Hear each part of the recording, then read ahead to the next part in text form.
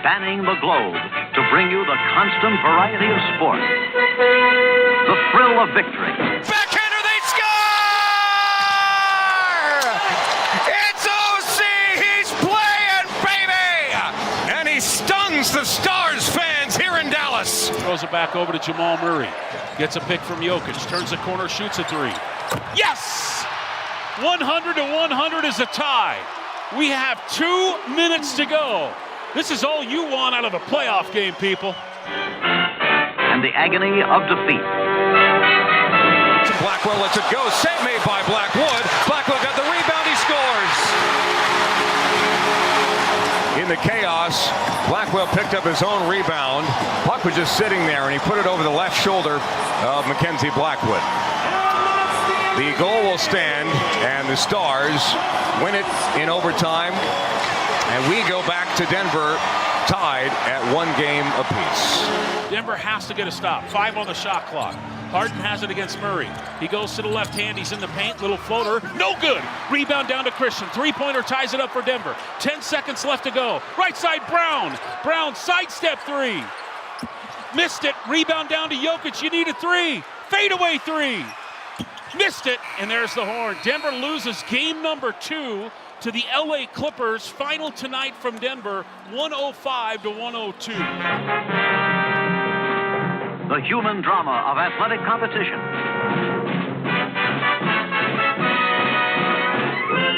This is Brett Kane. Wide World of Sports.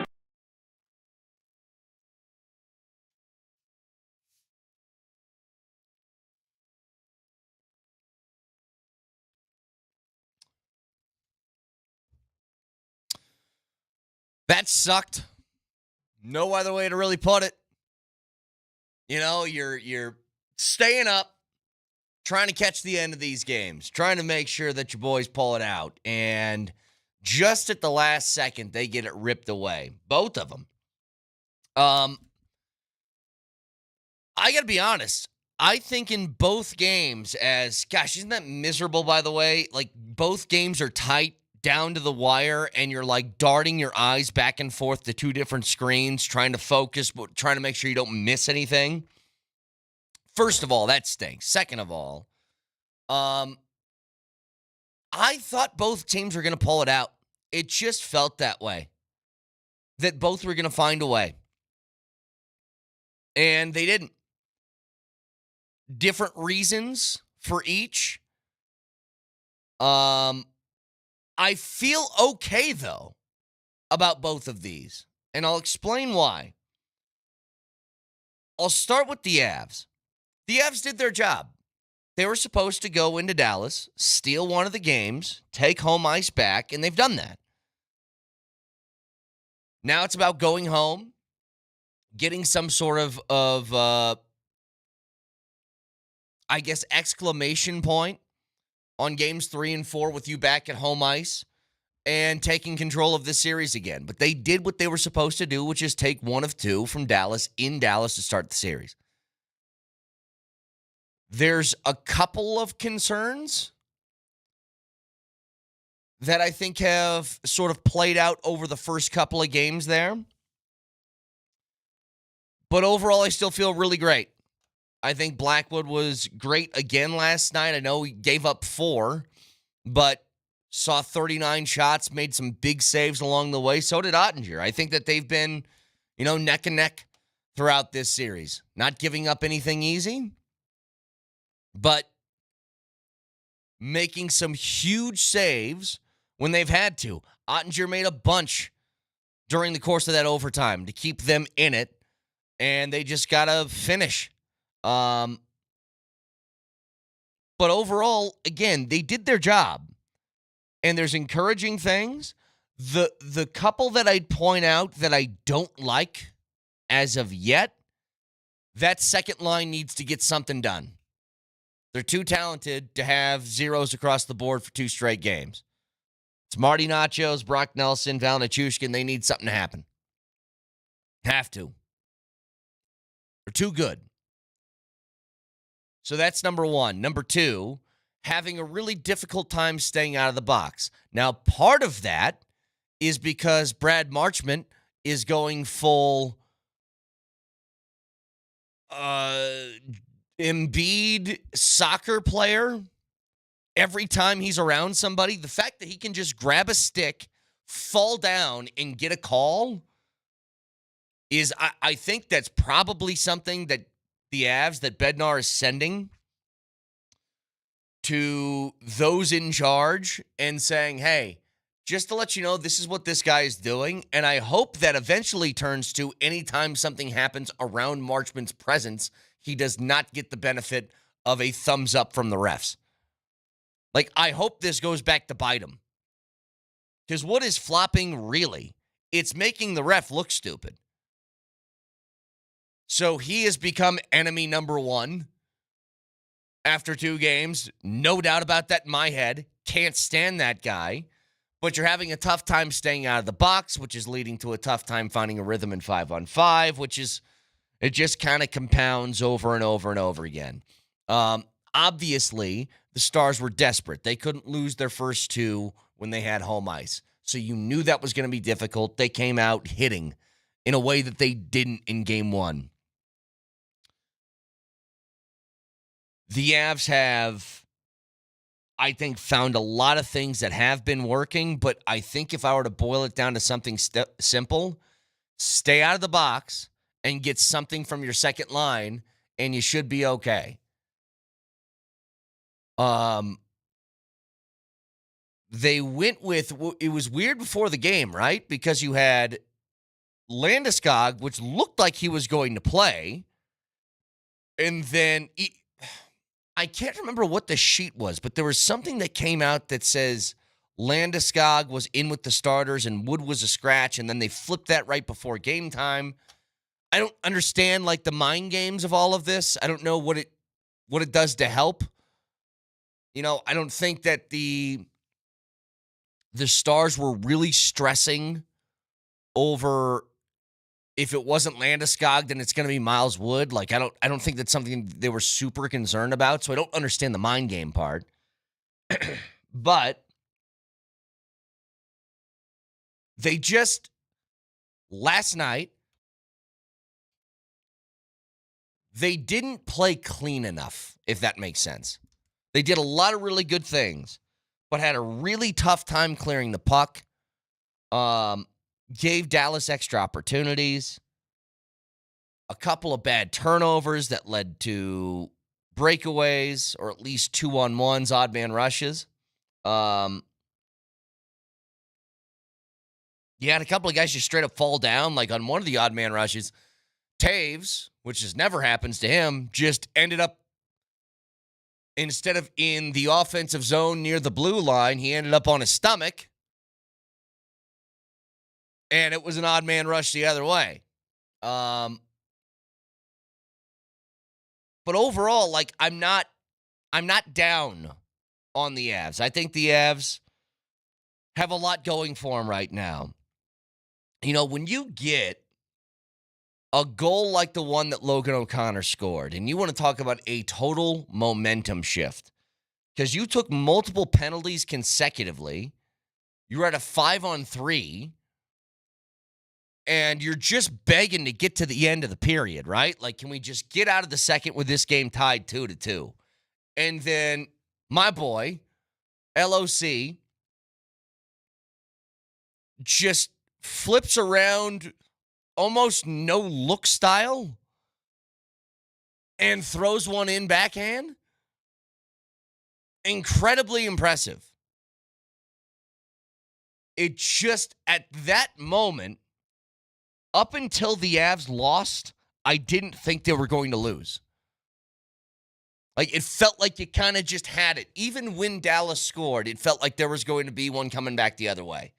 But, I mean, you guys tell me. Shop Mazda text line's open for you. 303-504-0925. Shop Mazda text line, one price, one person, 1 hour. How are you feeling overall about the way that the Avs have played through 2 games? Are you confident that they're going to take this thing back home and win the series? Because I am. To briefly distract from the double dip of sadness, that LOC goal, I mean, unbelievable. In the best way possible, that goal was so disrespectful. That was amazing. Yeah. I think that's one of those goals where it works because the goalie doesn't think you're going to shoot in that moment. Because why would you? His back's to the net. He's like 5 feet away, and then he just goes, whoop. Yep. Oh, that made me so happy. That was, I think that's why the loss hurt even more, is the Avs looked good. They looked amazing. Yeah, they just weren't very sharp at times, got a little sloppy. And they've had this for, if there's something that's been consistent over 2 straight games, they need to clear when they make a clearing attempt. I mean, there's sometimes they just straight up whiffed yesterday. I mean, it happened to, like, McCarr. You know, when they get opportunities, too, especially on power plays, I feel like they get a little cute with it. You know, even Moser and Riker were talking about in one of the, I can't remember which power play it was, but it's like 50 seconds into it, and you don't got a shot on goal yet. They sometimes look to make the perfect play. If you're a golfer, I think you'll understand this analogy. Instead of just trying to get the ball on the green, 2-putt for a par, you know, let's say the pin's tucked up against the fringe somewhere. It's just tight. It's around a bunker. You're like, let me make the perfect hero shot.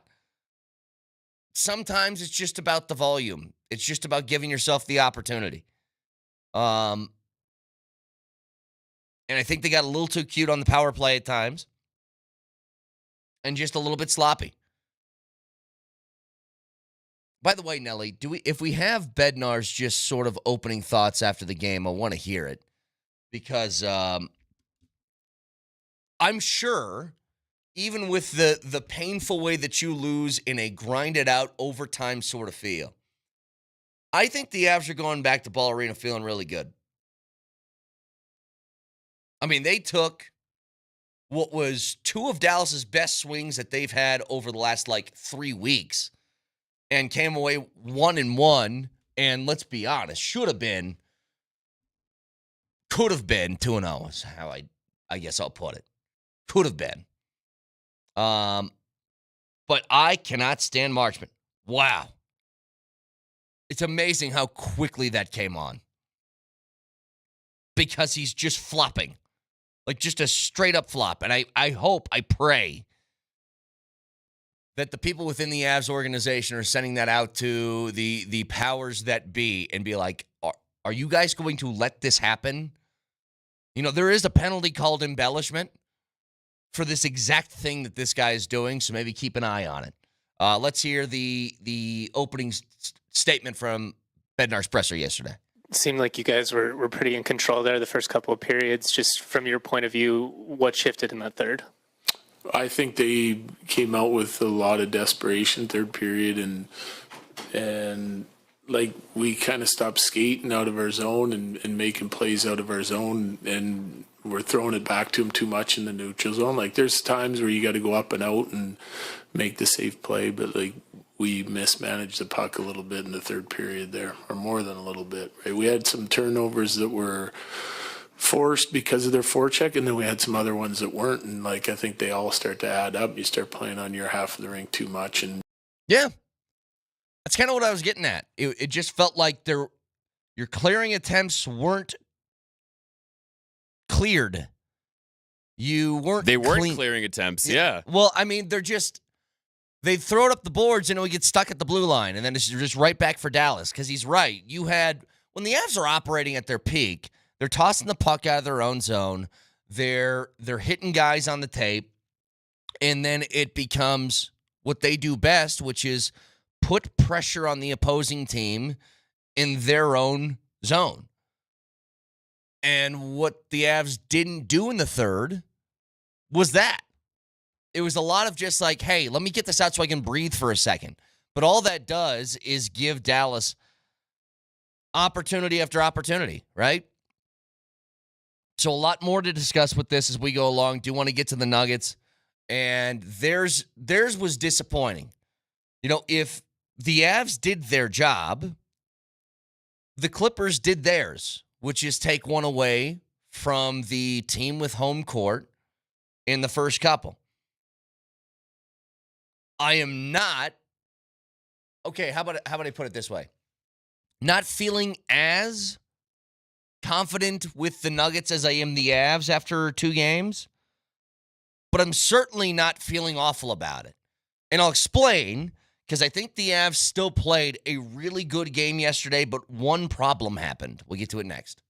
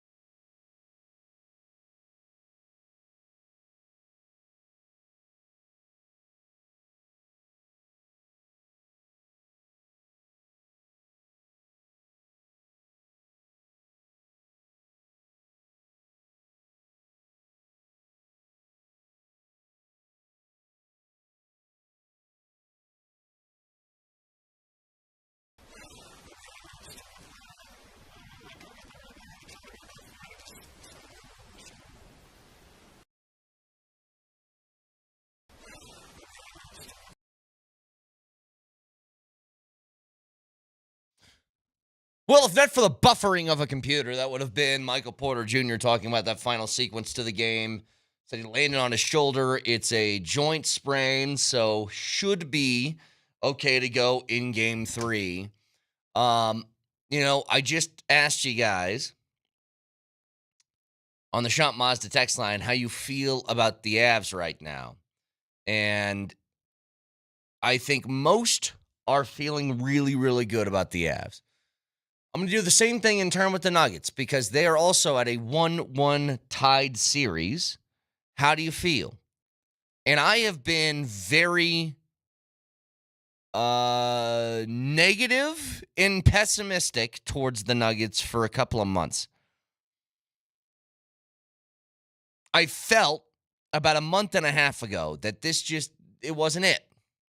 That they're going to go to the playoffs, they're going to get bounced. Didn't know if it was going to be first round or second round, but didn't feel great. And I'll be honest, after 1-1, as much as that sucked, especially the way the game ended yesterday, I feel all right. And let me explain. Once again, the Nuggets played really good defense. Held the Clippers to essentially that 100-point number again. Over 2 games, the Clippers have averaged 102 points per game.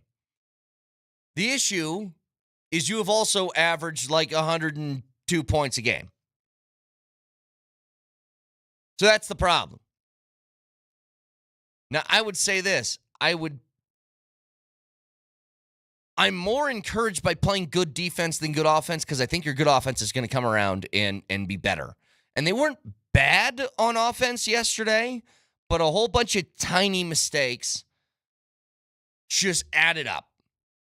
And here's what I'm getting at.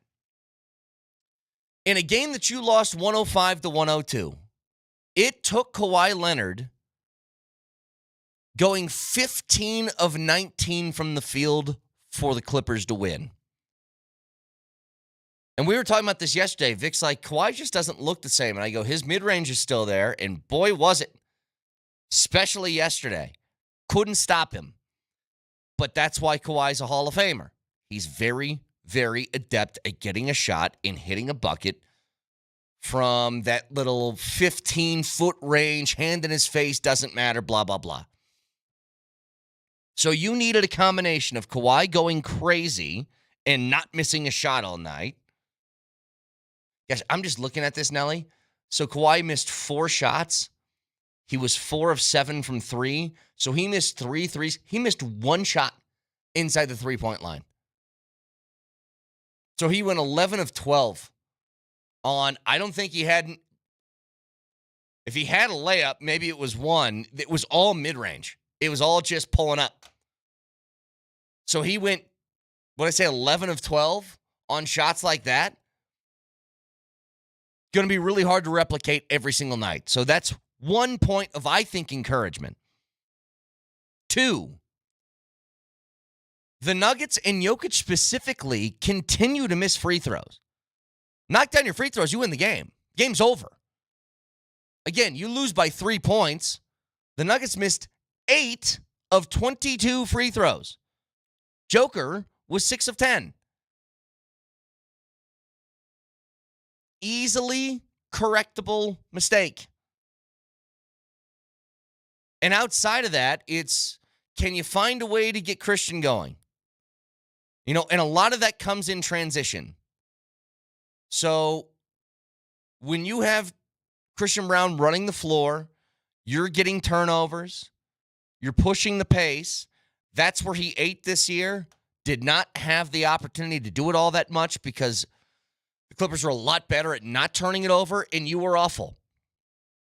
So a combination of, I think, 3 factors led to you losing that game yesterday, and they're all pretty important, which is best player on the Clippers went crazy. Okay, you know what? That's what good players do. You tip your cap.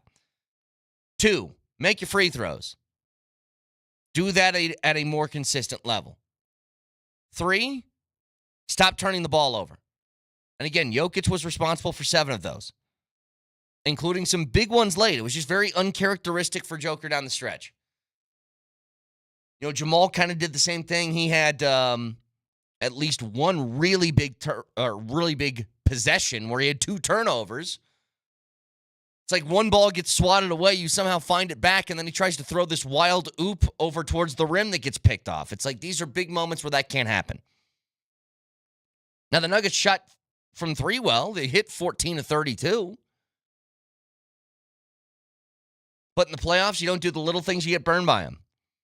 And so, again, I'm not super, I guess, doom and gloom just because they lost one of these games at home.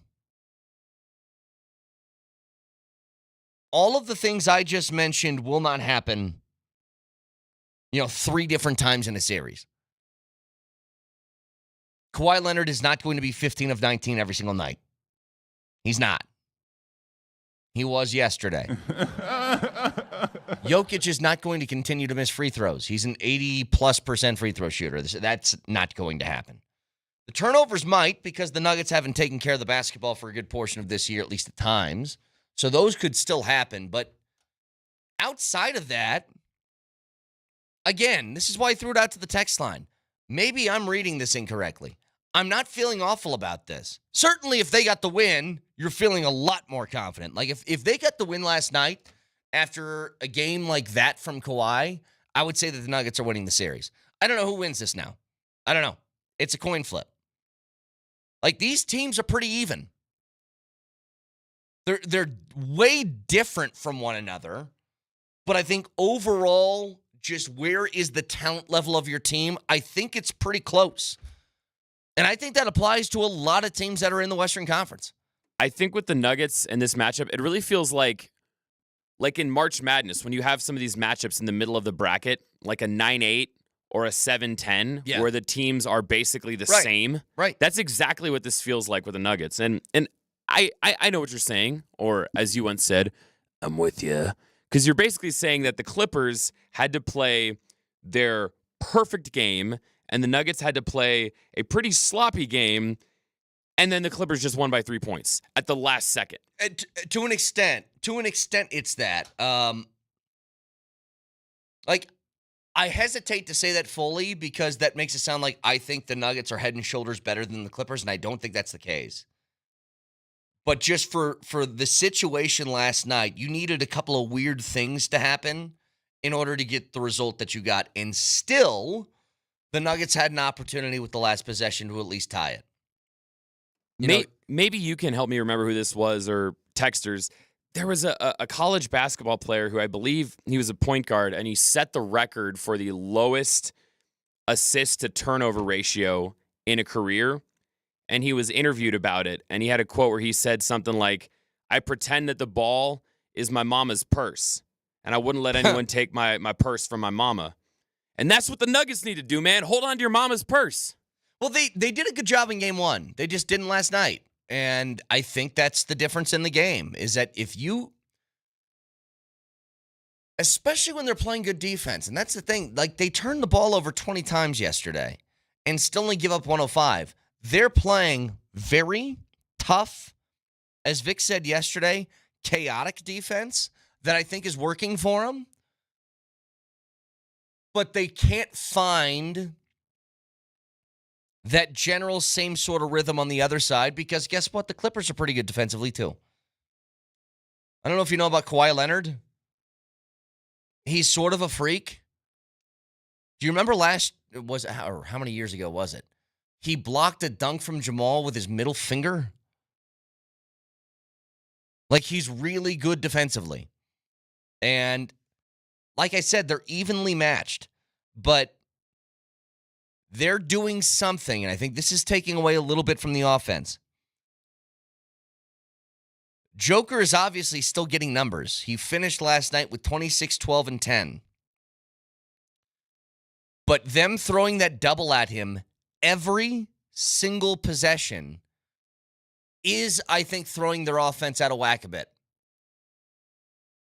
Every time he touches the basketball, he has 2 bodies on him. And it doesn't give him truly enough time to make a crisp and clean read for who should get the basketball next. And it really limits him and how many shots he's going to take in that game. He got to 16, not a bad number. He was around 19 to 20 this year on average per night.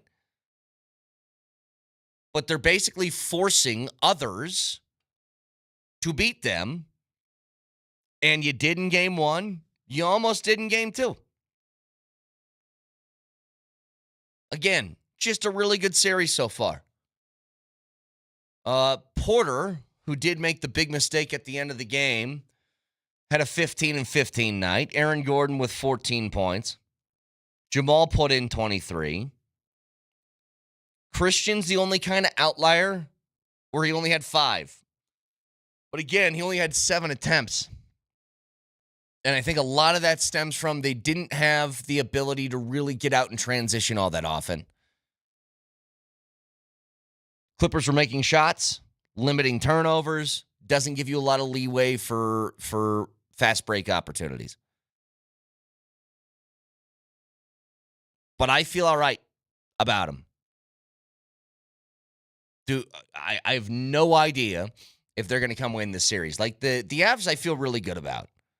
You go into Dallas, you take 1 of 2 from them, grab home court back, and get the opportunity to kind of throw the hammer on, which I think we're all kind of feeling, and we'll get to Landy in a second, that he's going to make his return, I would assume, tomorrow. But I feel good about them. A texter says, I'm more worried that they won't hit 14 threes again. Probably not, because they don't do it very often, but they still were an incredible offense without them. I think this is just a matter of trying to find the best way to attack when they run that double team. And if you give Joker a couple of games to try and figure something out, then they'll figure something out. When it comes to Kawhi, on the Twitch feed, we got someone saying, but they let Kawhi shoot 92% true shooting percentage. The let thing is a tough one for me. Because I watched. Kawhi wasn't wide open. There was a hand in his face. Every once in a while, somebody does something to you where you're just like, you know what? The only guy stopping that guy that night was God. And he wasn't wearing a Nuggets uniform. We've seen Jokic do this, where it's amazing defense, and he just finds a way. That was Kawhi yesterday. He's a Hall of Famer. They will do that to you occasionally. And even in the middle of that, it was 105 points of what you gave up. Like, I'm actually pretty encouraged the more I talk about this. I'm incredibly disappointed with the finish to both games. But overall, I think both teams are in decent to good shape. It just would have really helped if you got one dub last night, right? Just one of them. Like the Avs just could have finished in OT, or the Nuggets just could have buried a 3 and like ended it, or hit some free throws. If you got one, then today wouldn't feel so dour. But again, I'm just trying to look at this through a longer lens. Because this is a 7-game series, not a 5-game series. You know what I mean? Like, you got time. I'm seeing things that I like, especially out of the Nuggets, and things that, if I told you, with what we witnessed for 82 games this season, the playoffs are going to start, and the Nuggets will average through the first 2 games, giving up 102 points on defense per. Not a single person would have believed me. Equally as unbelievable is their average was, what was it, Nelly? Like 120, 121 points per game is what they scored this year. And they are averaging around 102 points, at least in regulation. But they're also playing defense. How many points did they allow on average? Well, that's what I'm saying, though. Like, defensively, you take this, and I think the offense is going to be easier to find. I do. If this team if they played these first 2 games and the final scores were 127, 125, and then 130 to 127, I wouldn't feel great. because you would be asking your offense, you have to do that every night in order to win, because that's what we saw for the regular season. At least you're giving yourself a little bit of opportunity with better defense. Now, here's Joker on the 20 turnovers that bit the Nuggets yesterday. They had 20 last game, so it was, I had a lot, especially at late. I had to throw it to Kawhi, basically, and then throw it to Peyton like a lob, which was bad. They were definitely aggressive. They were attacking us. They were attacking the ball. They even pre-rotate. They attacked the ball, so they were definitely aggressive in those moments when they kind of rotate and scramble around. Game 1, 20 turnovers for the Clippers, they lose. Game 2, 20 turnovers for the Nuggets, they lose. If you're looking for a formula on how to predict which team's going to win, look at the turnover battle. And I think it's going to tell you a pretty easy pathway to the end of the story. So we'll get more into this in just a second. I do want to talk about the Gabe stuff. And a few more of these texts of just kind of where you're at this morning. Disappointed isn't obvious. That's a given. But how you feel for the final 5 games of both of these first-round series. We'll get to it next.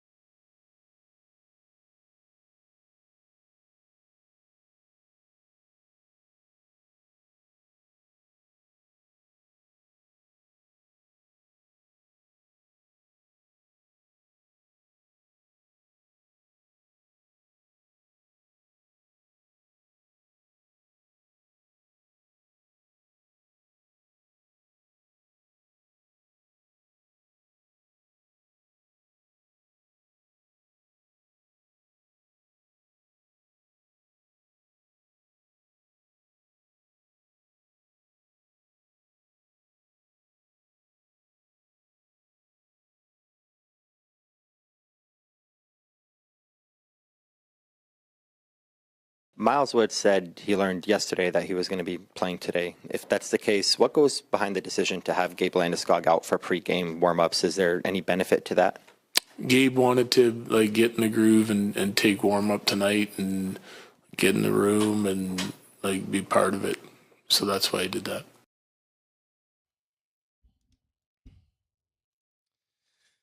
Yeah, I don't think that's nothing. You're getting to the point.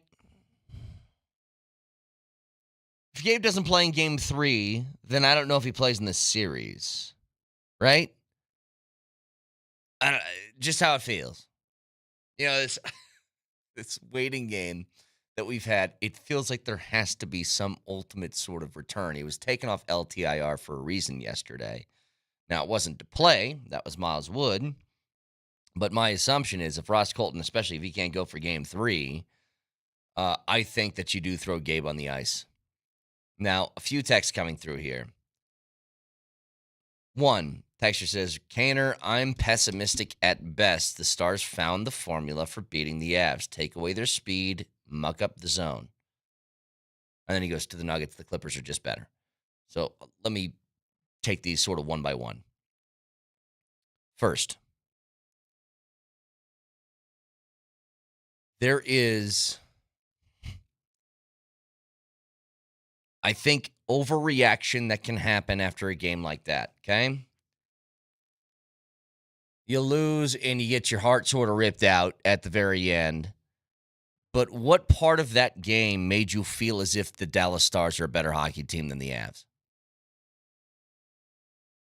I mean, the Avs continually put themselves at disadvantages by getting back in the box. And I think part of that is going to get figured out through better discipline. And the other part is they can't keep giving Marchment flop calls where you grab somebody's stick and then fall down.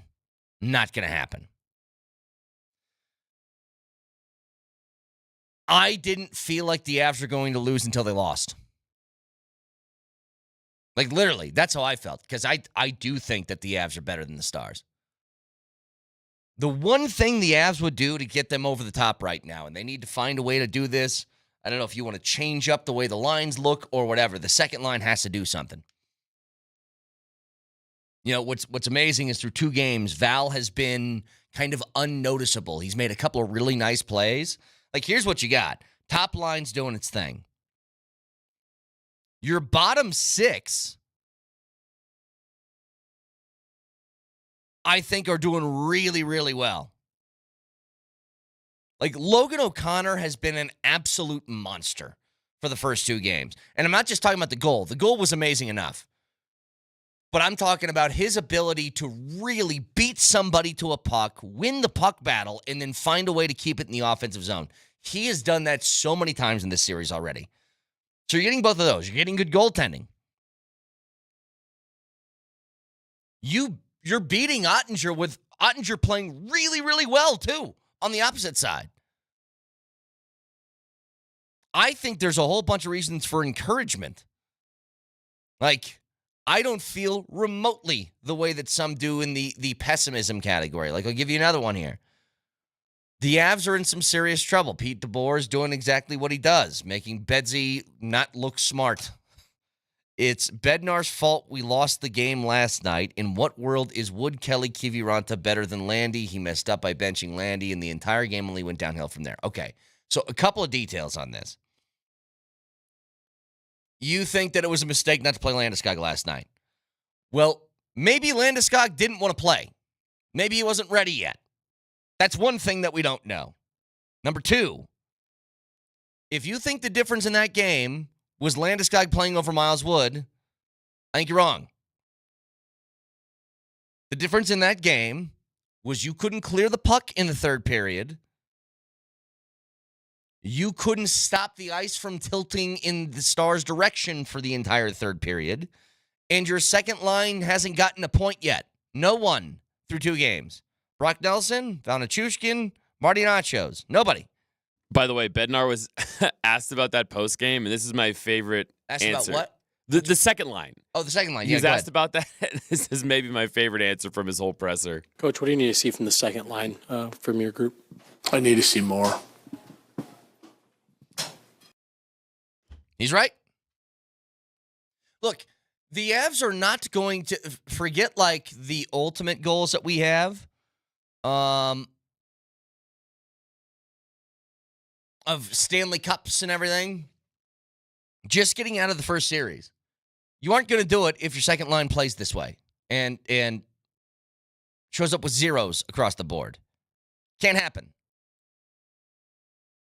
So I think that's the biggest detail.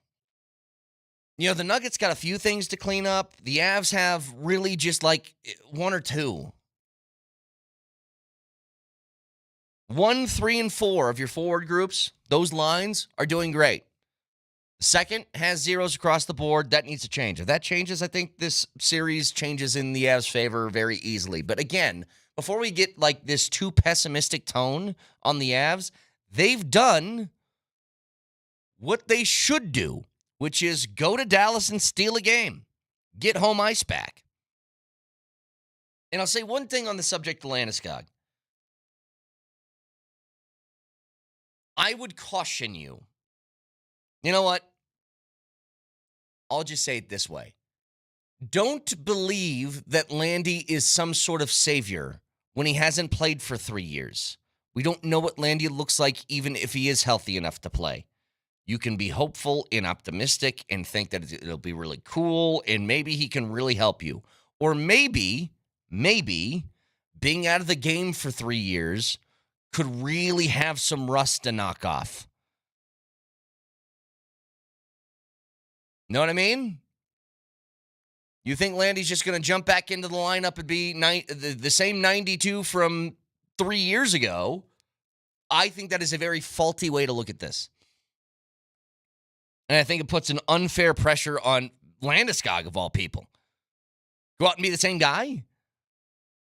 If you took 3 years off of something, and I just put you back out there and said, have fun, go do it, do you think you would be as good? Again, to golf, if you didn't pick up a golf club for 3 years, I throw you on a tee box and say, put one down the middle for me, please. Probably pretty difficult. So I think the Avs are in really good shape. If you flip these games, by the way, and this is the funny thing about when you win and when you lose. If the Avs lost game 1, took game 2, this ain't happening. You're feeling good. The Stars didn't find anything with the Avs yesterday. The Avs are this close. I mean, if not for a couple of saves by Ottinger in overtime, to being up 2-0 in the series. Coming back home with an opportunity to, take 2 out of 4 games? Just saying. 303-504-0925. Shop Mazda text line, so a whole bunch to get to with the Nuggets and Avs. So at least we're going to have a little bit of a switch up in the calendar here over the next couple of days. So the Avs will play tomorrow. The Nuggets will play Thursday. And then both will play again on Saturday. But hopefully on Saturday they can give us like an afternoon, night situation like they did last weekend. But overall, we knew these were going to be tough. Like you go into this series with the Dallas Stars, I mean, you're talking about perhaps the 2 best teams in the Western Conference having to go against each other in the first round. We knew this one was going to be a grinder. And for you to take one of 2 to start the series in Dallas, I think is huge. You did your job. On the Nuggets part of things, I didn't know what to expect from the Nuggets in this series. Didn't know what to expect. Found a way to close out game 1, couldn't close out game 2. Okay. Then you go to LA and you figure it out. But I'll tell you one thing about the Nuggets that I think is really interesting. They're playing really good defense. Really good. And that was something I was not previously prepared for in thinking about how this series went. So got a lot more to discuss with this. Moser, Lombardi, and Kane in just a couple of minutes. Can always watch the show on Twitch. That's the Safeway Twitch stream. You can order online. Safeway does the rest. Get easy delivery or free pickup with the same great deals. Get started at Safeway.com or in the Safeway app. Safeway, fresh foods, local flavors. Can watch on that Altitude Television simulcast. Can watch on YouTube. Search Altitude Sports Radio. Subscribe to the channel every weekday from 6 a.m. to 7 p.m. We are live. And then that Altitude Sports Daily, a daily recap of all the things you missed from Denver's #1 sports station. Moser, Lombardi, and Kane next.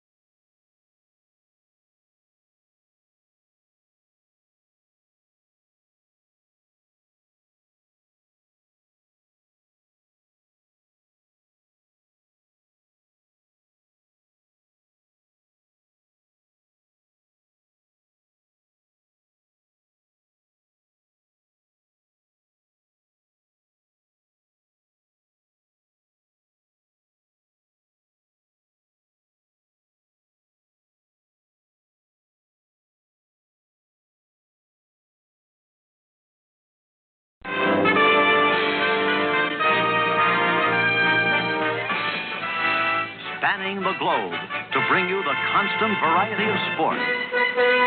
The thrill of victory. Backhander, they score! It's OC! He's playing, baby! And he stuns the Stars fans here in Dallas. Throws it back over to Jamal Murray. Gets a pick from Jokic. Turns the corner, shoots a three. Yes! 100 to 100 is a tie. We have 2 minutes to go. This is all you want out of a playoff game, people. And the agony of defeat. Blackwell lets it go. Save made by Blackwood. Blackwell got the rebound. He scores. In the chaos, Blackwell picked up his own rebound. Puck was just sitting there, and he put it over the left shoulder of Mackenzie Blackwood. The goal will stand, and the Stars win it in overtime. And we go back to Denver, tied at 1 game apiece. Denver has to get a stop. 5 on the shot clock. Harden has it against Murray. He goes to the left hand. He's in the paint. Little floater. No good. Rebound down to Christian. Three-pointer ties it up for Denver. 10 seconds left to go. Right side, Brown. Brown sidestep three. Missed it. Rebound down to Jokic. You need a three. Fadeaway three. Missed it. And there's the horn. Denver loses game number 2 to the LA Clippers. Final tonight from Denver, 105 to 102. The human drama of athletic competition.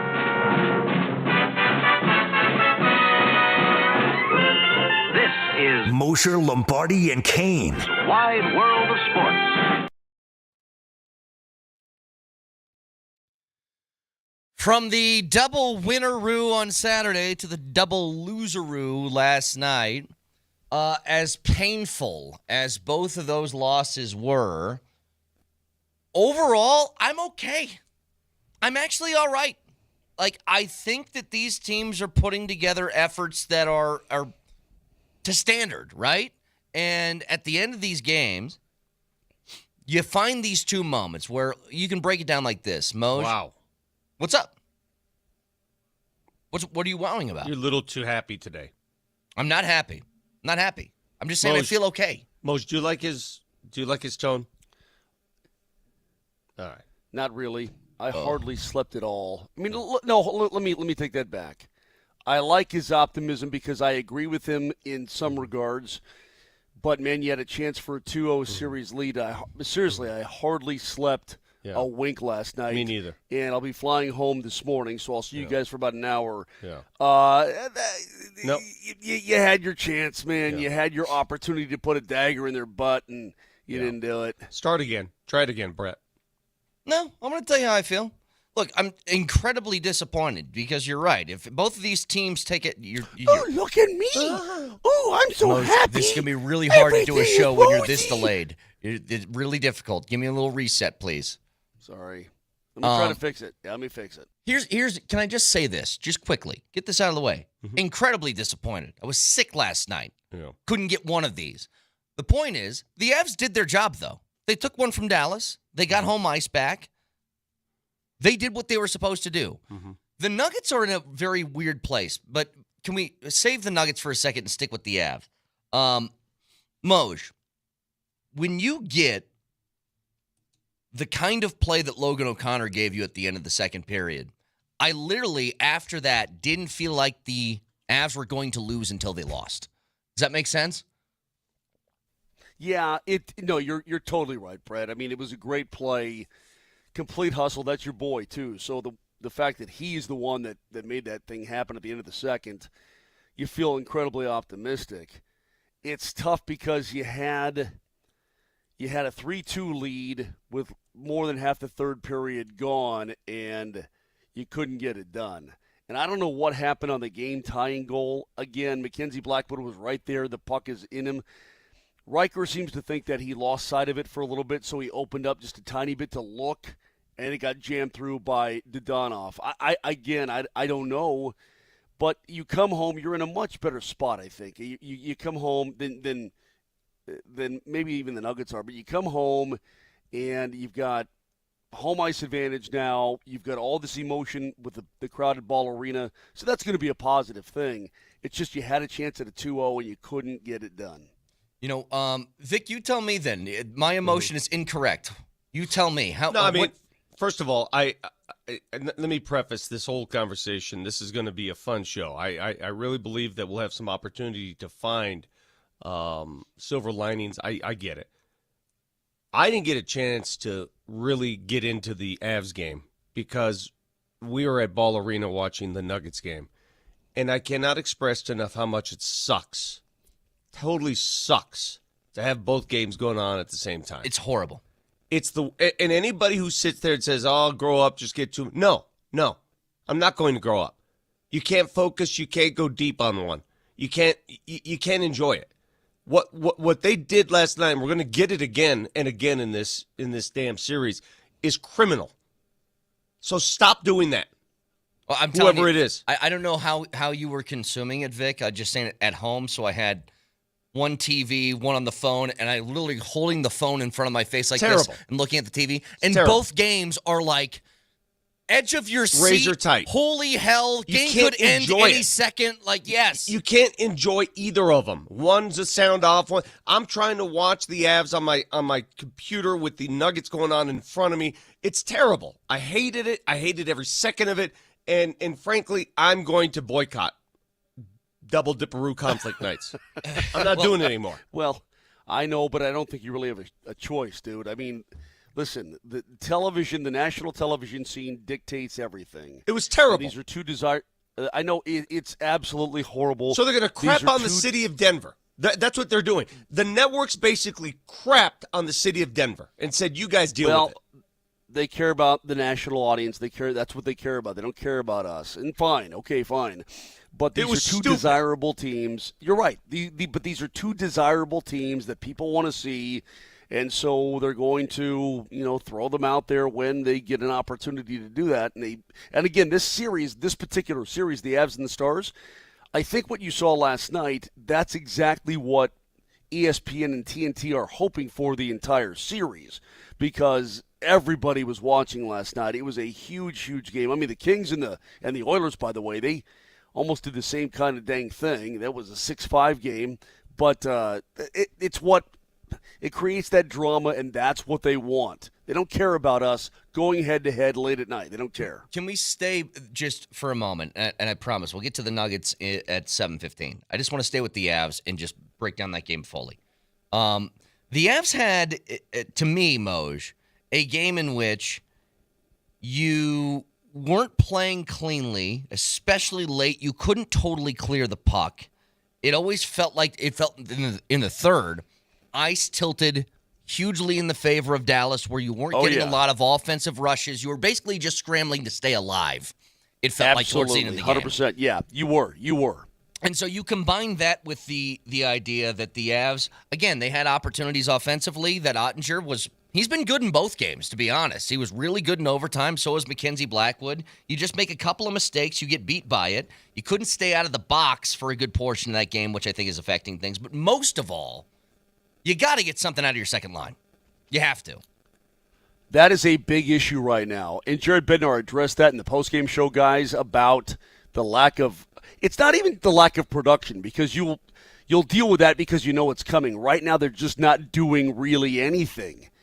The line with Brock Nelson and Val Nichushkin and Jonathan Drouin, they're just kind of – they're trying, but nothing is really happening for them or to them or with them.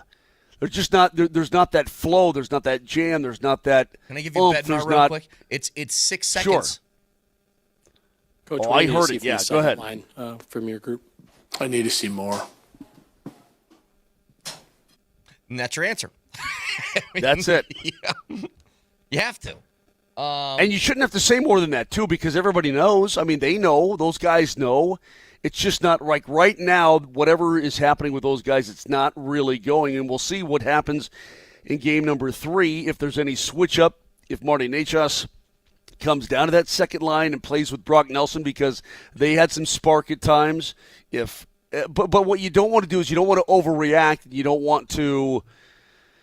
you don't want to change things up and send to the Dallas Stars a message, we kind of got them right where we want them because now they're switching their top 2 lines up. And, you don't want to do that. But just do what's most effective for your team and don't worry about what what Dallas thinks or what Dallas does. Moshe, I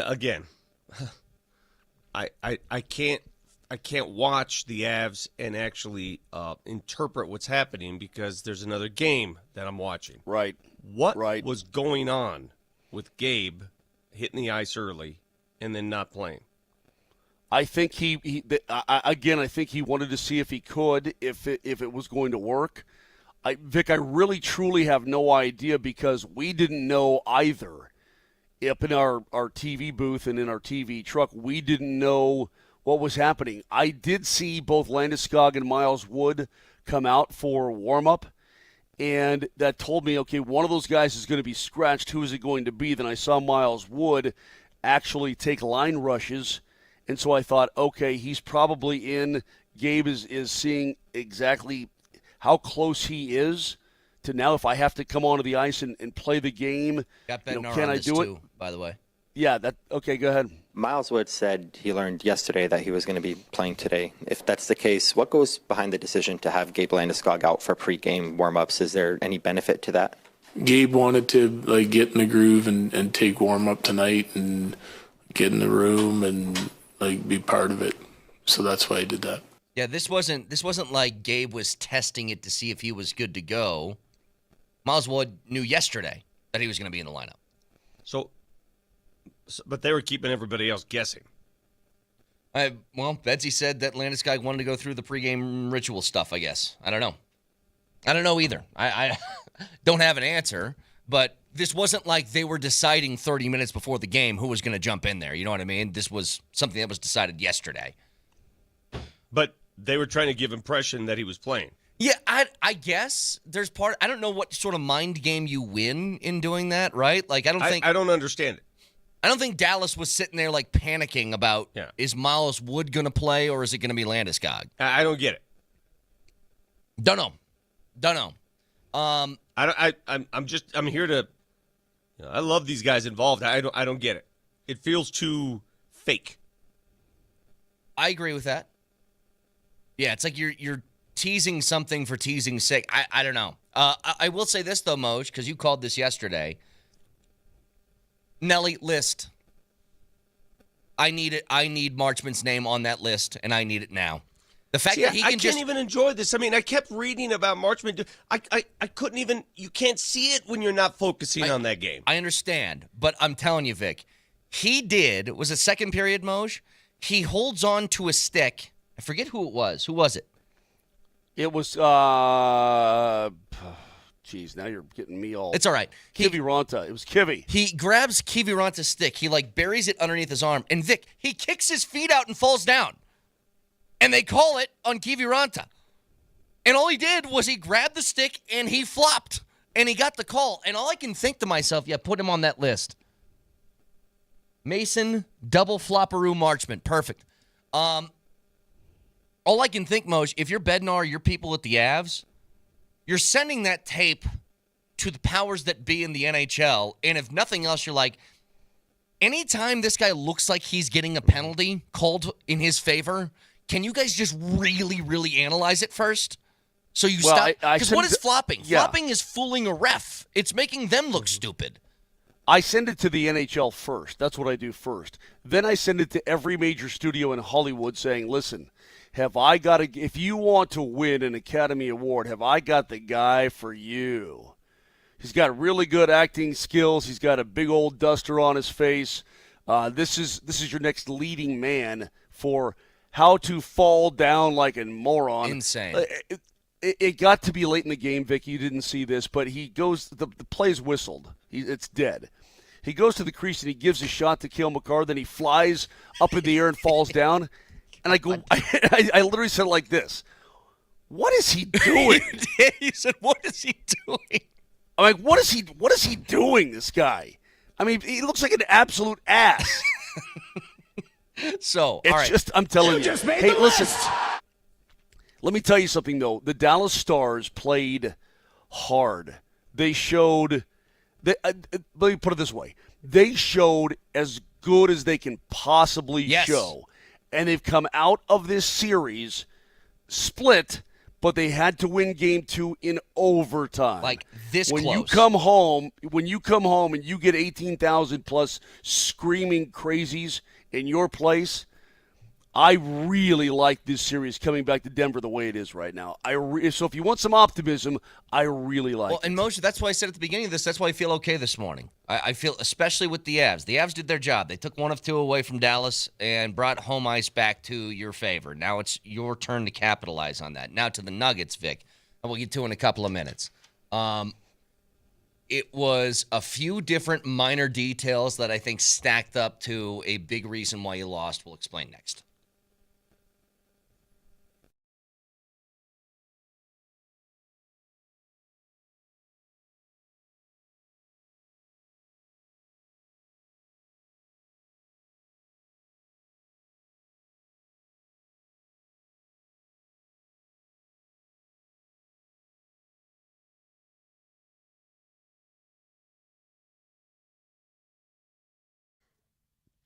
Vic Lombardi here. Nobody likes to sweat, although we were all sweating last night watching those games. My goodness. But summer's approaching. It's warm the next couple days. It's going to be really warm in Denver, Colorado this summer. You don't need a broken AC. Get on it early. Call AAA Home Services today. They've got a $49 AC tune-up special. $49. Get it done before it's too late. Have them come in and get to work on that AC unit. Don't wait. Schedule an appointment today at AAAtoday.com. That's AAAtoday.com.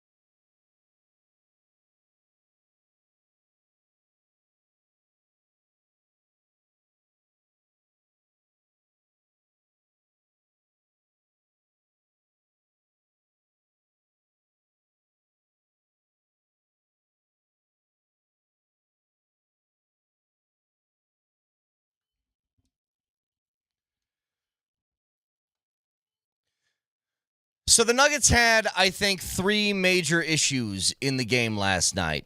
2 of them in their control, 1 outside of it. Hit your free throws. That's 1. Even Joker, these first 2 games of the postseason, has been missing a lot of key free throws late in the game. 8 missed free throws last night. You make half of those misses, you win the game. Turning the ball over. There were 20 turnovers, the inverse of what the Clippers did in Game 1. They had 20 in Game 1 and lost. The Nuggets had 20 in Game 2 and lost. Those 2 things in your control. Here's what's out of your control, Vic. Kawhi was great. Sometimes great players are really, really good, and there's nothing you can do to stop him. He is 15 of 19, and I think about 11 of 12 from the mid-range in that game. Yeah. It wasn't like he was open either, Vic. He had a hand in his face. He was really good. Midway through the third period of that game, he only had missed 1 shot. He missed 1 shot in the first half. He was just on target. He willed his team to victory. Yeah. Kawhi Leonard was Hall of Fame material. He was the best player on the court. We can all admit that last night. He was unstoppable. It didn't matter who they threw at him. In fact, I thought the best defender on Kawhi was Peyton Watson. His length sort of bothered him on a couple occasions. He still made shots. Mm-hmm. He still made them. So I don't know what you do moving forward because they've got 2 guys who can go into that unconscious mode. Kawhi's one, James Harden is the other. Yeah. I think on a night like that, though, Mose, you just look at Kawhi and you tip your cap. Be like, great game. Nothing I can do with that. He played he played well. I couldn't help during the course of that game, and again, I was full bass, the best I possibly could be. But I was thinking to myself, we were talking yesterday that Kawhi was sort of not himself, or he doesn't look like the Kawhi that won the championship in 2019. That's not what he looks like, right?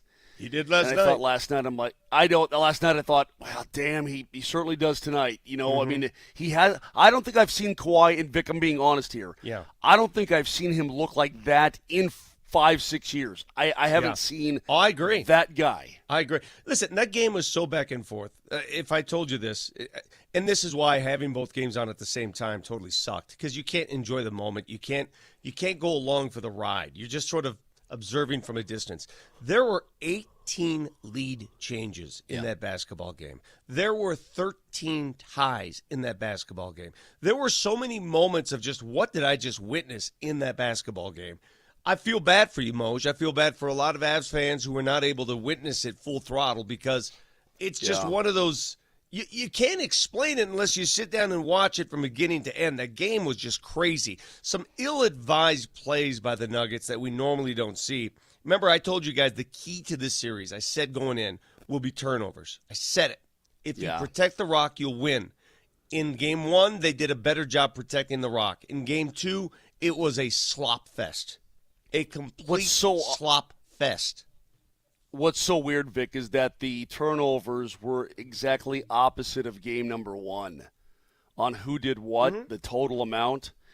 Exactly opposite. Exactly. The postseason is so damn funny. You turn the ball over 20 times, but you shot better than you did in game number 1, and you come out on the wrong end of the stick this time. Not only that, it's friggin' bizarre. In Game 1, the Nuggets win, right? In Game 1, the Clippers had 20 turnovers, 7 of them from Kawhi Leonard. In Game 2, the Nuggets have 20 turnovers, 7 of them from Nikola Jokic. Now, I think we can all agree, watching that game, Nikola did not have his best stuff last night. No, he did not. A lot of that, just, before we go crazy here, a lot of that is a product of the fact that the Clippers are suffocating him as soon as he touches the ball. Yeah. They are not allowing him to beat them. They're just not.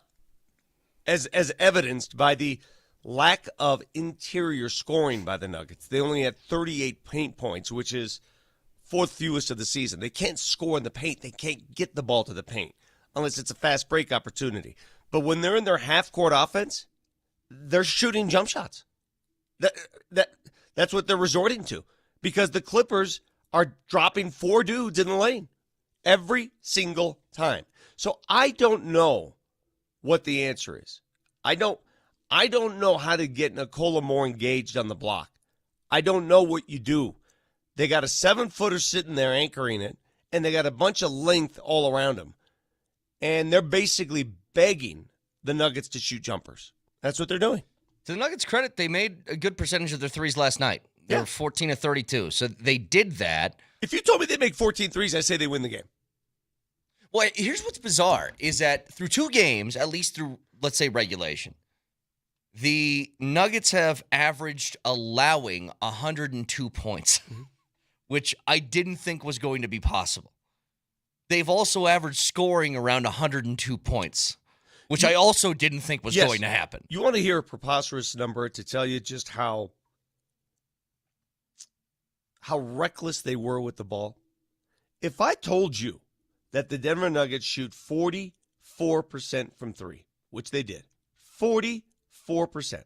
If I told you they out-rebounded one of the best rebounding teams in the NBA by 18 boards, 50-32, they dominated the glass. Those 2 stats alone, I'd say, wow, what did the Nuggets win by? Yeah. But you know what? None of that matters when you give up the rock. And they gave it up so many times last night. Dude, we're going to hear from Michael Porter Jr. here, and I'm not going to pin this on Mike. I thought Mike had a really great bounce-back game. I really do. 15 and 15 for Mike Porter, all right? 15 points, 15 rebounds. The turnover with $1:25 to play, where he corralled the rebound, he was looking to pass it down court to a teammate. The teammate had not turned around. So in that split second, the ball goes loose. He loses the rock. Chris Dunn jumps on him like a wrestler. I don't know what the hell he was doing. Injured his shoulder. That should have been a foul. Mm-hmm. Norman Powell scoops it up, hits the go-ahead 3, and that would be the final bucket of the game. That's it. That 3 with a bucket and a half left. And so what happens afterwards? Michael Porter Jr. is in the locker room, guys. Basically, I'm sorry, there were other buckets after that. That would be the final lead that the Clippers necessitated. And after the game, Michael Porter Jr. is in the locker apologizing to his teammates. Just one by one apologizing for that. And my response, you don't need to apologize. That wasn't the game. There was plenty of time left. Yeah. Do you agree with me? Yes. Yeah. I mean, look, there's always a moment in the game, especially when one's close, that kind of sticks out more than others. That's going to stick out just because of the timing of it all, right? But I'm telling you right now, there were, I think, from Joker and Murray had that one sequence in the fourth, Vic, where he turns the ball over, they get the ball back, and then he tries to throw an oop, and it gets picked off again, like 2 turnovers in like 5 seconds. It was crazy. It was great. And I think a lot of that, hear me out on this one, Moj, a lot of that, for Joker especially, is a function of being triple and quadruple teamed at times. And a lot of that is a function of fatigue. Yeah. Joker did not rest in the fourth quarter. Yeah. He played. A lot of minutes being played by him. And again, I go back to what we were talking about where when he's off the floor, I'm like, God, get him a rest. And then I'm like, oh, no, please get him back in the game. Damned if you do, damned if you don't, right? Yeah, it's 6 one way, half dozen the other. You're absolutely right about that. And, man, I never thought this was going to be an easy series, though. So, Brett, when we look at it, we say, okay, I'm I'm talking out of the side of my mouth because with the Nuggets, I'm like, okay, I thought it was going to be a difficult series. Now you're going back to L.A. Could you split there? Absolutely, you could. But with the Avalanche having won game number 1 on the road and you're coming home with home ice advantage, I'm like, oh, man, you could have gotten game 2, you know. But it's okay. Everything's okay. I don't know. It's just two different perspectives on maybe how I think the opponent is. Well, you know what's crazy? I'm going to credit Dallas last night, yeah. Bruce Brown was at the game last night. I ran into him in the elevator. We were just chatting for a while. I know it's hard to come down to this, and I know it sounds silly to say, but if I gave Bruce Brown a uniform last night, said take the cowboy hat off, the Nuggets win that game. Oh, I heard the interview with Katie. He wants back. I think that's clear. You don't think he wants back too? Yeah, he does. Secondly, he tweeted during the game, "I miss playoff basketball," as he's sitting courtside watching. But here's the other thing, Vic. Let me go back to where I started this morning when I said I feel okay. Obviously mad, disappointed that both teams lost last night, but okay overall for the health of the series. I'm worried. Listen, I'm okay with the Nuggets fight, like literally a fight, when Jamal Murray and Norman Powell got into it. By the way, shame on the refs for missing a blatant offensive foul call that led to that. I mean, it was blatant. Right. It was pathetic. That push from Norman Powell, like insane. Yes, insanity that they missed that. Right in front, I think that was Mark Davis, right in front of him. Just completely missed it. And I'll say one thing, I think Jamal, out of all people, Jamal does not flop. I don't think I've ever seen Jamal flop. When Jamal gets when he's pushed or he falls, it's because he's pushed or he fell, right? And for Jamal to get angry like that, I thought he was going to get going, because usually when he's angry, me too, and he plays angry, he's like the Incredible Hulk. Mm-hmm. But right after that, it was so emotional. Do you remember what happened right after that? He had a couple bad turnovers right after it. Right. But Norman Powell, he's on our list, right? I told you his face would bother you by the end of the series. I told you. It's that mean face. He thinks he's a time. tough guy. That's the problem. Yeah. Oh, he acts like a tough guy. Yeah, he does. But hang on, to bring this back, the reason why I said I feel okay, I said it with the Avs, Mose. The Avs did their job. They took a game away from Dallas and brought home ice back in their favor. And we're this close to taking a 2-0 series lead, if not for a couple of mistakes late, right? The Nuggets, here's how it feels. These teams feel like the same. Like, they're different in their styles, but I mean talent-wise, the way they play, the matchup feels very even. Yes. And it took the Nuggets to turn the ball over 20 times and Kawhi Leonard going 15 of 19 from the floor for them to win game 2. That's why I feel okay. Like, I still think they're in decent shape right now, despite a loss. The only thing that worries me, two things that worry me, is Michael Porter Jr. going to be able to play? Yeah, that's because he injured the shoulder, and I'm going to tell you right now, he couldn't lift that shoulder. He couldn't. It was the left side, right? His shooting shoulder is his right side, but he couldn't lift the left side. He's never had a shoulder injury before, so I guarantee he woke up this morning, or going to wake up, in extreme soreness. Very sore. Very sore. I got audio on this. This is Porter postgame. That sounds great. He sounds...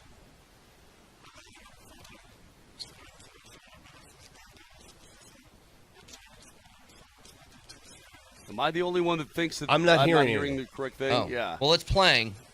Hang on.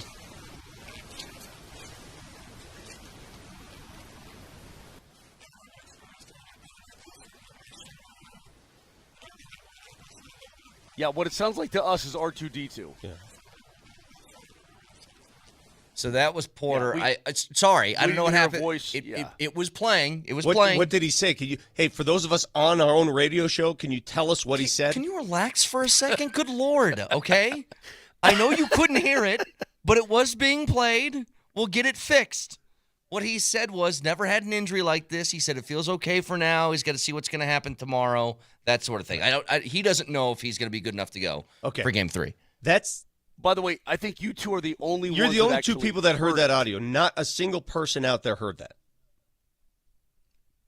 that. Textures, did you hear that okay, or was that bad? Oh, okay. Never mind. I guess everybody except for me and Nelly. You guys speak alien. I thought that was. I thought that was going. Well, I mean, we're sitting here going, "Am I missing something here?"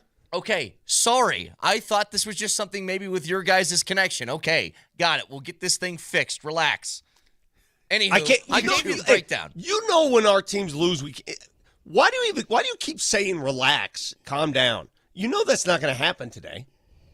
Here's why I said relax and calm down. You know what you are? You're that parent. You know what he is, Moshe? After a devastating loss, he's that parent. It's okay, guys. It's all right, guys. He's that parent. It's going to take all of my being. That's what you are, dude. Human. Shut up. Yeah, and everything I know about being a human being, it's going to take all of that mentally and likely physically to not come into the studio tomorrow morning when I get home and just punch your face. I mean, nobody wants to hear, hey, guys, you just played hard. It's okay. Nobody wants to hear that. By the way, here I think I got the Michael Porter Jr. audio sorted. This was him talking about the injuries that are plaguing him. Yeah. That makes a lot more sense. Okay. So, hey, Brett, not that I don't love you, because I do. I love you. Brett, you might want to go back to bed. Just cash it in today. I'm fine. I might like your dad and brother more than you. That's how much I like the Kane family. I mean, seriously, did you just were you the guy in charge of just handing out popsicles after wins and losses? Is that what you did? Here, guys. I don't know if you're hearing me correctly. First of all, this isn't about me. This is about whatever's going on with you right now. That's number one. Number two, this stemmed from the audio being bad and you couldn't hear it. The first words out of your mouth this morning, Moj. Do you remember the first words out of his mouth? I'm okay with those games. Yeah. Hey, I'm okay with those. Who the hell's okay with both teams losing? No, you're right. They're both a bunch. They're both a bunch who of the losers. hell wakes up on a Tuesday morning, opens up a microphone, and says, "I'm okay with that"? Think about that. No, you guys are totally reassess your life. I didn't say okay with that. Again, this is you. I can only do one thing, which is say what I say, and then how it enters your ears is not my responsibility anymore. I didn't say I'm okay with what happened last night. I said I feel okay about these teams overall. Now, if you want me to go on this morning because they both lost a game last night in tight fashion and say they're both done, their seasons are over, why are we even paying attention to the rest of the series? I guess I can play Nobody that said game that, with but you have there's a certain time you spend being angry. And that time for you, it might be an hour. I guarantee for me and Moj, it's until they play again. Oh, Brett, okay. An example. I had to come back to the hotel last night and write and record a tease for game number 3. Yeah. Because of time constraints and because of new people and all kinds of different things. But I had to come back here, and I had to actually write a tease coming home for game 3, and I spent a good deal of time on it. Then I'm here in my room. I don't know. I know nobody wants to hear this, but it's after midnight here in Dallas when the game ends, right? You get back to the hotel. I don't even know what time I'm recording this thing. 1-something in the morning, I'm recording it. And then I'm done recording my tease. This is a long story. Very long. I mean, let's go. Then I slink into my bed, and I think. And I'm just thinking. And I don't know what time I finally fell asleep, but I did a lot of thinking right here in this bed last night. All right, you're done, too. A long story. It's just, I'm doing the show by myself this morning. You guys just go home. This guy's handing out popsicles. This guy's like, I don't even know what the hell you're saying. It was hard for me. I'm still not over it, Brett. So here I am today. I'm not over it. I don't think I should be over it. I will be by tomorrow evening. I promise you I'll be over it and get ready to go for game number 3. But this is a toughie because, again, you played a pretty damn good game. And I'm not going to pick on any single person, but there were a couple of really rough shifts at times. Uh-huh. You know, when you have a power play late, I mean, Rantanen gives you a power play late in the third period, very late. It's setting up to beat him and his team because he got blowed up by Josh Manson and then retaliated with a can opener, and you don't convert on it, that's tough. You played a pretty damn good overtime in the late third period in overtime. You played pretty damn well. I thought the Avs recovered well. I thought they sold out. I thought they did so many good things. But Miles Wood had a really tough shift. He had a really tough end of the game shift. And I sit and I think about that, and I'm sure he did as well. I lay in my bed and I think about that for a long time. Like the kind of shift where you aren't going to get back on the ice in game 3. Maybe. Yeah. I mean, you got to get you can't try to do what you can't do. He's a dump and chase kind of guy. You can't try to make a move and stick handle at the blue line. You got to get it deep and go get it. And then you come back your side, and because of your play, all of a sudden EJ's making the change and you're scrambling, and then you pick the wrong guy. It was tough. So during this timeout, Moser's going to continue his stream of consciousness, the talking, and Brett's going to take us to Chuck E. Cheese for a little losers party. And the rest of you just reset. When we come back, I got it. All right? I got the proper tone. Okay. You guys, you keep doing what you do.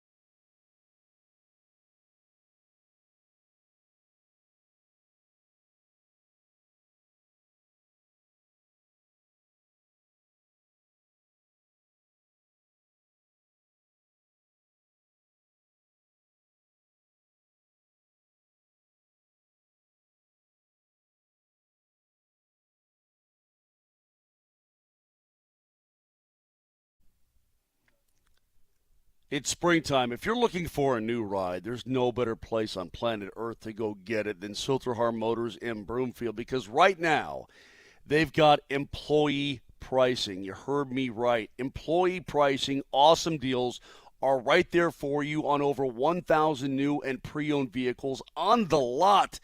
The selection of all these top brands is absolutely gigantic, the value unsurpassed. So do yourself a favor, shop online. Go ahead and peruse through and see what's there. You're going to love it. Go to sthmotors.com. That's sthmotors.com. And when you find a couple of rigs that you say, you know what, I want to give those a test drive, all you do is get to Silterhar Motors at Highway 36 in Wadsworth and Broomfield, and they will hook you up. Greg Larson and his crew are absolutely the best of all time. It's Silterhar. It's everything you want out of a dealership.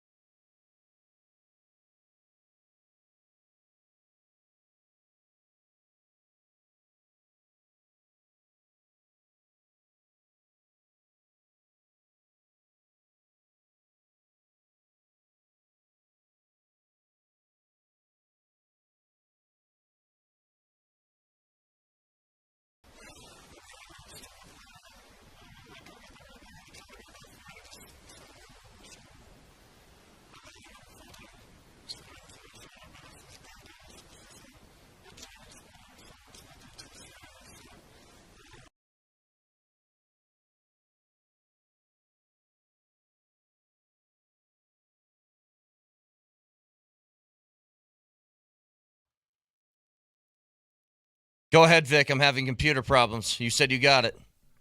All right. Welcome back to Altitude Sports Radio 92.5. After a double Lose-A-Roo last night, the exact opposite emotion of what we all felt on Saturday. First, the Nuggets fall in dramatic fashion, 105-102. Then we have to sit back and watch the Avs lose in overtime. The difference is this, and I say this without bias. I'm objective.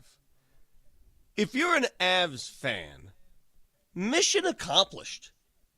You took 1 out of 2 on the road. If you're a Nuggets fan, mission foiled. You gave up 1 out of 2 at home. That's the difference. That's it. Would you have loved to come home up 2-0 in that series if you're the Avs? Of course. Obviously. You had the game. But you took back home ice. The Nuggets gave away home court. That's the difference between the two. It's that simple. You know, there's a level, to me anyway, that's what I said earlier with the Avs. When you take 1 of 2, yes, would you have loved to finish that in OT? Sure.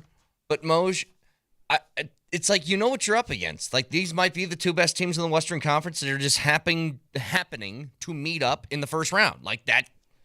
These games are going to happen. Here's another reason why I think I feel the way I do. Well, Brett, can I stop you real quick? Sure. Right there? Yeah, I would like to think that the Avs are going to go through the postseason never losing a game ever. They're going to lose games. Yes, they are. Last night happened to be one in overtime on a bummer of a play, but that's what it took them to get it done, and they played perhaps their best hockey. Now we're coming to our barn. Now we're going to be in front of 18,000-plus crazy Avalanche fans, and it's going to be awesome. I feel okay. And here's, I guess, the emotion that I feel this morning. As disappointing as that was, this is not orange slices and whatever Vic said, Chuck E. Cheese. I am unsurprised by the results through 2 games of both of these series. That's a much better way to put it. Surprised. Okay. Had you said that from the onset of this show, perhaps your co-host would be in better moods, and it would have been a better first hour. But you offset the show by the way you opened it. It was just so pathetic on your part. Then we'll erase that from your memory. Here's the neuralizer. It wasn't said.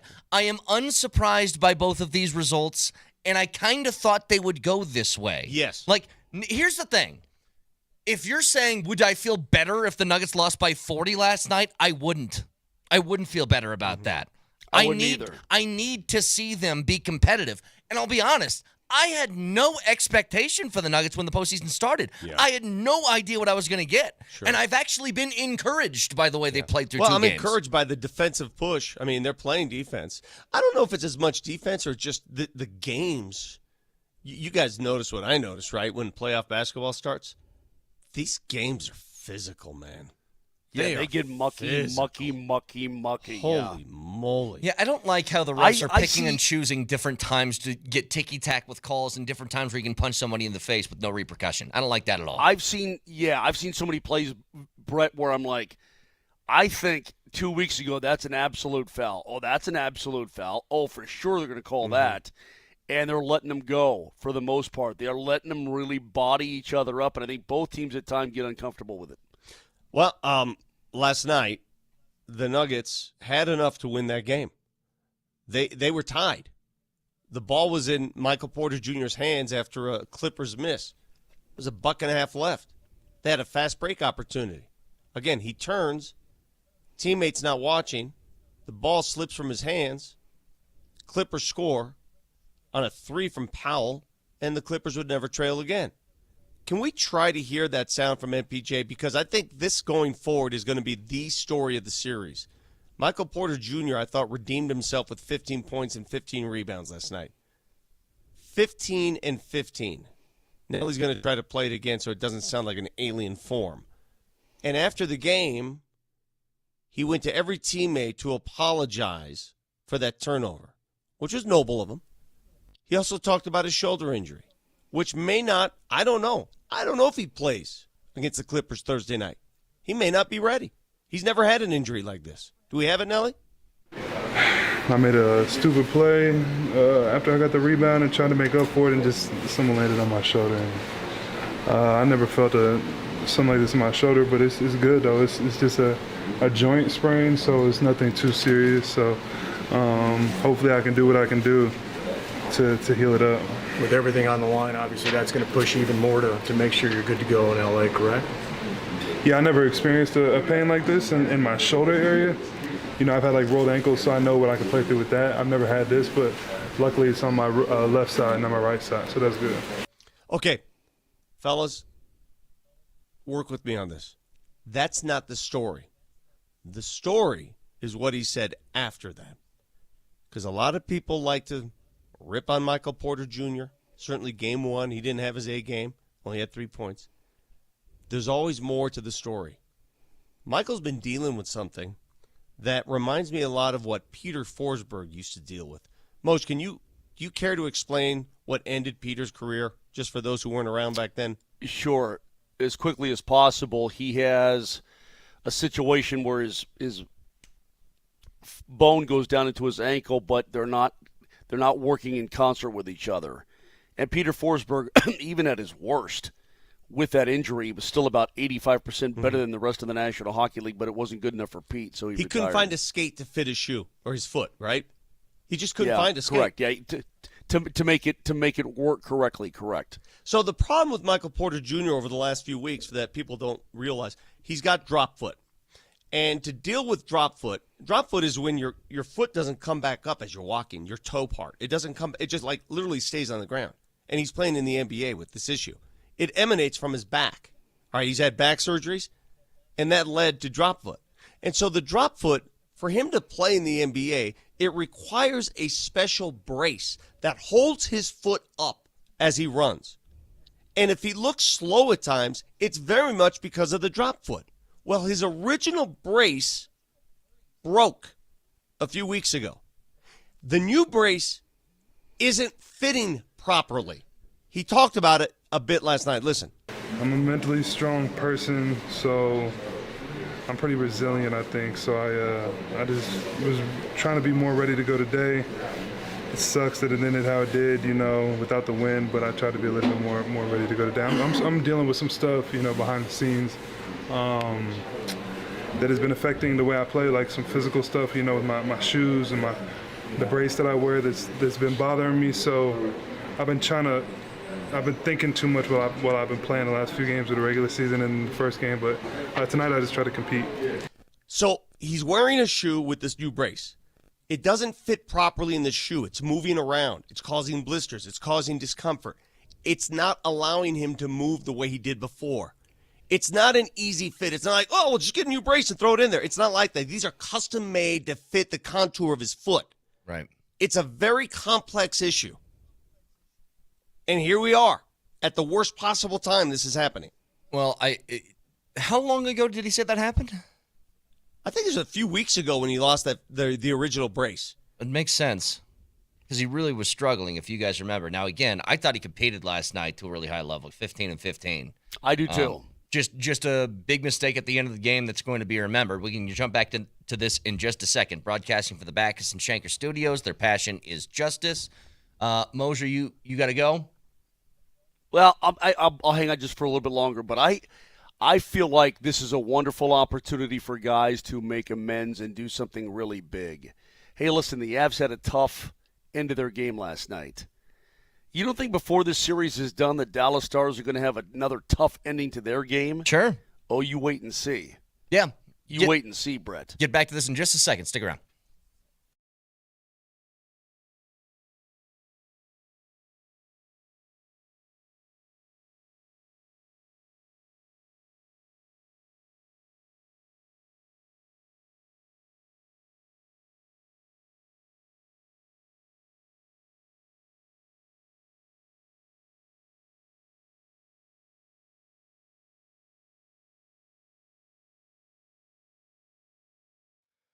If you still feel like these two teams, after being after two games tied 1-1, can win their series, well, Circus Sports has the prices for you. The Nuggets, you can make a little bit of cash plus 160, the underdogs now to win their series. You go over to the Avs side, and it's kind of the same story. Series price right now between the Avs and the Stars. Avs, just flip it. Minus 180. The favorites to win theirs. Can find that, all the live odds, all the game props, the best odds in the game, tight money line splits, and excellent customer service. Do yourself a favor. Download that Circus Sports app right now or go to circusports.com. And always remember, any gambling problem, call or text 1-800-GAMBLER.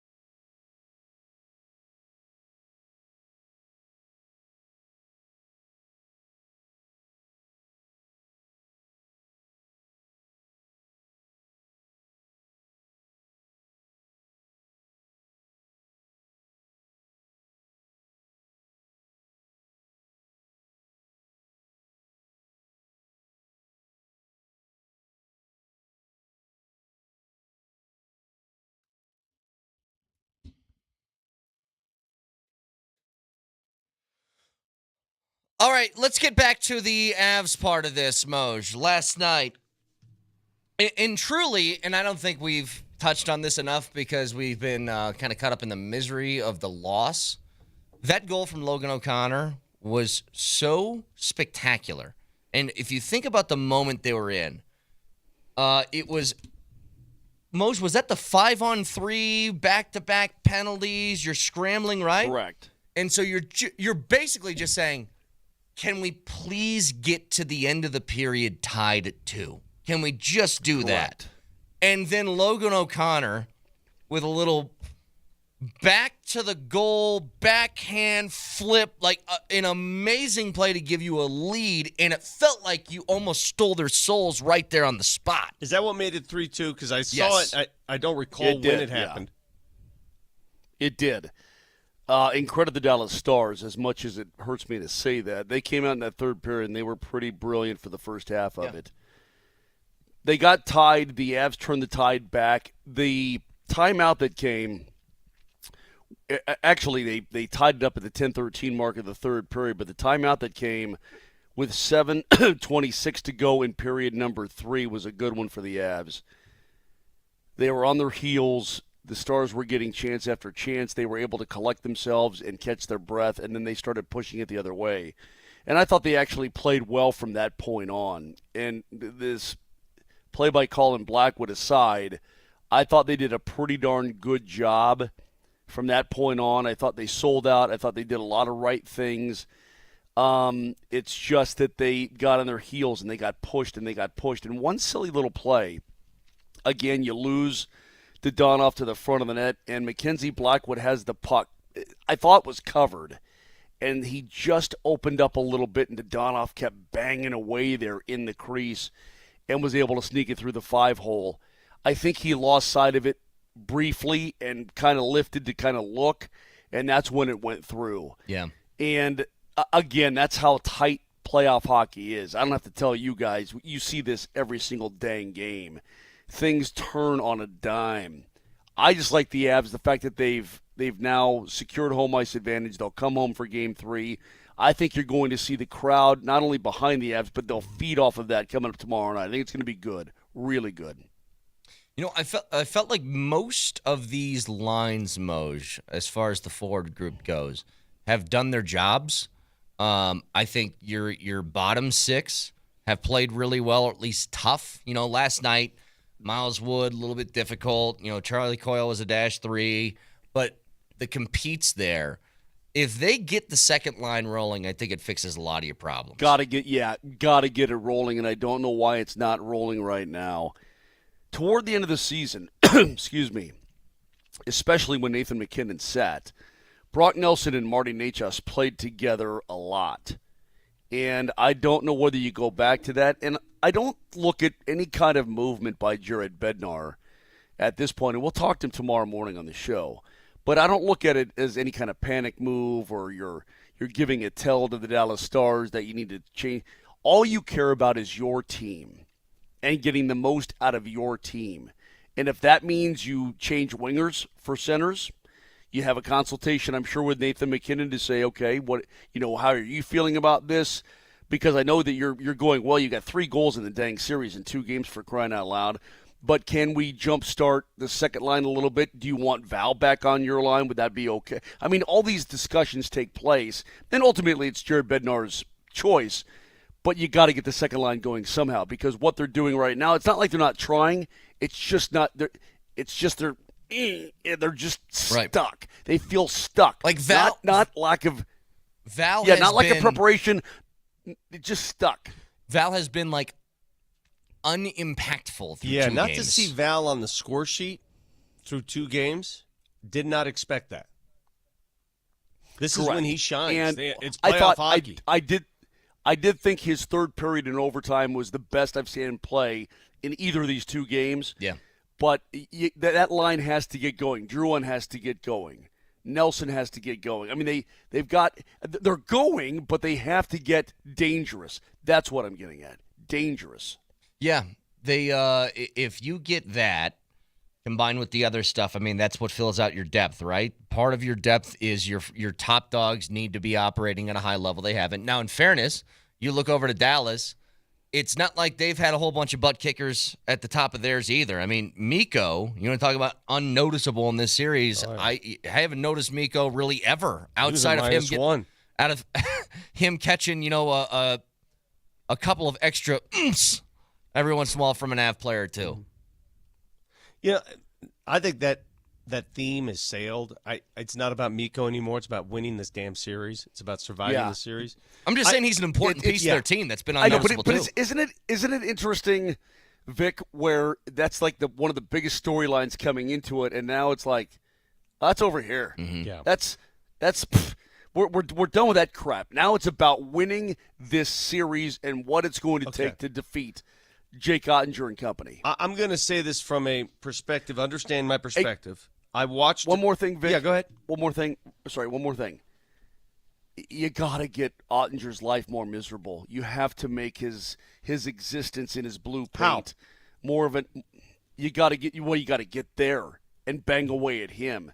He's, in my opinion, he's had it a little bit easy through the first two games. Game one, again, you win 5-1. You score those late goals. Okay, fine.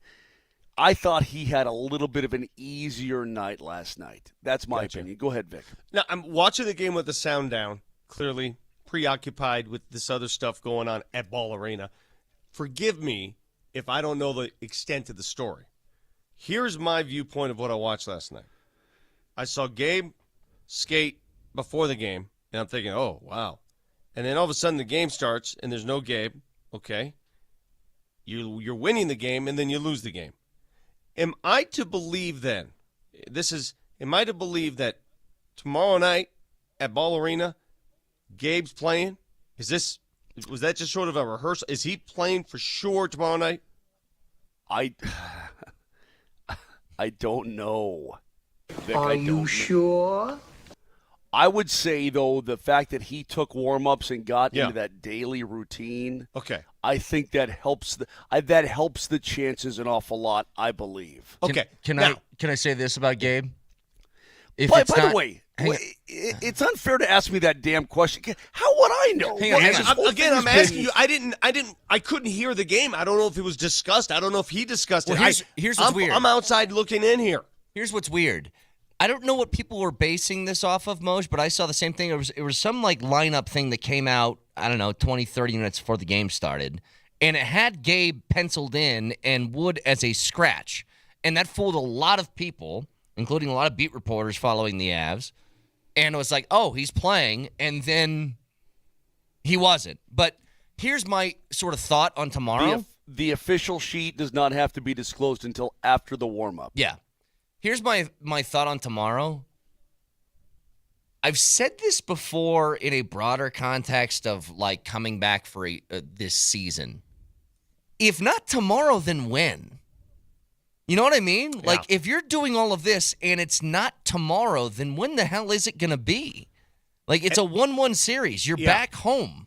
It's and the reason I bring it up, Brett, is if he plays tomorrow, I will guarantee not only an Avs win, but they're going to win pretty handily. Emotional boost? Yeah. I mean, that's what people have been talking about heading into this, that you save him for game 3 so you get the pop back in the arena and blah, blah, blah. Not that here's what's funny. I don't think Avs fans would have needed help getting excited for that first game at Ball Arena. I don't think they would have needed that, but it would be an extra something. It would be a special moment, that's for sure. I've always said that, you want the player, too. Not only do you want Gabe back, but you want the player, and if he can be anywhere close to that player, that's a huge physical boost on the ice and a huge mental boost inside the room. He's inside the room. He's been there. He's talking to the guys and so on, but I think the whole atmosphere will be overwhelmingly positive. You got to, if it does happen, you got to win that game. If he plays tomorrow night, they're going to win 5-2. Okay, call the shot. Okay.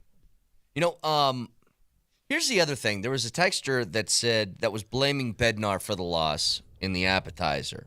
and said it's a bad coaching decision not to play Landy over Miles Wood. And my response was, first of all, who knows if that was Bednar's choice or not? Like maybe Gabe just wasn't ready for whatever reason. Number two, there's an assumption. Landeskog's going to make the call on this, though. By the way, he's the one. That's what I'm saying. Too. Yeah, I mean, for on those how his body who think this is just simply a coach's decision, I pay attention here. Here's the other thing that I would caution people. I am also, like everybody, 100% of Avs fans out there, very excited at the prospect of, first of all, just him getting back on the ice, how cool that would be. Second of all, what he can bring to the table. I don't have any expectation, though, of what his game is going to look like. He hasn't played for 3 years. I don't know. Can you guys tell me, outside of like maybe boxing, somebody in professional sports that just didn't do it for 3 years came back? Yeah, the Major League Baseball players that went to World War II and came back and played. Yogi Berra, Ted Williams, those people. Okay. That is true. They did do that. Now, a lot of them went. It wasn't like one guy in the MLB left to come back and try and fit in with everybody else. Baseball. Yeah, I mean, Yogi Berra one day he's hitting a forkball, and then he's storming Normandy, and he's coming back to hit the baseball again. You are right. Yeah, I would say that's time off. Hey, you are right, but everybody left at the same time is what I'm saying. Yeah, but Brett, there was this little thing called World War II. Maybe you heard of it. I don't know. Maybe you didn't. Your friggin' Omaha education maybe put you on the side. Anyway, but that's what these guys did. Then all right, can you give me something in the last 60 years maybe that's happened where somebody's been gone for 3 years? Well, George Foreman took a decade off and came back outside and of won the heavyweight boxing. championship. Boom, outside of boxing. Maybe your mom took some time off and then she came back. Maybe your Sacramento education, Sac State can't get you to listen.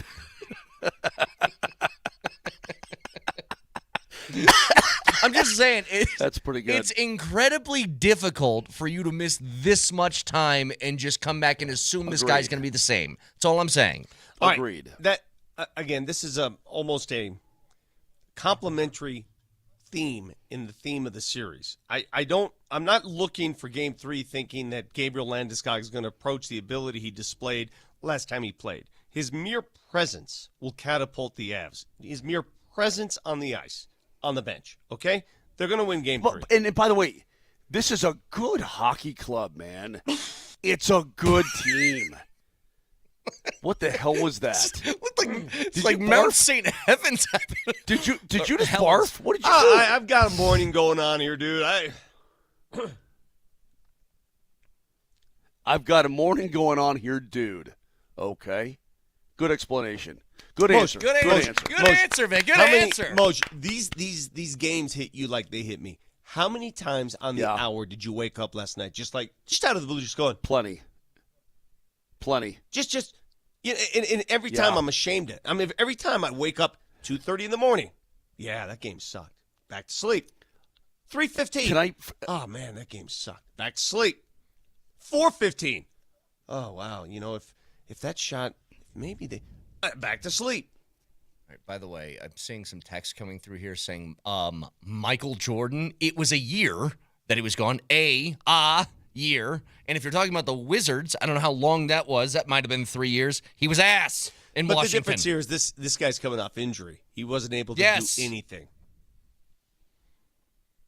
Anyway, can listen to us anywhere. But I can't think of any other guys in major sport. I mean, maybe like a bass fisherman got divorced and he took a couple 3 years off or something and then threw his line back in the water.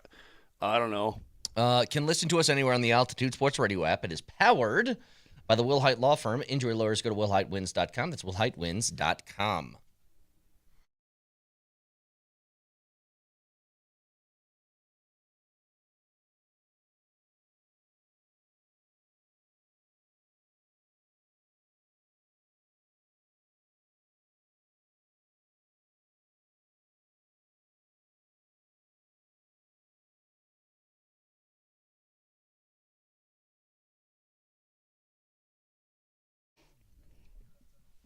$20.25. If there's something wrong with your body, get it fixed. Get it taken care of. Guys, if you're suffering with any form of erectile dysfunction, and you are sick and tired of that frustration and the embarrassment that ED can cause, call the Rocky Mountain Men's Clinic today because they can help you. You know that their treatments work when the pills or the herbals fail. Success rates well over 90%. You're going to last a long time, and you're going to be happy about it. Rocky Mountain Men's Clinic has served the Front Range in Colorado for nearly a decade, successfully treated tens of thousands of men. So schedule a consult. Don't laugh it off anymore. Don't say it's no big deal. You know you want to get back to your life. You know you want to get back with your partner and have a happy relationship. So call today, 720-440-7900. The initial visit, only $99, includes the consult with a Colorado licensed medical provider, the T and the PSA test, and if medically advised, a test dose there in the office. Now, if that doesn't work, then your appointment's totally free, but it's going to work because they've got an awesome expert staff. 5 locations from Fort Collins all the way down to Colorado Springs. Again, call today, 720-440-7900, or go to RockyMountainMen'sClinic.com.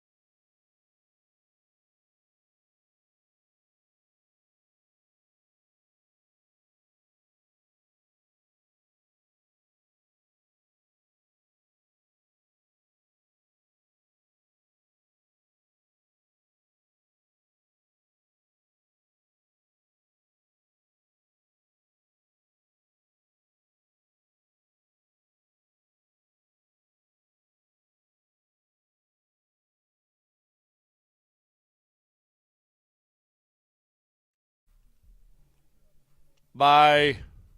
Oh, you're leaving? I didn't get a chance to say goodbye. I wanted to hang on. Where you and going? Tell you adios, amigo. You going to end it? There's this thing called a friggin' airport with a friggin' airplane sitting on the tarmac. My butt's going to be on the friggin' airplane coming friggin' home. You ever heard of it? Airplane, sky, fly. Me, home. Tomorrow, studio. Tomorrow, game 3. Me. Wings, tail, big engines. What does a choo-choo train have? Big engine and a caboose. Smoke and caboose. Why don't you drive home? It gives you more time to think about what you did here for the last hour and a half. I feel like I'm going to be thinking an awful lot in the next 24 hours. I feel like I'm just going to be and that's what's so crazy about play. Can I say this? This is the last thing I'll say. Stanley Cup playoff overtime hockey, it's either really good for the heart or it's going to kill somebody. I don't know if there's any in between. I told you because my heart was beating last night, and I kind of want, like, the puck's in the Av zone, it's in the corner. I'm kind of going like this a little bit, in my mind, like, oh, please don't make that, because you get your heart broken or you're ecstatic, and it's especially if you care. Like, if you're somebody from some network, you don't. Well, if you're Brett and you open the show today by saying, "Hey, good stuff, everybody! Great show planned for you today. Great games last night, drama filled." If you're that kind of guy, I'm gonna have a McMuffin and play touch, play tickle fight. See, that's one thing. But if you actually give a rat's rip, man, don't roll your eyes at me. No, if you can't, you make a good point. I'm so tired of fighting off the person that Vic wants to argue with instead of the person that I'm making the argument. If you care about results, if you're a competitive person, if wins and losses matter in your life, you will have a completely different reaction. That's why playoffs hurt to watch. They hurt to watch for me. The joy. Somebody help me. This is a therapy couch. I don't care. You guys are my therapy. Everybody. I have lost the joy in watching games this time of year because I'm so concerned about the wins and losses that watching the games hurts. If I'm sitting on my couch with a coldie in December watching the Nuggets play whomever, Portland or Boston or whatever the case, I have a vested interest. I want them to win.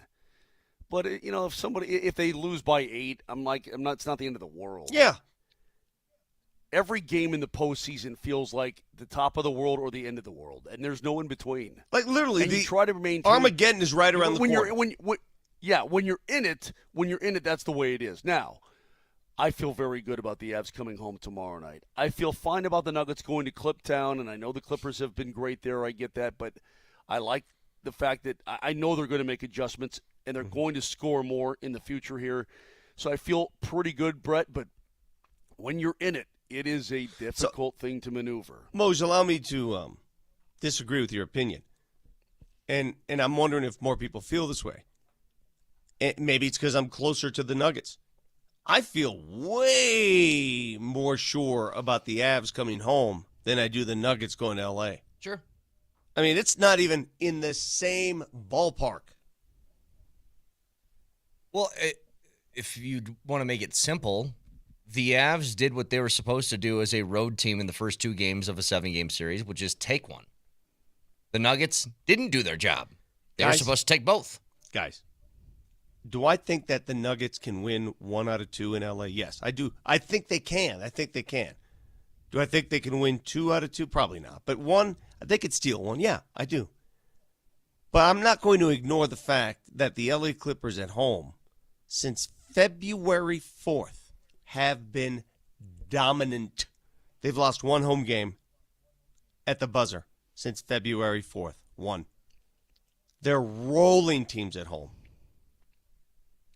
The big concern with the the Nuggets right now is what is their biggest weakness as a team?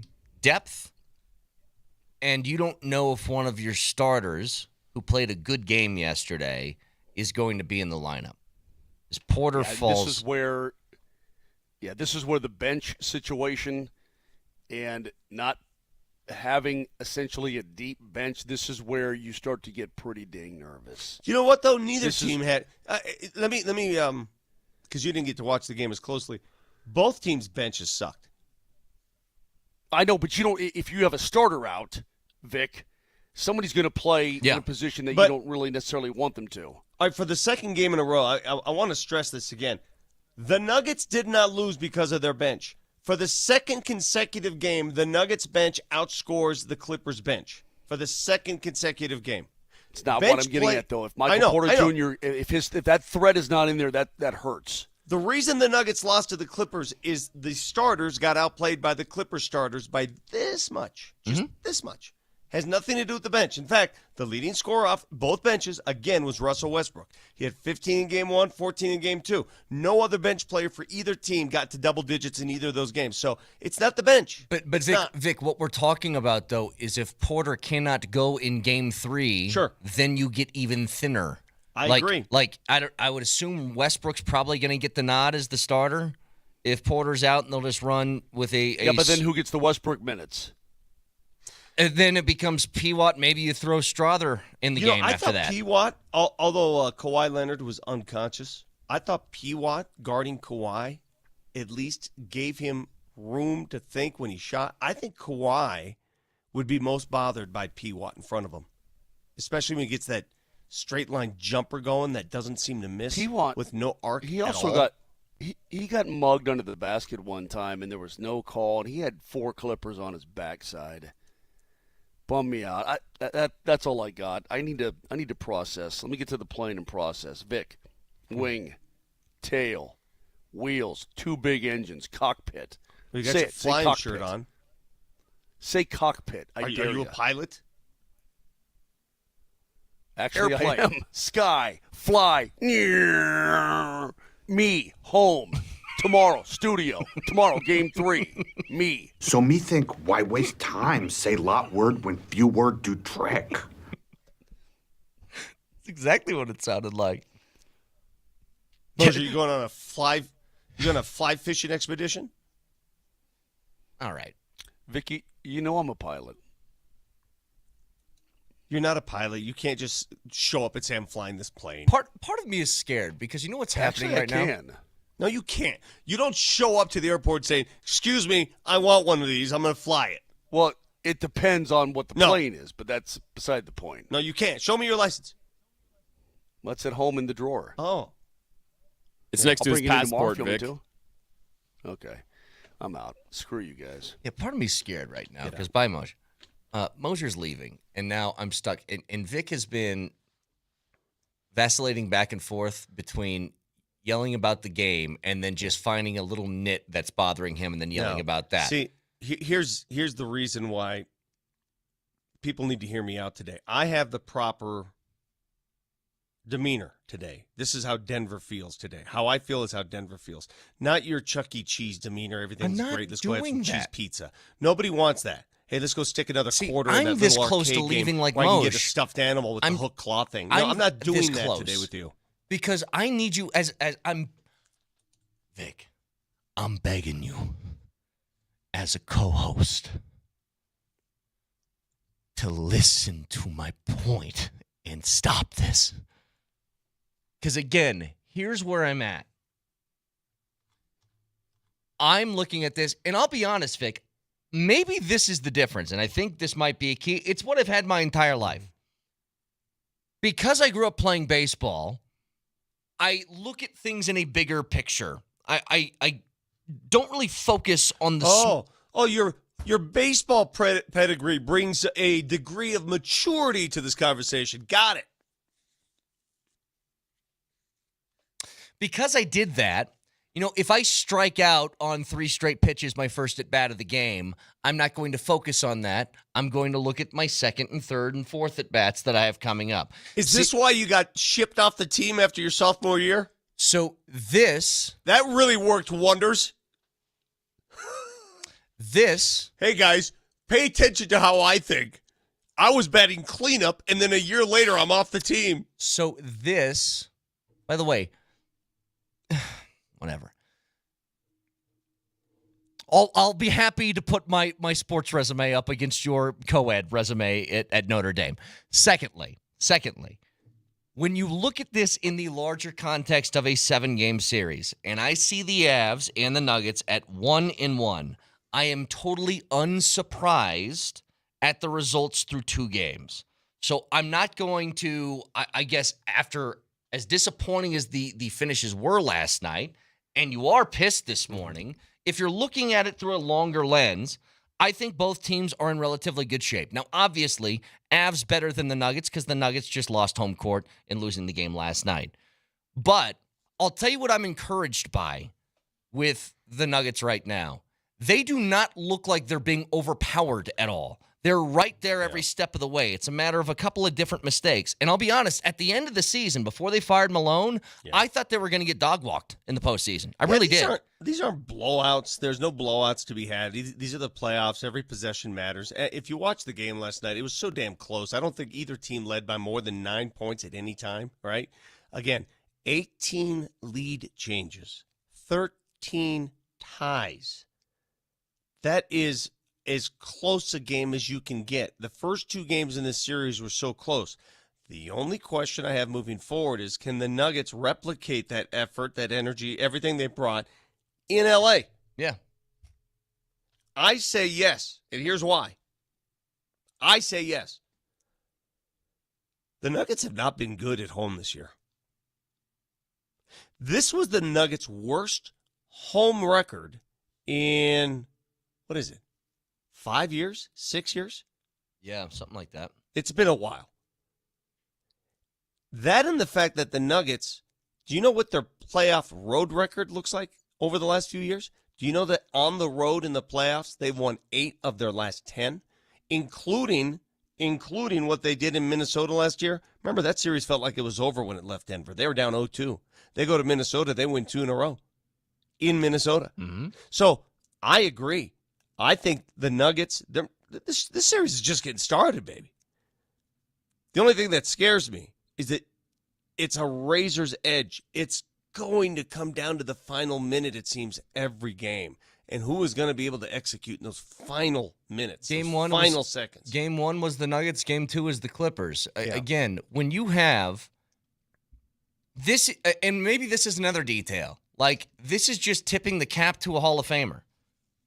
Sometimes a guy just plays well, and there's nothing you can do about it. Kawhi Leonard wasn't 15 and 19 from the floor because he wasn't guarded, because he was hitting wide-open shots. He had a hand in his face, and he just knocked down everything. You're exactly right. He knocked down everything. And so if you're a team that's playing against the Nuggets and Jokic is just having one of those nights where it's like end of the shot clock, he's turnaround, Sombor, three-pointer over AD's hand. It happens because players are really good. And it took that to beat the Nuggets by 3 in a game that they had 20 turnovers? I'm more worried about that, that kind of stuff. I don't see Kawhi Leonard shooting, going unconscious like that again. He did it once. I mean, can he do it again? I don't. Not to that extent. But James Harden can. They got 2 guys that can do that. That's what scares me, is that they have 2 guys. All right, so Leonard does it one night. All right, James Harden's turn. They have 2 guys that can do that. Well, theoretically, the Nuggets have 2. They have Joker and Murray. Well, what scares me about the Nuggets situation right now is that the LA Clippers have turned the faucet completely off on any paint opportunities for Joker. Take a look at his box score last night. 8 of 16. 8 of 16 shooting. Half of those 16 attempts, half of them came from the three-point line, where he was 4 of 8. They are forcing him out of the lane. They're double and triple teaming. They're bringing guys from the opposite side. They are basically begging, pleading the Nuggets, please, all of you, shoot jumpers. Yeah. Shoot jumpers. We don't want anybody in the lane. They're dictating that game plan to the Nuggets to shoot jumpers. Here's what they're doing. They did this, I think it was 3 straight possessions.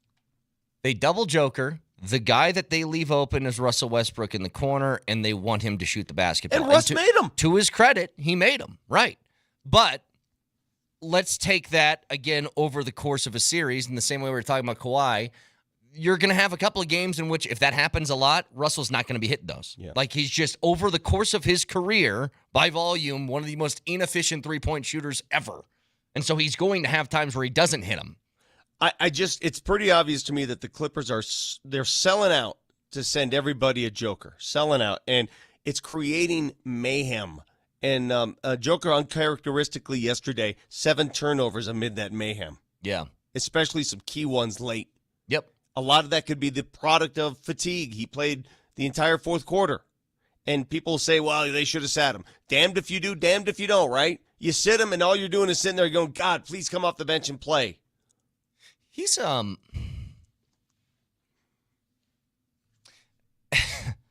he's missing free throws, and I can't help but notice that he's got the sleeve back on. Yeah. I don't know if that's a big issue or not, but not just him. They missed 8 free throws as a team. You make half of those misses, you win the game.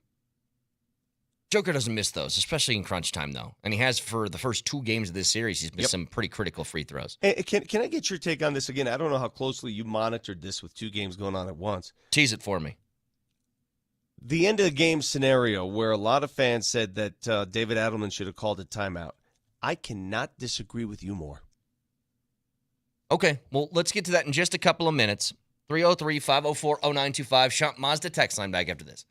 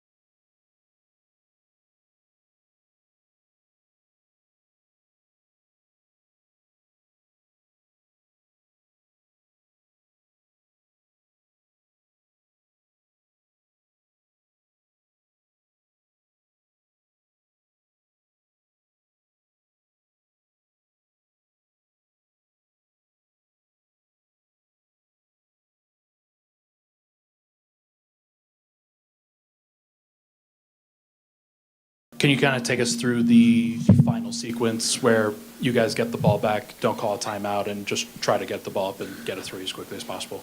I mean, it was good. I think it was good, like, especially in those situations. If you can advance the ball, I think that's the right call. Just because probably if we call a timeout, they had a foul to give. So are we gonna really have a lot of time? So I think we had a CB miss. Maybe I should give to Jamal. He had like a momentum, but in those situations, it's really hard to think about it.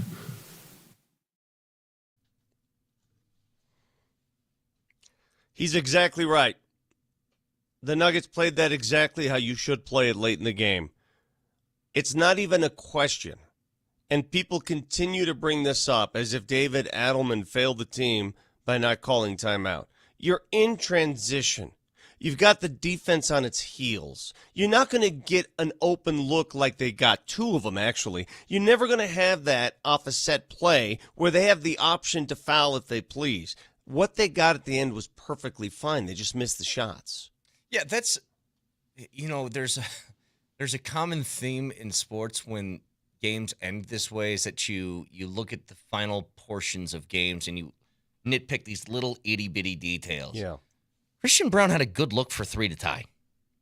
That's what you're looking for. Whether you call the timeout and you run a play and it's set up that way, or you get it in the way that the Nuggets got it, you got the look that you wanted. You just missed. It bothers me so much when the first default by fans, all of us, not just fans, is to blame the coach for something. Mm-hmm. Oh, the coach didn't call timeout. What? So you're going to get an open look. So if you call a timeout and set up a play, what are the chances of having that open of a look off a set design play? What do you think the chances are? Well, can I take you to game one, Vic? Can you tell me how game one ended? A timeout called to run a set play, and they couldn't even inbound the basketball. Yep. Game over. So let's not just understand why they lost. They lost because they coughed it up 20 times and missed 8 free throws. That's why they lost. Not because the coach didn't call a timeout in a helter-skelter finish. I think you always prefer a not set defense when you're trying to get a bucket as opposed to giving them the opportunity. Now, maybe you have this really genius play that you've had in the bag for weeks and you could, whatever. Like we've seen that. Some coaches are really good at drawing up plays in those situations. But I think everybody would prefer you keep the defense on their heels and you try and get an open look, which the Nuggets got. You just missed it. That's it. You just missed. If you remember, by the way, going back to game one again, the Clippers got a really good look for the tie at the end of the fourth quarter. They did. So it's just, I think that not going to the timeout well is just, it's something that it's an easy reflex for people if the game doesn't end the way that you want it to. That's all. Well, I'm reading something. I didn't know this was the case.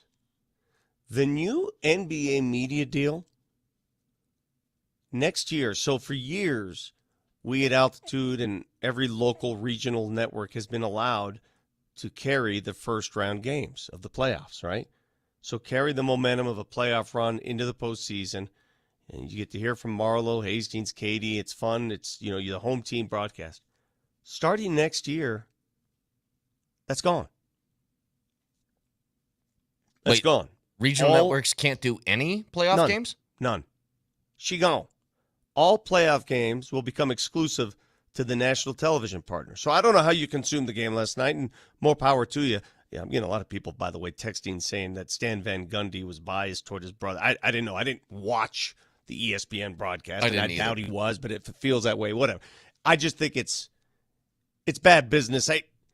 Let your home team broadcasts have a damn playoff game or two. Come on, what are we doing? Yeah, I'd agree. What are we doing? So is that only NBA, you said? From what I'm reading, Mike Breen has said it's really sad that first-round games are no longer going to be accessible to the home television networks. Huh. Yeah, that's ridiculous. Well, they got plenty of time to change that. Hopefully they do. They're not going to change it. The contract's signed, sealed, and delivered. It's over. She gone. Well, that's silly. Really silly. Yeah, that stinks. I mean, I'm watching Altitude. I was flipping between both. Altitude 1, Altitude 2 last night. That's all I was doing.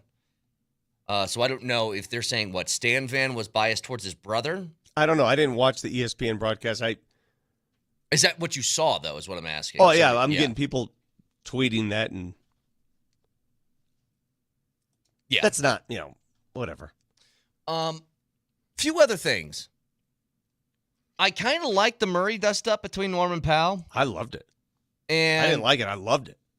For him just to, and let's be honest, a blatant hard push is what started that. And then Murray said, fine, I'm just going to take a foul to let you know that I didn't appreciate that. How's that sound? And then he was smart enough, got into the scuffle, whistles were blown, puts his hands in the air, and he just kind of walks away like, all right, that's it. I'm done. Hey. They actually got two guys teed up on the Clippers to only one for the Fs. Or Win for the Nuggets. They got a point out of it. Yeah. They got a technical free throw out of it.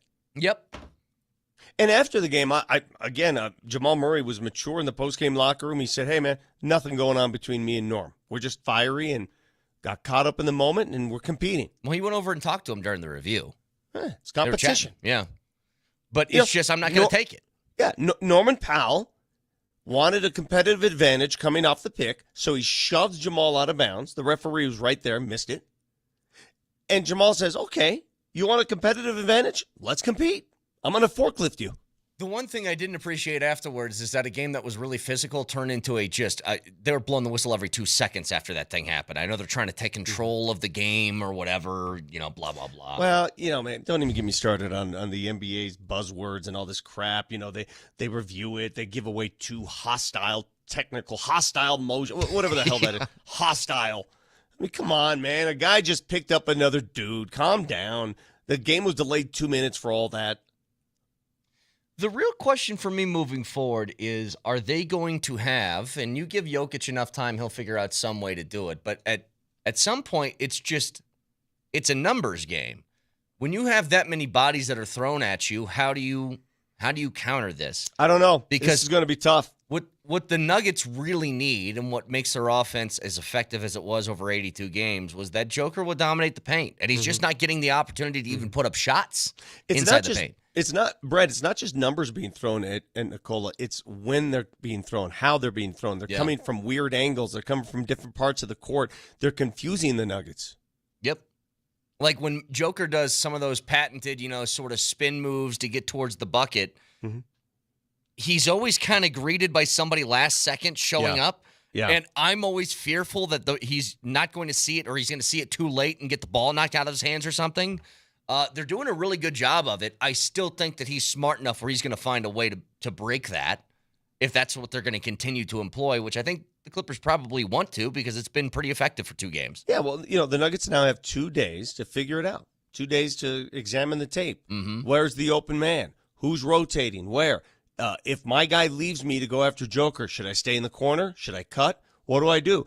The Clippers doing an outstanding job of changing it every time. It's not the same dude. It's not the same guy coming over.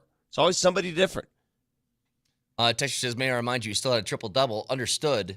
But Vic mentioned this earlier, and I think that this is a very big thing. So I think Joker, if I remember right, he averaged around 19 shot attempts per game during the course of the season. 19 and a half, so almost 20. So he shot 16 last night. 8 of them came from the three-point line. Came from the three-point line. That's the problem, is that Joker needs to operate inside. Yes. He had 8 shot attempts inside the line, and that's just not a recipe for success for the Nuggets. You got to get him more shots inside the line. You've got to stress the defense a lot. And again, the Clippers doing a great job causing those numbers. Well, to Jokic's credit, he hit 4 of the 8 shots that he took from three-point range, but that's not the way that the Nuggets offense operates when it's at its peak. And I'm telling you, Vic, one of the more shocking things through 2 games of this series is that they have both been games in which both teams have totaled around 100 points, right? Like, this isn't a 125, 127 track meet that we saw over and over again during the regular season. And I kind of thought it was going to be with the offensive talent that's on the Clippers side. but neither team can really find a way to put up the volume of scoring that they saw during the regular season. Can I get something off my chest? I'm at that point now. I just want the Nuggets to win this series because I'm so tired of the L.A. narrative every time an L.A. team comes into town. Everything starts and begins and ends with L.A. L.A., what do the Clippers do? The Clippers, blah, blah, blah, blah, blah. And even the Clippers. It's not just the Lakers. It's even the Clippers now. Yeah. Everything's an L.A. narrative. It is annoying. Beyond annoying. Who cares about the Clippers? It's like, shut the hell up. When's the last championship the Clippers won? What have they done? What the hell have the L.A. Clippers done in the history of the NBA? What? Well, I'll tell you what they've done recently. What have they done? You're talking about an NBA champion 2 years ago, and the narrative starts with the Clippers on a national level. One other thing, too, Vic, is I don't know what they can do in this department either. One thing that I think has been noticeably missing, because you're talking about points in the paint, and yes, Joker has a lot of that. He's responsible for a lot of the inside stuff. But there's something else that I haven't noticed through 2 games that I think is another factor that we'll get to in just a couple of minutes. Also, want to get back to the Avs. Again, a game which feels like you just got your heart ripped out in OT. A chance to go up 2-0 and take both games in Dallas, but a 1-1 series. Overall, did the job, brought home ice back to Denver. And then it's a matter of what's the biggest thing they need. We'll get to that in a couple of minutes as well. Stick around.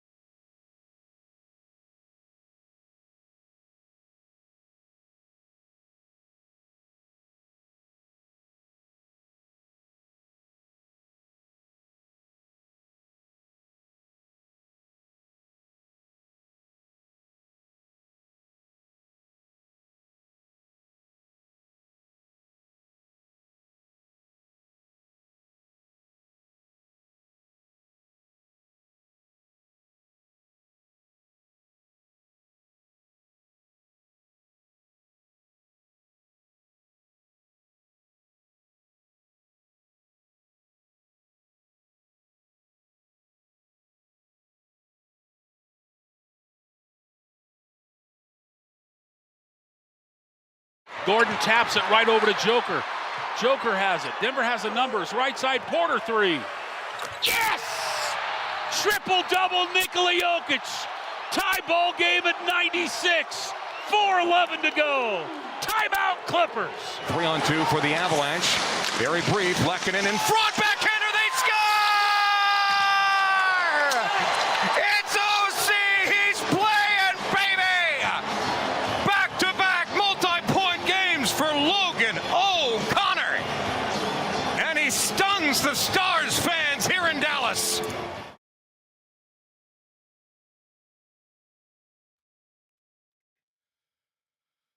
So just quickly, one last thing on the Nuggets, and we'll get to the Avs. The Nuggets, they were leaders this year in points in the paint, 57.6 per game. That is a full 2 points higher, 2.5 points higher than the second-place team Memphis at 55. And Joker not being able to operate in the paint the way that he is used to because of the double teams and triple teams that are thrown at him by the Clippers are one aspect of this. I'll tell you what another one is, Vic. Christian Brown not being able to really eat in transition is another one.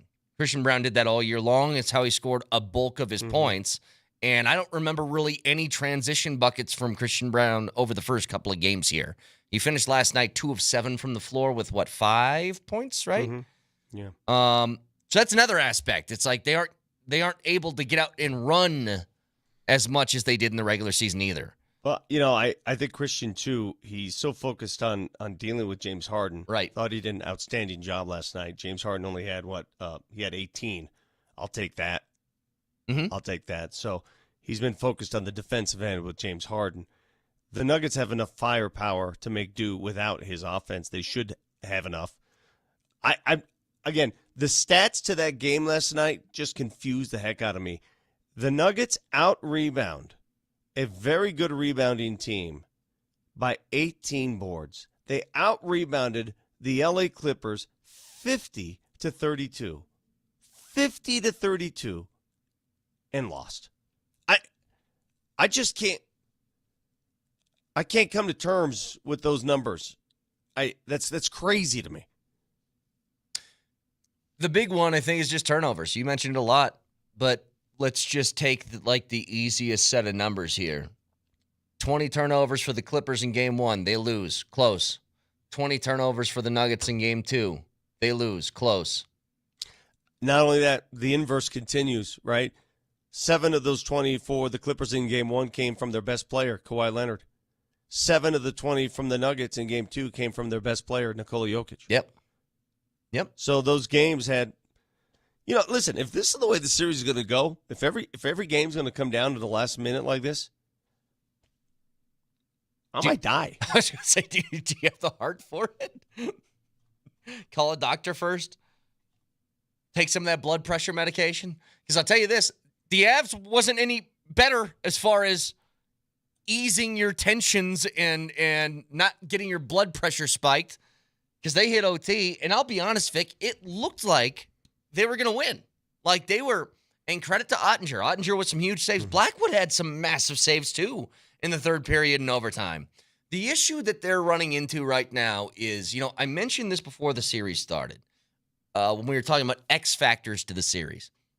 And I thought Brock Nelson could be one because back when they won the Cup 3 years ago, they had a guy by the name of Naz Kadri that was roaming the middle, that was a huge, impactful player that was able to supplement and maybe take the burden off of a guy like McKinnon and the top line guys because he was able to produce.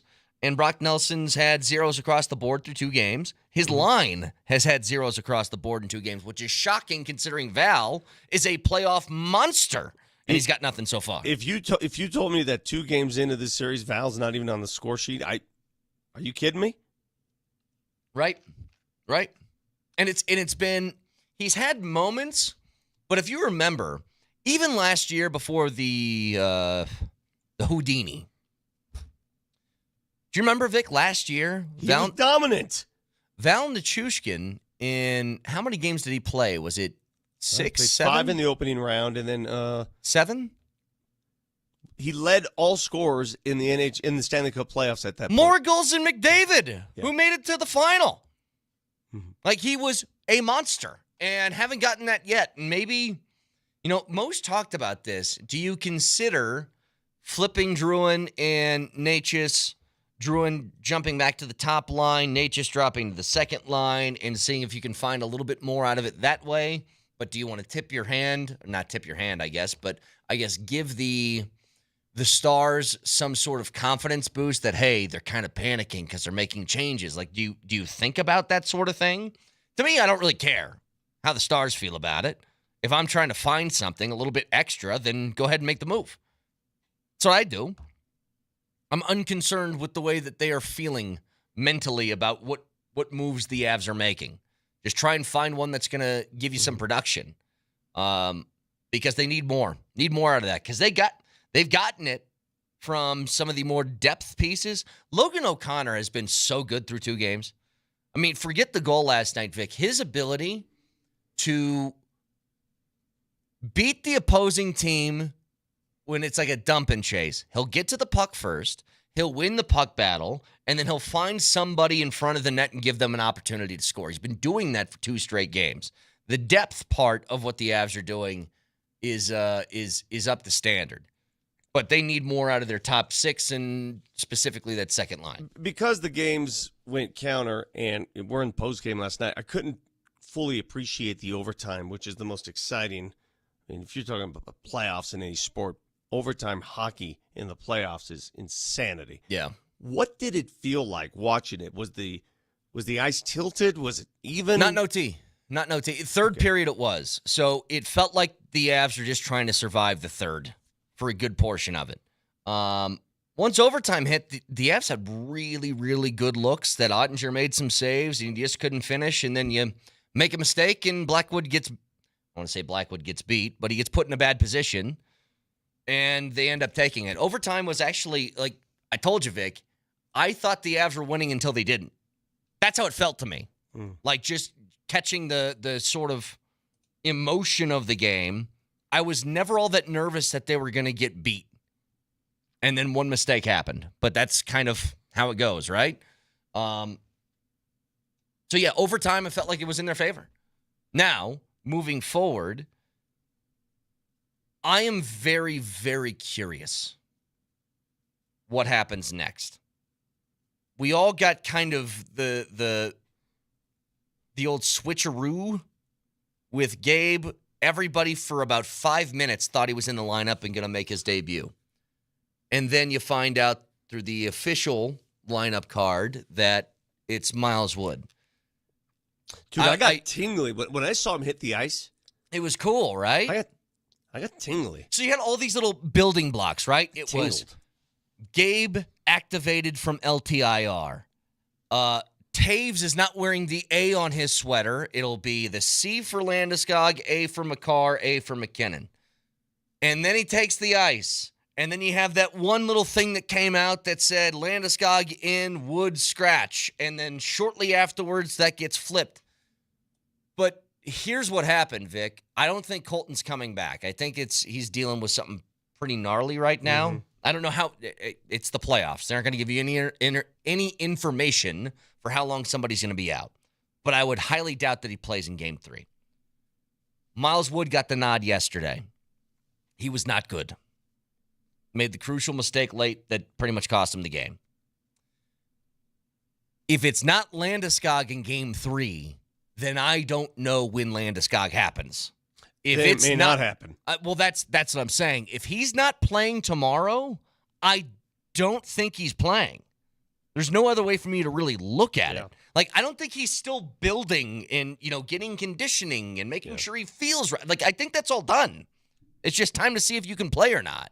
And maybe this was the plan all along, Vic. Maybe everybody was right, that they were holding him out until Game 3 for that home emotional boost that you can get with him taking the ice again. I have no problem, but is the dog and pony show necessary yesterday?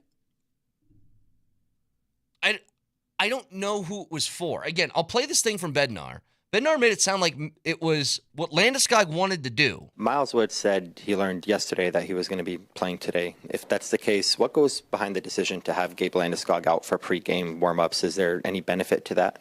Gabe wanted to get in the groove and take warm-up tonight and get in the room and like be part of it. So that's why I did that. Are you allowed, and forgive me, Moser's not here, are you allowed to take warm-up knowing you're not going to play in the game? I don't know. Is everybody allowed to take warm-up? Could you not have just – I guess what was weird is that the stat sheet, the pregame sheet said he's playing, and then he's not playing. That's the part that made it weird. Not that he took the pregame warm-up. Is everybody can you take pregame warm-up? Yeah, if you're scratched already, can you still do it? I mean, so everybody can. Yes, everybody can take pregame warm-up. Okay, well then take it. But why did the sheet say he was playing? I don't know where that came from. Like that sheet that came out, I don't know where that was from, but everybody used the same thing. But that wasn't the official sheet, so I don't know what that was. I don't know. According to it was the official NHL player sheet. Well, it obviously wasn't because he wasn't in. It was the pre-media sheet. What the hell is that? How many sheets are there? That's what I'm saying. I don't know what that is. Well, I mean, just taking sheets. So, again, if you heard that question, Miles Wood said he was told 2 days ago that he was going to play. So this wasn't some sort of, hey, let's get Landy out there and see how he feels thing, and then we'll make it a determination then. This was done the day after Game 1, Sunday. So I don't know. I do think, though, if it's tomorrow we get an actual decision here. It's going to be Gabe is playing, or I don't think Gabe's playing at all. You know what I mean? I just don't recall having a conflict or quandary based on the pregame sheet. Yeah. Usually what's on the sheet is who's playing. When you get this thing, you're up there like, all right, here's who's playing tonight. It was just fishy to me. Whatever. You know what? We're making too big a deal out of this. We really are. Well, he's going to play tomorrow night. And if he doesn't play, I'm in your camp. If he doesn't play tomorrow night, then, I mean, what are we doing? He's going to play tomorrow night, and the Avs, the arena is going to be insanity. I'm going tomorrow night. Mm-hmm. Dude, you should go with me. We should hold hands. We're going tomorrow night. I cannot wait to hear that arena when he hits the ice for warm-up. Yeah. He's on the sheet. He stays on the sheet, and he makes his first turn. Here's where he can help. Again, my expectation for what he brings to the table is unknown. I have no idea what to think as far as what his game is going to be. But the style that he plays is something that I think they need, especially against Oettinger, which is somebody who can get in front of the net and cause a little chaos in front, provide some screens, get some deflections. I mean, the goal that he scored for the Eagles, right, is something that not a lot of guys currently on the Avs roster have in their bag. Val does, just haven't seen too much of it yet in this series. If they can get another guy to go out and do something like that, I think it's a massive, massive help. Just for a stylistic standpoint. Just give Oettinger a different kind of look. But I can't wait, because I think you're right. I think that is going to happen tomorrow. And thankfully, you got the game tomorrow and then a game on Thursday, so we aren't like side by side. I know, thank God.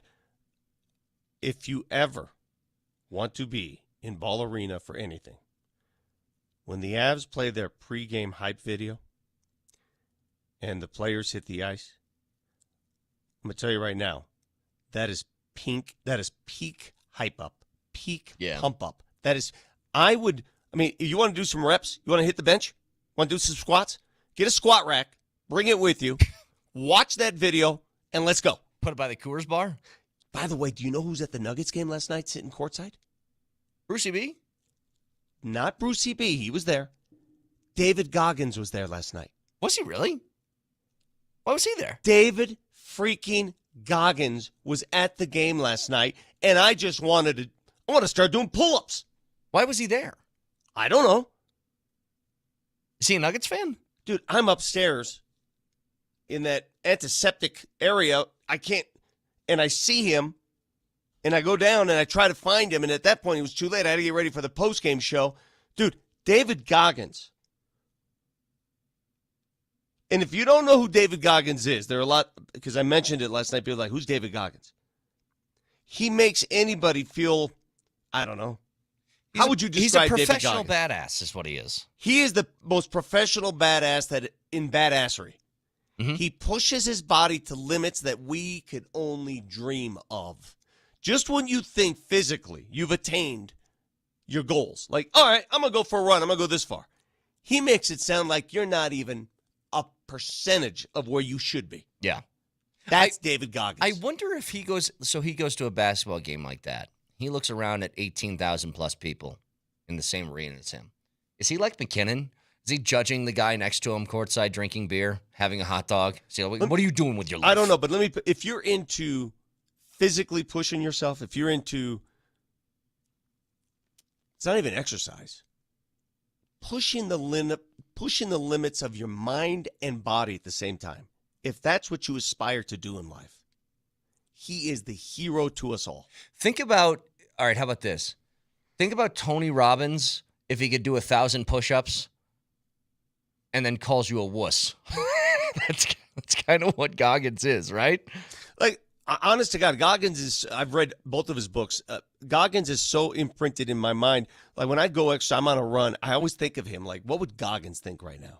I want to stop. What would Goggins think? Like when Moser's on his third burrito from the gas station and he stuffs another one down, what would Goggins think if I didn't go to this fourth one? He'd be disgusted. Yeah.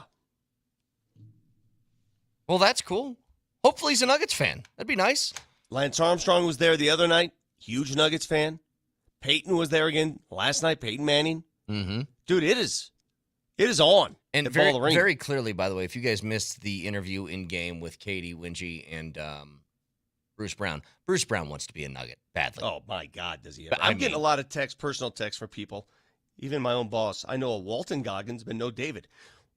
Get outside and go for a run. Yeah. All right. This is Baby Billy's Baba Bunkers. I love Baby Billy. Can always watch the show on YouTube, by the way. So be sure to search Altitude Sports Radio on YouTube. Subscribe to the channel.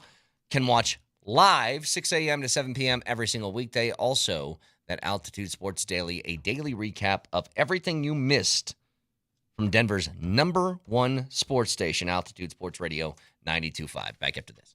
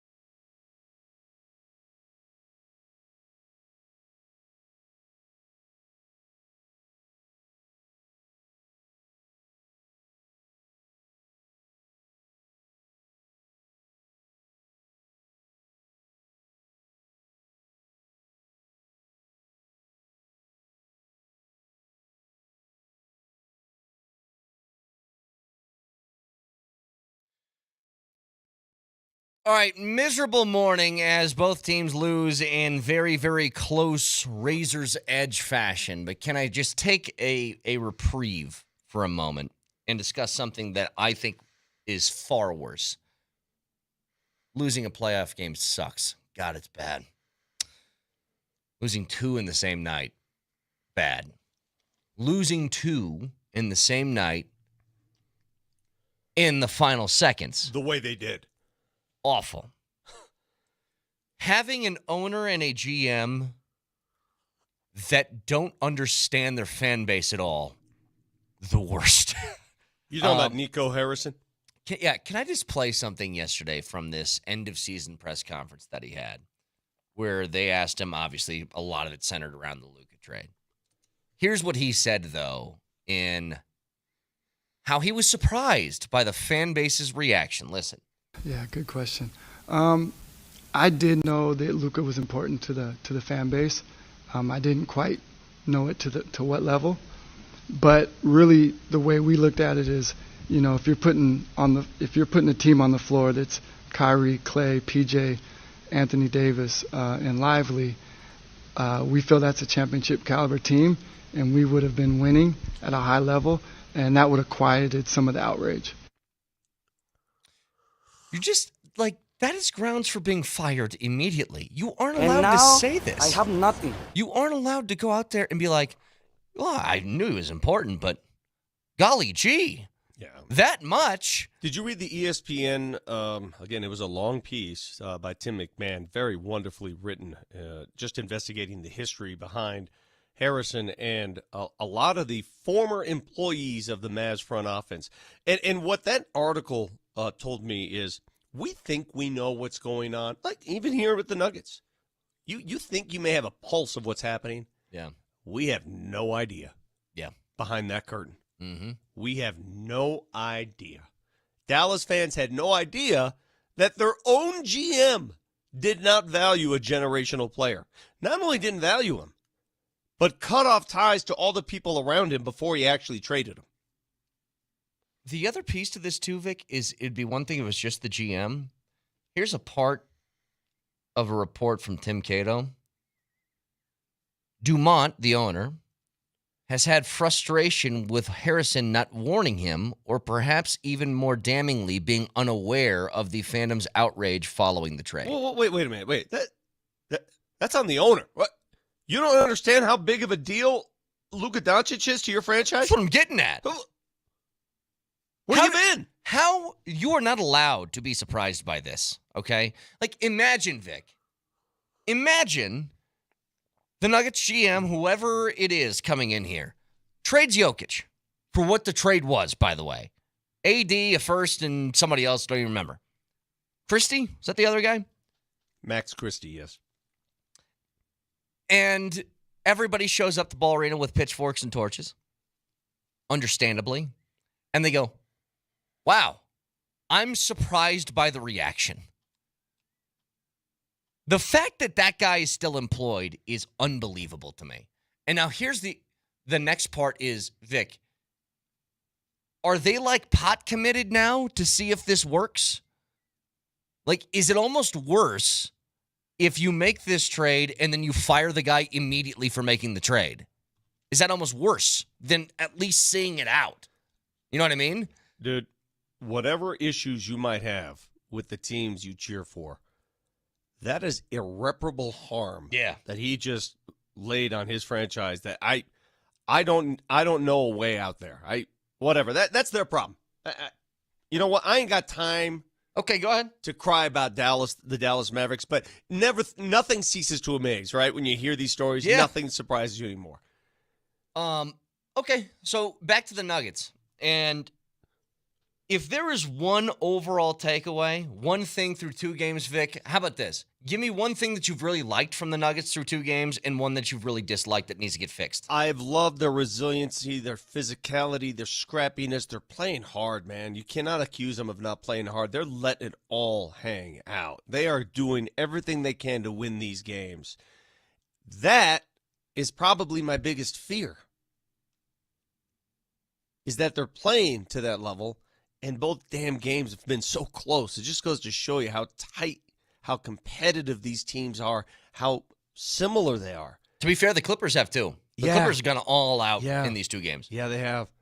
I mean, ain't nothing like playoff basketball, right? We're watching all season. We're watching Nuggets games where the final scores are 135 to 128. It's just a field day of hoops. And then you get to this series, and just getting in the key requires a couple bodyguards to assist you. It is physical. It is rough. And I love it. I love it, but at the same time, I don't love it because it hurts. Because I don't know what's going to happen. Now you're going to L.A., a place where the Clippers have dominated at home over the last 3 months. Since February 6th, they've lost 1 home game, and that was at the buzzer to Oklahoma City. 1. They've dominated at home. I've been there. Intuit Arena is loud. They built it purposely to be loud. They have the wall. They force the second lowest. Free throws were an issue last night, right? Mm-hmm. The Nuggets missed 8 free throws? Yeah. Well, listen to this. Second worst free throw percentage for road teams in L.A. In that arena. Yeah.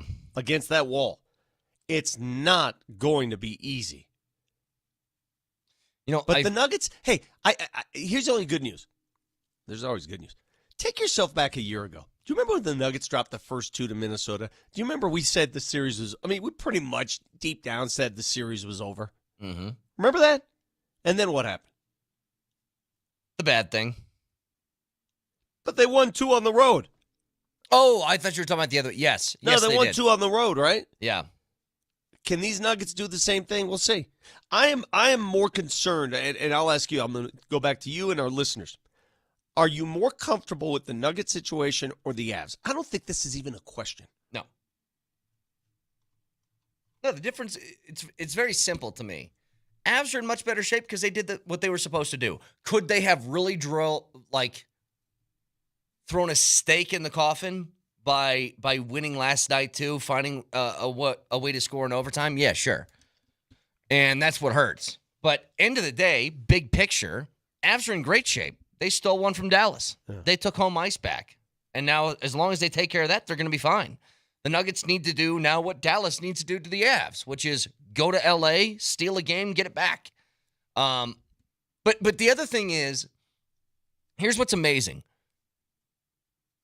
Mentioned this before. The Avs are a better hockey team than the Nuggets are a basketball team right now. They're deeper. They just it feels like they get more. They're more complete than what the Nuggets are.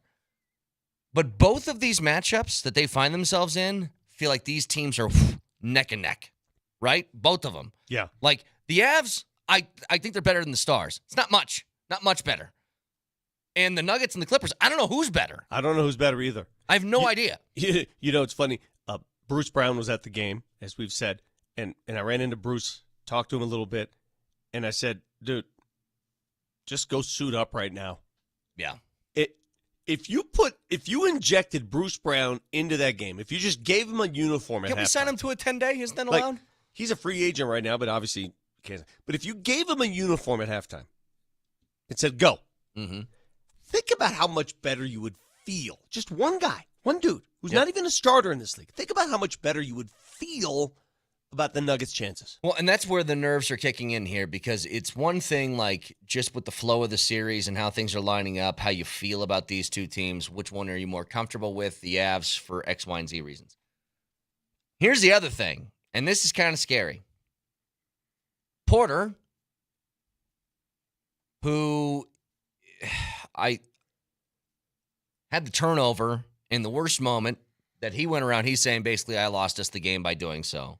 But in that, fell on his shoulder and now has a joint sprain, is what he called it. Now, it's his non-shooting shoulder, but still, you got to use that for stuff. Yeah, good luck. He had 15 rebounds. Good luck going up and getting rebounds if your shoulder don't work.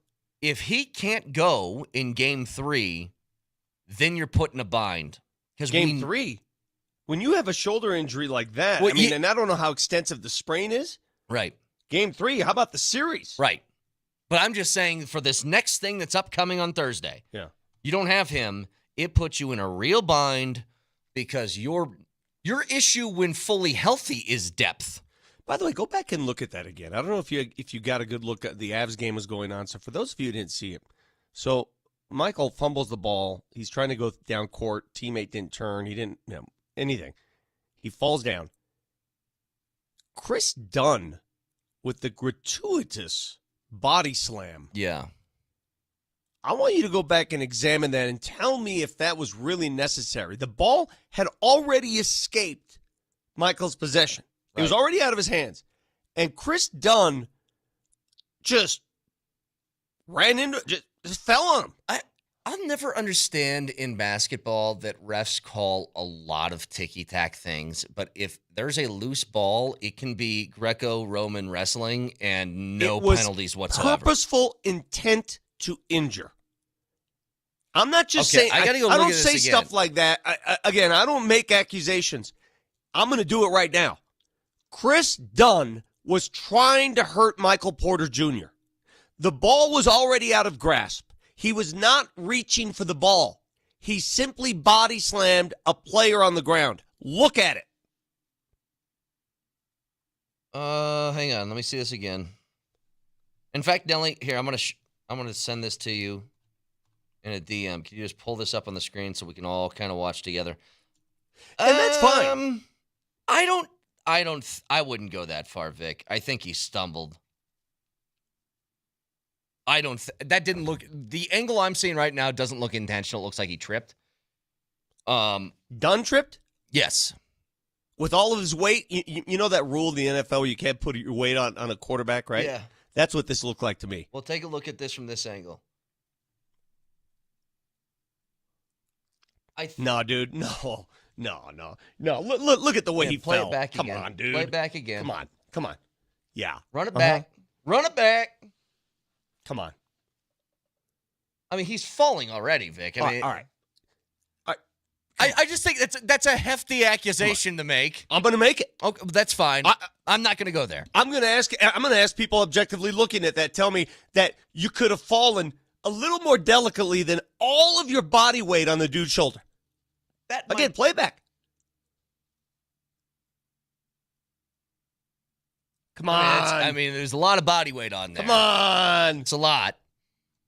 But that's fine. You know what? This playoff basketball, that's fine.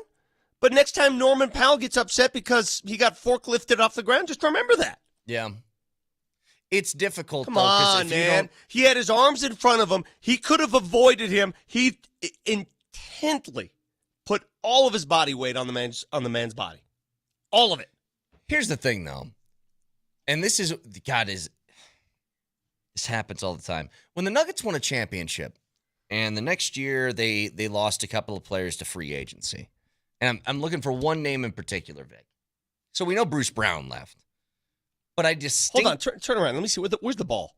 Someone just said he's going for the ball. Where's the ball? I don't know where the ball is. Does anybody see the ball in the frame of that picture? The ball is 10 feet away. If he's going for the ball, where is it? The ball's gone already.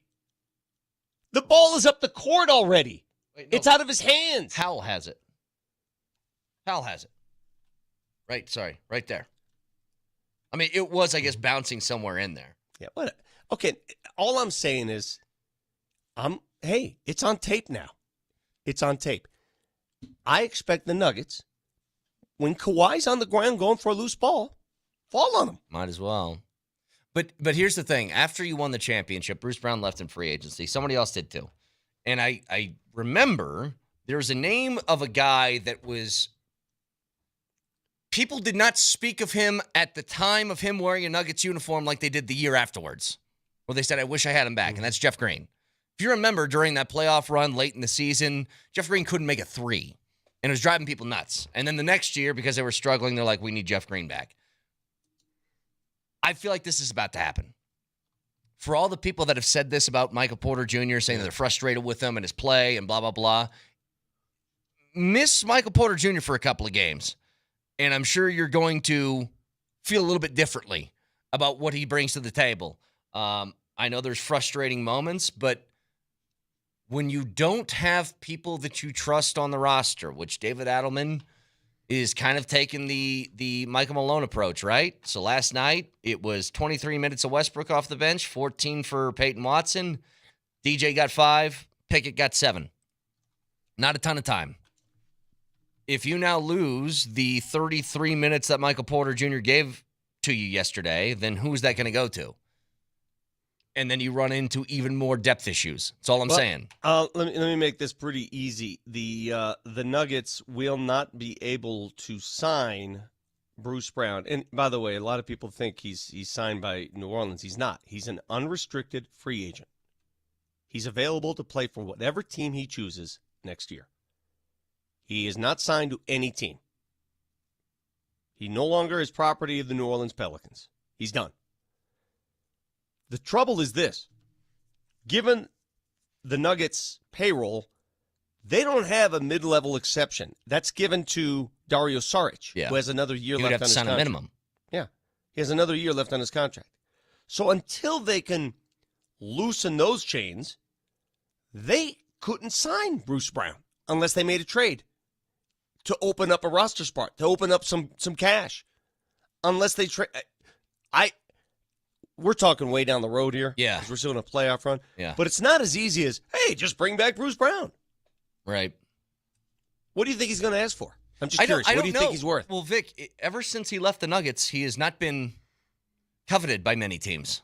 Last year he made $22 million. This year he made $23 million. Those are that's big money. That's not his contract That's value not his now. market. What's his market? That's what I'm asking you. What's his market? I would have no idea.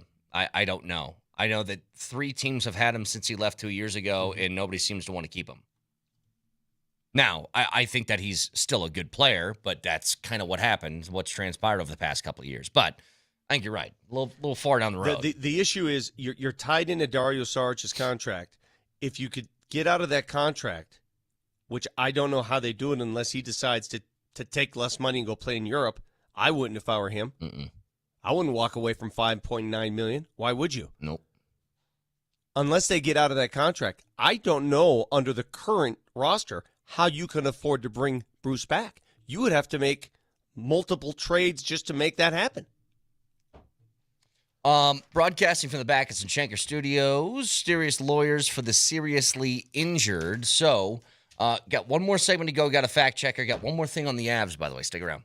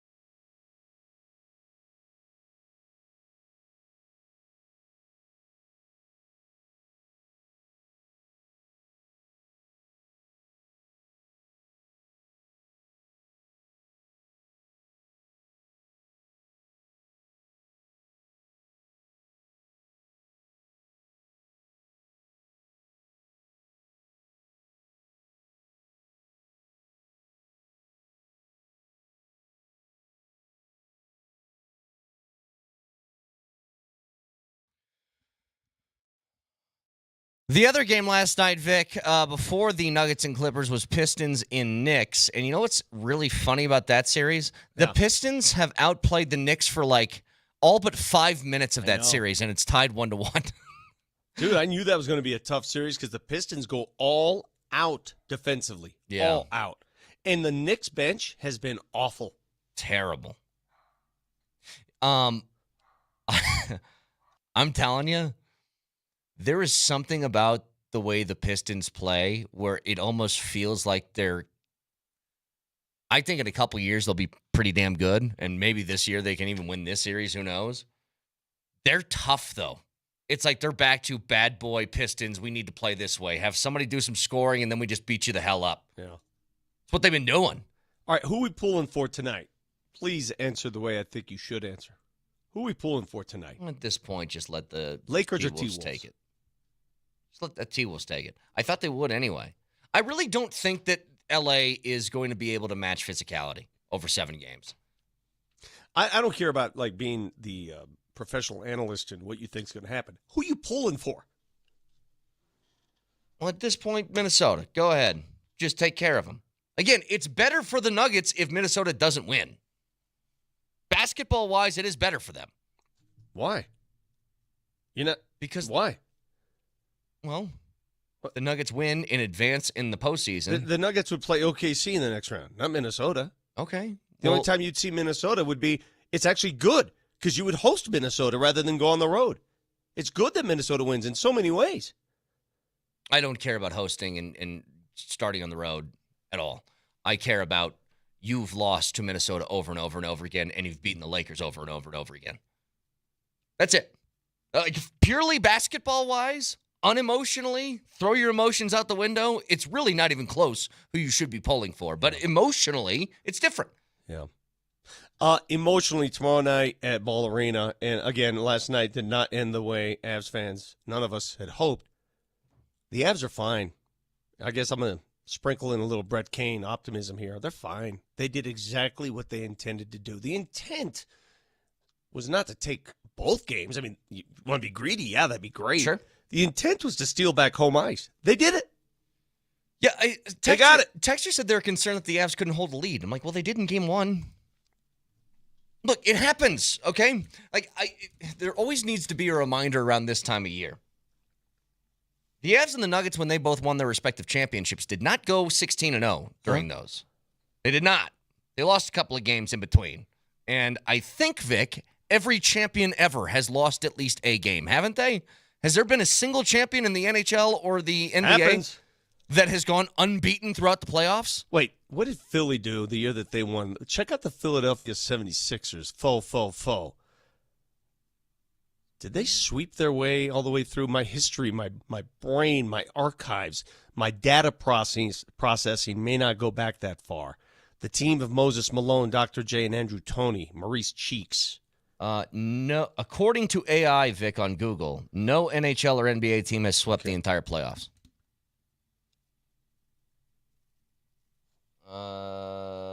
No. Doesn't look like it. Gotcha. Now, a lot of teams gotten close, but you will lose. Losing happens. And especially, again, a reminder, these aren't like teams that you're supposed to absolutely annihilate. These were going to be good series regardless. Like I said, you put both these teams, you pit them side by side, it's a very even matchup on both of them. I think the Avs, because of the injuries to the Dallas Stars, I don't think that's necessarily the case anymore. I don't think the Stars and Avs, I think the Avs are better. I think the Avs are better, but I think it's slight. It's not like they should be crushing Dallas every single night. Yeah. I agree on that.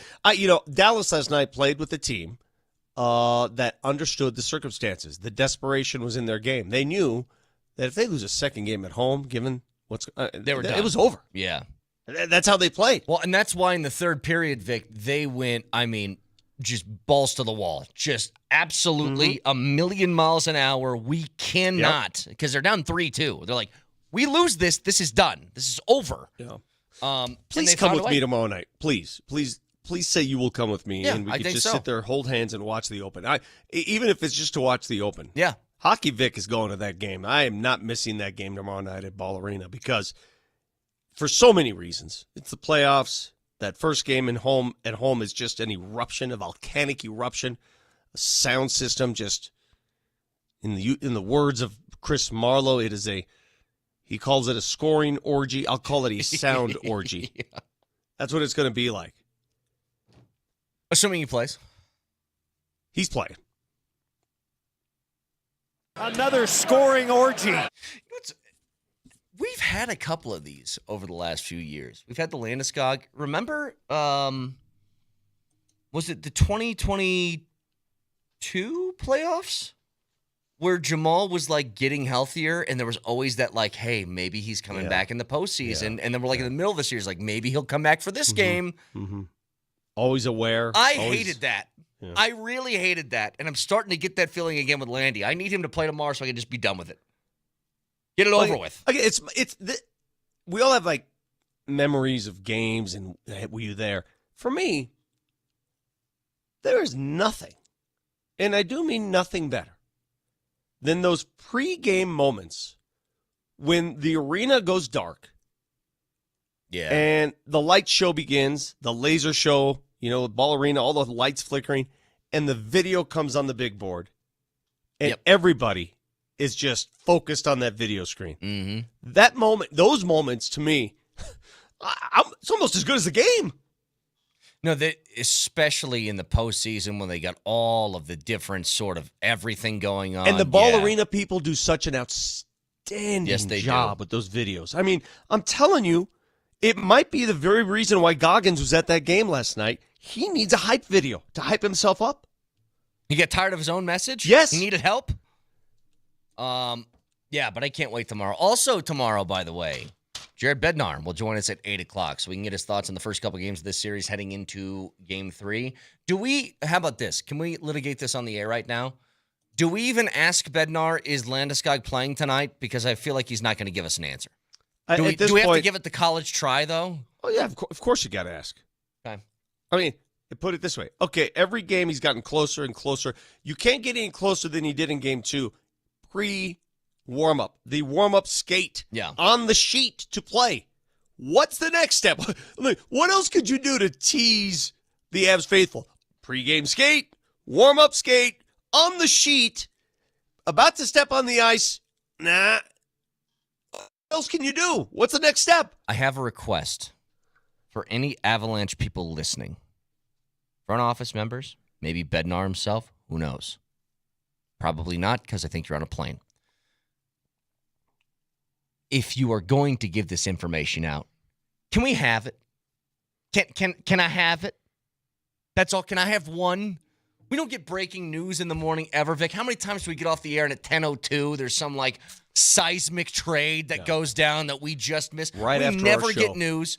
Can you let us have this one? If you're going to announce sometime during the day tomorrow that Landeskog is playing for the first time in 3 years, have Bednar tell us on this show.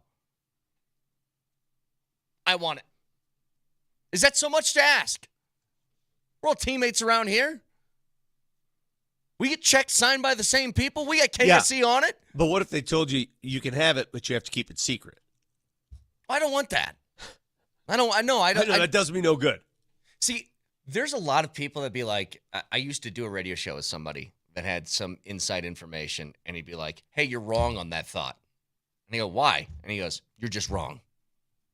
But he wouldn't And I'm explain like, why. well, that's not helping anybody then. Like the I know something you don't know thing, I don't want that. I don't want to know things that people don't know. I want to be stupid and ignorant. That's what I want. I thrive on that. So anyway, maybe we'll get something from Bednar at 8 o'clock tomorrow. Who knows?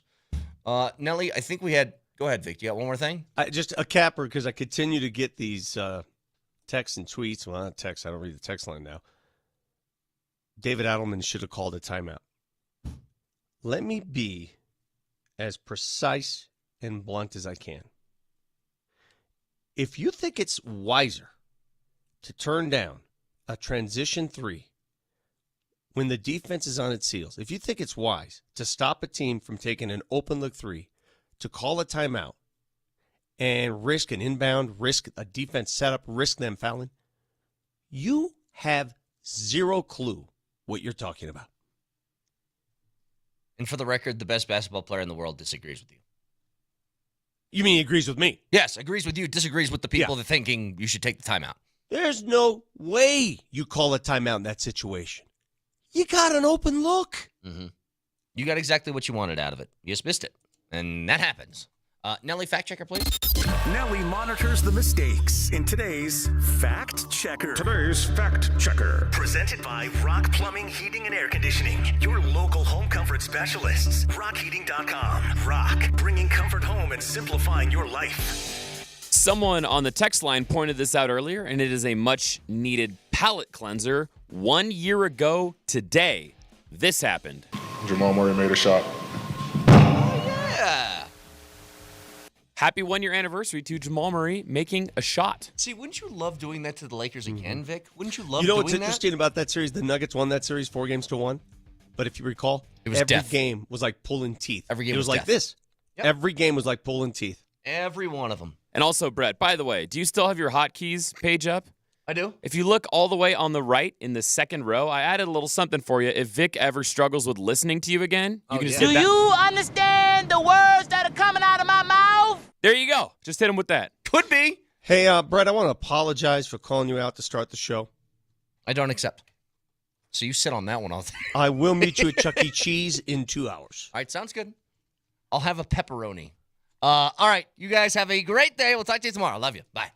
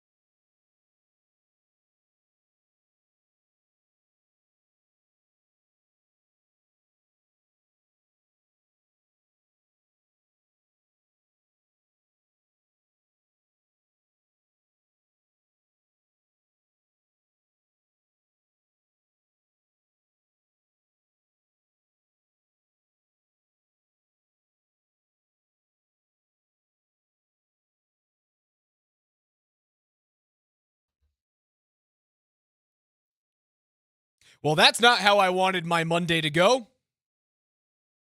A double win-a-roo followed by a double poo-a-roo. The first double dumperoo since 2008. It's only the second time ever, according to our very own stat master, Nate Kreckman, in his Twitter account. This is only the second time ever that the Avalanche and Nuggets lost a playoff game on the same day, and yet the first time since 2008. And you know what I say to you, and especially to the two angry old guys on the morning show, Moser and Lombardi? Those two old guys, I'm going to pick a fight with you today, all right? Denver sports fans would dream of days like this for years and years and years. That you would have an NHL team and an NBA team that are playing playoff games on the same day. In between the years of like 2010 and 2016, we would have been begging for last night's result. And then about 50 years before those years too. I mean, right? You didn't even have the dang Avalanche until the 90s. No, you had the Colorado Rockies. For just a short period of time, right? They sucked almost as bad as the baseball team does. They're pretty similar. It's something about that name, maybe. Like, that's why I've been saying, move the Rocky Mountain Range to make sure you move up and get Ashton Genty and get rid of the Rockies. So much to get into today. We'll talk about Ashton Genty. The possible slippage of Shedeur Sanders. We talked a lot about him yesterday, but it seems as though there's a lot of people that are thinking that he could slide outside the top 10, down into the late teens. But we obviously start with the two games last night. And while it was criminal that you had to watch both of these games come down to the wire, literally within 30 seconds of each other on the game clock last night, in the fourth quarter and in the third period, in what were tie games at that point. 3-3 in the hockey game, 98-98, 102-102 at the same exact time.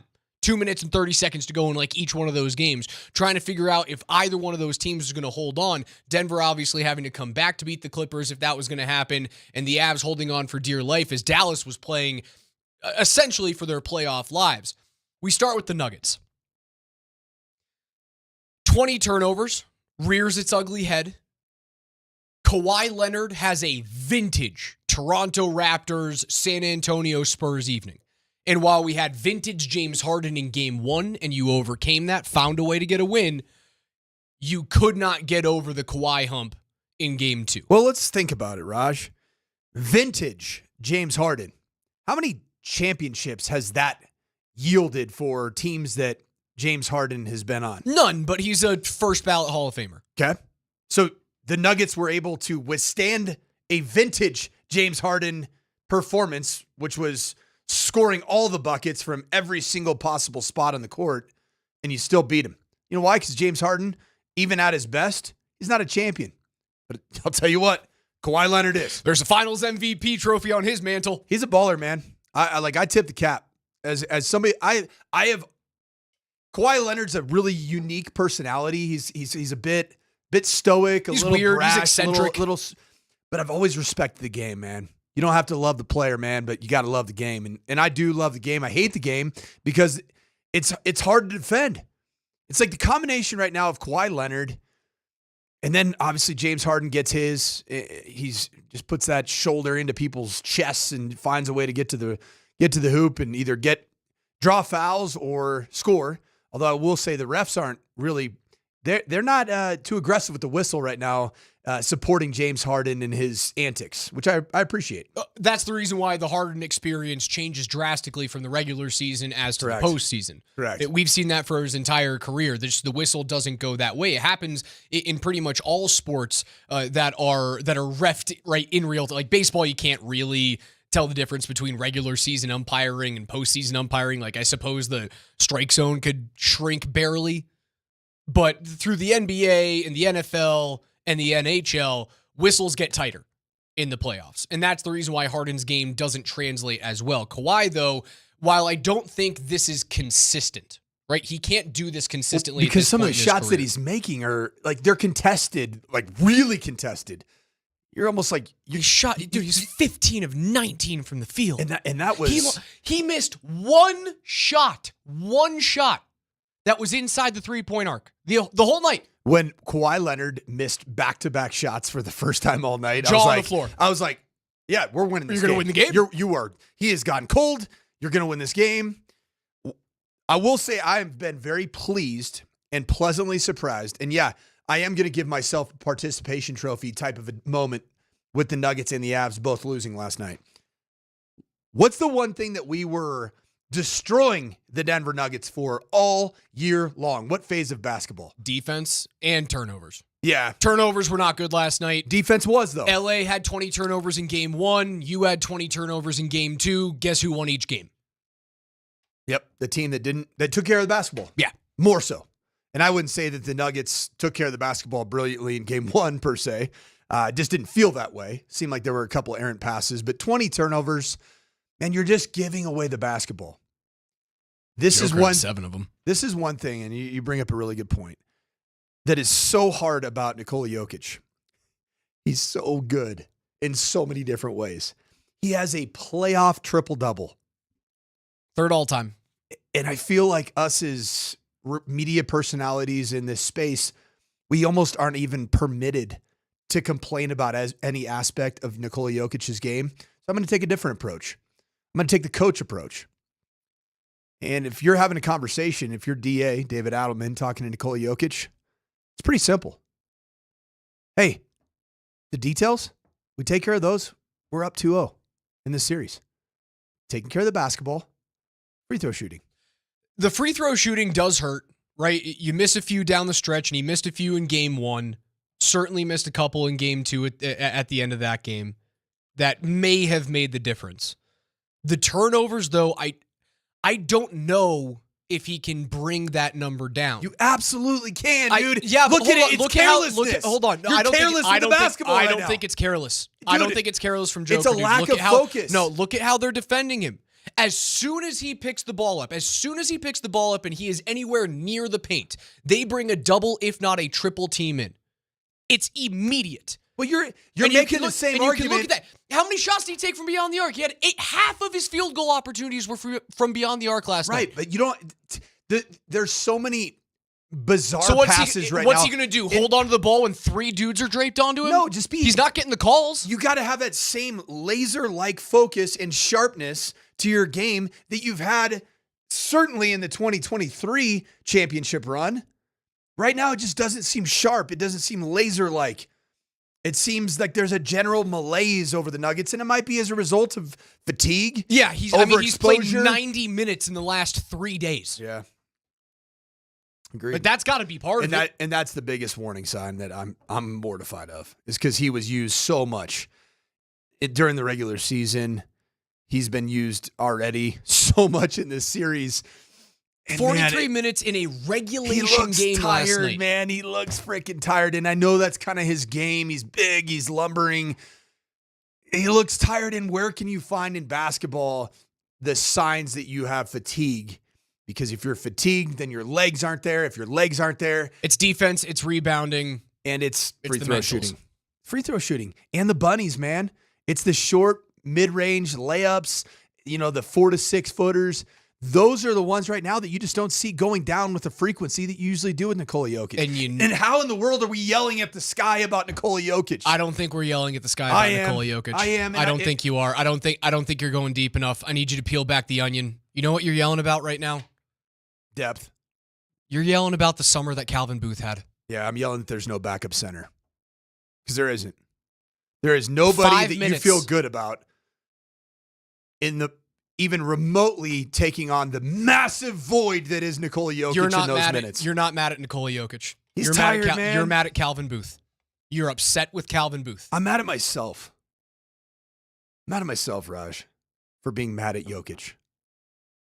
You have no choice, right? Because what are you going to do? You're going to point to the non-existent bench, and if there's nothing to like pin blame on other than this idea of a terrible offseason by a now fired general manager. I'm mad at Calvin Booth, and you know who else I'm mad at right now? I am, and this is unfair. It's unhinged. I'm mad at Michael Malone for not even giving the chance to develop that bench. There was no consistency with that. Can be granted. I'll give you that. With the runway that you gave to And Zeke Naji, it was so inconsistent. It's like all of a sudden he's playing a ton of minutes and then it's peeled back. You didn't give that to DeAndre Jordan. There were stretches of, it felt like a month of games where DeAndre Jordan wasn't even utilized.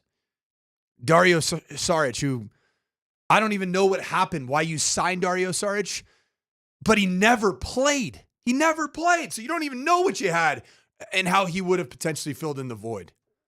I mean, at the end of the day, I'm more mad at Calvin Booth because the players that he acquired that could potentially take on some of the void that Nikola Jokic does leave, they're not guys that are no-brainers to play. Going into game 3, now tied at 1, you've lost home court advantage, so the Clippers did their one job. That is your one job on the road, is to steal home court away. Split, and you're happy going back home. LA can actually look at game 1 and go, we should be up 2-0 in this thing. Like, that should be it. Should be game over if we don't make a bad turnover and Russell Westbrook doesn't get his left hand in there and ice the game. In game 3, David Adelman absolutely must find time to get Zeke Naji on the floor when Zubac is out of the game.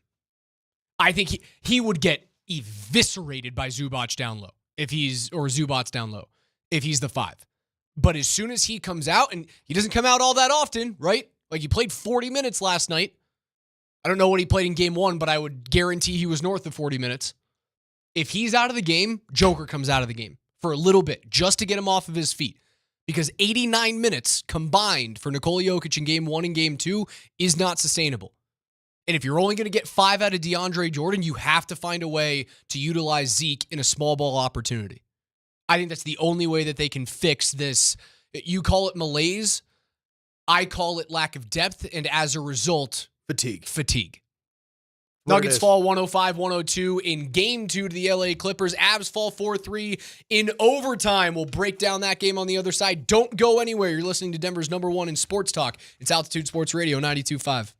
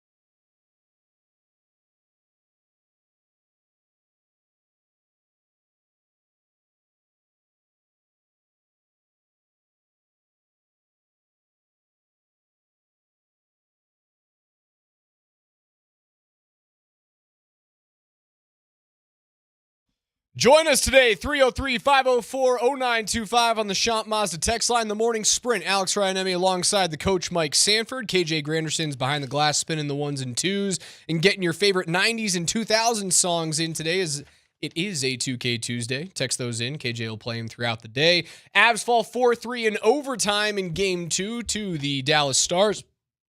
Blackwell scoring with under 3 minutes to go in what was one of the most entertaining overtime games in playoff hockey that I've watched in a few years. That was, you're not going to go 16-0.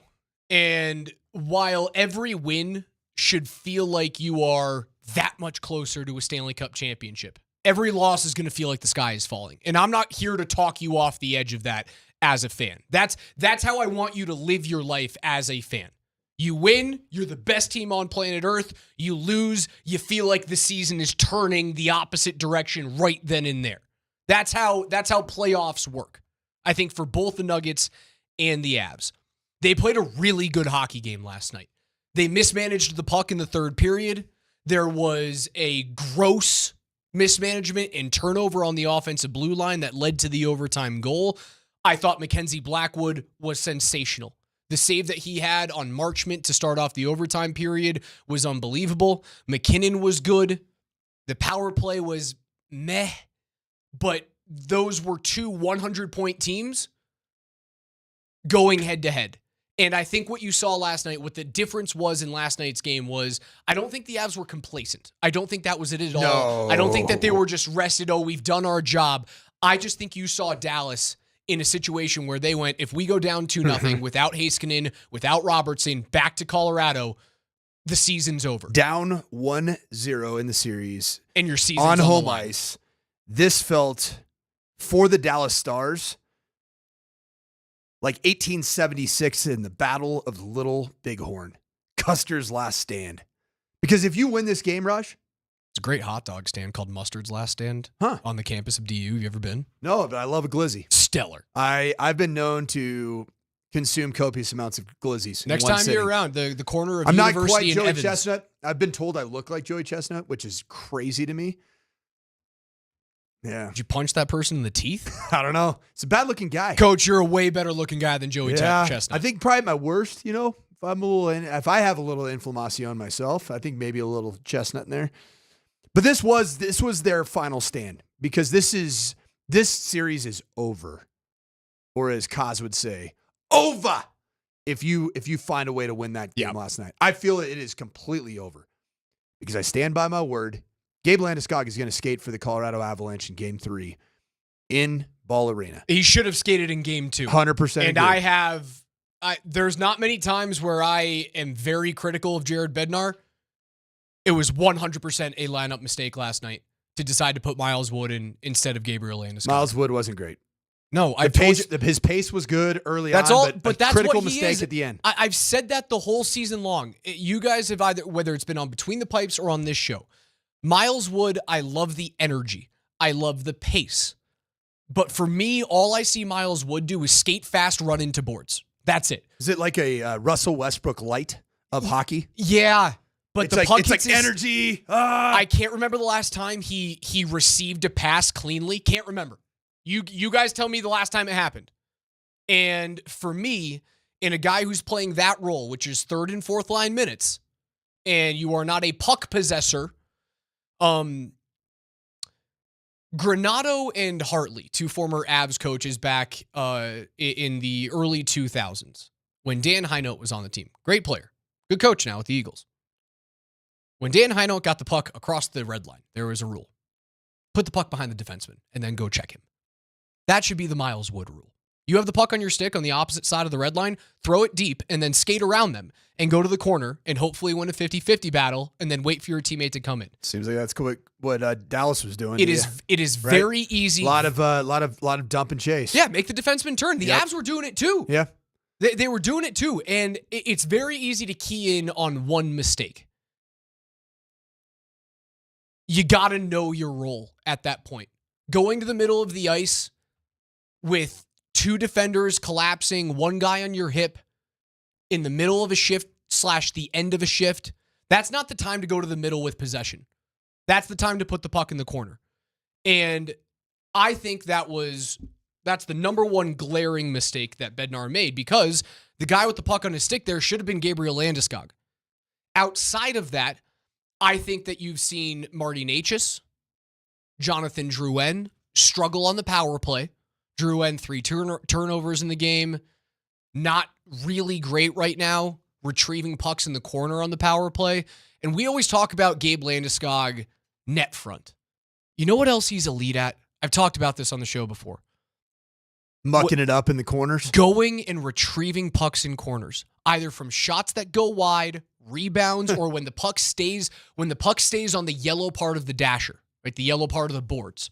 Difficult puck to get off.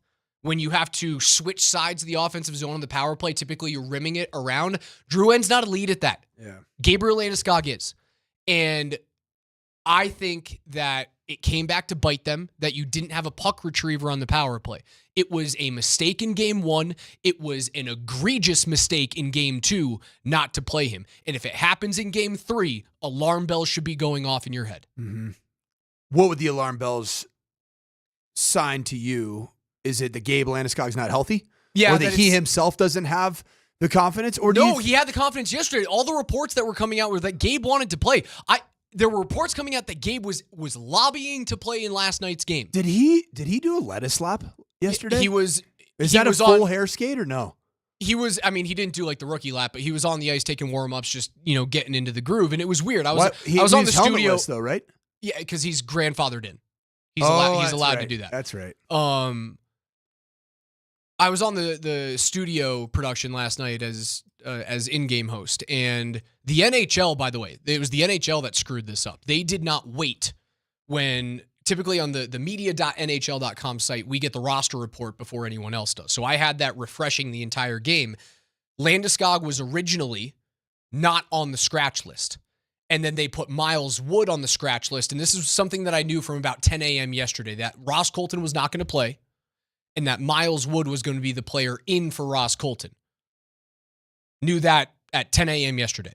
But there were things that started to change, and then when we saw this roster report, Wood went to scratch, Landeskog went into the lineup, and they put his C next to his name. And that's the official sheet from the NHL. So on the pregame show, we did this whole production about it. I went nuts. We told the bar. I had Milan Hajduk sitting next to me, and I went, this is the guy that you literally handed the C off of your chest to.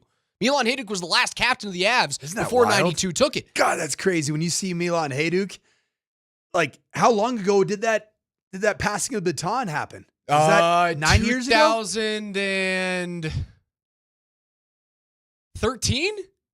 Question mark? So 12, earlier than that? Years. 2011. I can't remember what the actual year that it was.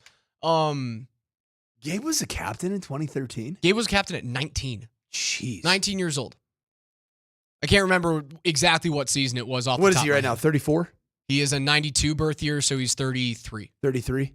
2012. 2012. All right, we're right in the middle. Split the difference. You said that he was a captain at 19? At 19. I would love to see him be the on-ice captain at 33 years old. That'll happen tomorrow. Like right, he's playing. Like now. Bednar, and you know what? Won't make the same mistake. It was a mistake. I want to see the actual roof of Ball Arena blow off because of how much energy is going to be in that building.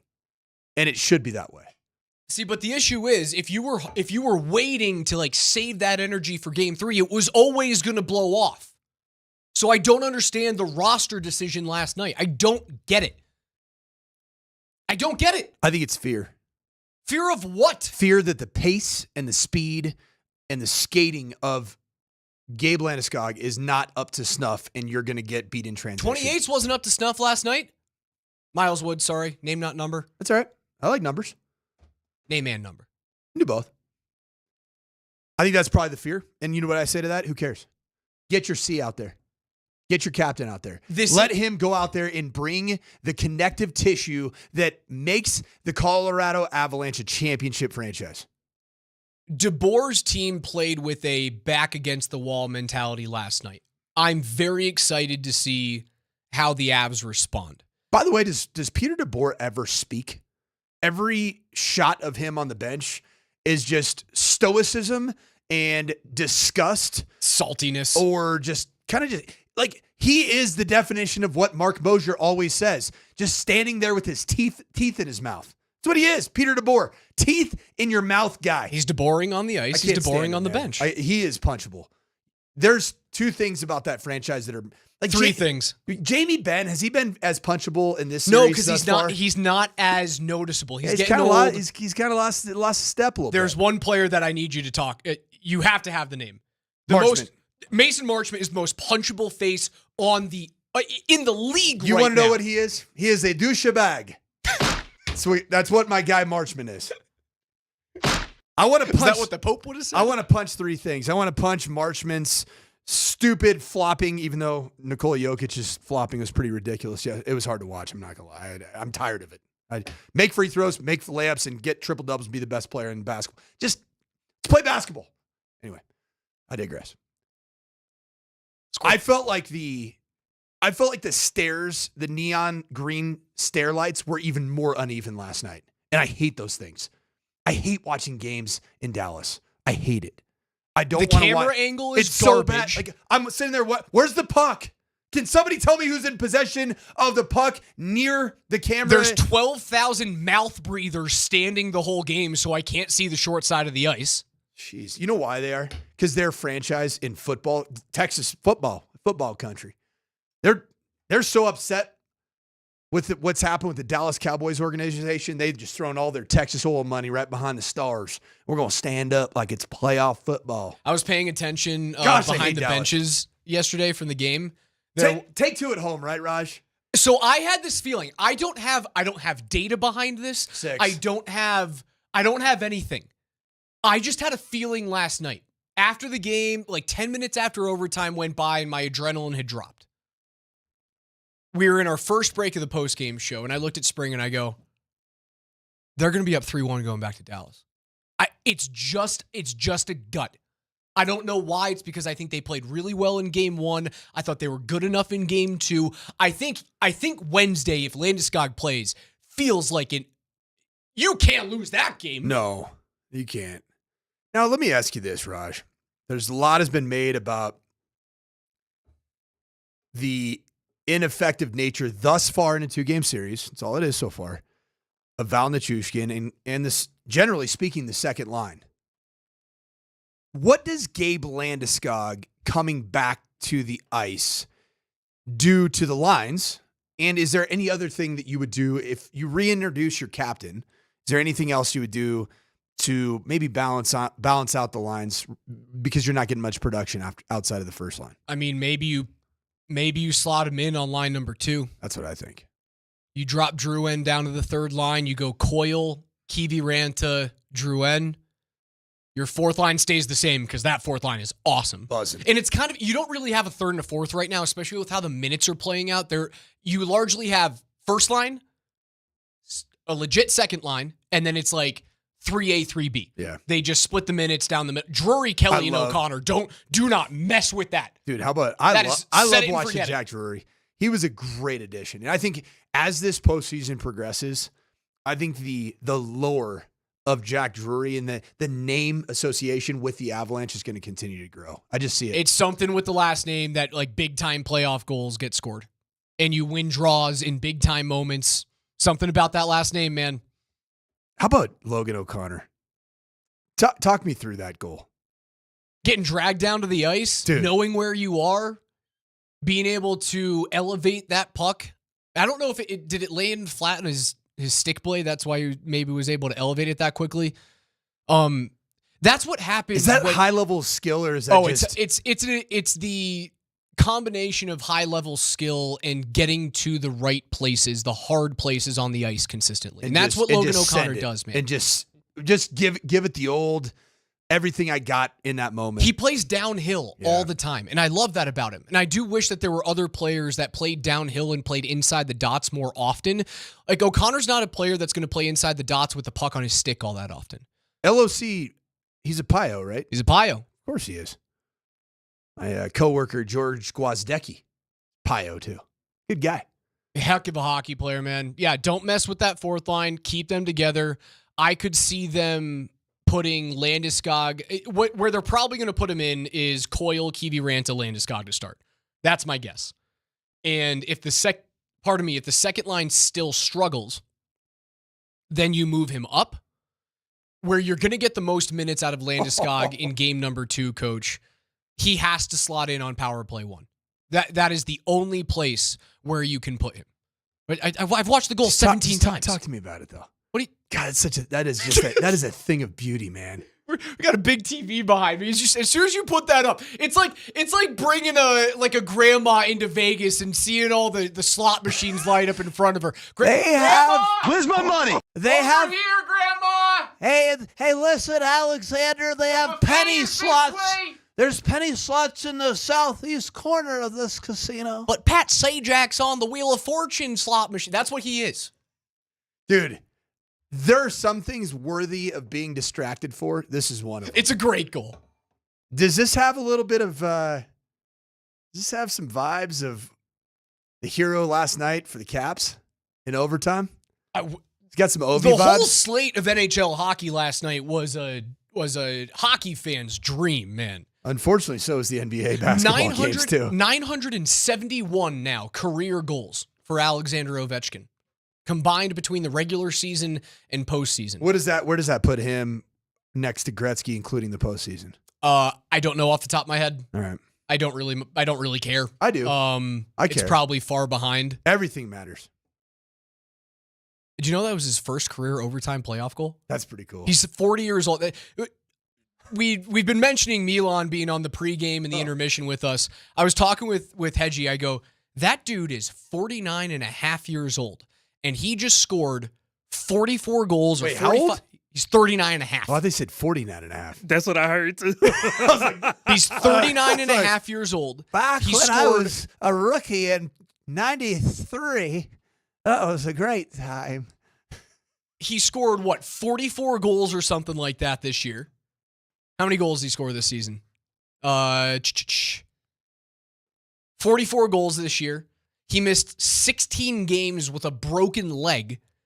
Shows up, scores the first goal of the postseason for the Caps. So what happened to that broken leg? It's obviously still broken. Because you don't miss 16 games and a broken leg is just not broken anymore. I don't know. What the heck is going on? I know what it is. What does Russian gas do for you? It's not the Russian gas. Just people are mutants. They're mutants. Yeah, he's different. But broken bones are broken bones, man. His bones are built differently than yours. Yeah. Because if you took Alexander Ovechkin, right? What are you, 6'3", Coach? 6'4". 6'4"? Alex Ovechkin is 6'3". What was your playing weight in college? About the same as I am right now. What are you? 222. Ovi's like 240. Just a little redistribution of that weight. You're kind of the same size. If I put a brown paper bag over both of your heads, you would kind of look the same from torso. Just a bag of milk with some chest meat on the top of it. Mm. But his bones are built different. Yeah. His muscles are built different. His brain's built different. He's a mutant. Overtime winner for the Caps. Oh, yeah. One last thing. Remember how much I hated regular season NHL overtime in the shootout? I love nothing like it. 5-on-5 overtime. Nothing hockey. like it. Oh my gosh. It stuck a dagger through my heart last night. But my God, that 17 or whatever, 14, 15 minutes leading up to that moment was, edge of your seat, pulsating, heart blowing through your chest. Isn't it amazing how a dump in from your side of the blue line feels like it could go in the net at any time? Oh, you're just sitting, is this it? Anytime the puck goes remotely toward the net, you go, ah! And then when it gets in the corner, you're like, oh gosh, this is going to be the one. Ah. You're looking for the loose guy in front. This is it. This is how people die at 52. And you know what it all reminds me of? You want to know what it all reminds me of? The Four Nations, Team USA at the end, losing that way with just a unmarked player right in front of the net. Join us today. Watch us on Twitch on the Safeway Twitch stream as well as YouTube. Just search Altitude Sports Radio. Subscribe today. That's Coach Mike Sanford. I'm Alex Ryan. Emma, you guys are listening to the exclusive playoff home of Denver Nuggets basketball and Colorado Avalanche hockey. Altitude 92.5.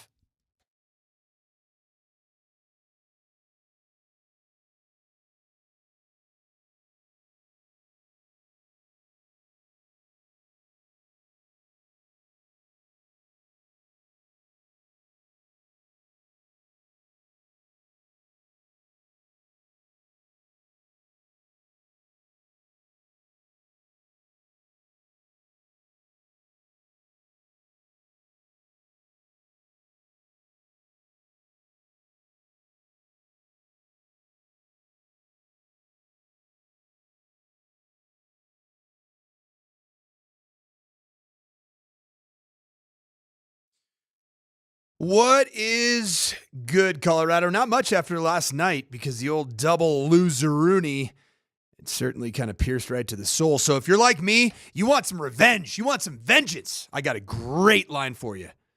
And if you go to Circus Sports Colorado right now, look up the Minnesota Timberwolves, 5.5-point dogs tonight against the Los Angeles Lakers. I say make a vengeful bet. See those Lakers, the team that you are the daddy over, lose again to those Minnesota Timberwolves. So make sure you download the Circus Sports Colorado app wherever you get your apps, because from baseball to basketball to hockey playoffs, Circus Sports has it all. And don't forget, Circus Sports isn't just sports betting, it's sports betting the way it should be, with high betting limits, tight money line splits, and exceptional customer service. Download the Circus Sports Colorado app or visit circusports.com today. Must be 21 or older. Gambling problem? Call 1-800-GAMBLER.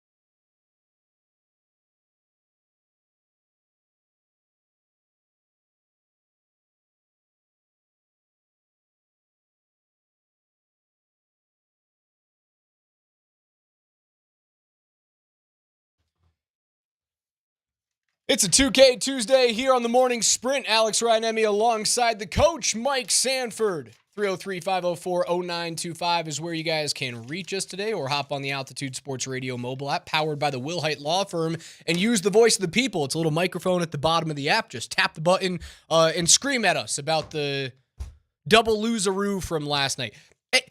I know it hurts and it feels like the sky is falling before we get into the NFL here, and the rumors that like the Browns and the Giants are now fielding calls for King's ransom trades at number 2 and number 3. I know it feels like the sky is falling. And maybe you don't want to hear this right now, but if you take a step back, as an outside sports watcher, could you have gotten 2 better playoff games across the NBA and the NHL last night? At the same exact time? To have a 2-screen viewing experience, I don't think you could have gotten a better one. Because the games mirrored each other, like, not only in score, in intensity, but like down to the second in regulation. Do we know for sure that is going to happen again here in Denver? Game 4 is a crossover. Is it the time also is it identical crossover? Or has that not been really released yet by both leagues? Let me take a peek for you. In the age of Google, let's leave nothing up for chance. So the Avalanche play at 7:30 on Wednesday evening. Mountain time. They're the only team to play. The Nuggets play at 8 p.m. on Thursday. They're the only team. Saturday is a crossover game because the NHL, for some reason, took an extra day off for travel. They never do that. The NHL goes day in, day out, day in, day out. And for some reason, they're giving the Avs and the Stars 2 days of time in between games 3 and 4. So Saturday, the Avs play games 3 and 4 or 4 and 5? 3 and 4. Games 3 and 4. Wait, so is it not? We're not in Denver for 2 games? Yes, you are. So what's the travel day? There is no travel. There's day. no travel day. It's just you're having 2 days an extra in between. day for some reason. Okay, I thought you meant that. Yeah, it allows the rest of the league to travel because they'll be going into game 3 while the Avs and Stars will be going into game 4. It's bizarre. So they're going to be at home at 7:30 on Saturday evening. The Nuggets are at 4 p.m. I like this. On I like Saturday mid-afternoon, that's late afternoon. That sounds like the vibes that we had on Easter weekend Saturday so with the double winner. You should get like a 2.5-hour NBA time slot from 4 to 6:30 on Saturday, which tasty. brings you right up into what'll be my pregame show on Saturday. It should be perfect. Now, if we go to game 6 and game 7, both of those games for each of the teams scheduled on the same day. Thursday, May 1, Saturday, May 3. Game 6 and game 7 for both the Avs and the Nuggets. Criminal. After watching 2 games of both Avs, Stars, and Nuggets, Clippers, which of the series is more likely to go 7 games? I think there's a really good chance both of these things go 7. I have the Avs in 6. I had them in 6. Springer had them in 4, and I thought he was crazy, and now I've been proven right. I've got the Avs in 6. I had the Nuggets in 6. I think LA and Denver go 7 after seeing the first 2 games. Clippers and Nuggets, this is going to be a 7-game grinder. This is from a matchup standpoint, the NBA's got to be loving this series. The NHL's got to be ecstatic about Avs and Stars, too. No, that was the marquee series, sure. and look at it now. Yeah, both of them have, both of the games so far for the Nuggets and the Clippers have been must-watch TV. Right, 5 league-wide, points have separated nationally, them league-wide. combined. I wouldn't say game 1 of Stars Avs was must-watch hockey for all 3 periods. Certainly not compared to last night. Yeah. Last night was, the NHL loved what they got last night. 4 one-goal hockey games, Ovechkin scoring 2, round 4 in a row of LA and Edmonton. McDavid goes off, ties the game late, and then Philip Deneau scores like 42 seconds later to end it in regulation. Is Edmonton going to lose this series? I know it's game 1. I have LA in it. I have LA taking it in 7. Wow. You can't lose to the same team 4 years in a row. You can't do it. LA's going to get through them. I just got a feeling. Edmonton's played a lot of hockey. It's just the grind of going all the way last year. I think they're older, they're smaller, they're a little slower. Draisaitl and McDavid aren't fully healthy right now. I hate their goaltending, and LA is too good at home. Who's the netminder for Edmonton? Stuart Skinner or Calvin Pickard, one of the two. It's just not good enough. Who's LA's? Darcy Kemper. Oh, yeah. And Kemper, if That guy's pretty good Hellebuck in the wasn't a postseason. freak, dude, Darcy Kemper's having like a Vezina-worthy season this year, and he's not even going to get a vote. He'll be a finalist. He won't get a vote. What did you make of Blackwood last night? I thought he was very good. I thought he was spectacular. And I know you end up like the final score sheet shows that you yielded 4 goals. I thought he was in unbelievable position. Dude, how about his full split save? The save on Marchment in overtime was unbelievable. Gosh. Georgiev doesn't make that save. And how many do? And it's not just the kick save that he made, but the ability and the reaction instincts at the time to get to a split so that you close the 5-hole immediately. It was beautiful, man. He can't do much on the Sagan goal. The one at the end of the first, it goes cross ice, power play, one-timer, and it's just a good shot. Yeah. So was that upper right third? No, that was like, they call it blocker and glove dot is the term, or at least that's the term I grew up with, which is like 6 to 12 inches above the ice on either side, right off the post. Like, so for me, that's a blocker dot shot. It's arguably the hardest shot in the game to save, is like a blocker save that a goaltender has to make on the short side, where he has to make the decision whether or not he's going to drop his shoulder to make the save or go down into the butterfly. It's this weird 6-7 hole spot here, kind of where McKinnon beat Ottinger on his power play goal in the glove side. The more you talk about the details of different types of saves for goalie and net minding, the more phallic this gets. It's been highly phallic. Blackwood was very good. Started out, I let it go with 6 to 12 inches. You were there, and then you kind of went 6 and 7. There's a lot of that's a different zip code that you're talking about. You were very much in that. I can't believe in that you all are space still there, listening. Man. So both goalies were good enough last night to win the hockey game. I won't put it on Blackwood that you lost. I suppose you want him to cover up that puck that ties the game halfway through the third, but Kiviranta gets out-muscled in front. The rebound on the Blackwell overtime goal was big, but then again, the puck sits there for 2.5 seconds and no one comes up to block to clear that puck. Maybe because Blackwood did see that puck sitting there, and he stays in his butterfly. He's a big goalie, but if you stay in your butterfly there's one spot where you can get beat, and that is short side ear hole, right above your shoulder and right on the right side of your ear. Maybe I would have liked to have seen him get up from his butterfly there, because he did have time, because then you take away that short side top shelf shot.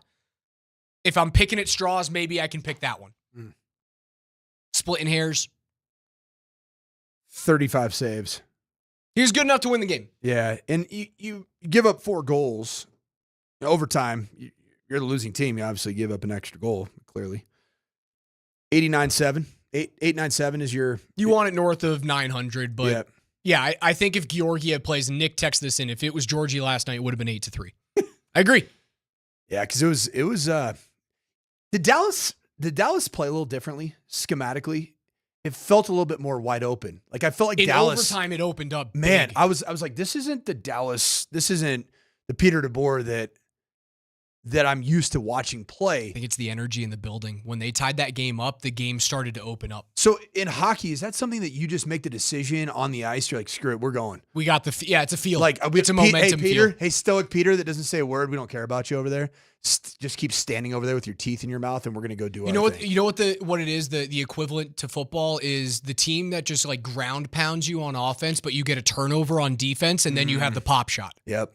Yeah, you take the top off the defense. I call that the logo shot. The logo shot. Yeah, ball's just placed right on the logo. Yep. You just got to turn over. The building is electric. It's a field play. You know what's funny, though, is defensive coordinators are really good at calling defenses to stop the logo shot.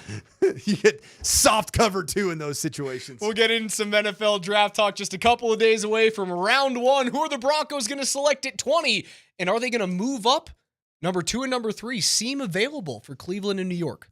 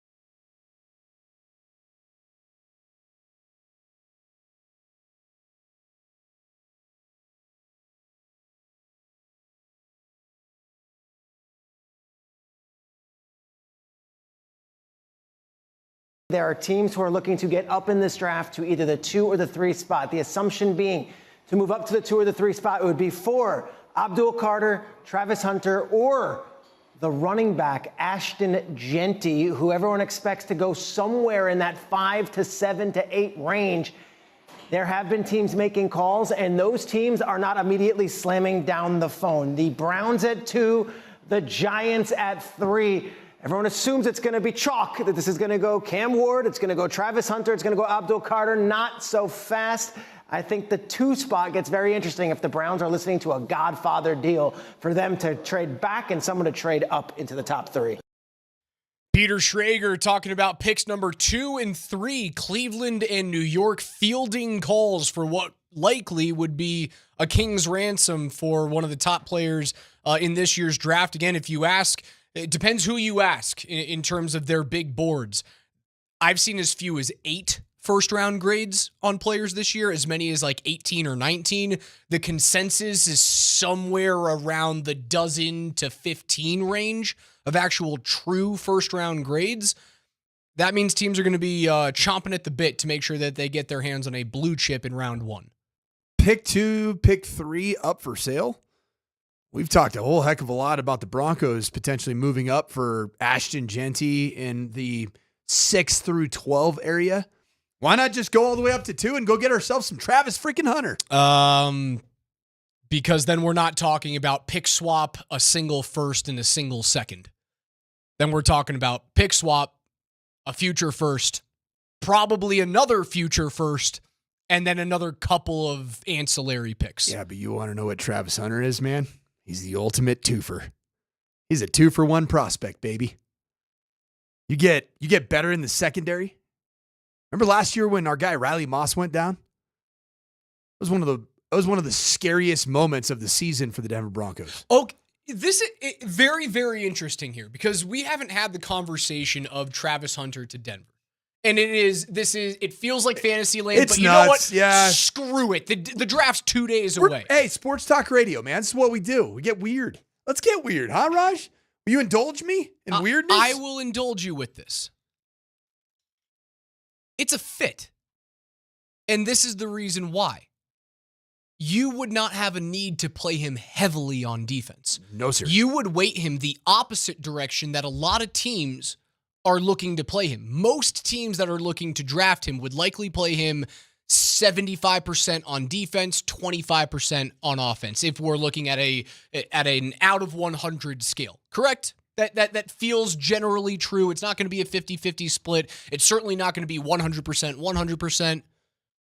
I feel like Denver, with as deep of a secondary as they have, getting better at safety, now having Hufanga, Brandon Jones, you already have your two. Still got Skinner. I think is our guy PJ still there? I think he is. PJ Locke's no longer. He's still a Bronco. He hasn't been. I don't think he's been cut. Yeah, he's still here. Yep. So you have your two-headed monster at corner right now. You got Jaquan McMillan. But if you want to get dimey in base package and get, into your 7D or 6 DB packages, yeah, that'd be fantastic. Or if there is ever an emergency situation at corner, you got your guy. The question is, though, and you play a ton of man coverage, not to mention. Is Travis Hunter a fit for Sean Payton? Oh, yes. You know why? Because he's got ball skills unlike anybody that is currently in the Denver Broncos wide receiver room. There is zero redundancy with the type of player at the receiver position that Travis Hunter is and what Sean Payton has. And that's been my question. I have been very pro Ted McMillan.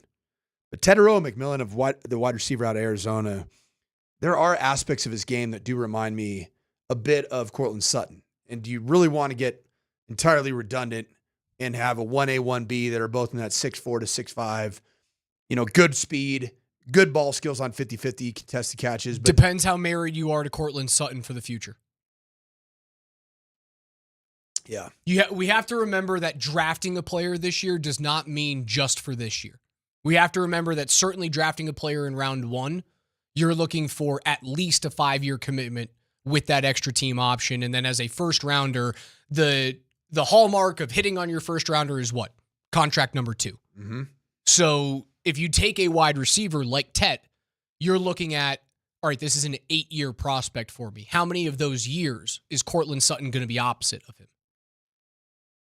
I don't know. Right. We had the conversation. We heard from Cortland. You heard from the organization when Cortland came out and said, he was like, yeah, I would like to be a Bronco for the rest of my career. I don't know if the Broncos are really on board with that. I'd love to have Cortland here certainly for the next 2 seasons, but I can't tell you I want him at age 33. Yeah.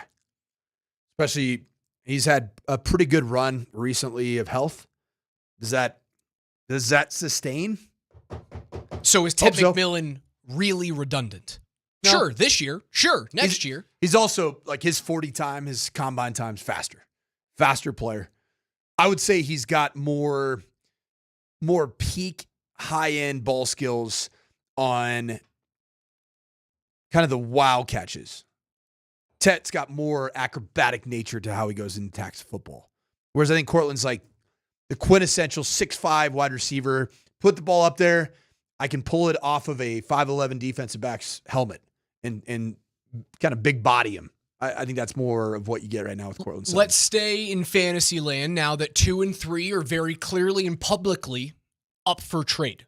I'm not saying that either one of those teams is actually going to make those trades, but the Cleveland and New York should field those calls. If you don't field those calls, you're an idiot and you should be fired. Did Cleveland and New York just put it on Craigslist? Like 2 and 3? It's on Facebook Marketplace. Yeah, it's on Marketplace. Best offer. Like finding a Scotty Cameron putter at a garage sale. You throw a comment on that Facebook Marketplace and you get just spammed back to you get all these different things popping into your inboxes. See, but like the franchises of Cleveland and New York putting those things on Craigslist feels like I'm going to get shanked in the back when I go and try and pick up my item. That feels like a Craigslist murder organization. Why do you say so? Because they can't get anything right. So you It's think a poverty are they going franchise to right now? Are they going to Both of them are poverty franchises. So you're saying they're going to ask for too much and blow it? Yeah. So they really won't be up for sale. Yeah. You're going to get stabbed in the back and you're going to waste your time.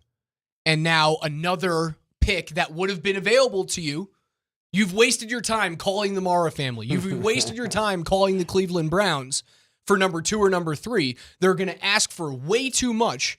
And lo and behold, when you're on the phone doing that, and you actually really just want to trade up into the top 10 if you're the Broncos, then the Carolina Panthers trade away pick number 8. Then the San Francisco Giants trade away pick number 11. All the while you're being hoodwinked by the Browns and the Giants. That's my Craigslist murder. With those 2 poverty franchises, what happens if teams indulge their offer and take it as long as possible to the point where on Thursday you're still having the negotiations, like Tennessee's on the clock, and then you get on the clock just and to you're still mess with them. You know, it'd be so damn funny is you've got, all these guys have a bunch of different phones. You do the teenage girl thing in Mean Girls where they do the call waiting thing where they swipe left and right and Regina George is talking crap about, Lindsay Lohan's character. And then they swipe to the other girl whose dad created, toaster strudel.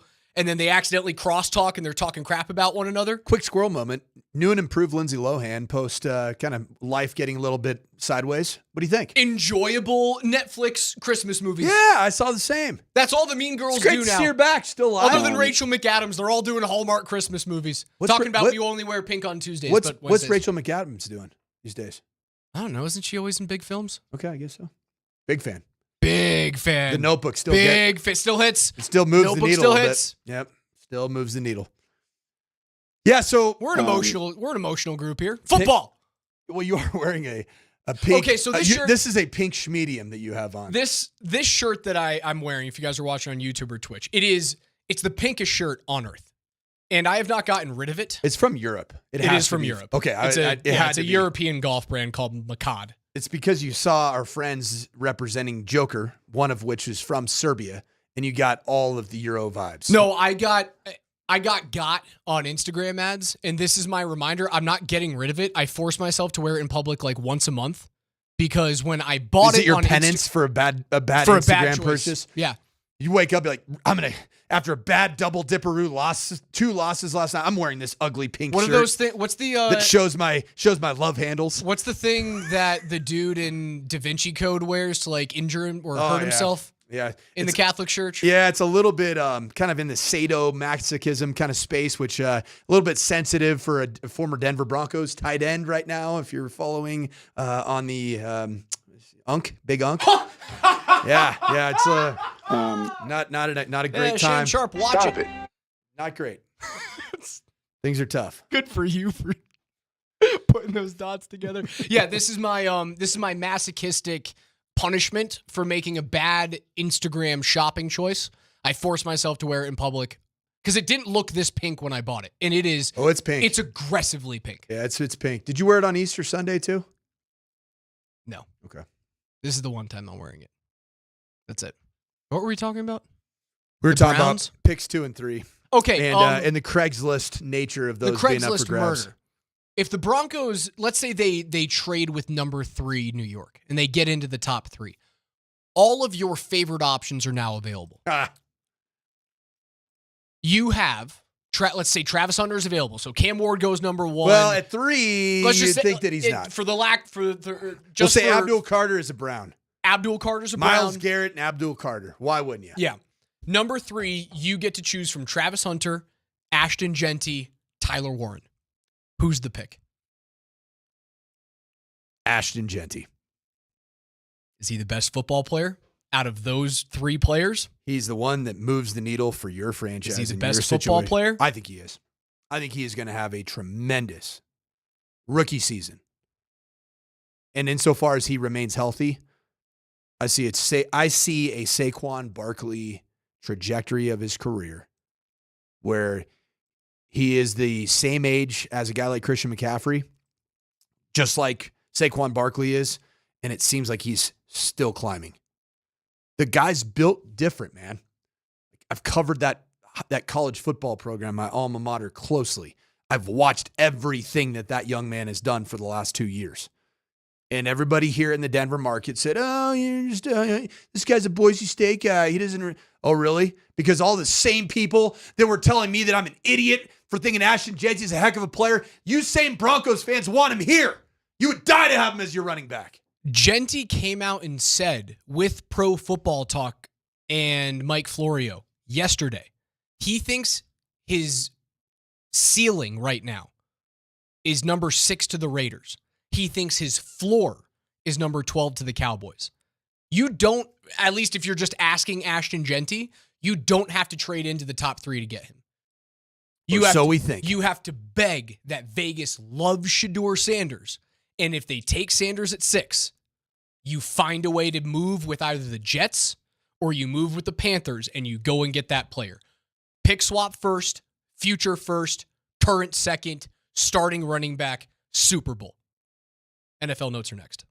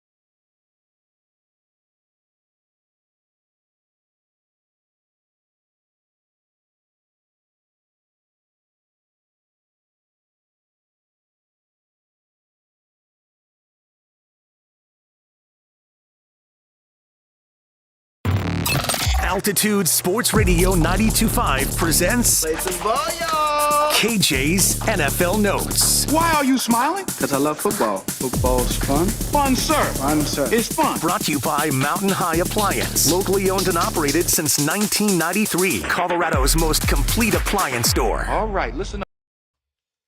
Every day here on the Morning Sprint, we go through the biggest stories in the NFL just a couple of days ahead of the NFL draft. Broncos currently selecting at number 20. Will they take a running back, a wide receiver? Are they going to take a defensive tackle? Are they going to trade out? Are they going to move up?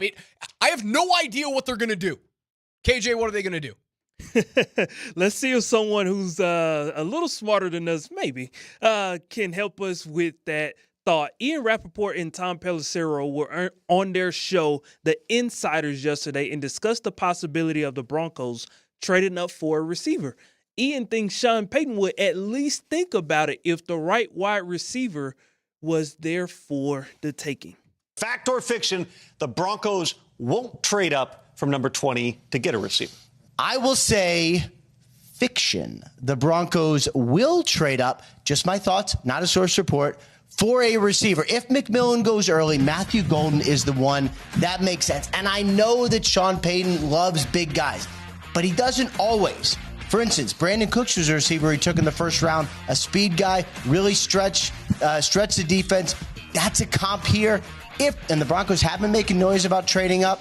We'll see if it actually happens, but trading up for Golden is at least something that I could see Sean Payton and the Broncos doing. They're always aggressive. I think Rapp is so far off base here.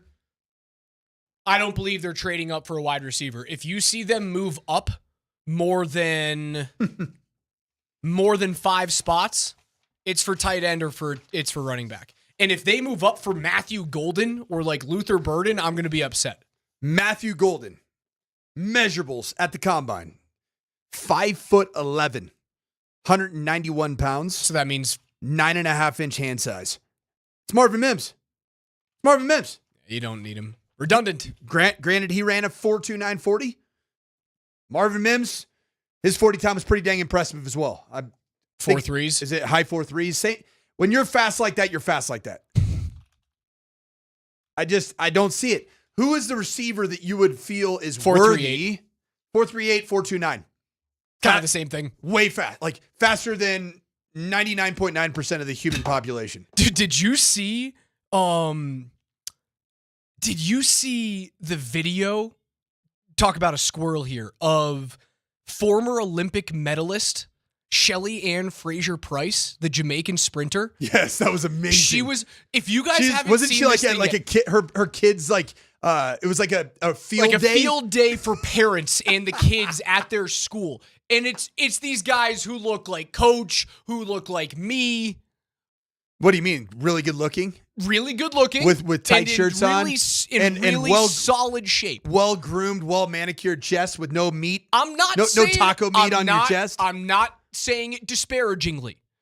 All of us are lined up on the starters line.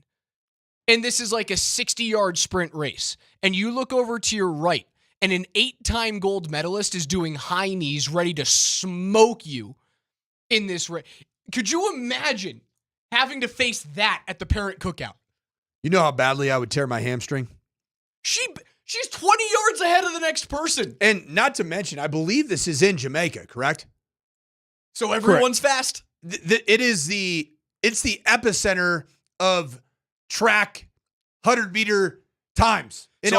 Male and female. I should amend what I said earlier. It's not necessarily people who look like me and Coach at the deadline or the starting line there in Jamaica. Coach, I don't think you look like everyone out there. We look I think better. You look different. We look a little better. Right? There was a couple of fast people there. But there's also Amon trailing by like 60 yards. Yeah. Yeah, there's some bad gates. There's some people that are buzzing. Some bad gates. They're moving. You'd be surprised. I was a 4.68 40. We still never tested my 40. 4.68. What did I say I could run? You said you were going to be in the like 4.5 range. or something like that.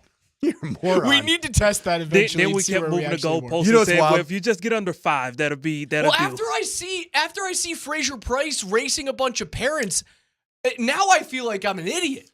Raj, if you were a true 4.5 40 guy, you are faster than 2/3 of the current National Football League.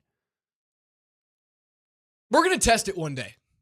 We'll test it over the summer at some point. I'll go over to Valor after one of our shows, and I'll throw in some cleats, and you can time me. Yep. Just be nice with the push of the button. KJ, what's next? Ashton Jeanty had an interview, as Raj referenced a few minutes ago, with Pro Football Talks with Mike Florio. They talked about his floor and his ceiling in regards to where he thinks he'll be drafted. Now, the ceiling is what everybody knows. It's the floor that I think has everybody intrigued if he even falls that far. I think the earliest that I would go is number 6. That's my belief. And that would be the Raiders at that pick, or somebody else trading up to get in front of them possibly. I think that's what's going to happen. Okay, so that's when the window opens. Now, here's the other side of it. And a lot of times I won't ask guys because you never know quite how long it's going to take, but I'm confident with you it's not going to take long. Where's the floor for you? Where's the pick where you know it's going to happen by then? I would say number 12. Yeah, I would think that would be the floor, honestly. Now, I can't remember off the top of my head who's got number 12. Who's got number 12? That's them Cowboys. Oh, how about them Cowboys? They wear blue. It's not quite Boise State blue. Not but quite. It's close. It's still blue. Blue is blue, man. Also, not to mention that Ashton Jeanty went to high school a mere 3 miles away from the Dallas Cowboys facility in Frisco, Texas. The Star. He wants to play for the Cowboys. It's his hometown team. But what that feels like is that Jerry told him, if you fall to 12, we're taking you, but we're not moving up. Settle down just a little bit. That's exactly what That's he told probably Ashton what he Jeanty told right there. Ashton. We'd love to have you at 12. How about you gotta Ashton fall. Jeanty? Always the consummate, humble athlete. The mock draft analyst that I respect the most is a real football guy. Mike Tice, the former head coach of the Minnesota Vikings, his son, who worked for Yahoo Sports, Nate Tice, spent a bunch of time with him last year at the Combine. Knower of ball, knower of people league-wide. His final mock draft just dropped at Yahoo Sports and for Verts and Nate Tice. And he's got Ashton Jeanty actually going above pick 6 and going pick 5 to the Jacksonville Jaguars. He'd be a good fit, but do they need him? They've got Tank Bigsby. They've got Travis Etienne. Yeah. They've got 2 running backs who can do it. I don't think that's a bad room. My question is, if you're picking it at 5, wouldn't you want to use that pick on a big-time offensive lineman? Yeah, and there's some that are available in that neighborhood. Potentially Will Campbell, who probably will go number 4. Armand Membu, the offensive tackle from Missouri. So they used a first-round pick in 2023 on a right tackle. They used a second-round pick in 2021 on their starting left tackle. It would make sense to me that they try and fortify either their defensive or offensive interior line. Offensive line for me, because I always want to protect my biggest asset, and that is Trevor Lawrence. Interior defensive line to help out Trayvon Walker on the outside. And don't they still have Josh Hines-Allen as well in Jacksonville there? Why is that team so bad? There's football players all over the place. Olakun's good. Hines-Allen is a very good player. Trayvon Walker's a really good player. But why are they so terrible? That makes no sense that the Jaguars suck that bad. They've got Brian Thomas. Well, it's because their owner always wants to move him to London. It's a guy, Kane. I haven't really looked at the Jaguars depth chart all that. There's a lot of really good players there, and they suck.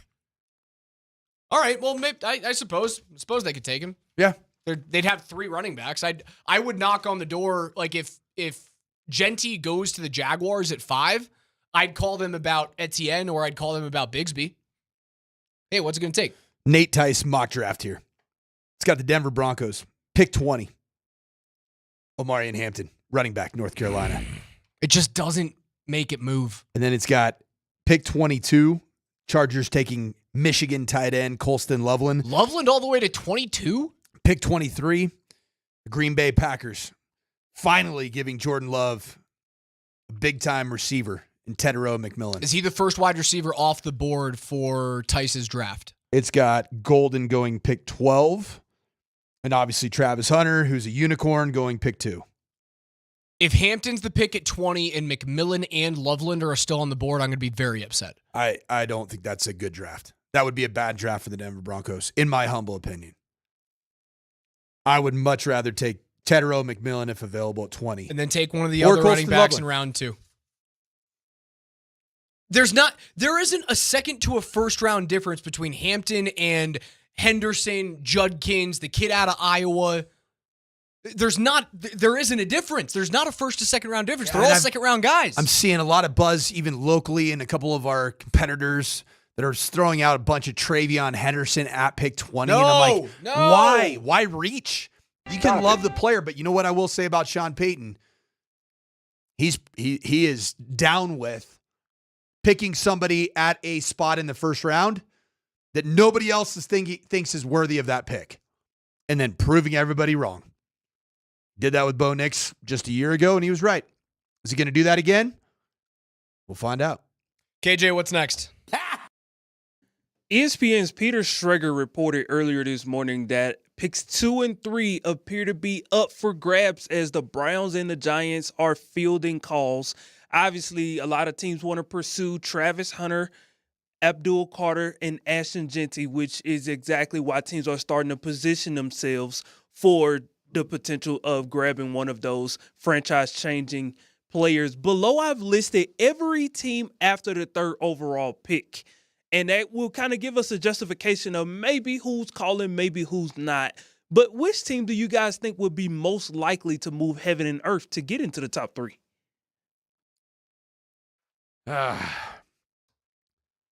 Like, I'll take a quick stab at it. Chicago. I think Chicago is nervous about losing out on Ashton Jeanty, and I think they would be willing to move up to pick get 3. him. Probably wouldn't go to pick 2, right? How real are the Giants and Shedeur Sanders? How real is that possible marriage? I think it's very real. Okay, so and I think we could be in smokescreen season. If that's mega real and it actually comes through and people start hearing that on draft day, the team that becomes linked to number 2 are the Vegas Raiders, if they want their quarterback of the future. Because then you have to jump up and get ahead of New York in order to make that happen. I think there's a lot of smoke screeny type phenomena surrounding everything with Shedeur Sanders. I think he is the ultimate chess piece. Well, Chris Sims hasn't fallen all the way out of the first round. So does Nate Tice. Both 2 different mock drafts that have been released in the last. And then Kuiper's got him. Kuiper has him as like his 5th overall prospect on his big board. Right. He is as polarizing a figure in this draft. Does it surprise you that members of the media view him drastically different? Not with that last name. Yeah, and they have the opportunity to potentially benefit off of his last name both positively or negatively? Hell no. My answer is, yeah, it's all dependent on whether or not the Giants love him. If the Giants love Sanders, my answer is Vegas. If they don't love Sanders and it stays how it is, I agree with KJ, Chicago moving up into the top 5 or top 3 to guarantee that they can get a weapon for Caleb Williams. Why would the New England Patriots not move mountains to make sure they get Travis Hunter? They're sitting at pick 4. You don't have to give up too much. Not as much as the team at 10. And you want to get Drake May a piece that you feel really, really good about. Plus, Vrabel, he's the type of personality that would actually be, I think, very open to Travis Hunter as a bona fide 2-way star. KJ, one more. The rumor mill continues to swirl, and of course it has something to do with Colorado's own Shedeur Sanders. Today's flavor is led by ESPN's Peter Schrager, who just was cooking this morning, and he explained why the New York Giants could draft Jackson Dart over Shedeur Sanders if things work out the way that he has kind of laid out in regards to what the Giants are looking for. There's some buzz locally here in New York about Jackson Dart being the preferred quarterback to Shedeur Sanders in the Giants organization. I would say this: if the Giants were to trade back into the first or to trade back and take Dart over Sanders, understand they have done their work on Dart too. There was a lot of news that Shedeur Sanders was getting another visit, and they've been to 13 people went to the pro day. Take a look at these facts right here. They've done as much work and have been in the building at Ole Miss as much as they have for Shedeur Sanders. Furthermore, Joe Shane has a kid at Ole Miss, so he's been there and around that program plenty.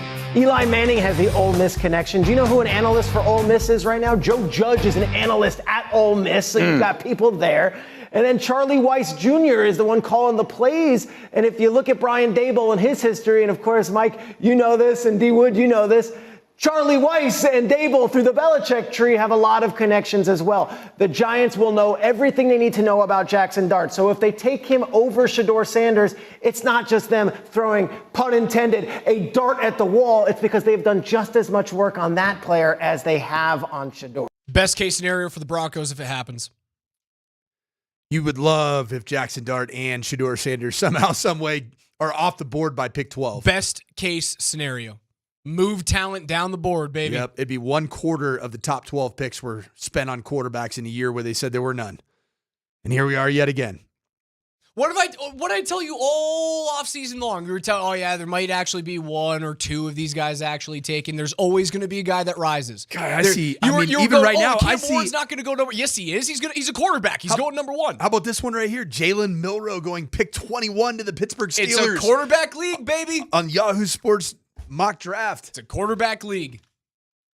Dude, Jackson Dart's not a first-round draft happens pick. every single year. But you know what? man. I said the same thing about Bo Nix last year. So whatever. Always happens. KJ's NFL Notes are brought to you by our friends at Mountain High Appliance. They've got locations in Denver, in Louisville, in Littleton. You can find them at mountainhighappliance.com. On the other side, we'll get back into the Avs and their 4-3 overtime loss, the Nuggets and their last-second loss. Unfortunately, you just don't get a decent shot up. Should they have called timeout? We'll discuss on the other side.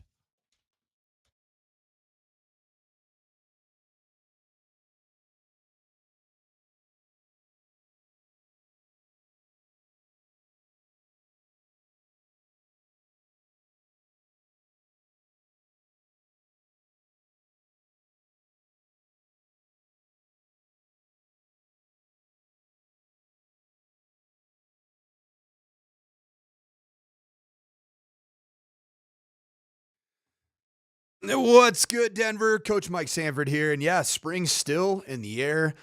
But if you see the weather forecast for Thursday and Friday, the snow's going to keep falling up at altitude in that Loveland ski area. Season passes for next winter, they're on sale right now, but at last spring's low rates, only for a limited time. So get your 2025-2026 pass at the lowest price possible and use it to ski free the rest of this season.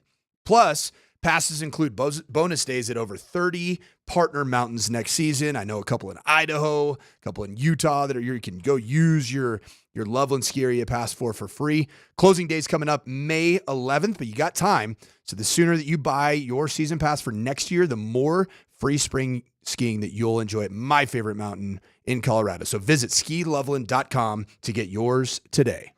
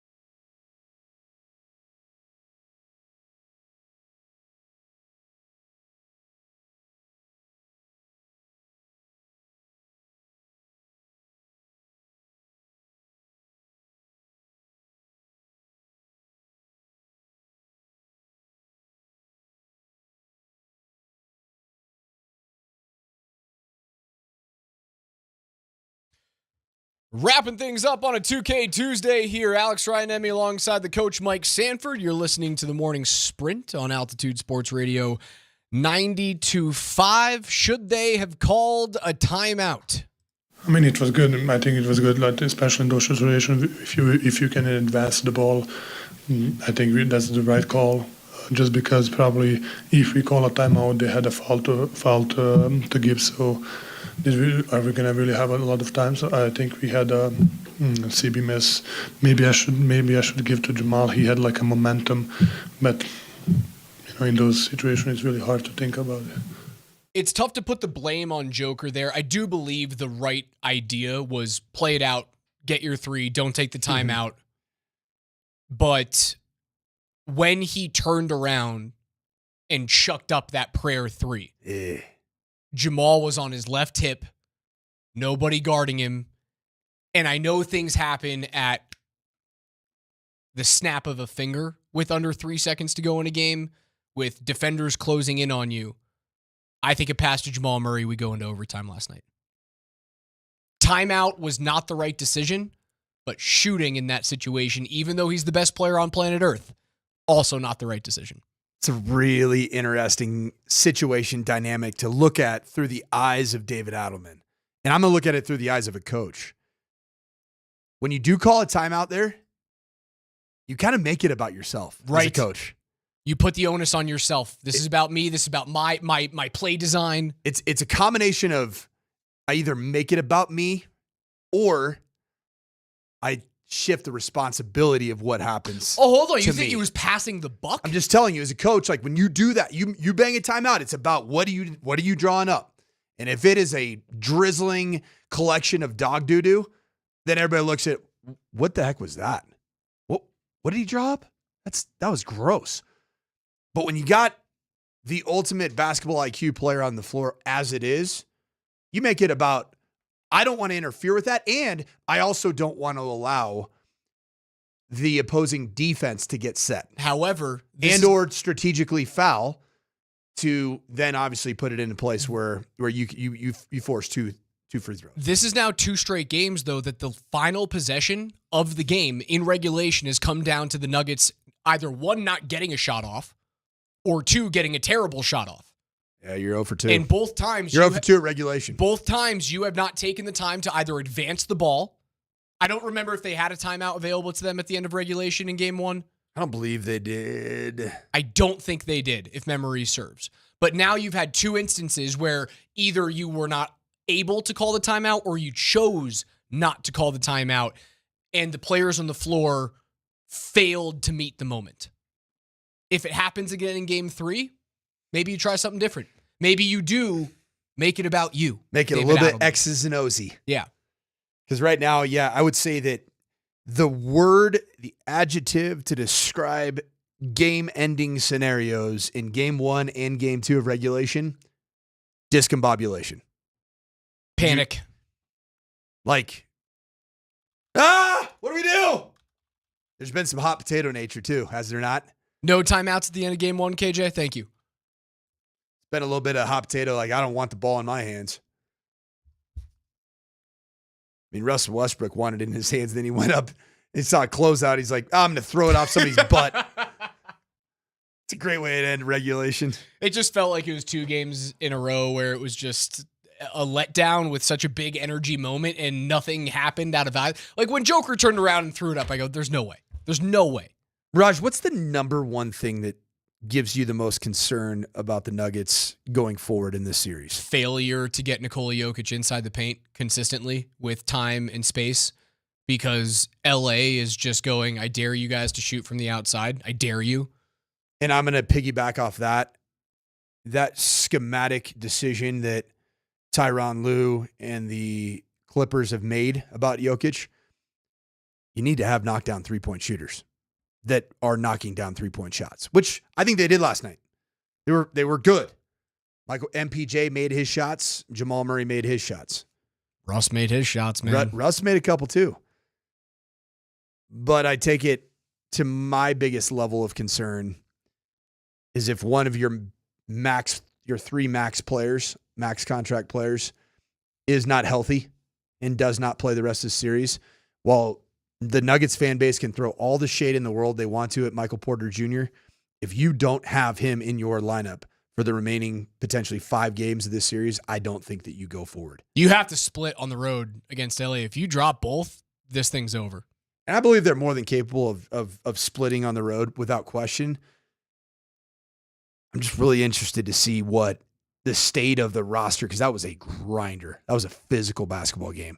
Michael Porter Jr. diving for a loose ball, lands funky on his I think it was his left shoulder, kind of rolls over it in a weird way. Apparently wasn't really lifting that arm very well. If he's out, that's not great. And then Jamal Murray, man, it's a guy's been a little bit banged up. I mean, you played. It's amazing this razor's edge that the Nuggets are living on right now. You can think of it this way. You are a Russell Westbrook 3-point shot in game 1 away from being down 2-0.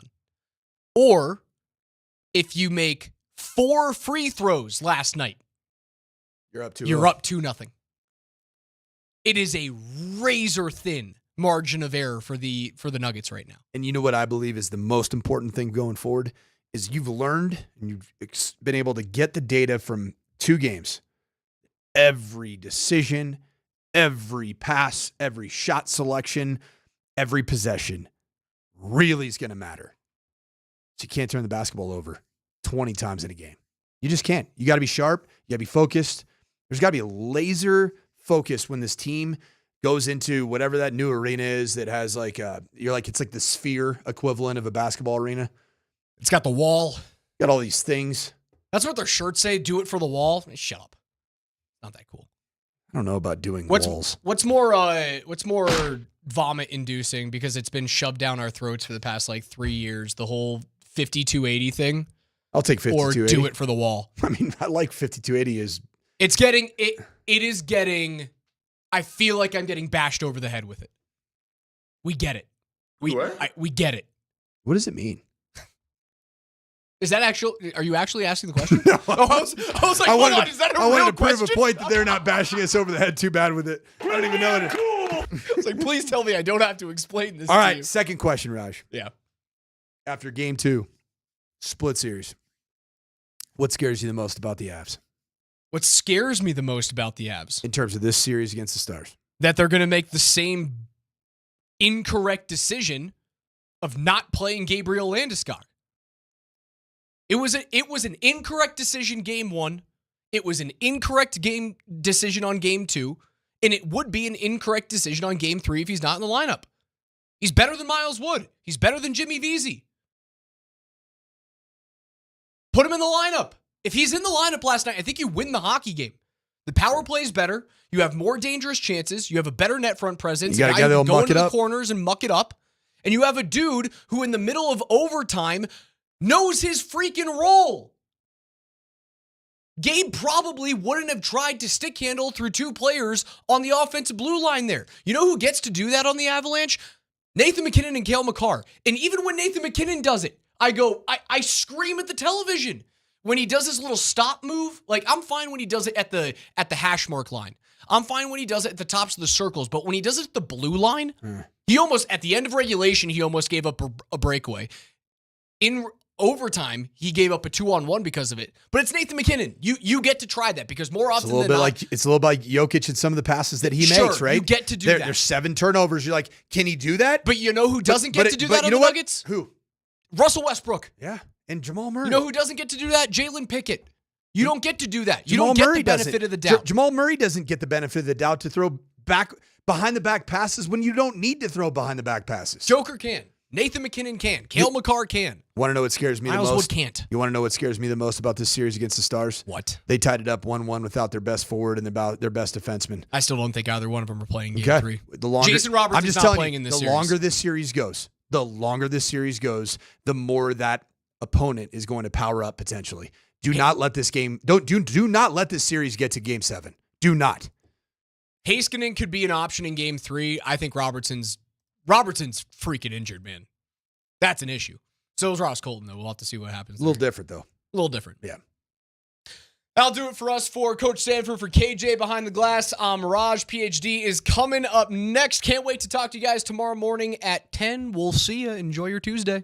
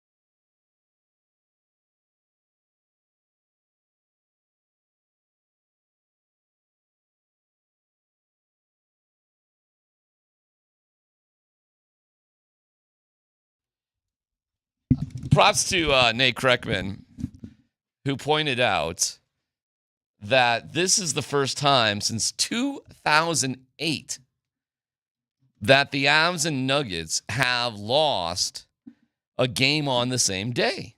And, we're used to the two teams playing on the same day. I mean, the causation of double dipperoo and maybe simultaneous double dipperoo, is not a foreign object. Perhaps it's why we foster AM 950. But that being said, what's to say that again? The WNBA of 92.5. That is right. But hey, without it, I'll tell you this, without it, we wouldn't have great draft coverage on Thursday. Let me tell you that. There you go. Well, yeah, there's that. But I am curious, before we get into the details. Can I call you Caitlin Thursday? Sure. I'll call in the show. Hey, Caitlin. No problem. I'll respond to it. I am curious. I was listening to the boys in the morning and the boys in the mid-morning. And the range of emotion based off of last night is pretty wild. It was pretty funny to hear Brett Kane go, hey, it's no big deal. And Vic Lombardi scream at him, don't tell me to relax, you jerk.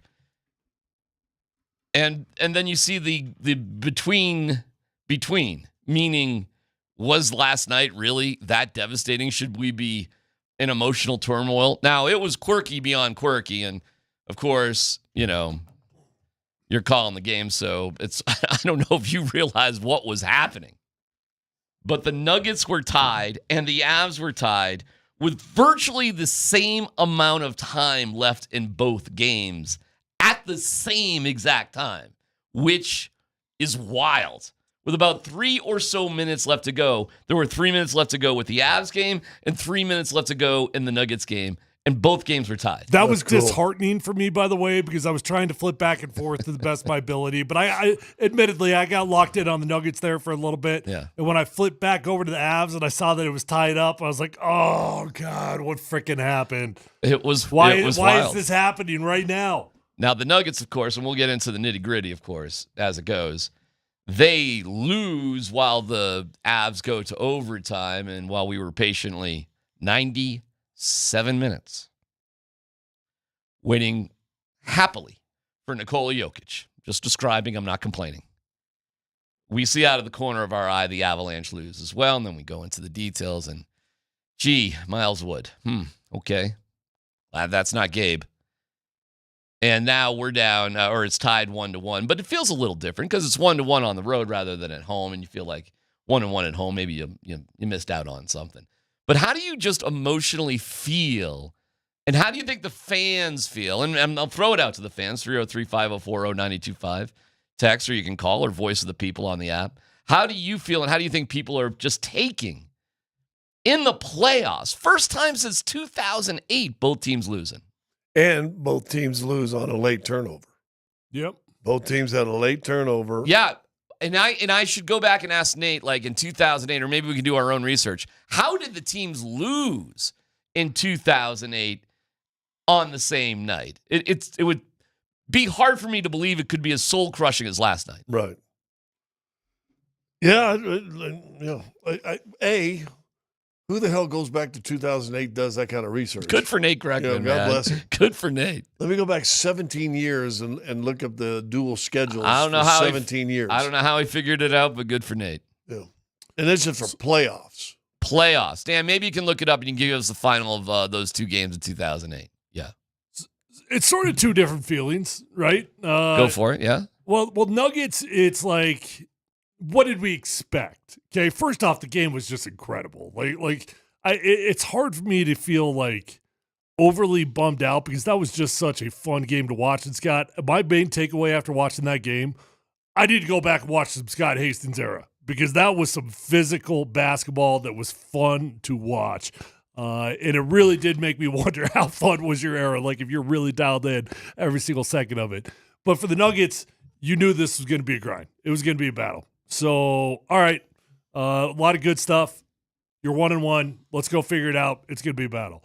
Avalanche, all of a sudden, at least I went from feeling overly confident to, all of a sudden this gets a little bit interesting. And in hockey, you just can't quite guarantee victory like you can in basketball by being the better team. It does require nuance, and it does require a bit of luck. So Nuggets, not shocked, loved the game. It was a blast to watch.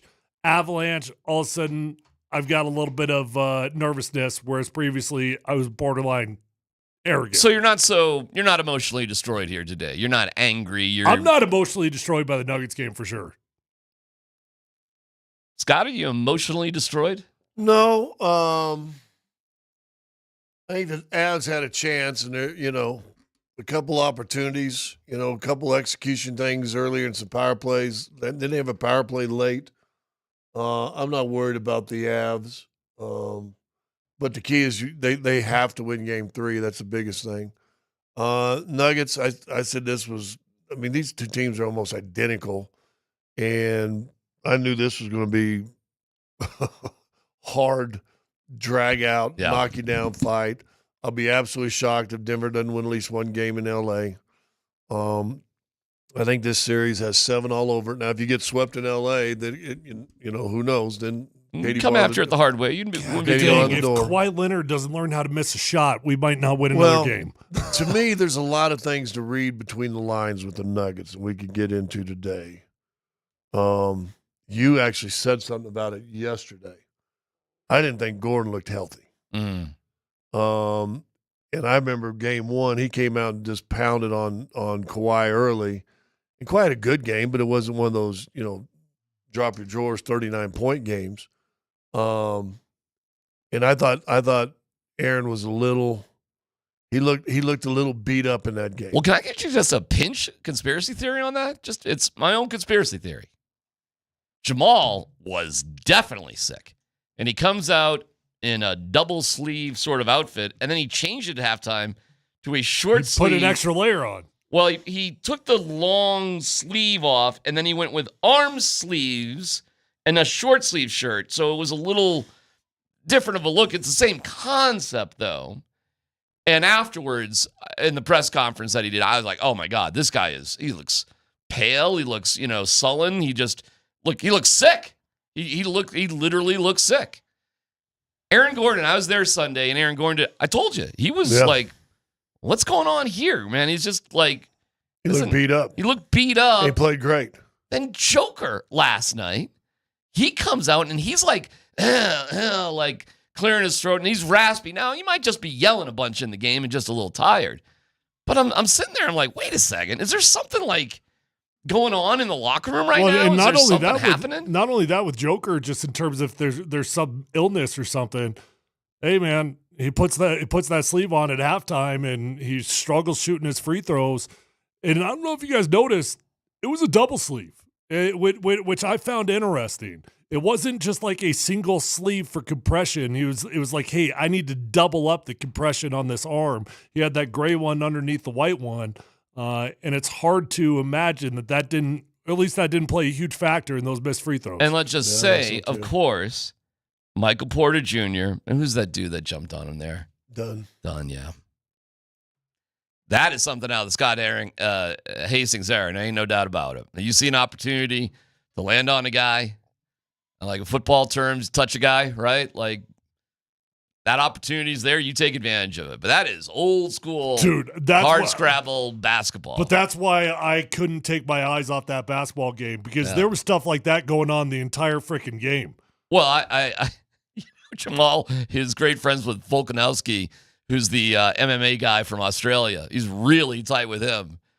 I thought him and Norman were going to get into it. I thought Jamal was about to hip toss him, and I think Jamal could have. He could have. Jamal has the MMA skills to do that.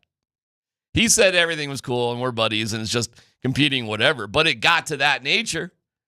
I mean, we almost got 5 for fighting last night in the Nuggets with Christian stepping up and everything else going on. Let me tell you, it was like with Kawhi Leonard and Jamal, Kawhi on defense, it was like jail house rules basketball out there. I mean, it was physical, really physical.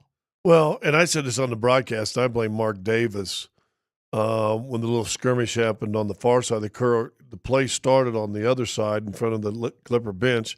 and Norman just took two hands and shoved Jamal in the chest with two hands. Yeah. And it was right in front of Mark Davis. You call that foul right there, you don't have the scuffle. And you just let that go. So Jamal came over. Now he's got to come up too close because he's coming full speed to catch him because Norman's your best three-point shooter. You get back on him, and now you're too close, makes a move. So he just grabs him, fouls right here. Just a little and Norman tried to jump, like probably accentuate him, and Murray just picked him up and held him on his shoulder. And I started thinking about it as a in sports, I'll just say pro sports, but probably all sports for guys. When you feel you just got manhandled, that hacks you off. Of course. And Norman got manhandled. He couldn't take it. But Jamal just held him. That's a foul. Set him down. Walked away, hands up. I'm not doing any of this. And then, Norman comes get on him. So Christian, do what you should do. Try to get in between them and just say, hey, he's got his hand in there. And then Dunn comes out of everywhere and blasts Christian. I don't know why Christian would get a technical. He didn't do anything. Well, if you got a guy who's going to give it up for the team, Dunn would be your man. That's his role, I guess. And he jumps on MPJ in the locker room afterwards. Not only is he going around like apologizing to everybody, which is unnecessary. Jokic pointed that out. And you want to talk about all the moments? Christian missed a J. Jokic had 7 turnovers. I mean, you want to keep going through free throws? We can talk about it. So MPJ, listen, it wasn't great timing. You don't like to turn the ball over with the game tied and a minute and a half to go. But there's a lot of time left. Is it even that much time left? Yeah, there's like a minute and a half. I don't think it was that much time left. We can go back and look at it. There was some time. I believe so. I don't know how sick Jamal was after the game, but I certainly wouldn't have known it watching it. I mean, I love ticked off Jamal. That's the Jamal Murray that we all fall in love with, and he was great. He was great almost the entirety of the game. I loved that version of him. So if he was sick, it certainly didn't show up on the court. Did you like the version of Michael Porter Jr. with 15 rebounds and 15 points? I liked a lot of it. Yeah. Most of it?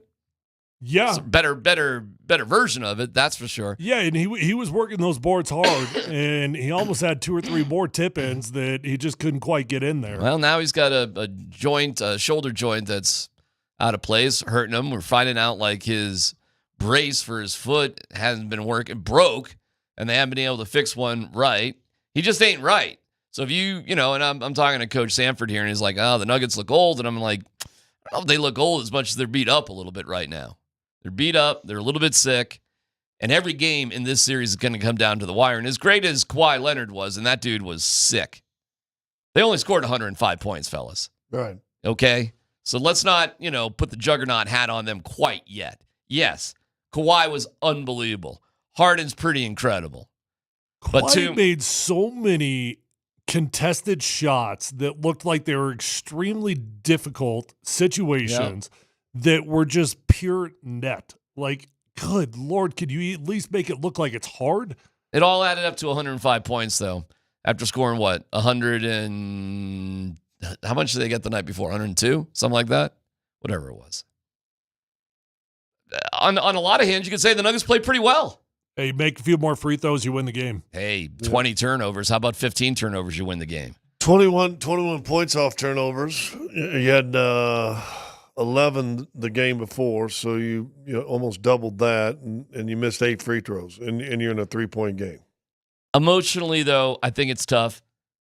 We'll give you the stats about when this happened last in 2008 for the Nuggets and the Mavs in just a second, and we'll dig into the Avalanche as well, who are due to arrive at Signature Airport here in the next 15 minutes or so. So whatever news we have, because we need to get into the Gabe Landeskog. Boy, talk about needing some X-Files music and conspiracy music for Gabe Landeskog.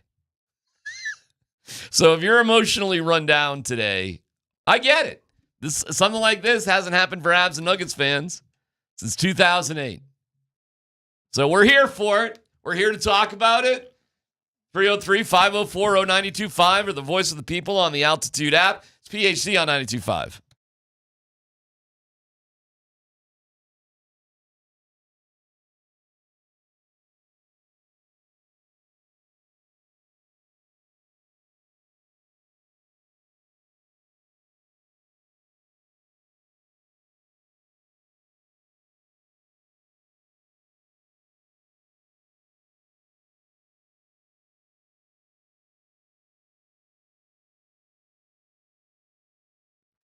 All right, guys, gals. Hey, if you're in the market for a new vehicle, there's only one dealership you need to go to. You're going to get the best price. You're going to find the vehicle of your dreams over at Phil Long Ford, the best car dealership in Colorado. I've been going over there since my rookie year in the NFL. Look, I know that cars are expensive right now, but that's why you want to go to Phil Long Ford.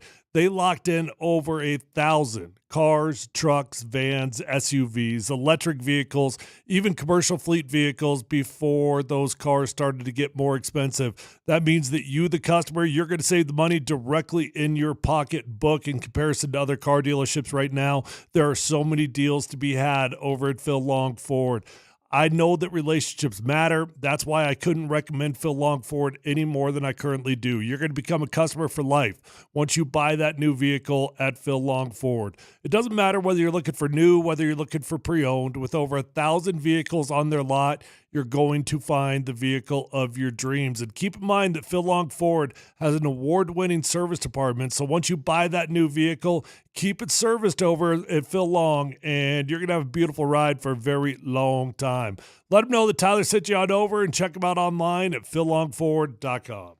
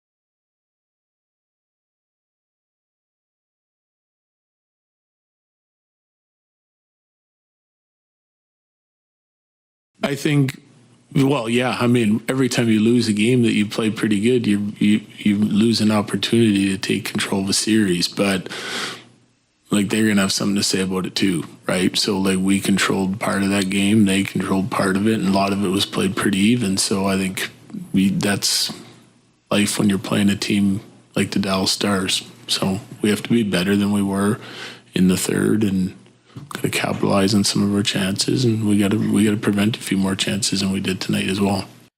All right, let's talk about the Gabe stuff, which is okay, interesting to say the least.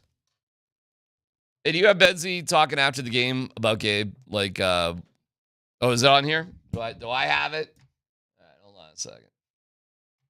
Yeah. Okay, let me play this first so we can get into the thing. So this is the question about why Gabe was out there skating around in warm-ups. And just for you to know, it's not unusual that a guy or two extra may be warming up, and then the final roster is determined after the warm-up period. So that is not unusual. But what was unusual was when the rosters were put out, Gabe Landeskog was active. Like, he's playing. And when they put out those rosters, the guys that are, active, they play. They're not playing. They're on the team. They're in the rotation. They're playing. And Miles Wood was a scratch. Then everybody got real excited about that. Then just a few minutes later, here comes another sheet that comes out. And all of a sudden, Gabe's a scratch, and Miles Wood is in the lineup. I reached out to the Avs like, what's going on?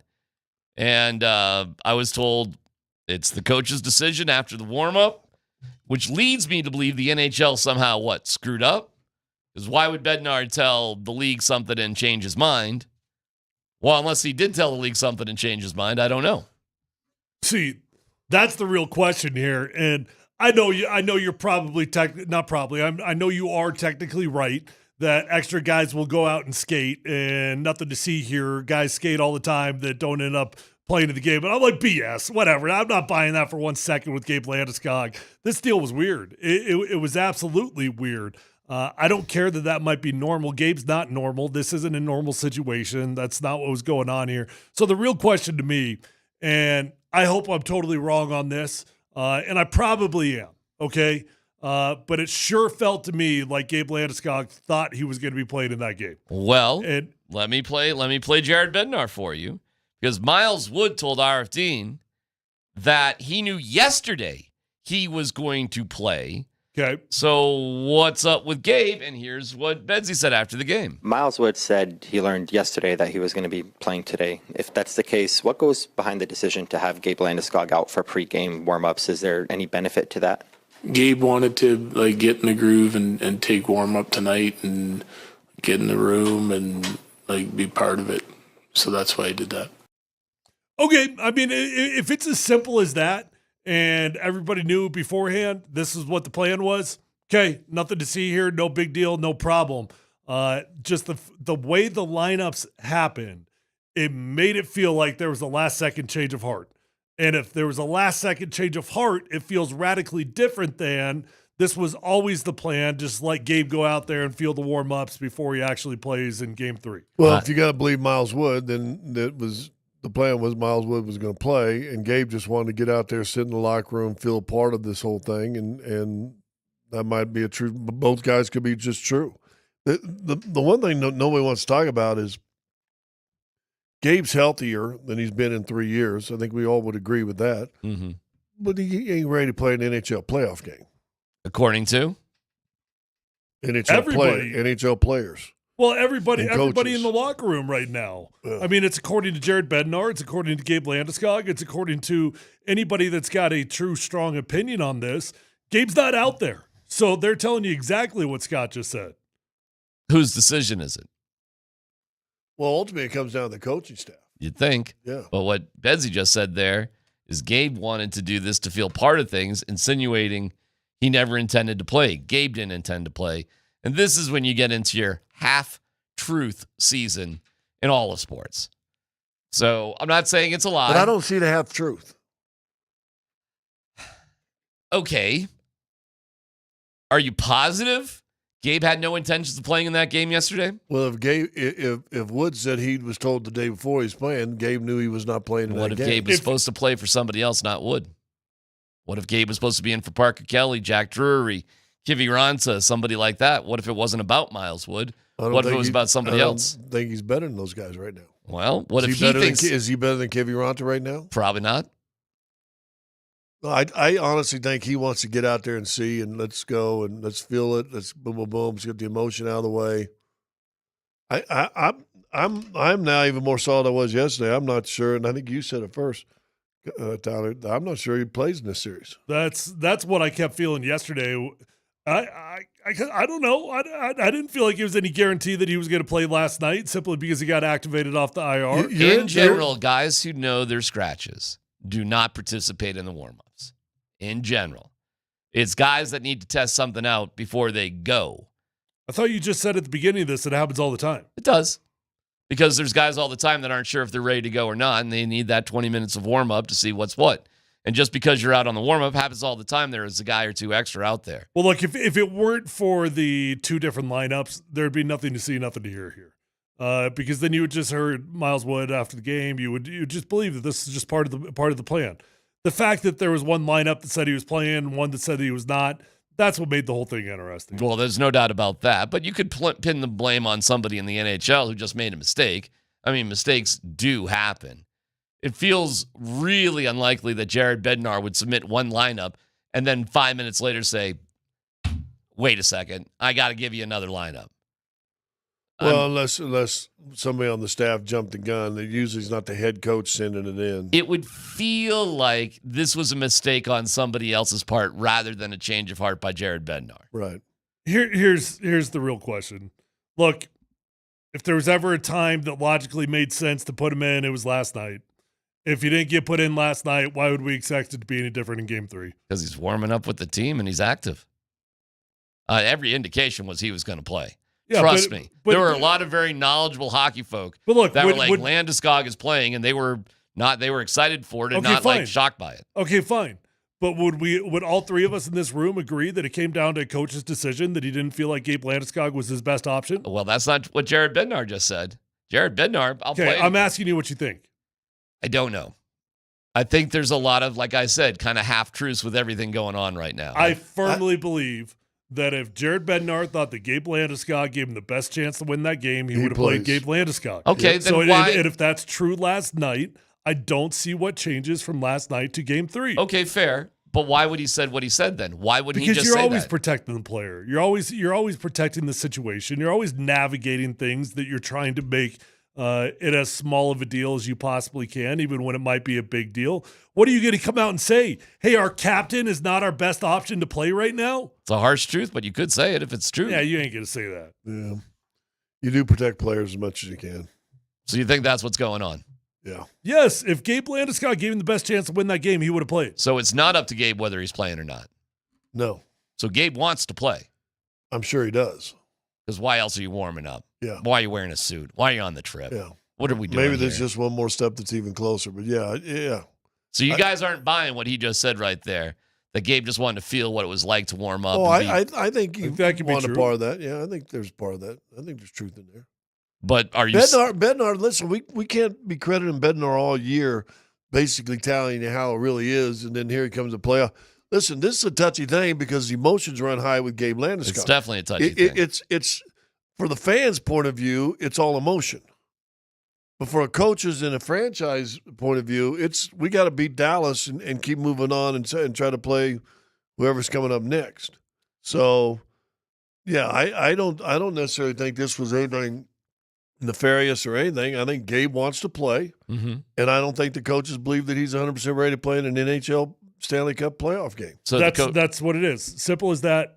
Scott said it perfectly. So the coaches are putting it back on Gabe to protect him? No, they're going to give him opportunity to be involved, get him as much involved with the team as you possibly legally can by NHL rules.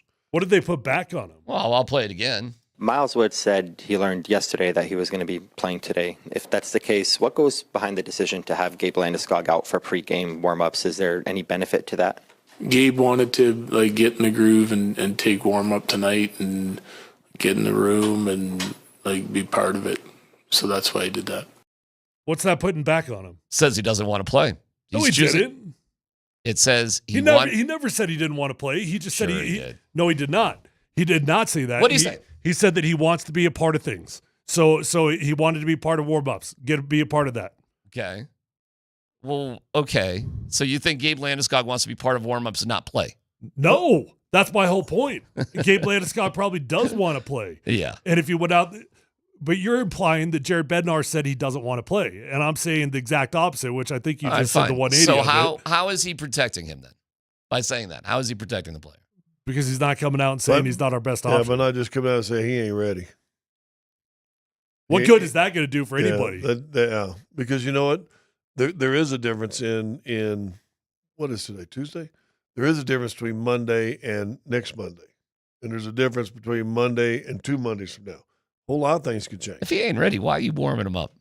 Because he's been out for 3 years and he's got a documentary crew following him around. This is another episode. No, he's ready. This was episode Umbagwa or whatever from the Celtics thing last night. Umbagwa. Man, this is trying to get that. Did you catch up on Celtic City last night? Yeah, I couldn't sleep. Oh my God. I'm wow. Yeah, you had enough energy to do that last night? Well, yeah, because I'm more wired than anything, so I came home. Damn. I did not. You got me. I have not caught up on Umbagwa. I haven't caught up on it. Don't spoil it for me. Well, you remember Umbagwa. I do. I just haven't watched Celtic City because I got home at like 1:44 a.m.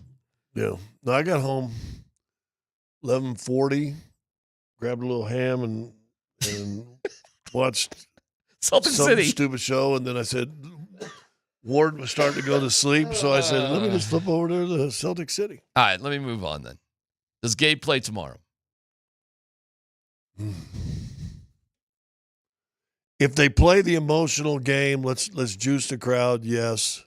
Do you think this crowd really needs to be juiced? No, because last night it was pretty juiced for the Nuggets, and they still lost. So yeah, juice doesn't matter anything. But is it a good soft ending for the thing? Sure, but I don't listen. And you keep saying, well, you can play him 3 or 4 minutes. Then why? If the guy that you're replacing can play 7 to 10 minutes, so if he ain't ready to play, a full amount of minutes a fourth line winger is going to have, then why are you playing him? I do think he plays, but I think it's very reluctant. Jared Bednar has made up his mind already. Last night, that Gabe wasn't the best answer. But there's a lot of pressure around this thing, and Game 3 is just so logical. The home return, you do get last change. You've got all those things, other ways that you can try to figure out the matchups that you like. He plays, but I believe it's going to be very reluctant. Jack Drury, because he plays on the PK as well, played 16 minutes and 22 seconds. Talking fourth liners here. Miles Wood played 12 minutes and 42 seconds. That was the least amount on the team. And then Parker Kelly played 14 minutes and 59 seconds. So, according to Bedsy, the nature of this game, all the lines are rolling. Gabe Landeskog would have to play at least that amount. Do you think he would give the Avalanche a lesser chance to win by playing between 12 and 15 minutes on Wednesday night? Well, Jared Bednar told us that last night. What do you think? I have no idea. I don't see it. I have no clue. I mean, my gut tells me 3 years is a lot of rust. I mean, that's the ultimate decision.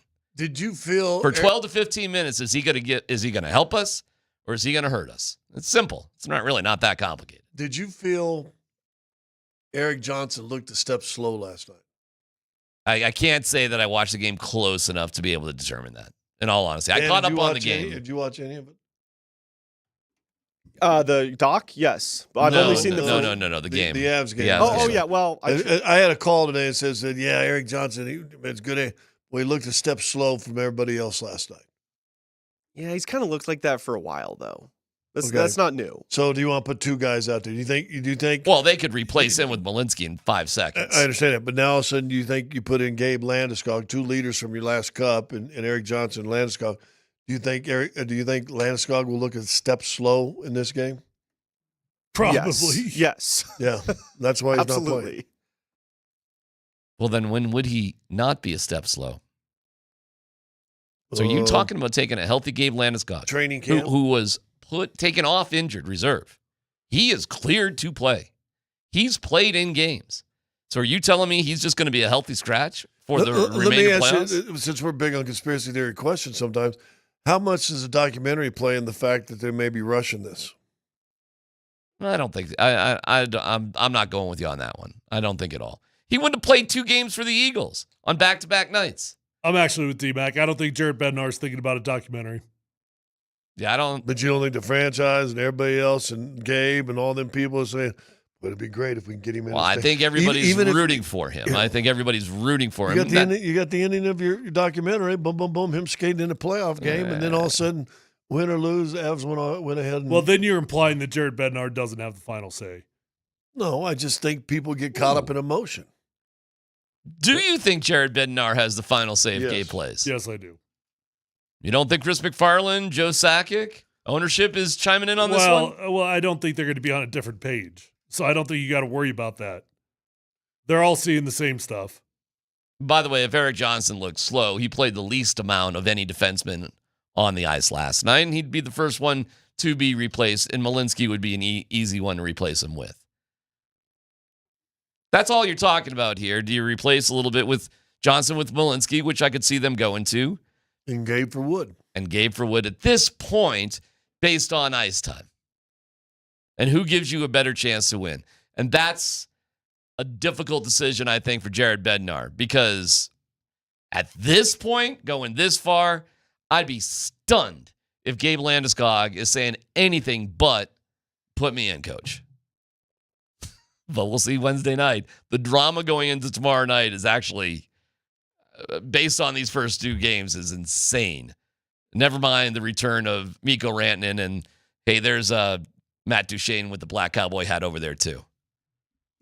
Tomorrow night is going to be freaking ridiculous. Who wears the cowboy hat better, Duchene or Bruce Brown? Bruce Brown was stellar, and boy, was there some. I wish he was playing on the court instead of sitting in the stands. I think you win the game last night if he was. Ain't no doubt about it. But we got to get to where Michael Porter Jr. is anyways, because if he really is hurt, who's going to replace him? And what drama do the Nuggets have in store? Plus, the Avs did land, so they'll be addressing the media here relatively shortly. Perhaps we could get Moser on a little bit, just see how he's doing. Be on the flight. I won't ask him for any detailed information to get him in trouble.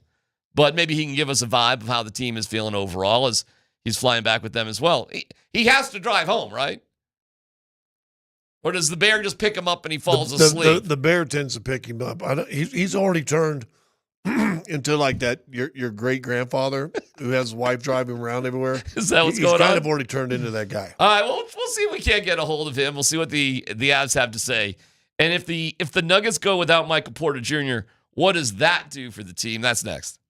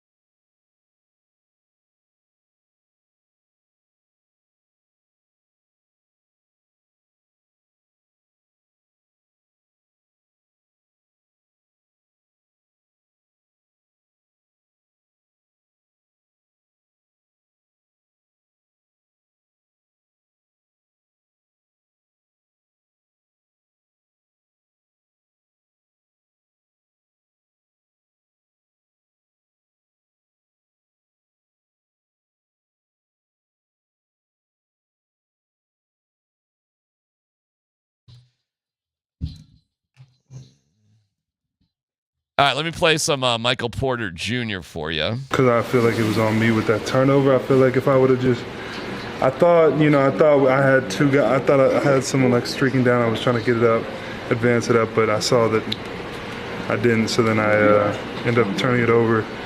Just felt like that was the biggest turnover of the game. So I was just like, man, like every game's so serious in the playoffs.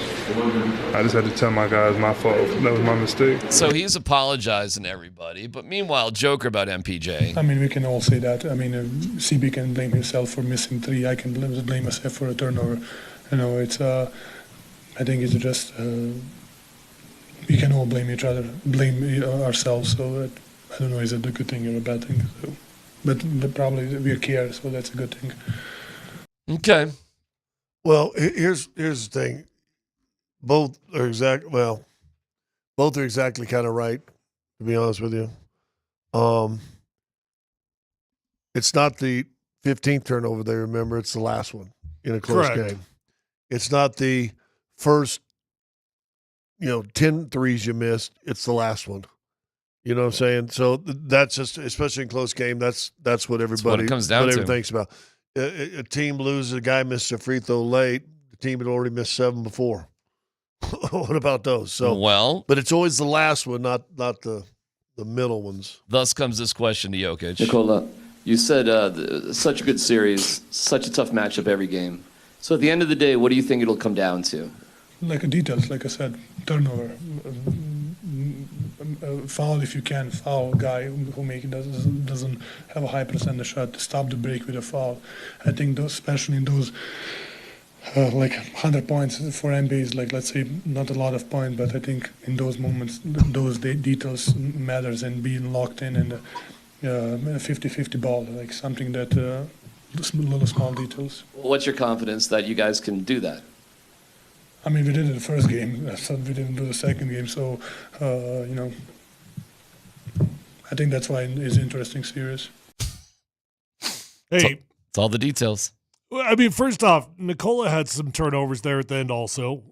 He had that one to Peyton Watson. They just weren't on the same page. Peyton was cut into the hoop, and although that looked pretty high even for where Peyton was originally. Nikola Jokic threw the ball 30 feet above everybody's head out of bounds at one point. Yeah. He had 7 turnovers. And he had the missed free throws that really hurt. It wasn't just him. Make half those 8 that you missed, you win a basketball game. And then when it really came down to it, guess what? Chris Brown had a pretty good look at that thing to win the game or to tie the game.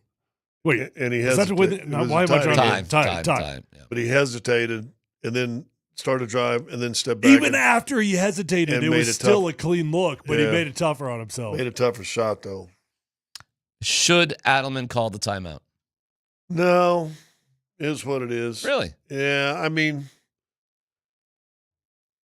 really? You got the turnover, and now can you get out in the break, and can you get a transition 3?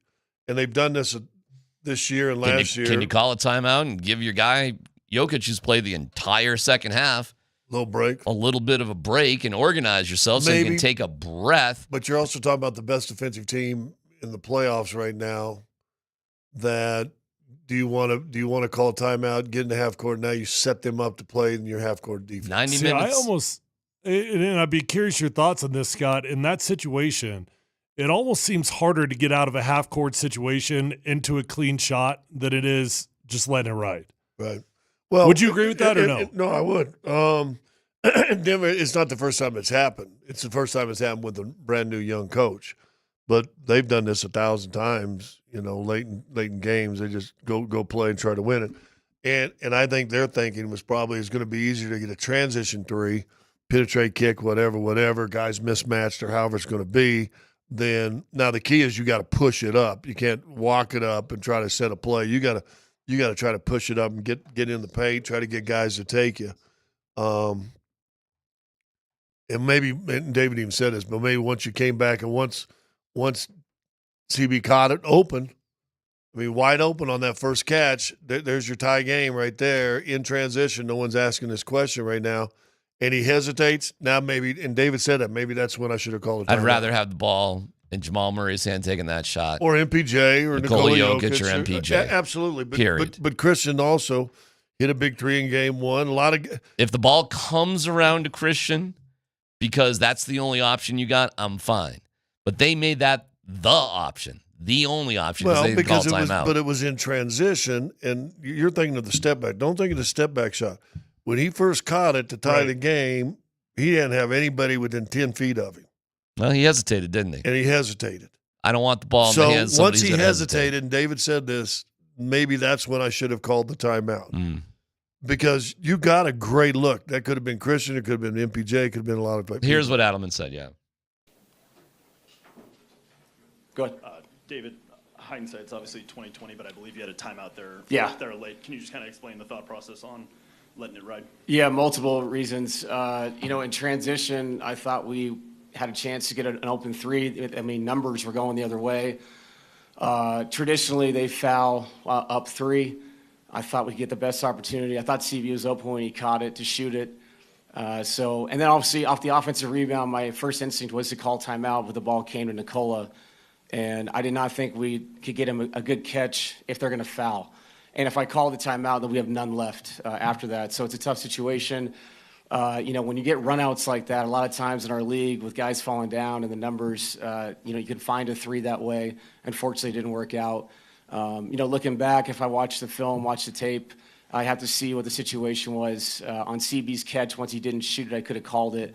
Maybe that's the one thing I look back on, wondering, maybe I should have called it there. I agree. Yeah, Christian froze. He did. Adelman froze just a pinch, too. I disagree. I don't, man. Just That's asking a lot. Like, okay, what he said there in hindsight, that would have been pretty damn smart. Once Christian froze and he had to take the step back, that's in real time, dude. Processing that in real time, I don't think that's realistic. I think what it came down to is he's just saying we've got our best look at this thing in transition rather than coming out of half court.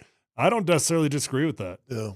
Well, how about that? That's why I don't say he hesitated, only from the standpoint they knew in late game situations they're going to foul you, go take 2 free throws, we'll rebound and play the free throw game with you, and they're one of the better free throw shooting teams. Now, let me ask you this, though.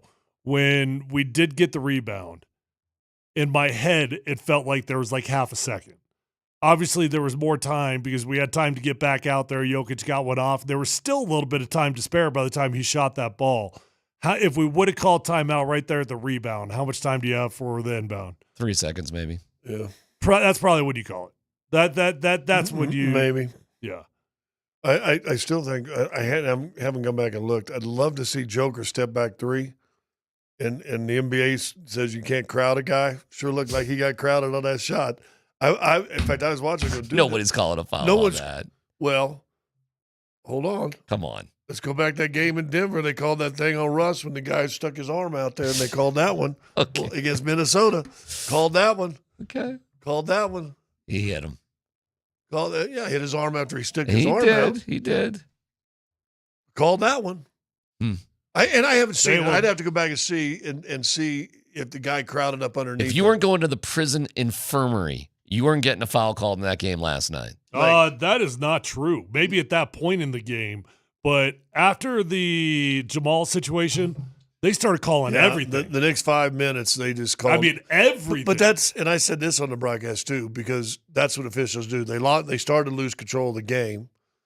And again, Davis could have stopped it on the push-off by Norman. Didn't. Now all of a sudden you call every little ticky-tack to get everybody's temperature down and realize, okay. But it changes the flow of how you've played for 40 minutes. Mm-hmm. Exactly. Right?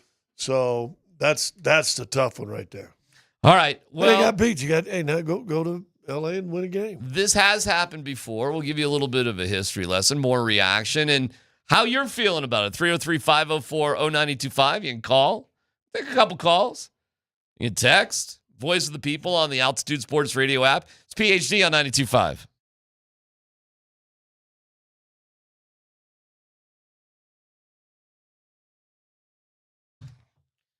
It's DMac for the Rocky Mountain Men's Clinic. Erectile dysfunction. You want the right treatment for your specific medical situation, and every case is different. Finding the right treatment can mean the difference between just an okay experience and an amazing one. ED is an intimacy destroyer. Research shows that men can draw apart from their partners when ED affects their sex life. The condition causes stress, anxiety, and depression. Even worse, man's partner can blame themselves. Well, here we go. The Rocky Mountain Men's Clinic, their treatments work where the pills or herbals fail, with success rates well over 90%. Rocky Mountain Men's Clinic, they have served the Front Range of Colorado for nearly a decade, successfully treating tens of thousands of men. Schedule a consult today. That visit's $99. Get the consult with a Colorado licensed medical provider, a T and PSA test. If advised, a test dose. If it doesn't work in the office, your visit is free. They got an expert staff. Like a lot of men, you could be having sex the day after your appointment. So call today, 720-440-7900, RockyMountainMen'sClinic.com.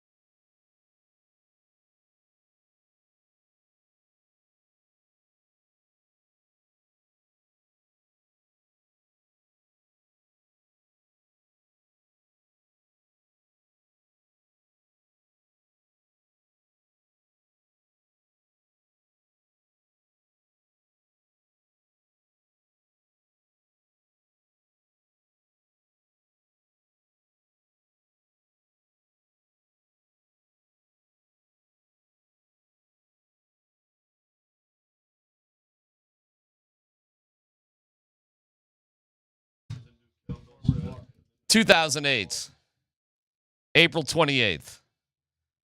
Last time the Avs and Nuggets both lost playoff games on the same night. How'd it go? And both got swept that season. Well, how about that? Okay. That was game 3 for the Red Wings Avs, and it was the 4th game against the Lakers for the Nuggets.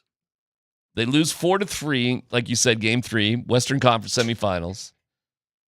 They both got swept, huh? Wow, okay, that sucks. And then the Nuggets lost a close one, 107-101. Where was that in the playoffs for the Nuggets? Was that in the second round? Still Pepsi, no, because it was 1-8. It says it was 1-8. Okay. Their postseason run is the 8th First seed. round. Yeah. Season's ended a little bit. Well, I guess that time's out. What we got today? 22nd? Yeah, I get it. Well, we can't get swept, so there's the good news. The defeat ended their postseason run as the 8th seed. Okay, gotcha. It's how far back it was. It was still called Pep Center, and the Red Wings are still playing at Joe Louis. Both good games, though. Like what is last it now night. in Detroit? Huh? Oh, some corporate. Who knows? Oh, yeah. I have no idea. They moved it back downtown. Dan, I think you've only playing the new in 3-4 years. I really don't know the name of it. Couldn't tell you. But 2008, that happened, and last night, 2025, 4-3 in overtime and 105-102. Where are we at today emotionally? Where are we at? How are we feeling? Both teams. I'm fine. I'm right where I expected with the Nuggets. We expected a grind. We expected a battle. Okay, you won one, you lost one, and I guess maybe this shouldn't ease things for me at all. Maybe this shouldn't ease the pain, but that was just a blast of a game to watch. I don't know how you watch that game and not just think that was just exhilarating. It was thrilling. It was physical. It had drama, had all of it, you know? So it was just a freaking fun game to watch, and you're right where you need to be. Avalanche, probably right where you need to be also, but it feels a little bit different because with hockey, it does require a certain element of luck that basketball does not require. The degree of turnovers that the Nuggets had, which was ironically equal to what the Clippers had in game 1, 20, led me to believe in the final minute the Nuggets were not going to win last night. It was just like, this is... It was going to be hard. the missed dunk, all the turnovers, the missed free throws, I was just like, this ain't their night. Adam also said this. It almost feel like the Clippers probably said we should have won game 1, and the Nuggets are probably looking at we probably should have won this game. But I listen, you said it earlier, you have 3 less turnovers, you probably do win last night. The Avs, listen, the part of the game I saw quite a bit of the first period. And what I saw, I will say this, I thought Dallas played with a lot more desperation than they did in game 1. You know, they were banging, and Avalanche stood up to it. I mean, that was a good game too now. They did. And the Avs had the lead a couple times, and yeah, I know. You need to finish it off, man. Well, actually, I shouldn't say that. It was 1-0 Dallas, then 1-1. Was it 2-1 Dallas? It was 2-1. Or was it 2-1 Avs? It was 2-1 Avs. I thought it was 2-1 Avs, 2-2, 3-2 Avs. Yeah, I mean, you got 2-1 goal leads. Got to seal that up. You got to get that. You got to come on now. You missed an opportunity there too. Yeah, you did. Well, they lose on the first night or the same night since 2008. Wait, hold on. Let me back up. Was it 1-0, 2-1, 3-2 Avs? It was? Yes, it was. McKinnon scored the first goal. All right, so because Logan O'Connor, McKinnon, Logan O'Connor going backwards. So the Avs had 3 1-goal leads? Yeah, that's bad. I mean, you got 3 leads and you blow that? That's bad. You let that one get away. Yeah. So I think they're going to be fine. I do too, actually. I think they're going to come here and clean up Dallas. I don't know about the Nuggets, man. It's going to go down to the last. It feels like every single game's going to go down to the last 2 minutes. It could go either way. Well, you're right where I expected the Nuggets to be, but I'm also getting more nervous than I wanted to be because I don't know how banged up these guys really are. I don't know what's going on with Nikola Jokic. That elbow seems very concerning to me. You know, you start the game without a sleeve, go into halftime, and you don't walk out with 1 sleeve but 2 sleeves. You got a double compression going on that thing. And you've missed games this year because the elbow anyway. Aaron Gordon clearly the physicality of game one, which was a concern of mine. How long can that keep up? He didn't look the same. Gosh, I don't know what you can do to prevent it, Scott. I do not love how many times Jamal Murray is matched up one-on-one on Kawhi Leonard. Well, you can't do anything unless you double all the way, and they start doing that a little bit late because they start calling the pick and roll out. Yeah. Used to be we'd go 15. That means the 1 and the 5. Well, now you're going, the one's got the ball. You're like looking, okay, DMac guarding, Tanner. Tanner comes set the screen. Well, I got Tanner. Because every team switches now. Do you think the Nuggets are good when they go to that 2-3 zone? I don't know. I think it's just a different look. I think it's hard to do something, and I don't know how much they've been able to practice it. It seems like they get a lot of cuts to the hoop through that thing that I don't know. It just doesn't look great to me. Well, let's go to Zach, who's got a question about Jokic. Zach, you're on PhD. What's up, Zach? How you doing? Good. Guys? Love the show. I'm from New York, actually. I listen to you guys daily, no jokes. We won't hold that against you. Yeah. Listen, I got a problem with the way the Nuggets are running their offense. I want to know if this could be stopped. There's a problem over here that whenever Nikola goes into the paint, there's 3 guys are jumping on him, and he's not hitting his bunnies, and he's turning the ball over, and that leads to an open Westbrook 3, which I don't think that's the way to go. I mean, it's he hits some, he misses some, he turns it over. I just want to know if there's a way that we could stop that. All right, appreciate it. Points in the paint are have way a down. guard that's a better shooter. All right, talk to me. Who's going to be? You don't have any on the roster. Strother? That's why you don't have a general manager. Strother? Well, I mean, that would be your option. Okay. That would be your option. More minutes for Pickett? That would be an option, too. Okay. Vlatko? No. All right, well, I'm trying. I'm just going through the laundry list of who's there. Yeah. That's not playing. DJ got in for a few minutes last night. Yep, and needed. How many point paints did they have? It's not a lot. It's like, I think it was their Not compared to the first game. I think it's the 4th lowest amount of point paints they had this year. Well, they're going to live with Joker making threes because it keeps him out of the paint. And 38 points in the paint. And then when they get in and around the paint, like the caller just said, you got 2-3 guys around him. That is absurdly low for the Nuggets. Yeah. 38 points in the paint. Well, they had 14 fast break points in the first quarter, so that means 38 of those. How many points paints did they have in the first quarter? They had 14 fast break points in the first quarter? 12 or 14, yeah. Well, they only had 14 for the entire game. Yeah. So that slowed down.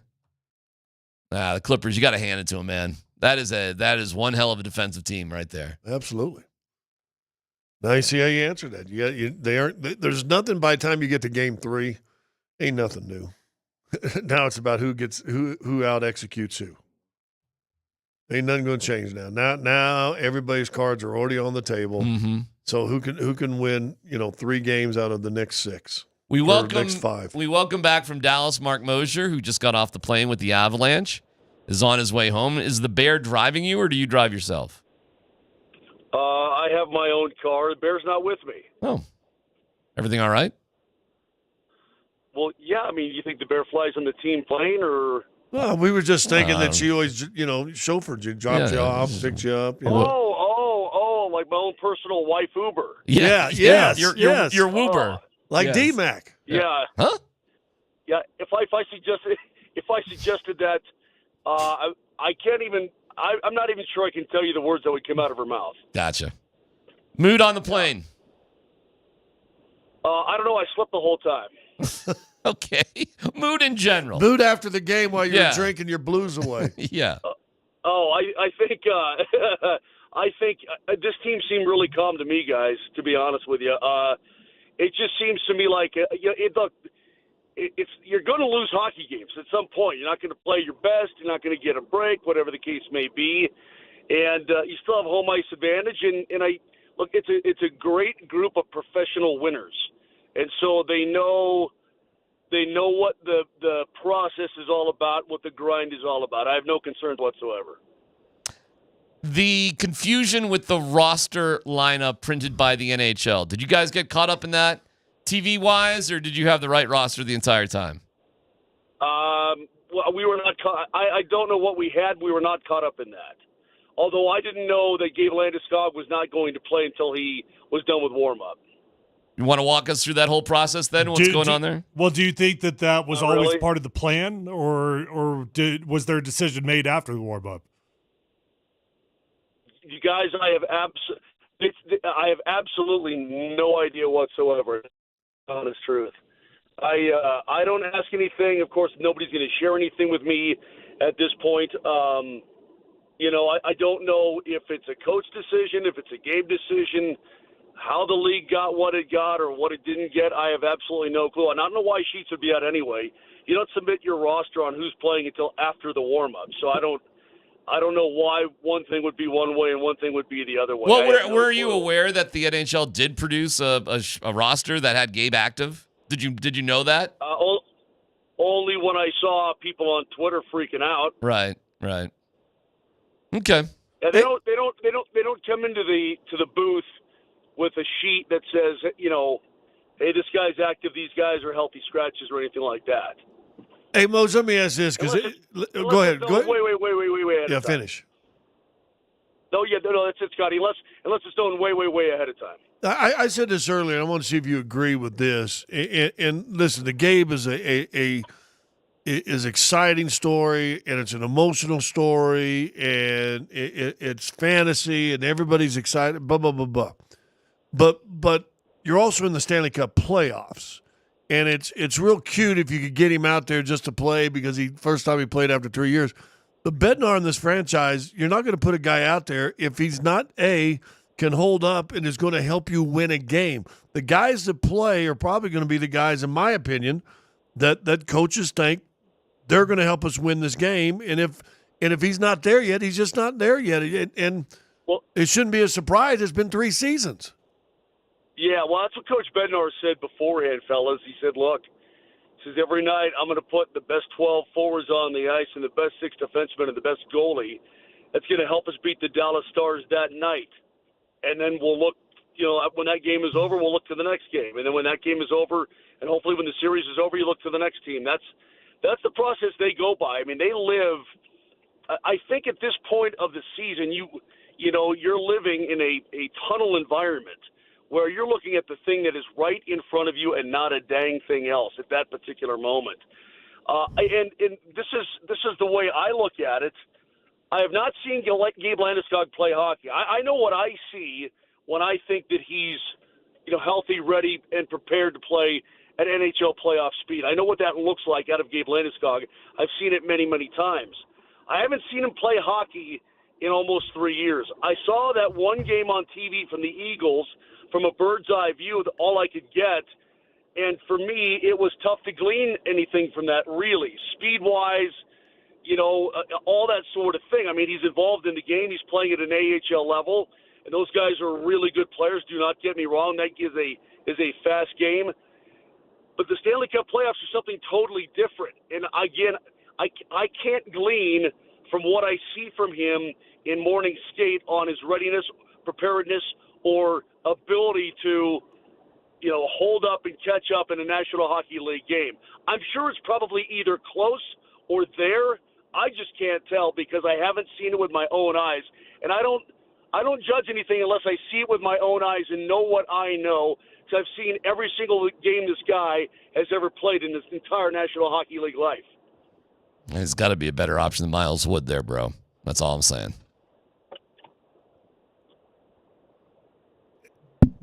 Mic drop. hey, let me ask you this. I don't really need, but we got something. Yeah, go ahead. Again, Moj, I'm going to ask if this is different in the NHL compared to the NBA. And then, Nuggets and Avs both lose a really tight, close, hard-fought game. Big turnovers late that affected the outcome. Okay, whatever. But to me, in the NBA, after you play 2 games, ain't no secrets. There ain't no surprises coming down the pike. They're not all of a sudden going to play the 12th guy and let him start because he can do X, Y, Z. Now it's about who can win 3 games out of the next 5. Is it the same in hockey? Yeah. Same damn thing. Yep, same exact thing. And again, fellas, too, even Miro Heiskanen, their number 1 defenseman, is on the trip. Now, I don't know. This guy still has to take contact. I don't know if it's gamesmanship that he's on the trip with Dallas. He's been skating with the group, so it's probably not surprising for him to make the trip with his team, even if he's not going to play. But even without him and Robertson, it's a very formidable group, and they've got a great goalie. You know, it's just, I said it from the get-go, especially if both teams were fully healthy and all guys were out there. These are two heavyweights duking it out in round number one. It's Nope. Can That is I dry. take you back to two real quick? Yeah, go ahead. The Avs are stacked. They've got Raymond Bourque in his last hurrah, right? Yeah. They lost to Dallas the year before, and Dallas the year before that. But the year before you had Ray at the deadline, he decides, all right, one more kick at the can. Right. You beat up Vancouver in round number one. And you've already made the deal with the Kings in March. You've already gotten Rob Blake and Steven Reinprecht and whatnot. And here you face the LA Kings in round number 2 of the Stanley Cup playoffs, and you're loaded. You've got a healthy Peter Forsberg who still has his spleen. And you know what you do? You go 7 games with those guys. Seven games in round 2 with the LA Kings with an Avalanche team that was stacked and would eventually go on to win the Stanley Cup. Healthy Peter Forsberg and Blake and Foote and Waugh and Sakic and everybody else you can think of that was on that great team. It's just hard to win in Stanley Cup playoff hockey. Teams with desperation can pull stuff out of the tail. What I'm seeing is that the Avs win game 1, you get home ice advantage. The Stars gave it everything they had in game 2 just to get even. One miscue, that decides the game. Avs will be fine coming home in front of 18,000 plus at Ball Arena. It's going to be awesome tomorrow night. All right, good job, Moser. By the way, real quick, you're obviously calling the game. So, were you keeping tabs on the Nuggets too somehow, or is that just too much because you're on the call of the game? Yeah, I'm on the call of the game. Yeah. Did I miss something? No, were you keeping tabs of the Nuggets at all during the hockey game? I'm sorry, I didn't hear that part. I apologize. Absolutely. I have my phone going right, sitting underneath my Avalanche monitor. So yeah, I'm being a total bass. I'm trying to look out of one eye like a chameleon, one eye going each way a little bit. Yeah, I watched as much of the Nuggets as I possibly could, and man, there are some dudes that drive me crazy on the Clippers. I'll get to more of that later. All right, sounds good, Moser. All right, welcome back, and what a game tomorrow. It's like, as he said, hey Mos, listen, the GDP of China has reached an all-time low. So should we squeeze more? Dude, I don't know. No, I understand. I get home at night, my wife tells me about things that are going on in the world, and I'm like, I'm sorry, what? There's No, it's like this. It's like, hey Mos, the Gabe thing. I don't. Boys, I don't know. All right. If you're going back to it, when you saw him warming up, did you think he was playing?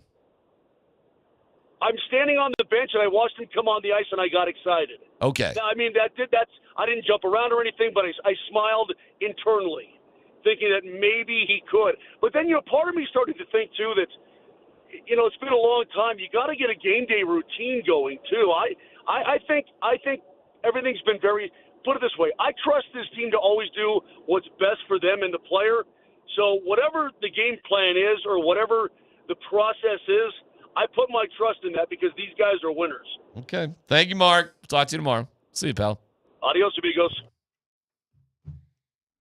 Yeah, I guess it just keeps leading me back to, well, it feels like it was a coach decision that Gabe did not give us the best chance to win that game last night. That's what it feels like. We're not waiting on health. We're not waiting on conditioning.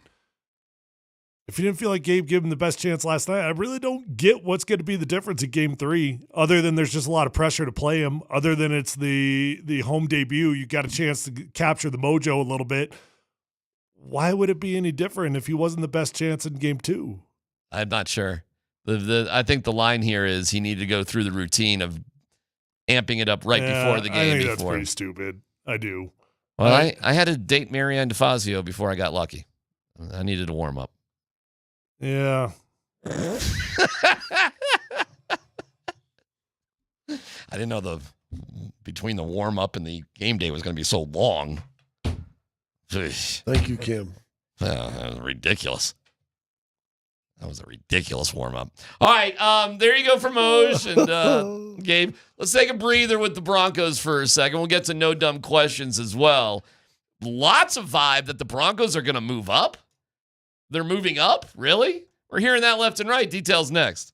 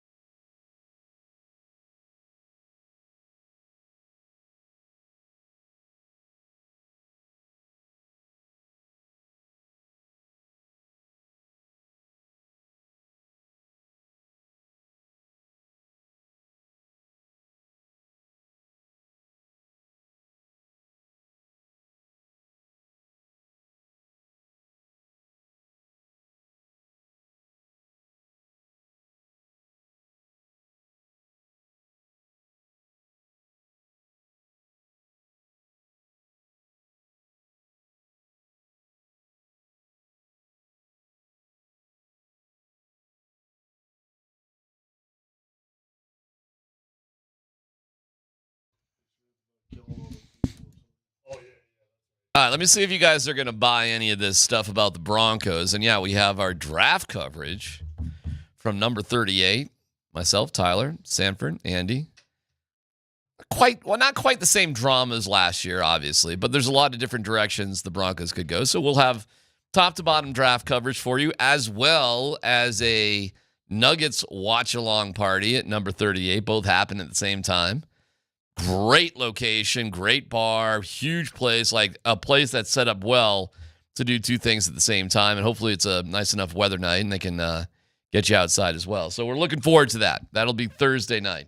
Yeah, let's go through some of this stuff. Here's Rappaport about the Broncos. The Broncos will trade up, just my thoughts, not a source report, for a receiver. If McMillan goes early, Matthew Golden is the one. That makes sense. And I know that Sean Payton loves big guys, but he doesn't always. For instance, Brandon Cooks was a receiver he took in the first round, a speed guy, really stretch the defense. That's a comp here. And the Broncos have been making noise about trading up. We'll see if it actually happens, but trading up for Golden is at least something that I could see Sean Payton and the Broncos doing. They're always aggressive. All right, hold that thought, because here's Cliss on 9 News. I mean, they had 20 last that. game. That was so Jokic, my bad. I would be surprised if they traded up, just because the two guys that I think they would trade up for, Ashton Genty's going to be long gone. It's going to take way too many draft picks in order to move up and get Genty, who's probably goes in the 6 to 12 area. And then Colston Loveland, the tight end from Michigan. To me, that's a luxury pick because they already got a tight end in Evan Ingram. I think you stay right there, maybe even trade back is a more likely scenario to me, and get a running back. Omarion Hampton, Travion Henderson would be the two that I think that the Broncos should keep their eyes on. Where do you think the moving up thing is coming from? Remember last year when everybody and their mother thought that Sean Payton was in love with J.J. McCarthy? Okay. I don't quite remember that, but I'll take your word for it. My memory. That was a huge deal. Broncos were going to move up to go get J.J. McCarthy. He fell in love with him at the combine, talking to him or something. Smokescreen. That's what that whole thing was. It was just giant smokescreen to get you away from the fact that they were really in love with Bo Nix. I don't necessarily know what the intent would be behind this smokescreen. I find take wide receivers first, and maybe Hampton or the Colston drops. Okay, that could be. I don't think they move up to select a running back. That doesn't make sense to me. I don't think you need to move up to take a wide receiver unless you just absolutely love Matthew Golden, who did run a 4.29 at the 40 in his 40 at the combine. He's like a thicker, more well-built Tez Johnson. Okay, you got a guy that you like.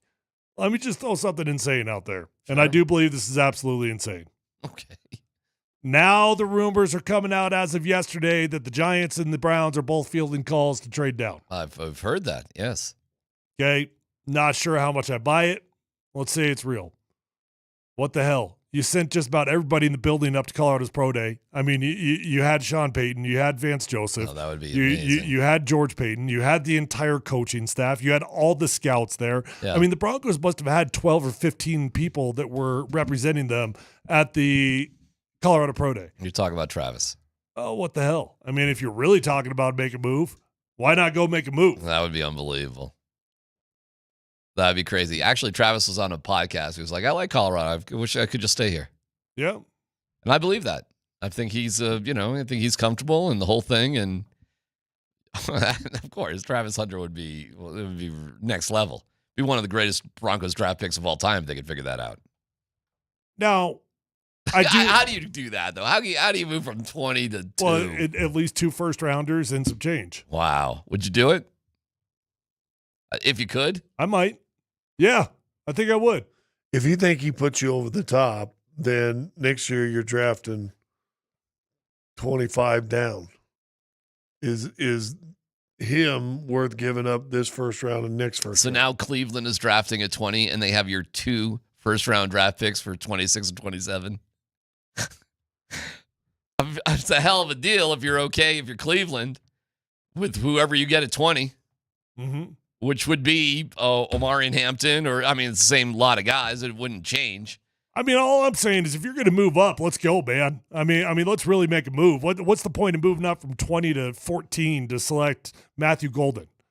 Not much. How high would you have to go to get Genty? Probably 6.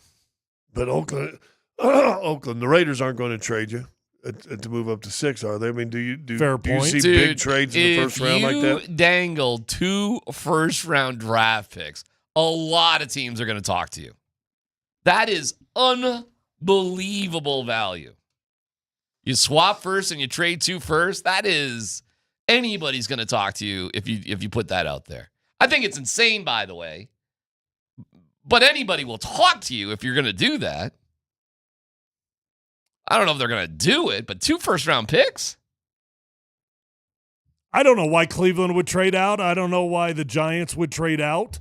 Me neither. There's a lot of I don't know whys, and it doesn't make sense. But if we're going to follow the reports here, we're allegedly following that the Broncos are interested in moving up, and we're allegedly following that the Browns and Giants are open for business. Okay. Oh, my God. Would Travis Hunter be worth Probably, 2 yes. first-round draft picks? In theory, if you had to give up cow. 2 first-round draft picks to get Pat Surtain, would that have been worth it? All right, the answer is hell yes. Let me play this game a little in hindsight. bit. Yeah, in hindsight. Let's play this DMac game. would probably still say no, but It depends if you need a quarterback or not. But we don't need a quarterback. So it's a different conversation. So let's play this game. What do you think the Broncos' record is going to be next year? Ish. Ballpark it. bubble wild card team. Okay. So they're drafting in the 20s again. Ish. So you're giving up pick 20 or 21 or 22, something like that. What do you think it's going to be the year after that? Hopefully better. Well, you got to tell me who they draft this year. Let's just say for the sake of argument. Shut up, Siri. Let's say for the sake of argument, they're drafting at 24, 25. They even have a little bit better of a year. Okay. I mean, it'd be awesome if they were drafting 31 or 32, right? So you gave up 2 picks in the 20s exactly, and you swapped. Exactly. For Travis Hunter. That's who you're giving up. You're giving up, I'll give you guys, like a Noah Fant and Garrett Bowles for Travis Hunter. Sounds decent to me. A starting tight end that's high quality and a starting left tackle for Travis Hunter. Would you do it? You'd have to think about it. Would you do the same thing for Genty, though? I mean, I've thought about it, and my answer is yes. I mean, specifically when you put names on it, and if you want to go even deeper and just go through, mid-20s. Sylvester Williams. There you go. And Noah Fant. Now, you're operating under the assumption here that you're going to be a pretty good football team, but yeah. fine. Yeah, and you don't need a quarterback. All right, if you're telling me we're giving up Sylvester Williams and Noah Fant for Travis Hunter, now you got to replace those 2 positions. I mean, you got to, somehow make sure D tackle's good or tight end's good or left tackle's good. You don't move up and give, because this year's just swap, so it doesn't matter. Right. But you don't give up the next 2 first-round picks if you aren't absolutely positive the next 2 first-round picks are going to be 24 to 29. Right? That's right. Correct. You're you confident don't do in your it team. if all of a sudden Correct. you're going to If you think you're a top 5 team. We're going to go 7-10 this year. Correct. And then all of a sudden you're picking at 8. The only way you'd make this move is if you think you're a playoff team for the next couple of years, as is. And that becomes a gamble. And now you're going for a Super Bowl. Now you're making a bold move to win a championship. So this team this year, say it's this team this year, this year's schedule, what's their record for next year? I think it's 11-6.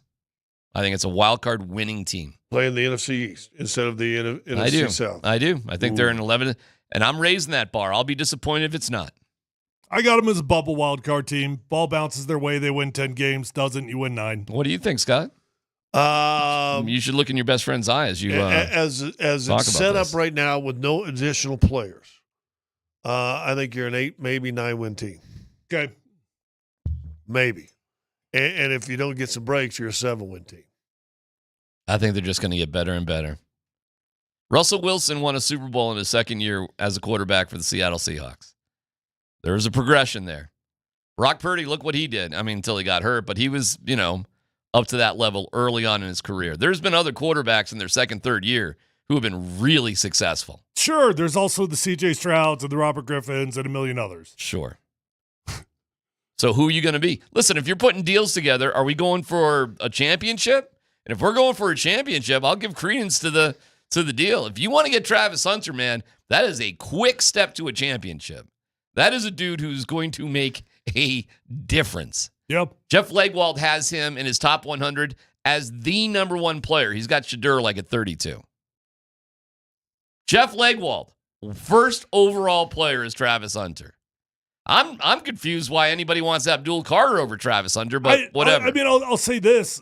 Being at the pro day, you're like, okay, well, why wouldn't Denver send 15 different representatives of the franchise up there? Mm-hmm. It's a 45-minute drive up there. Yet at the same time, the only other real person to be evaluating for Denver would be Will Shepard. Like we need to send 15 people to go check out Will Shepard? Hell no. Jimmy Horn? No.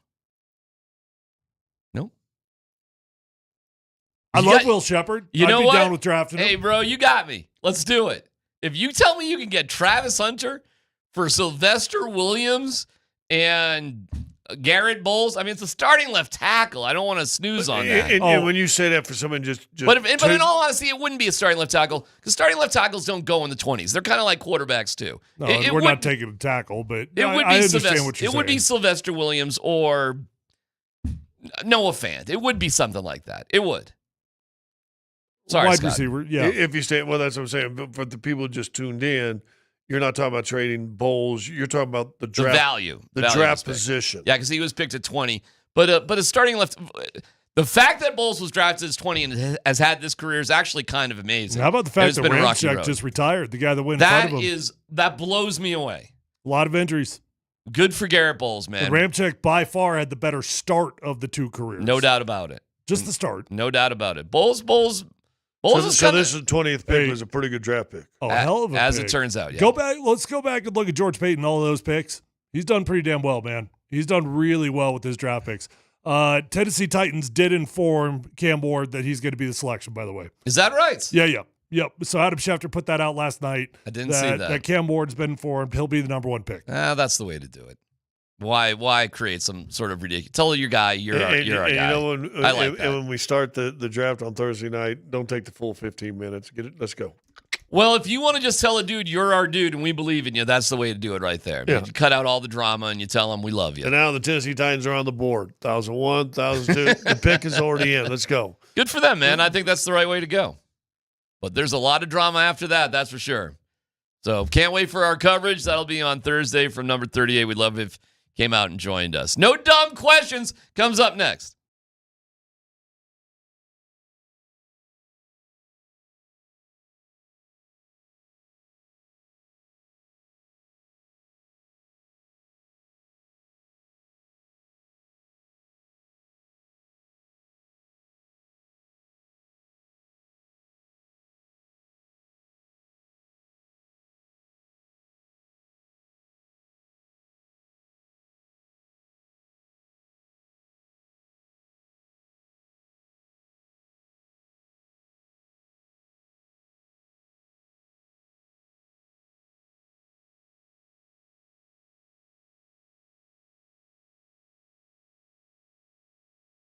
Hey guys and gals, Tyler here with my friends over at Advanced Hair Restoration. If you started to notice that your hair's falling out, maybe it's getting a little bit thin on you, just commit to getting your hair back by committing to call my friends over at Advanced Hair Restoration, and you're going to get it back. Simple as that. Nobody can offer anything like the Advanced FUE found at Advanced Hair. They've changed tens of thousands of lives, and you deserve to be the next one. So pick up the phone and call Advanced Hair Restoration today. It's 720-459-HAIR. Skip the lotions, the pills, the creams, the potions. They're not going to work. At least they're not going to work the way that you want them to. And just go straight to Advanced Hair Restoration. Guys, you'll be in a calm, relaxed environment with the most experienced professionals. Dr. Tanya Paul is the best. The entire staff at Advanced Hair is the best of the best. And what I love about Advanced Hair is that they believe in what they do so much, they guarantee your hair is going to grow for life. Lifetime guarantee, that's a comforting feeling. Matter of fact, your own natural hair, it starts to regrow the very next day.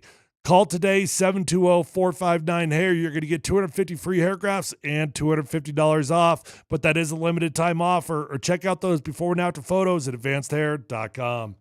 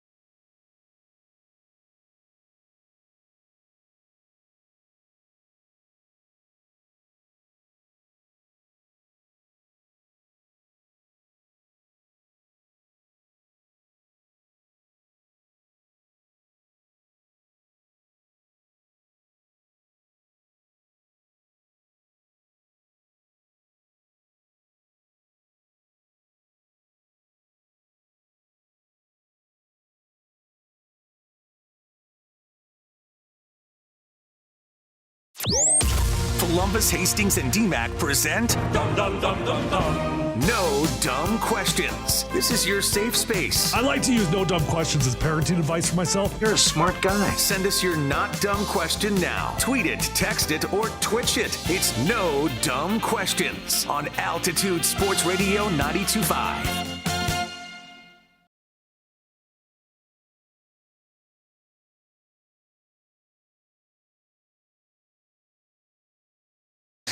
We're just some fun talk behind the scenes of the old days. The old days. Those were the days. I'm looking for no dumb questions. I kind of got a dumb story about myself, but I want to go to the no dumb questions. Is it dumber than the walking around? The walk around. Did your wife happen to catch any of the show yesterday? When you were talking about that was very strategical. Did she apologize since that night? She said she was sorry as it was going on and whatever. And it's a laugh. It's way more funny. Yeah. That we had a night for fun, if you know what I'm talking about, and it turned into a 50-minute hike around the city of Golden. When you're your age and you plan a quote a night for fun, yeah, and it doesn't happen, yeah, it's a little frustrating. I don't know. You just move on. I mean, you feel like you wake up in the morning and that headache was for nothing. Well, the $250 Airbnb was certainly for nothing. You know what? At my age, you take a good night's sleep, a casual stroll into downtown Golden for a cup of coffee the next day, and some sunshine on your back. So did you get to the cup of coffee pretty easily? Yeah. Oh, yeah. Trust me. When I was driving, I was like, one turn, huh? Anyways, let's not get into that. But I did find out. All right. Let's get into my other stupid story. I'll do it really quick. What time do you think the last light rail leaves from Ball Arena? I think it's 11:30. Do you really know that? Did you seriously just guess that? No, that you're just logically saying that would be the right time. I feel like we've done concerts going down there and stuff like that. And if you don't get on that light rail by 11:30, you're in trouble. Yeah. Yeah. Okay. Did you know was that the right time? No, I thought I'd be fine, frankly. I didn't think it went all night, but I'm leaving at 1:15 last night. I told you Jokic went 97 minutes after the game, Jokic talked. But did you go spend time with Dan on digital? Yeah, that was a whole, but Jokic was after that anyways. He took his time, which, maybe we should talk about why he's taking so much time. I think he's injured. Okay, because listen, he's legendary in terms of time, but 97 minutes? Even that is kind of precedent for the Joker. Because it's usually like 45 to an hour, right? So I get done with all my whatever I'm doing, right? I'm walking out. It's like 1:15. The next train is at 4:36. I'm like, you got to be kidding me. So I'm trying to be eco DMac. I'm just when we're kind of a one-car little family now, and I don't mind taking the light rail. Taking the light rail's fine by me because I just, shut my brain off and I get there and whatever. And I had my bike. I took my bike to the light rail station. Eco DMac. You weren't afraid of getting stolen? Oh boy, did I lock it up. And I took my crappy bike. I took my, the one that if it got stolen, whatever. Because it's only a mile over the light. So I had to call an Uber. And I get in the Uber and... With your bike? No, the bike is locked up at the Ridgegate light rail station. It's locked up. I hope it's locked up there. I'm praying that it's still locked up there. Then I get in there with the Uber driver, and boy, I could smell the weed in the car as soon as I got in. Have you ever gotten an Uber and it's just like, oh boy, what am I doing here? Yeah. Dude, it was that moment. And then I'm looking, it's going to be like $40. Now this Eco DMac is costing me ridiculous money. Did you throw out the, hey? Well, you got the full Colorado experience. Hey, bro, puff, pass? I did not. I was hanging on for just dear life in that teeny little weed box going from Ball Arena to the Ridgegate light rail station. Fine, but it was nerve-wracking. Let me tell you, it was nerve-wracking the entire time. And then I said, just drop me off the light rail station because I gave the directions home. And I just dropped me off here, and I got the bike, and I went back, and everything was fine. To be fair, that very easily could have been the last two passengers in that car. True, and I'm not giving out his name or anything like that, so I'm not going to throw anybody under the bus. But you get into an Uber and it just smells like weed. Aren't you a little bit nervous about your drive? There's my question, I guess. Is that a guy out trying to earn money, or is he just tired of the wife? So I said, let me just I'm not park in a corner right here. I'm not really quite sure who's driving a Uber at 1:45 on a Tuesday. The whole thing was like way more dangerous. I'm never doing that again. And I was just trying to be. You're never getting an Uber again? I could have just driven. I was being eco DMac. I was just being eco-friendly, like light rail, public transit, my poser hippie stuff. That's it. See, it's going to be better when the Ubers drive themselves. You don't have to worry about this. That will be. Is that coming? It's all over San Francisco. You got to be kidding me. Oh, no. Are you kidding me? Are you living in a hole? Are you not aware that there are driverless cars right now? For Ubers? It's not. It's like a driverless car is picking you up. Yes. Yeah, it's I did not. Lost something. I was not aware of that. No. Oh yeah. Would you get in a car without a driver? Yes, because I've been in the full self-drive Teslas and it's unbelievable. I don't think I'm there. Where do you get one of those? San Francisco. Mm-hmm. Yeah, it looks like Phoenix may have them too. Google's working on a whole fleet of them also. Would you do it, Scott? It's called Waymo One. You get on the WAYMO app. Waymo One app. Let's be honest; those vehicles are going to be 10 times more safe than your weed driver. I asked Ramona. You're probably right. What would you trust more, a driverless car or a weed car? Yeah, I'm trusting AI. I probably would too. You know, it's funny. I saw one of those Waymos at a stoplight right by the hotel in San Francisco, and it was probably. And I hate these drivers who go up to a stoplight and they're basically 12 feet from the crosswalk. I mean, you're like, dude, you got 12 feet. Move up a little bit. And I talked to somebody about it. He said, yeah, they had an initial problem where they would come to the crosswalk and they would go all the way through it and be part way into the intersection. So now when they it first started. overcorrected. So now it's like overcorrected. And then I talked to Ramona Shelburne and asked her, she won't take on. She goes, well, I have a friend, but they go super slow. So if you're in a hurry, you don't want to take them. By the way, I had no idea Ramona Shelburne was like 5'1". Yeah. She is very Right up nice, your by alley. the way. Super nice lady. That's like the perfect height. 5'1" female. All right. Is it Eco DMac saying 1:15 like an idiot? Did I say that wrong? Is that quarter after one or quarter of one? 1:15. Is that 12:45? So 12:45. Yeah. Is that the wrong way to say it? 1:15? 12:45 is a little. I don't really easy. hear people say quarter of one. Is it weird to say quarter of the hour? It wasn't 1:15. It was 12:45. Yeah. Yeah, but wouldn't quarter of one? That's of. That would be 12:45. Yeah. So is that stupid of me to say it like that? It's just It's kind of highbrow. It's quarter. Old school. Really? I think it's a little highbrow. Quarter of? Absolutely. Yeah, I think quarter of sounds a little highbrow. Little pretentious. One Yeah. quarter of one. Dan doesn't even get it. 1:15. Dan's still trying to figure out. He's trying to figure out how to get the weed car. You know what? He was the Uber driver. It's PhD on 92.5.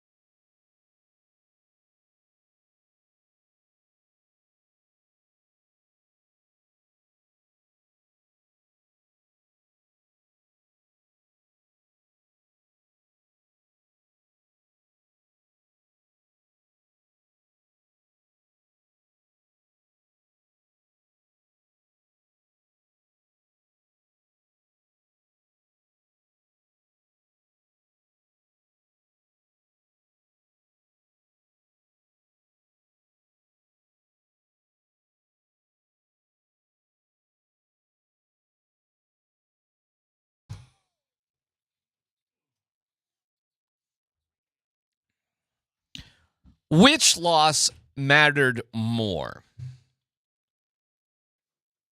And what's the biggest revelation or curiosity about each matchup to this point? The injury of Michael Porter Jr. or the teasing comeback to play of Gabe Landeskog? But we'll start with what loss mattered more. On paper, the loss at losing home court matters more on paper, in my opinion. That being said, and also I'm not sure the Nuggets loss isn't more revealing. I mean, the series hasn't surprised me at all. I mean, it's kind of playing out. In fact, I think one day you and I said they're probably going to split at home, split there, and then it's going to be one of those long series. I think every game, I mean, I'm not saying there might not be one game that's won by 20. It's the NBA, that can happen, but it feels like the vast majority of these games will be close, and Jokic said it'll be the little things. Yeah, and I don't disagree with that. The thing for me is the one thing that's revealing is they still ain't healthy, in my opinion. And then we get specifically to Michael Porter Jr. Well, and you get a new one, right? You get a new one with the shoulder. Not healthy, agreed. Yet a highly competitive basketball team. Yeah. Which loss matters more? Well, the margin for error was always going to be smaller with the Nuggets. It was just you're in a unique situation. We've almost glossed over the fact we don't have our head coach anymore. We don't have our GM anymore. We're in the middle of a playoff series against a team that matches up very, very well against the Nuggets. Kawhi Leonard is lights out. He can't freaking miss a bucket. And it was always going to be back and forth. So if you could have gotten out to a 2-0 lead in that series, that sure would have been really nice. That hurts more. Avalanche, okay, I didn't expect them to lose last night, and it does feel like they gave one away considering the fact that they had the lead 3 different times in that game. But confidence remains very, very high with the Avalanche, and they're not dealing with injury concerns, although I don't know what category Gabe Landeskog fits into that. They're not dealing with the same stuff the Nuggets are. Why didn't Gabe Landeskog play last night? Not ready. He didn't give him I don't know. It's about not ready. I think he's as ready as he'll ever be. He did not give them the best chance to win the game, in the opinion of Jared Bednar. Well, maybe that's the same thing to you, Scott. Yeah, because there's different kinds of not ready. He's ready for training camp. Yeah. He's not ready for the Stanley Cup playoffs. Why was he warming up then? Because they want to get him ready. And a 20-minute warm-up helps get him ready? Yeah, well, yeah, it's 20 more minutes he gets to skate and gets that knee stronger and whatever. Yeah. I mean, what? Don't play him at all. Skate him in a game, let him get banged up and hurt. Let's get him in the warm-up. I don't know if that's going to do a lot of physical therapy, but it maybe gets you in a mental state about ready to play. One more step closer. Do you think that was the setup and that was the arrangement all along? Or do you think they were kind of operating on the fly a little bit? I sure hope it was the setup and the arrangement, because if you're operating on the fly, now you're talking about hurt feelings. Now you're talking about a guy in Gabe Landeskog who went out there for the warm-ups and mentally thought he was playing in a game, and then it was ripped away from him at the last second. So I'm going to operate under the assumption that it was the plan all along, because I just don't see how you do Gabe like that. You can't do that to Gabe. You can't do that to him. You can't tell him, hey man, get dressed, get ready to play, and then make a last second decision. You can't toy with him like that. How did the NHL screw up and have 2 different rosters then? Somebody on the staff. The NHL doesn't put it out until someone sends them stuff. So that was sent by someone on staff. So it was a screw up. Yeah. Miles Wood said he learned yesterday that he was going to be playing today. If that's the case, what goes behind the decision to have Gabe Landeskog out for pregame warmups? Is there any benefit to that?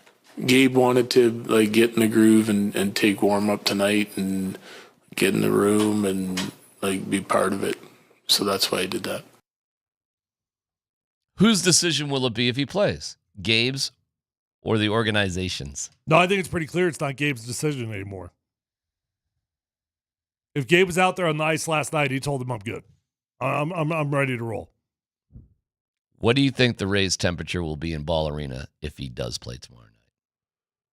Well, I mean, it's going to be a hype crowd no matter what. It's going to be a hype crowd no matter what. But watch him walk out there, Umbagua. I'm sorry? Definition? Country of origin? Africa, family together. Got it. Listen, the hockey crowd is. I think that was in Moana also. The hockey crowd is insane no matter what. If there is a temperature heightened, blow the roof off the joint sort of moment, I can't even imagine something bigger than Gabe Landeskog. And can you imagine if you're skating him in warmups and he didn't play in the game? At Ball Arena? Yeah. I mean, that's what happened in Dallas. Kind of who cares? But and then the puck drops and you win 3-1. No one will care. Which I think he's going to play in Game 3, but I think it's going to be very reluctant, and there's going to be people that are nervous. Is this the right decision or not? It was a weird. The pressure is just too real now. I mean, you've got a volcano that's ready to erupt. You brought him off the IR. You skated him in pregame warmups. It's going to happen. He's going to get back out there on the ice.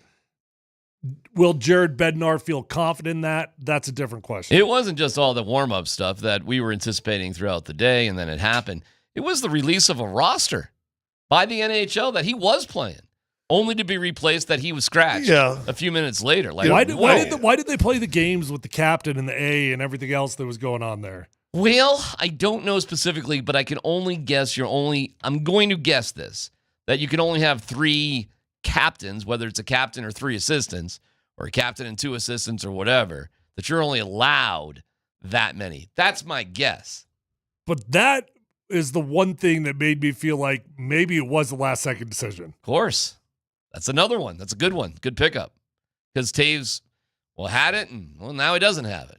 Well, what's going on there? But you get it, Nate and Kale. Well, who's your third guy? Taves. Well, not if Gabe's back. So what sweater are you wearing there, Taves? Does it got an A on it or not? That's a good pickup. Listen, my conspiracy, had just, there's got to be something else going on here we just don't know about. And maybe it's okay that we don't know about it, but it was sticky there. It was weird. I mean, there was all sorts of, sort of he's going, he's not going, and, ruminations and excuses, and we'll see what happens tomorrow night. And then, of course, the ironic twist is Miles Wood, who, by the way, even before all this Gabe stuff, had been a healthy scratch. Because Miles Wood has had a less than stellar year, period, for the Avalanche. And he's the one with the turnover that leads to the goal in overtime, as it turns out. Yeah, that's just fluky, whatever. What if it had been Gabe? What if it had been Gabe? And everybody goes, what if it had been Gabe? He wasn't ready. He wasn't up to level to play yet. What if? Hey, listen, man, nobody wants a Peter Forsberg situation where Forsberg came back for 2 road games, just couldn't do it and had to retire and just walk away. That sucked. Nobody wants that. Nobody wants to see Gabe embarrassed. But come on, guys. Why go through all this work if you're not going to give it a shot at this point? Because it's all a process. It's a unique process, dude. Because name me another athlete that sat out for 3 years only to return in the playoffs. Give me another guy. Close one would be almost like, close one would be a Forsberg type situation that you're injured and gone. Perhaps, but that was regular season play in February when he was coming back. That was nothing time. Nothing burger time. Game like 47 or whatever. Who cares? This is the playoffs, baby. Yeah, so you don't play him if he's not ready. Boy, he damn close. If he ain't ready, I don't know what else it takes. He's closer than he's ever been, and that's a good sign for the Avs fan. It'll be a thrilling, like I said, it's a great story, but the better story is to come back and you win games and you win the series. Where's Michael Porter Jr. with his injury stuff? Will he play in Game 3? Should he play in Game 3? So first off, what's the injury? He described it as a joint sprain. Having been through that with my shoulders, in all likelihood, he's looking at an AC joint sprain. The way that he landed on it, I've been through it, Scott, I'm sure. Have you ever had an AC joint? Yeah. Okay. Very, very painful. Extremely painful. Also, one of those injuries, like many injuries they tell you, but this one, it really is true. If you can handle the pain, you can play. How would it affect your shooting motion? Well, it's in his left shoulder, first off, so that's good. That's better than his right shoulder. Better, but I would assume that it impacts your stroke. Yeah. But it is a very painful deal, depending on if you got an AC 2, 3, whatever it is that you might have gotten. It's very, very painful, and I could see it keeping him out. But he's also revealed that he had a foot brace for his drop foot. The brace broke, and he's had a hard time getting this new one to work out for him. Yeah, but that wasn't like new last night. He's been trying to break that thing. Yeah, he's had issues new. there for a while. No. That wasn't new last night. You knew that his old brace had broken? I did not know, but after reading it, he said he's been trying to break it in for a while. Oh, well, right. And he's had a hard time with it is kind of that story. That's what he said last night. It's been bothersome to him. Should he even play? If you're not 100%, no. Same thing as Landeskog. Can the Nuggets beat the Clippers without Michael Porter Jr.? Probably. Really? Well, they did in game 1. Wow. Okay. He played 24 minutes and hit the first shot of the game. Yeah. That was the only shot he hit. And you were tied after regulation. It was a big 3. Who's going to take up those 24 minutes, brother? Big 3. Who's playing those other 24 minutes? Because that's what he played. I mean, I get it. He wasn't impactful, but he sucked up 24 minutes. Who's playing that time? I think you start Peyton Watson. P. Watt. P. Watt and Strother? Give it a go? You gotta try something, yeah. Is that a better option than an injured Michael Porter Jr.? Who had 15 rebounds and 15 points last night, by the way. Let's not discount that. Good rebound night. What did he average this year? 18 point something. Yeah, so he was little below. But 15 rebounds is way above his average.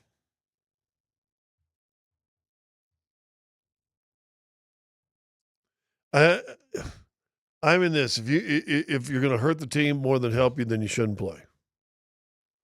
Why did Jokic have such a bad night last night? And he did have a bad night. I know it was a triple-double, but for Jokic, 7 turnovers. It's not a good night. Well, Missed free throws. Not a good night. Yeah, I think the free throws are going back to what Tyler said. I think his elbow is more serious than we know. And I think the 7 turnovers, now there was at least 2 of them that I can remember offhand that if the guy just comes to the ball, they're going to catch it and have a layup. Instead, they stay on the baseline. The guy comes from the other block and intercepts it. You got to step up to the basket. Don't just wait for the ball. But I also think how they're playing him. I mean, of all the guys on either team that has room to breathe, Joker doesn't. And they found out pretty quickly a guy who's a finalist for Defensive Player of the Year ain't going to play him one-on-one. No. So I think that was more a set of – and there was even – if you go back and look at that last turnover, where he ends up trying to lob it over the top, you got 2 guys standing side by side with 1 defender there. You get double teamed in the paint. Where's the cut to the basket or to the elbow? And all of a sudden, now it's an easy handoff pass, and you got an easy shot right there. Where instead, it's nut crunching time, and what do guys want to do when Joker, you go do it. Is there any positives to take that the Nuggets actually played pretty well defensively 2 games in a row? No, I think they're going to be fine. Because this isn't a high-volume three-point shooting team. I think they can, when they buckle down, stop people. The problem is, and again, what I tell you for the series start, you average 114, you're probably going to win this series easy. And you make your free throws, you do that. Well, yeah, probably have 5 less turnovers, you do that.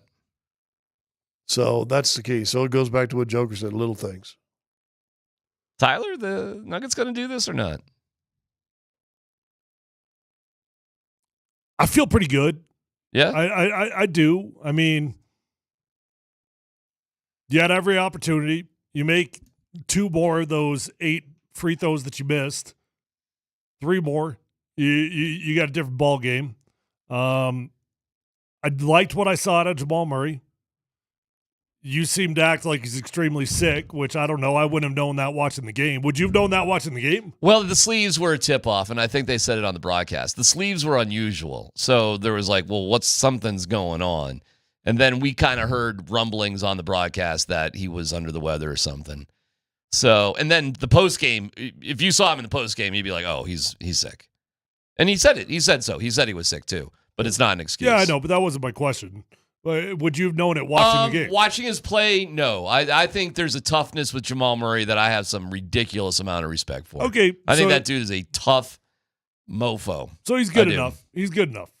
Yeah. I mean, he wasn't making any excuses And if for he it. was sick, as close as he got to Powell that one play, maybe Powell be sick for game 3. There you go. Maybe. Kawhi Leonard is a freak too. That dude. That's a different team when he's healthy. Holy cow, is he a I great saw a basketball podcast, player. or a bit of a podcast today, because Paul George was there too. And I think Paul George is whatever, a nice player, right, whatever. Right. And he goes, yeah, all they do, I told them, pay me what they paid Kawhi. Yeah. You ain't that guy. He ain't not Kawhi Leonard. Yeah, you are not that guy. James Harden, too, to me is just so funny. He's got this little like YMCA body, but his handle is absurd. He's slow as molasses, just kind of like Jokic. But stronger than you realize. Oh, my God. And let me tell you another compliment, too. Russell Westbrook is one hell of a rebounder. Yeah. I'm not saying he's short, but he's not tall. But, dude, he is ferocious as a rebounder. But rebounding is want to, though, right? I mean, rebounding, Pickett's pretty good rebound for his size, too. He is. You know what? I've been a little bit down on Russell Westbrook here and there, and he plays like a chicken with his head cut off, and who knows. But that guy is a dog. He is just a dog, man. He wants it. He loves ball, and he's a dog. He's quirky, all that sort of stuff. Miss some shots, I think a better shooter would make. We had a stretch where he missed 3 in a row down I got there in you. that His second shot quarter. looks terrible. But that guy's going to give you unbelievable amounts of effort every single time he's out there. Yeah. Ain't no doubt about it.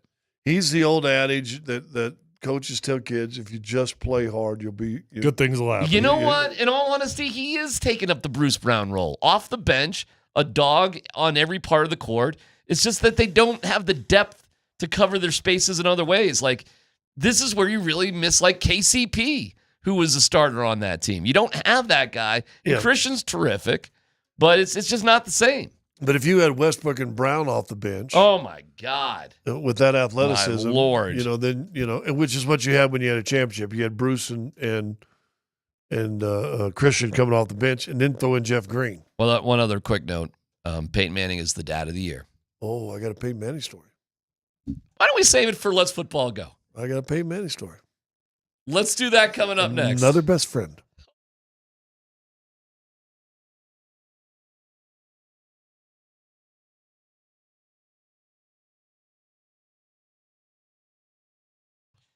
Hey, it's DMac for the Rocky Mountain Men's Clinic. With dealing with the issue of erectile dysfunction, it is important that you realize it causes stress in relationships. Who needs that? Anxiety, undue hardships on men. You don't need that. Your partner doesn't need it either. So let's get rid of that intimacy destroyer that is ED with the Rocky Mountain Men's Clinic, where the pills or herbals just aren't doing the trick. The Rocky Mountain Men's Clinic has treatments with success rates well over 90%. Some treatments can even have you last an hour or more. They've served the Front Range of Colorado for nearly a decade, treating tens of thousands of men. So schedule a consult, $99. You get the consult with a Colorado licensed medical provider, a T and PSA test. If advised, a test dose. If it doesn't work in the office, your visit is free. Like a lot of men, you could be having sex the day after your appointment. Call them today. 720-440-7900. RockyMountainMen'sClinic.com.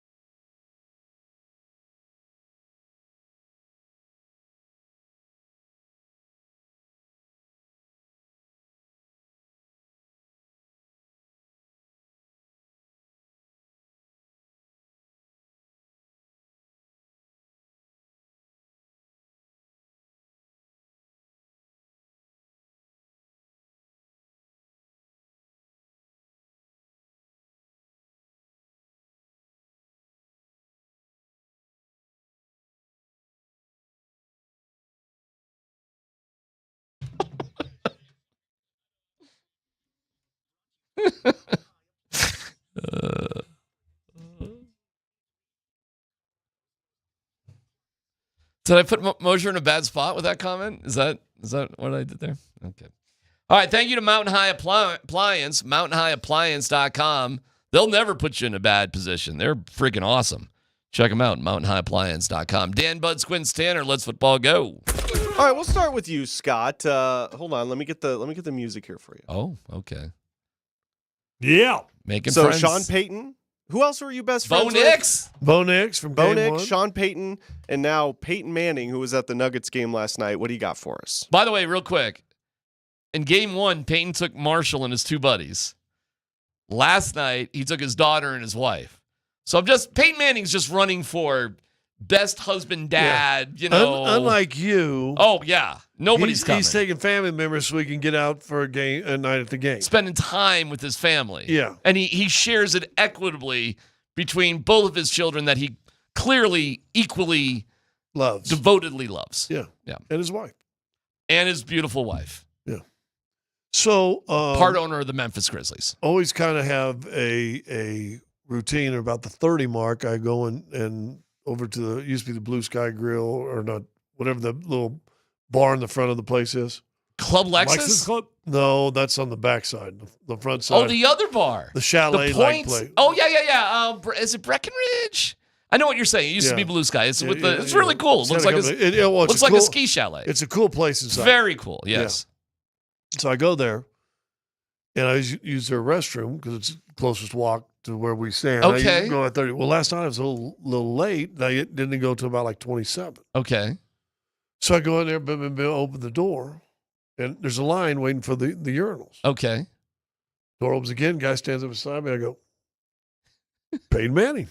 Waiting in line to pee? Yeah. And he's like right beside me. Right next to you. It's like me, him. Okay. And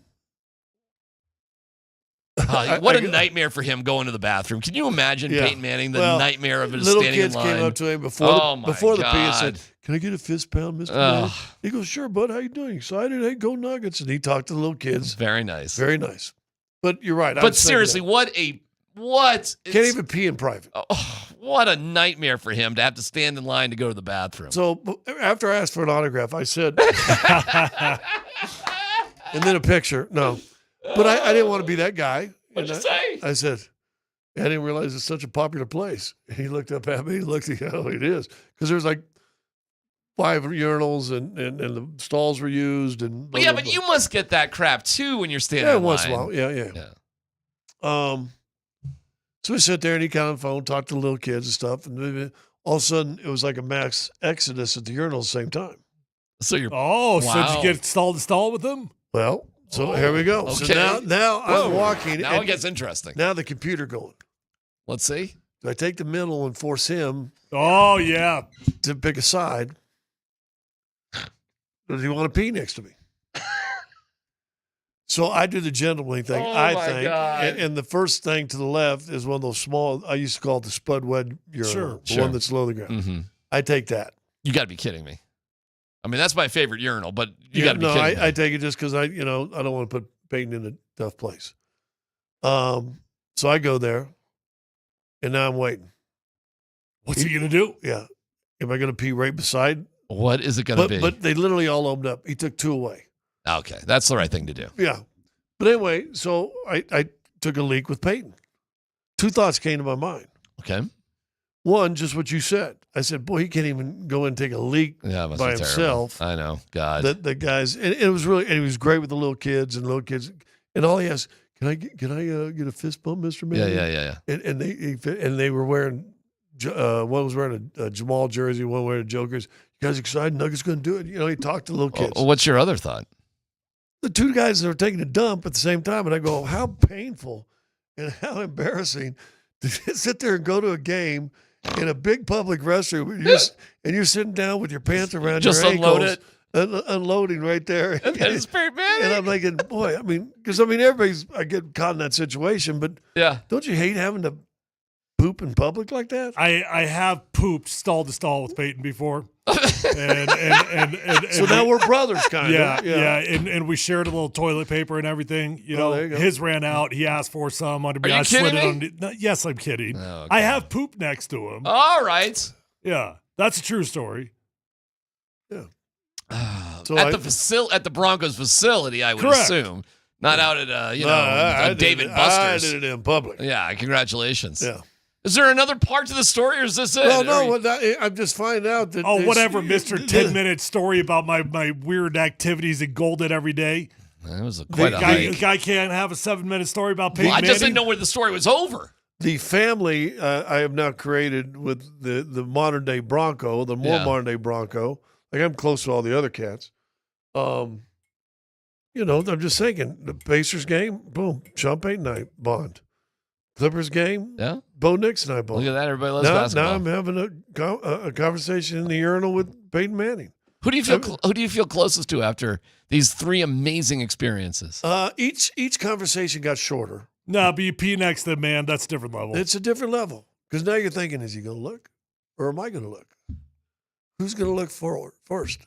You looked. No, I went head to the wall, straight down, head to the wall, didn't look.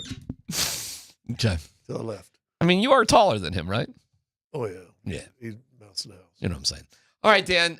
Anything else? I don't want to cut a story short. No, Great story. No, it's awesome. 2 thoughts. Took a leak before the game with You Peyton sit Manning. there, and there's Peyton Manning. And then feel bad for the 2 guys having to take a dump before the game. And they didn't even know Peyton was in the room. And how about horror. that? That's the horror. They walk out. And the whole urinal, the whole restroom was buzzing because Peyton was in there. And these 2 guys had no clue. Oh, no. Yep. I could have seen a little piece of toilet paper on. Could you sign this, Mr. Manning? It's on the bottom of my shoe. All right, next, Dan. All right, let's hear a couple of first. sound bites here regarding the NFL draft. First, we'll hear from Mel Kiper on where he thinks the top-tier running backs are going to go, and then we'll hear from Daniel Jeremiah on the tight ends. But first, here's Mel on the running backs. Yeah, I keep hearing he might go a little higher. When I had him 6K, they were saying, it's too high for a running back at 6. Now you're talking about Jacksonville, maybe, New England, maybe, that he could be gone by 6. Amari and Hampton's the one I feel very confident about to Denver at 20. I think if he's there at Denver for Sean Payton, he makes a ton of sense. I still think for Pete Carroll and the Raiders, who could not run the football, now you got Pete coming in. He wants to run the football. He's got Gino. He wants to help him out. Ashton Genty would be a great addition, but you have a couple teams picking ahead of them that could take Ashton. So, like I said, the one I like, Amari and Hampton, running back North Carolina to Denver at pick number 20, I think would be a real nice addition. Okay, now here is Daniel Jeremiah on the Broncos' interest level and Michigan tight end Colston Loveland. To me, I'm my biggest thing with them, I'm fascinated to see what happens. I don't think he gets there, but Colston Loveland, the Broncos have long been connected to having a, no pun intended, love affair with Loveland, but they went out and signed Evan Ingram and gave him decent money. So is that enough to take them off of Loveland if he somehow got to them? That's one of the little sidebars I'm looking forward to. If Colston Loveland does fall to 20, as well as Amari and Hampton, who do you guys want the Broncos taking and why? Well, let me just answer this. If you were in love with Colston Loveland, and assuming you still do love and trust your evaluation of Colston Loveland, nothing should change simply by the fact that you signed Evan Ingram. Nothing.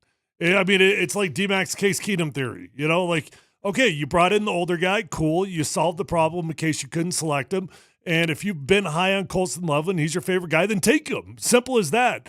Evan Ingram does not solve the future of the Denver Broncos tight end problems. I agree. I would take Colston Loveland if you really think he's that special. It was weird, of course, when he's in that big arm sling brace sort of thing at the combine, but been told by a million people, don't worry about it. That'll heal. Ain't a thing. I think there's other great running backs that you can get. And I think Omari and Hampton looks pretty special. But there's other good guys, too. And by the way, I do subscribe to the fact if you take Omari and Hampton in the first round, you kind of got to feed him. He's got to be your bell cow, man. I mean, why else are you drafting him? You don't have that same pressure with a guy in the second or third round. It can probably be more balanced. Now, there's a little pressure to use Colston Loveland eventually as that guy, but Tyler's right. Evan Ingram's only going to be here for, 2-3 years, maybe? There's plenty of time for Loveland to sort of develop. Well, Amari and Hampton you'd have to use right away. If you get Colston Loveland, listen, teams use 2 tight end sets all the time. Yeah. I mean, and like you couldn't do that. And you always look for that joker player, whether he's a joker player or not. Putting 2 tight ends out, you've got a joker set, because you don't know. One staying in, one going out, one both going out, both staying in. I mean, there's a lot of different options you could do with it. And listen, there's a difference of 10 and 2. One guy's still got 10 years in front of him. Other guy's probably got a couple years here. That's right. Theoretically. Exactly. First rounder, yes. Listen, the Broncos are going to do great. The whole you guys are coming around on Colston Loveland. I like it. I'm trusting the Broncos. I am trusting the Broncos, and I think they're about to have a great draft. The whole concept of them moving up did catch me by surprise because that's really not George Payton's way. However, it is Sean Payton's way, and I think it's clear that Sean gets the first pick, and then everything else is probably a little bit more a collaboration. But I do think Sean gets a lot of influence on the first pick. I like the Penn State guy better. Tyler Warren. But I don't think he's everybody does. Yeah, I don't think he's going to be available. Right. Well, that would be the move up thing. That's where a lot of these rumors would be coming from. That's one of the things you might do. It might not be about Travis Hunter. I mean, that's kind of pie in the sky. A more reasonable thing is actually Ashton Genty or Tyler Warren if the Broncos are going to move up. But still, is George Payton want to get... But you just made a great line that made me think. Even if you move up, if you're going to move up and get Genty, great. If you're going to do Hampton at 20, great. But they need to have more than 8 carries a game. You are making a major commitment to those running backs if you're doing that. I agree. Next story, Dan. All right, fellas. NFL scouts and coaches are evaluating Alabama quarterback Jalen Milroe as potentially the most dynamic running quarterback prospect they've ever assessed, surpassing even 2-time MVP Lamar Jackson and Michael Vick, according to NFL Network's insider Tom Pelissero.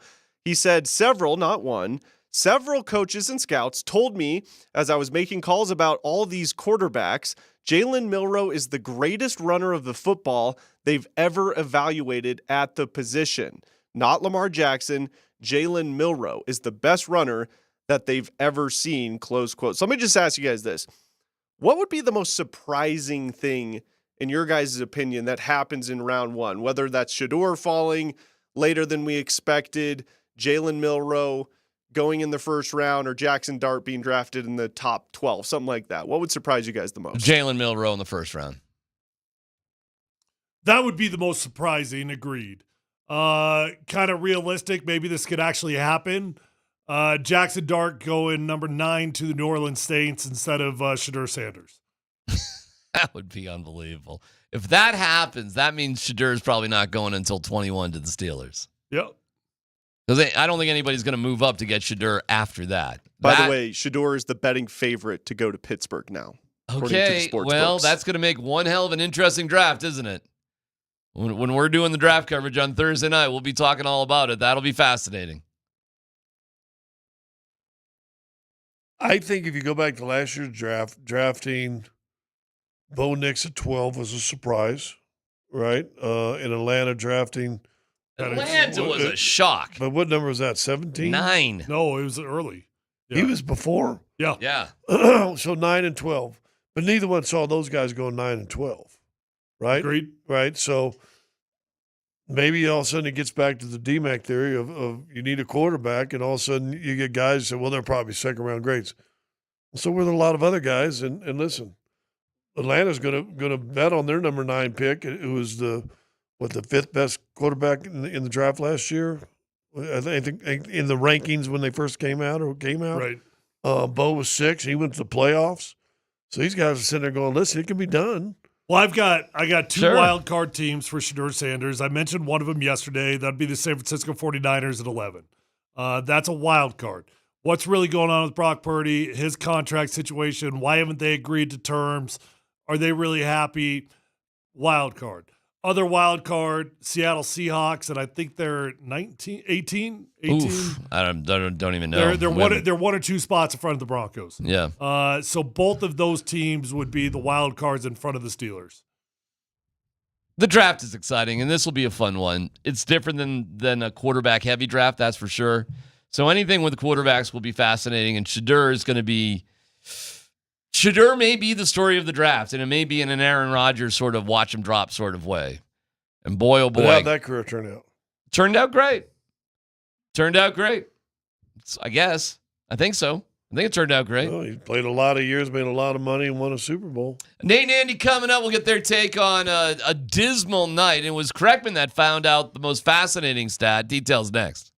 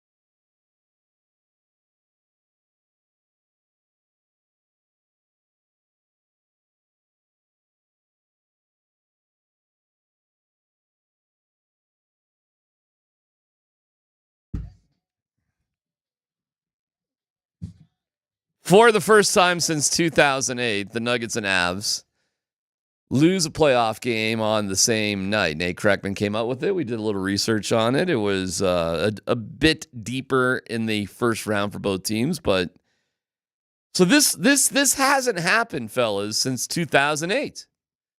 So I get it. People are a little, their daubers are down, Scott. To use your expression. Yeah. The one thing is more so the Nuggets than the Avs. There was a period right before Melo went in like 8-9 seasons without the playoffs. So that would chew into a little bit of that. And then I think the Avs didn't they go 1 or 2 years without the playoffs? The Avs went like 4 or 5 years without the playoffs. Was it that much? Sure. They were terrible. Well, during the real fun year, they were going every other night. That would be, I would love that. Like tonight, there's nothing. The Rockies play the Royals, Scott. I know. Let's go. Let's go Royals, I know. Got to get that going. Come on, baby. Come on, baby. Let's go Royals. If I'd remembered that, I'd have worn my Royals hat today. If you would have known that. If I'd have known that. Yeah. I didn't even know they were playing yet. Correct. I didn't know. When did the Rockies start? That's a good question to ask them. When did they wear those City Connect jerseys? Well, that was their last game that they actually won. On the pictures, the color wasn't so bad. You got to be kidding me. That's kind of hip. Are you defending the City Connect jerseys? For kids, it looks really cool. The kids would love that. The waiters at Casa Bonita are wearing that. Well, it looks like an Easter special. Okay. Because it was all Easter egg colors, wasn't it? Yeah. All like purple and orangey pastel. And they said, it's supposed to represent the sunset. They just put a damn sunset on there. Then make it orange. Or make it orange. I think they had every color on that uniform. But predominantly purple. Whoever's in their marketing department really. Dude. And then struggles. they make everybody wear it. So Drew's wearing it, Spilly's wearing it. They're all wearing it. Everybody's wearing it. The managers. And watch, I guarantee you they sell a whole bunch of them. You think? To who? Kids. Who are Rockies fans? Where? Anyways, the Rockies play Kansas City tonight. It'd be more fun if there was a game. In Kansas City or home? On the road. Yeah, in KC. I would have tried to get tickets. Although that means Kansas City's coming here sometime. At some point. Yeah, got to check that out. Maybe we do the show downtown. Let's do it. Oh, man, that would be incredible. All right, so how are we feeling then overall? We good? After 3 hours of therapy here? Or have we solved all the world's problems? I mean, I dang sure didn't expect him to win all the games. He doesn't feel... I dang sure didn't expect it to be easy, especially for the Denver Nuggets. Yeah. So if you said we're going to be 1-1 after the first 2 games, I'd been like, okay, all right, we got a chance. Let's go. Well, there's an old adage that goes, the playoff series doesn't start until someone loses at home. So the Nuggets playoff series has started. Okay. We get to see the Avs on Wednesday. I guess that was already started too because Dallas lost at home. So the series have started. Here all right, let me give you the big questions for both teams. Will the Nuggets be able to score in the paint against the Clippers? And if so, how? Eventually. Well, they got to keep them out of their half-court offense. Think about last night, and even the night before, but if they're making all the shots all the time, and Kawhi Leonard was, 12 or 11 to 15 or whatever he was, and you're taking the ball out of the basket, now, and Malone used to say this all the time, you're letting them get back and set up in their half-court defense, and they're a great half-court defensive team. So you've got to get some stops. You got to figure a way to get some stops. And then when you do, you get out and run. And that's the key for them. And when you get out and run, you're going to get more points in the paint. Can they be successful without Michael Porter Jr.? It'll be tougher, but they can. But in order for them to be successful without Porter, then you're going to have what happened in Game 1. And that's Aaron Gordon and Christian Brown have got to be really good. And then Jamal's got to be really, really good too. And Joker's got to be Joker. I do think they can be successful without Michael Porter Jr. It's better when Michael Porter Jr. is hot. It's better when Michael Porter Jr. is getting rebounds like he was last night. But I think the deeper question is, can they win with a very banged up Aaron Gordon? I think that's a huge question. That to me, I'm not sure you can. I think the answer might be no. The answer is yes, you can win without Michael Porter Jr. It's tougher. I don't know if you can win. You can't win without Porter and a banged up Gordon. Yeah. There's very few humans, you two being two, that could answer this question, so I'll respectfully ask it. How do you miss a dunk like AG missed a dunk? You don't get up as high as you think. I you usually need to get up. rejected by the front of the rim. So, The front of the rim is your yeah, problem. A little bit different. You know what? He clanged it off the back of the rim for sure. Yeah, he probably went too hard. But if you remember, the shot clock was going 3, 2. I couldn't believe he got the dunk off in time. And the bench was and as it turned out, he would have got off in plenty of time. But I think he was rushing as fast as he could, which to me means you probably should have just laid it up over the rim. But I think he was trying to hurry it because I was sitting right there, and the bench beside me, you can hear him, 5, 4, 3. They're yelling the shot clock down. And all of a sudden, when he broke through, all of a sudden it was like the Red Sea, and he was there. And I think he just rushed the dunk. There was another funny moment. Dan, I don't know if you can find it. It's Jokic talking about how he thought Jamal Murray was telling him, shoot, shoot, shoot, like he was waving his hands, shoot, shoot, shoot. Oh, I know the moment you're talking about. But Murray was actually saying, slow it down, you got time. So Jokic when they put got up the offensive rebound, right? Yeah, he put up a desperation shot with 6 seconds left on the shot clock. And it was to have a little bit of a laugh and a pretty tight moment. Weren't you a little curious, why the hell did Jokic just throw that ball up like that? He literally thought Murray was telling him, shoot, shoot, shoot. And he was telling him the exact opposite with the same hand gestures. Playing time, too much time. Slow down. So you got time, you got time, you got time. Here's what Jokic said last night. No, I saw Jamal was like, shoot, but he was like, calm down. So it's a misunderstanding. I saw Jamal telling me to calm down, but I thought, shoot it. So misunderstanding even in that situation, details, like I said. And then real quick, you didn't start the game with the sleeve on your elbow, I'm pretty sure. Was that just the right elbow bothering you a little bit? No, I fall down. I was a little cushion when I bumped with the zoo. His voice don't sound right either. He may be. I told you. There may be a little sicky going through the locker room. Right? Yeah. But Jamal looked terrible after the game. He really, you can't fake that. He just looked sick. Worn down. I told you, AG looked way off his game on Sunday. There might be something going on there. Bad time for that to happen. That's for sure. All right. Yeah, it is what it is. You got a playoff series. Now all you got to do, listen, we said this before the playoffs started, and I think this goes for the Avs and the Nuggets. And Nuggets had one of their best road years ever. I think they won 24 games, which, when you're around 2021, you've had a good road year. I think they got 24. Let's face it. So they can win games on the road. We've had no idea what the Nuggets were going to do at any point this year, right? Who knows? Seems like it. Right? So why would the playoffs be any different? So it's probably wrong to even go in the negative way. It's probably wrong just to assume they'll actually lose as much as they'll actually win. I have a lot less panic and concern than I thought I would. I'll just put it that way. Yeah. Why is that? Because I know this team is really good. Listen, I know Clippers are good too. I think both those teams probably win 80% of the games played in the last 2 nights the way they both played last night. I mean, they were getting after each other. I haven't seen a lot of other series get after it. I guess Detroit got after New York a little bit last night. I just think this is a good series, and I think the starting 5 when healthy is very good. Now, that to me, the biggest question, are they healthy? Now you're talking about could they be sick?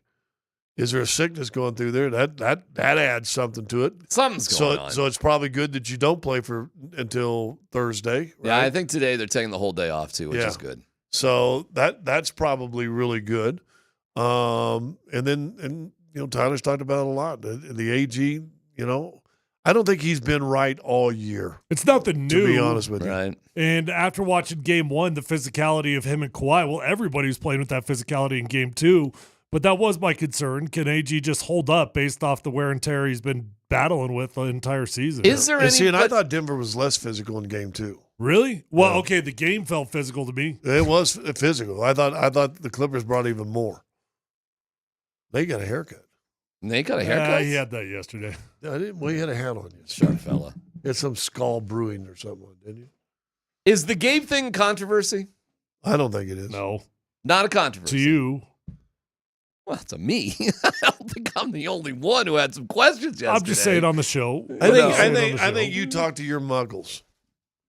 I think you've had Scott and I conversation both with your yesterday. Hockey muggle. See, we were on different pages. You, me, and Scott were on different pages yesterday. Scott and I yesterday didn't feel like Gabe was playing last night, and you were highly convinced of it. So, I sure was. So I guess I can't try to act like there's drama when I didn't think he was going to play from Jump Street. Well, there was every indication that he was going to go. And, I mean, it just kept going the entire day.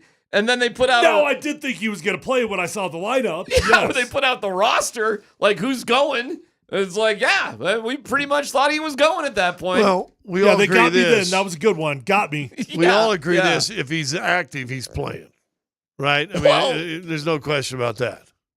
Yeah, I mean, it's the NHL that puts that out, too, by the way. It's not the Avs just doing it. Well, it's the Avs sending it to them, and then they put it out. Well, that's how the rules go. The coach gives his official roster after the warm-up skate, which is about 20 minutes long, and then there's about 20 minutes between that and the start of the game. So you got this 20 minutes sort of like, hey, what we doing here? And then you got to put your submission in. Did you think they were playing, Nate? Did you think he was playing? Here's my question. What's the difference between activated and active? Is there a difference? Because he was activated. Well, it's so like he's if, available. If you watch a protest, if you go to the protest, you're active. Okay. If you get in somebody's face and scream at them, you've been activated. You're activated. Got it. Yeah. Okay. Yeah, Well, what's the difference in football between the guys who are on the roster and who gets scratched for the game? I mean, it's the same thing. Like, you can only have so many guys that can play in any game. You get 18 skaters and 2 goalies. Wait, as activated, does he get defined as a healthy scratch last night? Yes. Oh, okay. Yes. All right. Which is a step up in the process. Not an unhealthy scratch. Yeah, you got to go through warm-ups. That was a part of the process. Although Miles Wood was told on Sunday that he was going to be playing. According to Arifteen, yes. Yes, and then Miles Wood played, and that sucks for Miles Wood because he had a good game last night, and then right up until he didn't. You know, right until the most critical moment. And that sport's so freaking cruel, isn't it? Like, turnovers happen all over the place in that damn sport. And then the one that leads to the rush that leads to the goal. Yeah. And then you just so happen to be the dude that was involved with the game stuff. Right. But Miles Wood's also been a healthy scratch since the team's been healthy. Yeah, he didn't play game 1. For many, and in the regular season, he'd been a healthy scratch. He led the team with 7 hits last night, did Miles Wood. He had a good game until he didn't. I mean, he sold out on Blackwell. Him and EJ both did, and then the puck EJ just fell down, didn't he? Yeah, EJ dove, and then Miles Wood jumped over him, and then Blackwell was just like, "Oh, nobody is going to go and get the spinning puck," and went and picked it up and knocked it in, and. Damn it if they didn't lose that thing 4-3 in overtime. How about you had the stat with the 2008 both teams losing in playoffs? Yeah. And then both teams lost late basically with a turnover. Right. Yeah. The Nuggets, I mean, did you guys, I'm sure you did this today, the end of that game, and there were so many moments. And I went back and I rewatched the last 6 minutes of the game today, just like, okay, I need to make sure I can wrap my brain around this. What was the one where you were just like, that's the one. That's the one that sticks in my craw the most?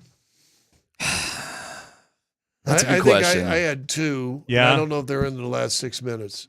The missed dunk by Gordon. That was like 2 minutes to go. Yeah, that's a killer, dude. That was a monster. Yeah. And then Michael, after a great rebound, the turnover and a stop, yeah, and just he's going to throw it. You know what it was? It was the Houston Cougars Final Four game. Yes. I'm going to throw. Oh, I can't now. Right. I can't pick it up. Because AG, he was looking at AG, and then AG turned to set up the floor, and Mike realized, and he was like, crap. And then he falls, and somebody rolls over him, and he hurts his damn shoulder. Yep. Well, we had a point of contention on the show, me and Scott. On should they have called a timeout or not? At the end of the game? I say Adelman blanked, and Scott said no, he did the right thing. I don't think he blanked. I think he made a choice in that moment. Because, okay, here's what happens. I'm going to both sides this thing. That's right. I'm going to go ahead and cheat in Sports Talk Radio. Okay. I'm going to both sides this thing. All right. By going, you don't allow Ty Lue to then just foul on the inbound.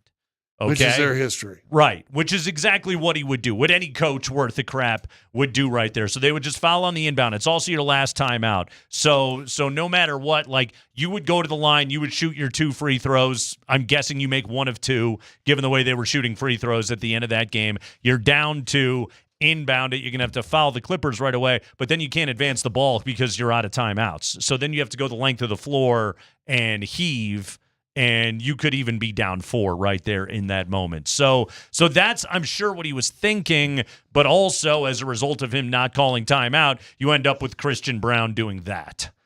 And I thought Christian panicked on that play. He jacked up a 3 without his feet set with 6 seconds to go. And, you know, I'm rewatching it today, and I'm just like, Westbrook's right over there. And that's the thing that Russ does well, right? He makes corner threes. He does make corner threes. He's a 50% corner 3 shooter from the right side. Right. That's a pretty good shot right there. Jokic could have whipped it over to him too, and he didn't. Joker just heaved it. And have you ever seen, by the way, like 2 shots that could have tied the game at the end of regulation, and neither of them hit the damn rim? Come on, man. Well, you call a timeout, you have time to get a play together. Well, you're assuming there's going to be a foul, but you give yourself an option. Andy, right. Did he screw up? Should he call the timeout? No, I don't think you want to go into a settled defense. Now, if you want to talk about it, I heard your debate. Again, if you want to call a timeout after the hezzy, then fine. But Christian had the wide open shot. Ugh. You should have taken it. You didn't take it. Yeah. Did he just not know what was on the clock? What? Did he not know there was 6 seconds left? He had time. Yeah. Maybe not. He's unfortunately. Listen, I thought CB last panicked. night's game was a whole bunch of this season's history showing up. Yeah. Aaron Gordon grabbing a rebound at one point, pulling it down. All you got to do is put that back, brother. Instead, you turn around to the most inconsistent guy on the team and give him the ball to take a mid-range jumper.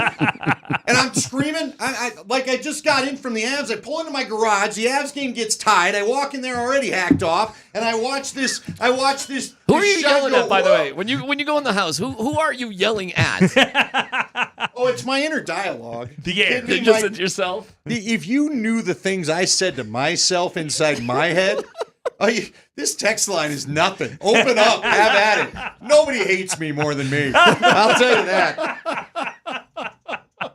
That's what I'll tell you, especially playoff time me, because everybody's telling me you're supposed to be fun. I hear Coach and Raj. You know how much we would have been begging for this? I'm not begging for 2 losses in a day. I can tell you that. Oh, so you're emotionally a little turned up. This is my hometown. DMac. First since 08. I cannot emotionally separate from these teams. You and Lombardi have a little. You got no idea. You should have seen some of the sideline stuff I had to hold in. So when I was working a Bronco game and Flacco fling happened. So this is a little. You didn't play the game. We're not really from Denver. You guys don't get it. No, I'm just telling you. No, that's what you're saying. You and Vic are saying the same thing. Yeah, fine. Whatever you want to say. We don't get it because we're not from here. I have admitted to him the only team he knows this. I get stuff from my guy here and a few others around. When you get information, the curtain comes back. Okay. When I was around the Broncos all the time, I could tell you why they sucked. I could tell you why someone didn't get to sack somebody. I got news for you. Saw it with my own eyes. Elvis Dumerville, don't take such a wide route. You get the Flacco quicker, and then the throw never happens. But I don't have that going on with the Avalanche. So I'm still emotionally invested in this team that I've loved since the moment they created the logo. Andy needs the Broncos, the Nuggets, and the Avalanche to put an armor on him. He needs them to hug him. Well, I'm curious, like, as a 50-year-old man, how old are you when you're watching the game? I'm still 10 when it comes to the Avs. Dude, I'm trying to talk to Milan Hajduk. Spring will tell you, I think I got a little too intense for Milan Hajduk. To go Chris Farley? No, I didn't, but I was just peppering him with this question. Although it was very cool watching. You remember Milan, was it not? when you scored 50 goals? Well, no, yeah. You wouldn't Chris Farley. Remember that Hey, time? remember that time? No, but it was at one point, it was crazy because the Avs had a chance, and it was when the Stars tied it, and he just looks at me, and because he's just a dude, and he goes, "It's crazy how momentum happens. We had a chance. We screw it up. They scored. That's sports, man." And I was like, I like you. It's KKSC FM HD1 Broomfield, Denver, Boulder. All right, boys. Tell him we told you. I overwhelmed Eric Johnson with my Dallas hate. I did. took the guy playing the game Nate prodded me because he knew it'd be funny. I let him know how much I hate Jamie Benn. And Johnson was just like, "Wow, brother, I don't even know what to tell you. We got to stay level How about headed. we have Taves on? We have Taves on, and he says he's going to give Jordan Binnington a hug on the street. Yeah, We're like, none of us wants that. The line that Andy gave was, "Look, I don't know if you guys are friends." Yeah, or I not, tried to okay? apologize. I'm like, it's maybe your pal. I hate your pal. But I do that. I do it in lacrosse. I told you that Jack, there's a guy named Dane Dobie. That all my guys on the man think, oh, we respect Dane Dobie. He looks like a drunk sailor that I saw in a bar in Philadelphia one time. That's your guy? That's your big hero? Bro looks like he hasn't worked out a day in his life. He slaps fish sandwiches in his gullet every chance he gets. He looks like he's got an alcohol problem, quite honestly. He looks like he smells of a 3-day sweat. And all I got to hear about is how great this clown is. And he's always clowning the Mammoth. And one time I had to actually give up, like on ESPN, we're not allowed to give slanted calls. And the jackass scores the winning goal and runs down the tunnel. Oh, we'll see you in San Diego. God, I hate that guy. That's what I'm thinking inside. You know what's funny is we got to ask Marlo about that at 420 because Kawhi's his dude. That's San Diego That's a State, San man. Diego State connection. Those ties run friggin' right. deep. And Kawhi was unbelievable last night. He's He was incredible. unbelievable last night. And every time he rises, you're just like, that's going in. That's going in. It couldn't be That's going stopped. in. You got to understand that I don't like James Harden. I just don't. He gets too many calls for You my respect liking. him? Whatever. I don't need to respect him. I'm not playing him. What do I care? I'm a radio talk show host. I don't need to respect anybody. Oh, fine. Okay. Well, do I? You respect Kawhi. You don't have to. Yeah. Are you about to say something nice about somebody? No, not Oh, yet, okay. no. So I don't like James Harden. I hate Yeah, I Jamie don't Benn. like- I really hate Jamie Oh, okay. Benn. I hate everybody in Dallas. I hate Pete DeBoer's face. Gotta hate Pete DeBoer. I hate their stupid ice. I hate the stupid bounces. Guys blowing tires left and right. I hate every time the ice comes up in Dallas. Every time. I don't care for the green lights. I don't either. I don't. What are you, the Green Lantern? I don't. Are we shooting a Marvel movie? I Turn don't them off. like that. Hey, you need to see up the damn aisle? What are you doing with those damn... It literally looks like the Green Lantern up and down the damn aisle. Agreed. I think it looks stupid. Now everybody hates are incomplete, and that's fine. Hate it all you want. Does anybody watch a Don't throw any game? Does incompletions. anybody watch a game with you at home? Oh, people try. Listen, I've got two like longtime friends. The guy that was the best man at my wedding, But not he your is family. just so used to it. No, my son. My son He is hangs quit in there with you? cussing, Dad. No, I don't. It's probably why he doesn't want to watch games. They don't seem fun. Yeah. My daughter and wife are into it, but they sit in the other room. You have the other room. room. Wait. You're all watching the game. Because but you're I in don't- different rooms. I don't need questions. Dude, I had a couple people last night at this party. I'm supposed to be hosting these watch parties, and I'm just like, please don't talk to me right now. I'm in my feels. I had a girl take me to an Avs game for a Valentine's Day date, and I guess it was the big to-do, and I couldn't pick it up. And at one point, she leaned in front of me as the skating was going, are we going to talk? I'm like, no, we're not. Why did we come here? We have a 20-minute set time to talk. It's called intermission. And then when we're done on the way Did home, she ask you but to? not while they're Wait. playing. Who asked who to the Her. date? She asked you. Yes. She Well, bought the tickets. Let's just record that. It was She literally asked my him. first Avs game. I wanted to watch the team. Hockey is the worst date sport, though. Yeah, there's stuff happening. I can't turn away. Nonstop. Baseball is ideal. You may only see one goal Right. a game, and now we're going to get in our field. There's the goal. Yeah. There's the only goal. Baseball's nothing but dead time. Yeah, we got all the time in the world to chat talk. away. Daniel Slareth used to tell me he would get bothered because he would, if it was like a bad stadium, he could hear the side conversations as he's getting ready to deliver the pitch. He was like, he's thinking, I got to really bury this curve. What, they're breaking up? You think of like those day games in Pittsburgh that you see on TV, and there's like 9 people there. You can hear everything that's happening. Did you not hear Frat Boy at the Rockies game Sunday night? Oh, you suck. Here comes a curve. Yeah, they got you. Even my daughter was like, get that guy get him out from behind the dugout. Shut your mouth right now. Andy, what did you hate about the most about the end of the Nuggets game last night? Besides all of it. Probably that rebound that, here's why I hated the it. MPJ play? No, well, yeah, I hated that Yeah. because God knows what repercussions that can have because he did, who was it that fell on him? Was it Chris Dunn? I think, on that Was play. it Dunn that fell? Whoever fell on him, that was a hard fall. It was. Like, again, It was. I don't want any. It was just dudes laying He out for the went ball. down, and then the guy fell on him. All the weights, like that looked like it hurt. Left shoulder, non-shooting shoulder. Don't care. Nothing looks right with him right now. gonna And now bother him. he tells us he's got the new foot brace. God, he played well last night, too. Okay, but when Aaron Gordon, do you get worried? Here's my biggest real worry. I mean, we said this is going to be a 7-game series. I think I told you, I thought they'd split here, they'd split in LA, and then the Nuggets would win the last 2 home games to get the win. I think that's what I told you, but continue. No, I'd said that. Okay. Anyway. Stolen valor, but go ahead. Oh, you think so? Let's go back to the tape. No, but here's the deal. It's when Aaron Gordon pulls that rebound down, and I'm used to seeing him go right back up and dunk it, and instead he looks to pass it out, start to worry that you don't feel right. Right. And I'm just worried health is going to fail this team again. That's my biggest concern. For Because what they it's- played hard. For what it's worth, and I heard Matt Moore say he talked to AG in the locker room after the game, asked him about the leg, and AG said, I honestly feel better right now than I have in a while.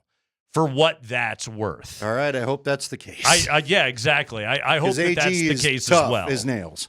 So The who knows mi- what he's been playing I mean, for. the missed dunk is one of those where it's like, what does he make that? 999 times out of 1,000? You know? Like, I don't even feel like 99 out of 100 does it justice. That was the one time that he then bones that thing and it goes flying out of bounds and it ends up being Clipper ball. Like, that's death right there. And another thing. Oh, go ahead. Go ahead. Do a little something. Tell us what's going through your head when Brutal. you're calling a game like that. Come on now. Because I can hear it in your voice. You get frustrated. Hey, I think there's some sickness going around. They say Murray looked horrible. Joker, if you hear the sound today, he didn't sound great. Jamal had the sleeves on last night. Yeah. Yeah. And when Joker came back out with the bad elbow again, that's not good. Yeah.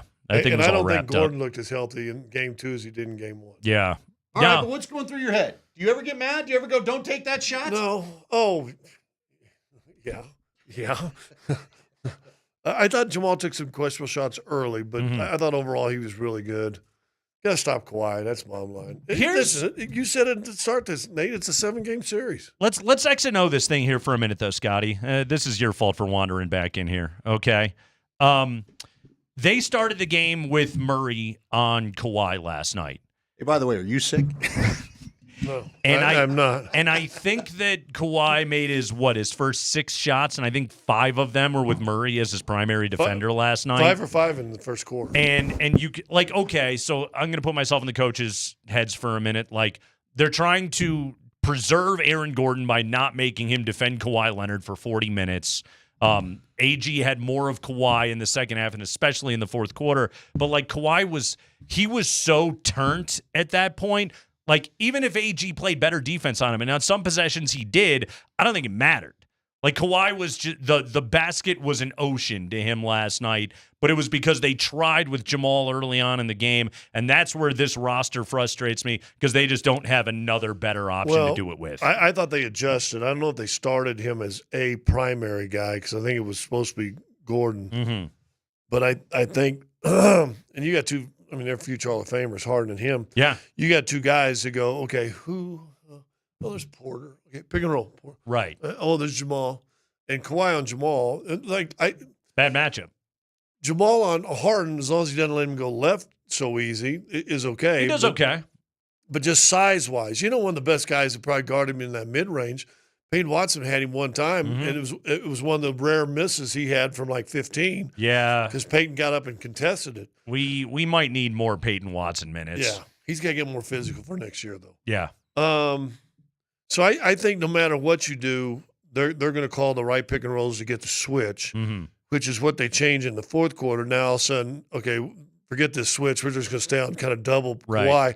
And Kawhi, listen, he had 7 turnovers the first game. Had a couple. And he never does that. Yeah. I think that was his career high, right? Or career worst, I suppose you would call it. Had to be. But he got saved a couple times once they started double teaming him, throwing the ball high, and almost a couple guys saved some shots. So I think you see more of a get the ball out of Kawhi's hand early for game 3. He was just too comfortable last night. I'll see what you guys think about this. I talked about Moser. We had him on. By the time you get to game 3 in a series with two teams that are so comparable, there ain't no surprises. No. And it goes back to what the Savant said in his post game. It's little things. Yeah. And it's going to be, you don't have 21 points off your turnovers. You don't give up 21 points in a 3-point game. 20 turnovers. Yeah, 20 for 21. Yeah. What wasn't the Clippers that had the 20 turnovers the night before? In game 1, yeah. So far it's in this crazy. series, the team with 20 turnovers loses. Well, how about I'll go even deeper than that. The team that wins the jump ball loses. Oh, wow. That's a factoid. Okay, in all seriousness, and this is something that I would have to have Dan Hyatt dig in on. I've wondered about this forever. Like, does winning the game's opening tip have any bearing whatsoever on if you win or if you lose the basketball game? I bet it's like a coin flip, don't you think? It's got to be, right? Like Although- it's this little show thing that we do to start the basketball game. They don't do it. They don't do it to start any other quarter or any other half or anything else like that. Does it even friggin' matter? I don't know. It's interesting. You'd almost think, though, usually the second quarter, the fourth quarter, you start with whoever won the tip, right? Mm-hmm. If it's second unit of Denver, do you want them to have the ball or do you want them on defense? I don't want them on the floor. Scott Hastings, everybody. Check him out tomorrow, noon to 3. But he is off to L.A. to hang out at the Wall with Steve Ballmer there. Check out the bathrooms. Yeah, the bathrooms are supposed to be epic of what we understand. Let's talk Avalanche. John Mitchell coming up. Marlowe at 4:20. We got it all going on. Draft rumors abound. It's all happening on the Kreckman and Lindahl show.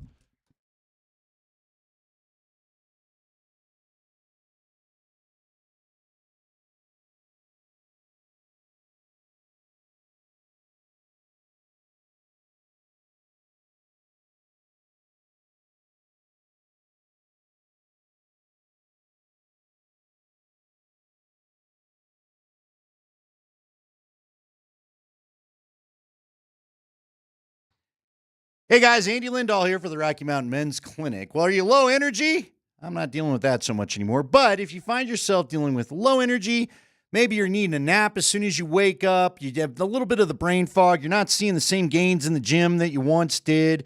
Depression can even be a sign of low T. I didn't really know that until I started working with the Rocky Mountain Men's Clinic. But if you have any of these problems, especially with like the sleep stuff and the gym stuff, you could even be dealing with some sexual side effects of this. Go and talk to the Rocky Mountain Men's Clinic about getting on some low T treatment. At the Rocky Mountain Men's Clinic, they are experts in treating low testosterone and other men's sexual health conditions. They've successfully treated men for low T, and men have seen their amazing differences that those treatments can make in their life. So there's no need to live with this if you're dealing with it. Just make your appointment at the Rocky Mountain Men's Clinic. Your first visit's real easy. They'll draw your blood. They'll have your results in 30 minutes. You'll talk to a Colorado licensed medical provider, and they'll go over your options. They'll give you a T and a PSA test, and you can discuss what to do from there. That first visit is $99, includes all those things. And if you decide to start a testosterone treatment the day of your visit, then that visit is free. So if you want to maybe get back to feeling like yourself and getting rid of some of the brain fog, getting your energy back, time to call the Rocky Mountain Men's Clinic, who has 5 locations to serve you throughout Colorado, including Fort Collins in the spring. 720-440-7900, the number, RockyMountainMen'sClinic.com.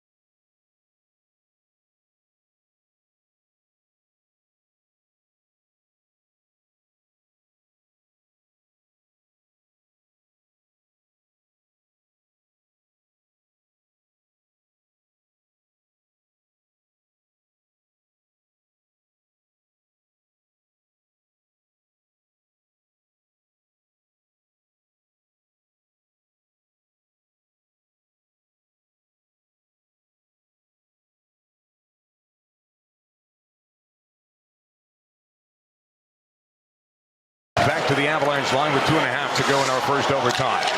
Stretch pass, Miles Wood across the red line. Now into Stars territory. Comes loose. Hands are changing. Blackwell, one-on-one with Eric Johnson. Blackwell lets it go. Save made by Blackwood. Blackwell got the rebound. He scores. Yeah, not ideal. Avalanche fall 4-3 last night in overtime in Dallas. Series tied at a game apiece. Game 3 tomorrow night. Ball Arena should be fun. Joining us right now to help us make sense of this series from altitude, former Avalanche John Mitchell. John, welcome back to the show. How you doing, man? I'm good. Thanks for having me, fellas. It's great to have you back. John, when you went back and thinking about that game last night, the Avalanche had a lead at the end of the second period. They end up falling in overtime. Was there anything that you thought, whether it was strategically or anything else, that sort of turned the tide to where the Avalanche ended up losing it? Or was it just it was a tight game and it was bad luck for the Avs?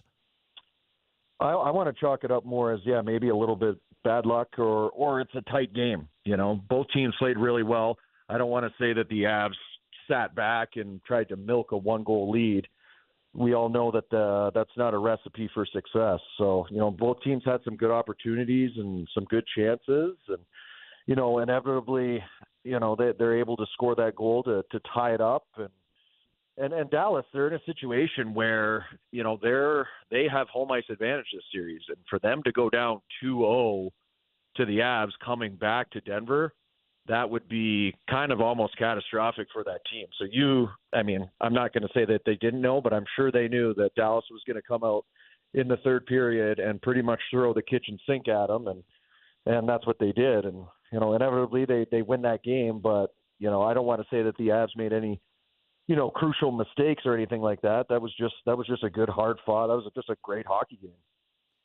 Have you ever had a situation, John, because again, the puck just sat there on that game-winning shot, and it felt like I watched that puck sit there for 20 minutes as I waited for somebody to react to it. Have you ever been in that situation in a game where you just see it? I felt like everybody saw it, and only their guy was able to react to it quick enough. Well, I've been in situations like that many times, both on the ice and then even sitting on the bench, looking at the puck being just so vulnerable. And you're like, who's getting that? Where is everybody? Those moments do go through your mind. But, I think it just starts from, in the neutral zone with Miles Wood. You have an opportunity to maybe get the puck deep. Try and, if Dallas is going to score, they have to come 200 feet. All the way from their goal line, all the way down to eventually get to the net. But when you turn the puck over in the neutral zone, and then, you've got D changing, so their gap isn't very good. So EJ, he gets caught flat-footed because he doesn't have great gap on Blackwell as he comes off the ice. And, and then Miles Wood, he's trying to make up for the turnover, the mistake that he made. So he's kind of over back-checking a little bit. And it was just a perfect storm because the Avs, even after the turnover, they looked like they were in pretty good shape. You've got Wood coming back from behind. You've got EJ fronting him. Yeah, he's a little flat-footed. He kind of has to leave his feet to dive. And then all of a sudden it was like the sea parted for Blackwell. And he just walks in and there's just a big, fat, juicy rebound sitting there. And, Mackenzie Blackwood, he's just a little bit off his angle there. And because normally, if he's square and the puck is that close to him, you're not putting that bar down like that kid did. So, I think it was just a little bit of a perfect storm of things that happened defensively, a little breakdown, and that's what happens, right? Like those are the little ebbs and flows of the games, and those are the little things that if you can make less mistakes like that than the other team, you're going to give yourself the best opportunity to win. We're talking to John Mitchell, series tied at a game apiece. Game 3 tomorrow night on Altitude. John Mitchell with Altitude now, of course, played for the Avalanche 2012 to 2017. John, tell me this, okay? And this is where I admit I'm a big hockey dummy. But watching that first period last night, there were a lot of shots on Jake Ottinger that were long shots with no traffic in front of him. Lindgren, Lehkonen, Makar. He had eyes on all of these shots. And I felt as though that just helped him get comfortable in that game last night, and he ends up having 34 saves. Now, Jake Ottinger is a world-class goalkeeper. Don't get me wrong about that. I suppose goaltender. I'm showing my hockey stupidity right there. But is that kind of start of a game for the Avalanche? Does that just help him get his groove going? I was never a goalie, so I can't speak for goalies, but I could only assume that the more shots that you get from distance with no screen that you can make easy saves on, I could only imagine that just boosts your confidence, that gets you in a good feel for the game.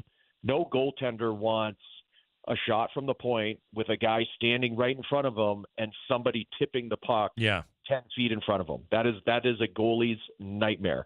Kind of like in the first game, Mackenzie Blackwood, the tip shot that went in on him, that's a nightmare right there. You've got a guy screening you, you got a guy tipping the puck in front of you, and you don't know where it's going, and you're just begging that it's not going to hit the net.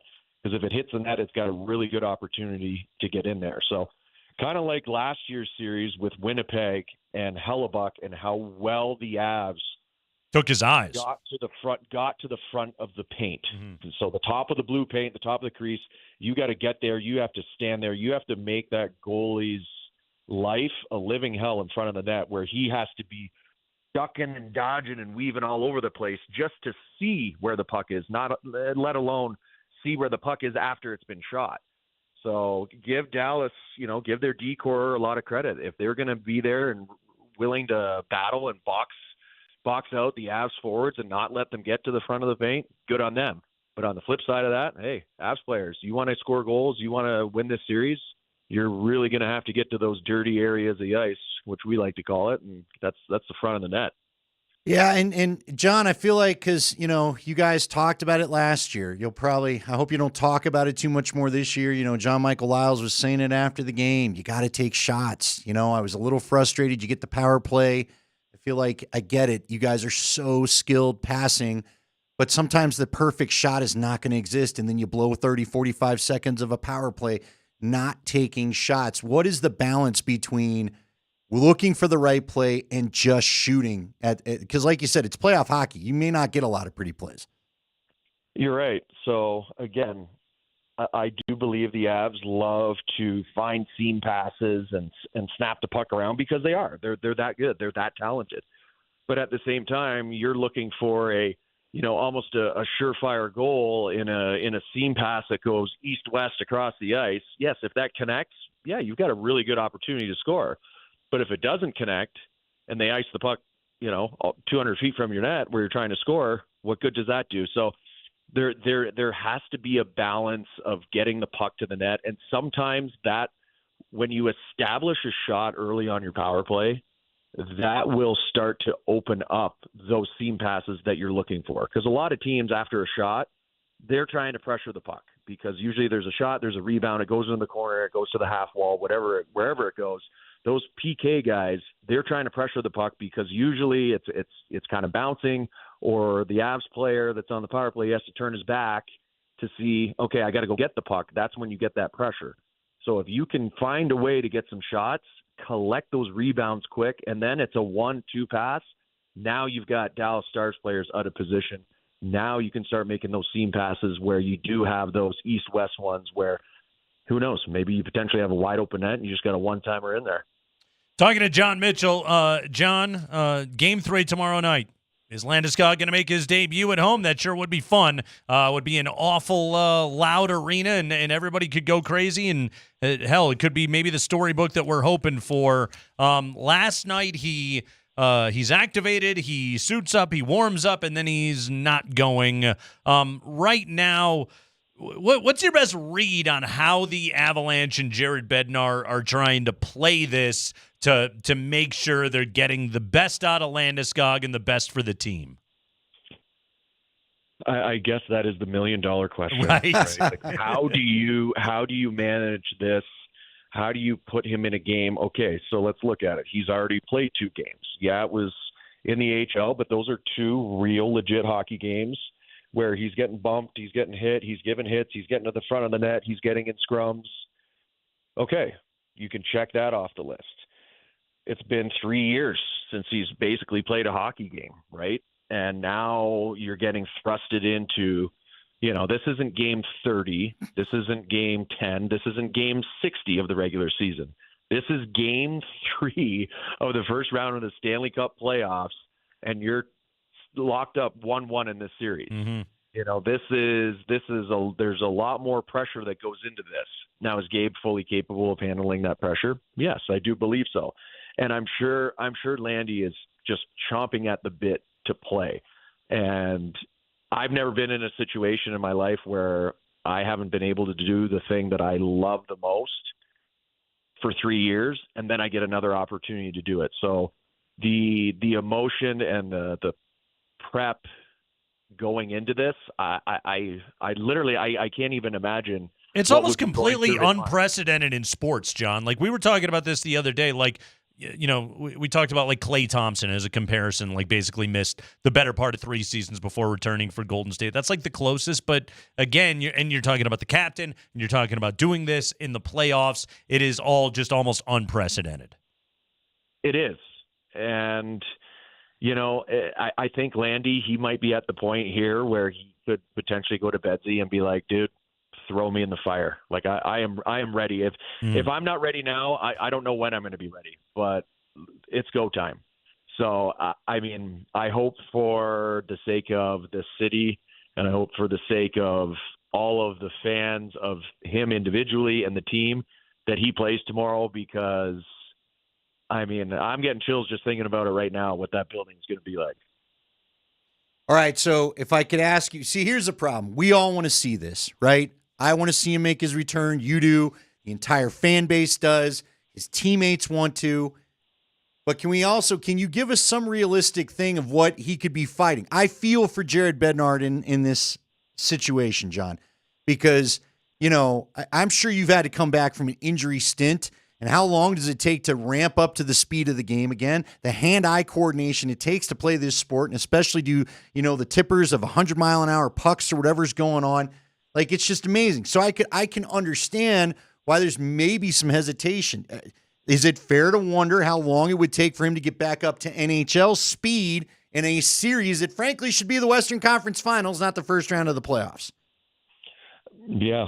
The speed of the game from the minor league, the AHL to the NHL is an incredible jump. But now we're not even talking about jumping from the AHL to the NHL. We're talking about jumping from the AHL to the NHL first round playoffs, when the emotions are so high. Everybody is so jacked up. Everybody's so revved and ready to go and fired up. And you're going to throw him into that. But I feel like Landy is that kind of guy. He's that kind of competitor that he would say yes. As long as he felt good, as long as his knee felt good, and he felt good clarity-wise in his mind, he would definitely say yes. Now, is he going to be a step behind? I don't think he's going to be too many steps behind, but yeah, he's going to be a little slow. Like, let's be honest. You're not going to be getting, Gabe Landeskog from 4 years ago with no injuries, just buzzing around, hammering guys, beating the wheels off of guys like, Braden Chen, all that kind of stuff. I don't know if you're going to get that, but I think you'll still get a quality hockey player that has a good hockey mind, that knows where he's at in his game and his abilities right now. And he could certainly be utilized. Is he going to go out there and play 20 minutes? Absolutely not. There's no chance that's going to happen. But could he give you a solid 10? 9 to 12 minutes, somewhere in there? I think he's capable of that.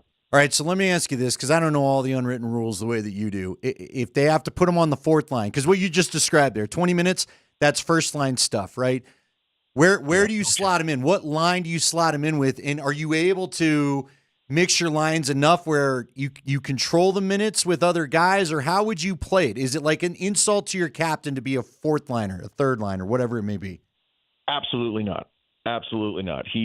There is no way Gabe Landeskog is going to play in a hockey game after 3 years, being off 3 years, and be, upset that he's not playing top two line minutes. There is no way. He is not that kind of guy. He's not that kind of human being. Gabe Landeskog, right now where he's at, he would be happy playing 5 minutes if he knew that those 5 minutes he gave out on the ice was going to help the team succeed and win that hockey game. He would have no problem playing 5 minutes.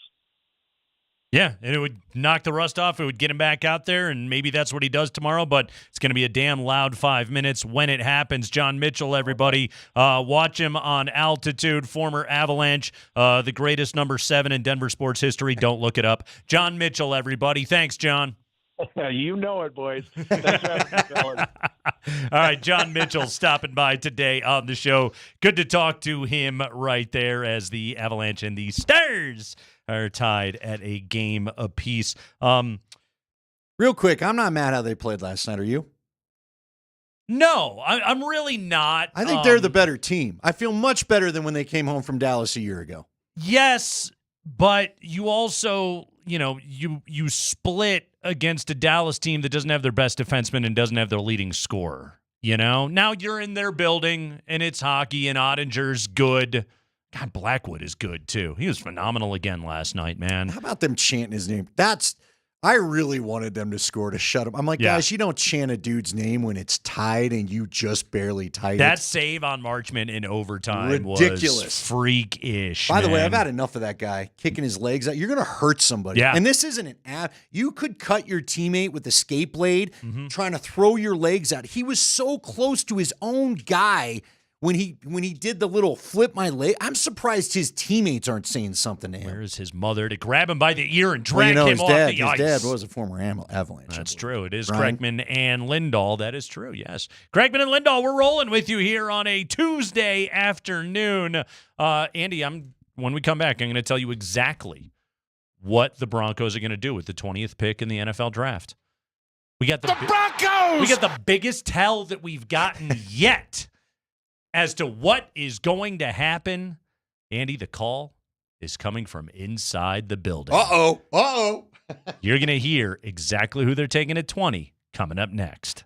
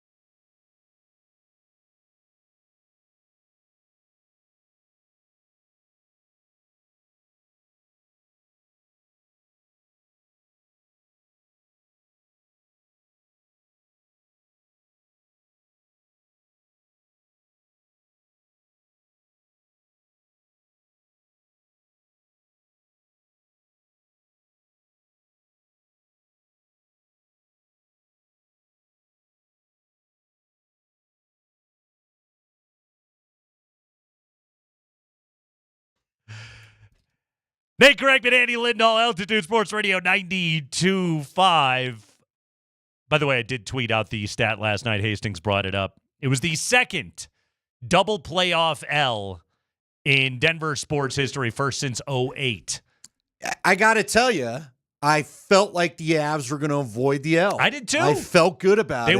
They were the better team in overtime. They were a better team most of the night, frankly. And then Dallas won. I had a minute there. Honestly, like when AG left his feet, I was like, maybe the Nuggets are going to pull this out. And then when he clanked that dunk, I was like, they're not winning this game. You don't overcome that. Nope. It's over. How dare you? You just angered any basketball god that exists. You're not allowed. You're not allowed to win a game, a tight game, if you miss that bucket. Zeus said, "Oh hell no," and made sure everybody was afraid to shoot. Oh God.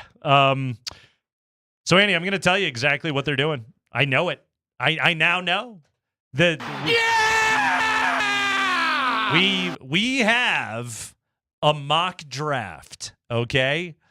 But this is not just any mock draft, all right? This isn't Mel Kiper. No. This isn't Daniel Jeremiah. This isn't someone located hundreds, if not thousands of miles away from the source. This information is coming from inside the building. Inside the family. That's right. This is mafia style. Do you follow Megan Payton? You know, it turns out I do. Twitter? Hey. I wasn't aware that I did. And then I didn't realize who she was. I'll be honest with you, because I just thought she was a FanDuel person. Yeah, so Megan Payton on Twitter at Megan Payton7, Megan with an H. FanDuel, this is her Twitter bio.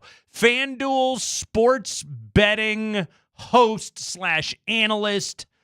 Business inquiries, email her person at Gmail, okay? I used to do the FanDuel reads. There I was you like, go. we'll follow some FanDuel people. Megan Payton. Yeah. Megan Payton, daughter of Sean Payton. That I did not know. I was not aware Plenty either. of people with the last name Payton. It didn't hit my radar, and then all of a sudden Mike Kliss is telling me things on Twitter I didn't know. It doesn't say in her bio that she's Sean Payton's daughter, so I Googled it. I did a little bit of research. I found a People magazine article about the Payton family. She is indeed Sean Payton's daughter. Megan Payton, daughter of Sean Payton, head coach of the Denver Broncos. She has put out a mock draft, Andy. She's got Cam Ward going number 1 to Tennessee, Travis Hunter number 2 to Cleveland, Abdul Carter number 3 to the New York Giants. But now that I know who we're talking about here, somebody that regularly texts with the guy that's going to make this call. Well, so we hope. And here's the other reason why I would trust this.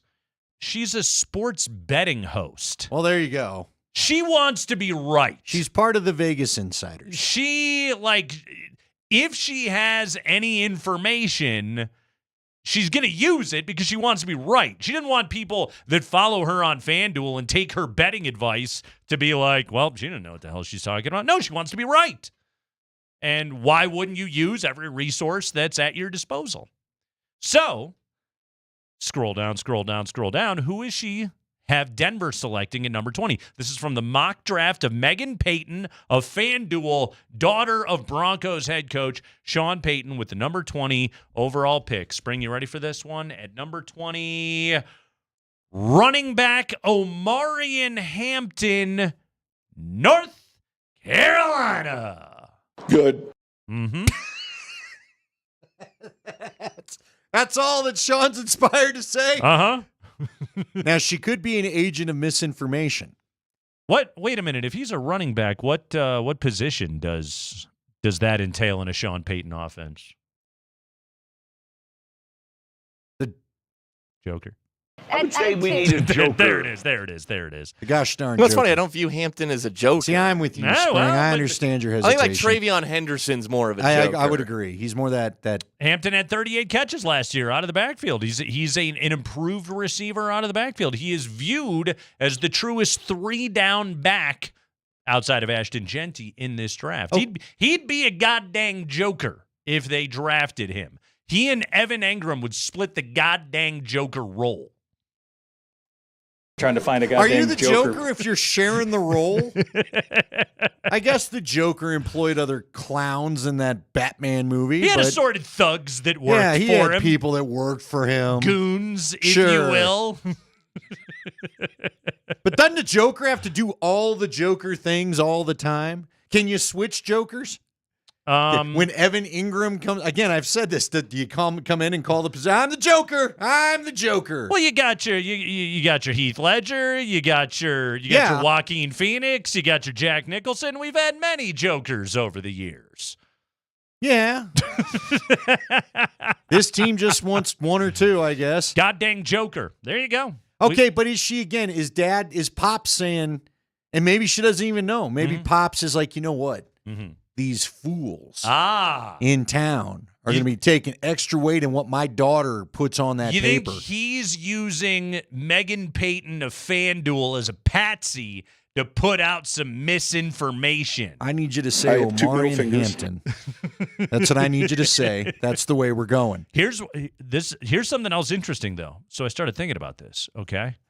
So according to that People magazine article that I read, in the last commercial break, she used to work for the Saints, okay? All right. Well, presumably her boss would have been Mickey Loomis, right, who is still the general manager of the Saints. She has, with the number 9 overall pick, the New Orleans Saints selecting Tyler Warren, tight end, Penn State, not quarterback Shedeur Sanders of Colorado, who Megan Payton has going number 27 to the Giants in a trade scenario. I keep getting information, and Dan Orlovsky keeps saying it. I don't even need my own information. The Saints are not all that interested in Shedeur. Seems to be the case. So now here's my thing. Mickey Loomis probably texted that to Megan Payton. Let me ask you this question. This is the most connected mock drafter out there. You would think. Yes, I like her credentials. She's got scoops for days. I'm not dismissing that mock draft at all, quite honestly. She's probably got her dad has friends probably in every NFL franchise. Yeah, and she wants to be right. Maybe not the Vikings. He's got enemies in other front offices. But anyway, she's got sources. I'm sure she's getting good info on her mock draft. And as you said, she's in the gambling industry and wants to look right. They want to be right. If we honestly, and I want Spring to weigh in too, since you said what you said, because I agree with you about Hamden. Doesn't feel total Joker-like to me. Is a really good running back. Who do you think is the ultimate Joker for Sean Payton in this thing? Ashton Genty. All of them. You think Genty? Yes. Yeah, I think it might be Warren. I think it's Ashton Genty or Ty Warren. It's one of the two of them. I wonder how much he would try to, in the rumors of them trying to move up, how much would he try to coax that pick out of New Orleans so he could have Ty Warren if it were to fall there?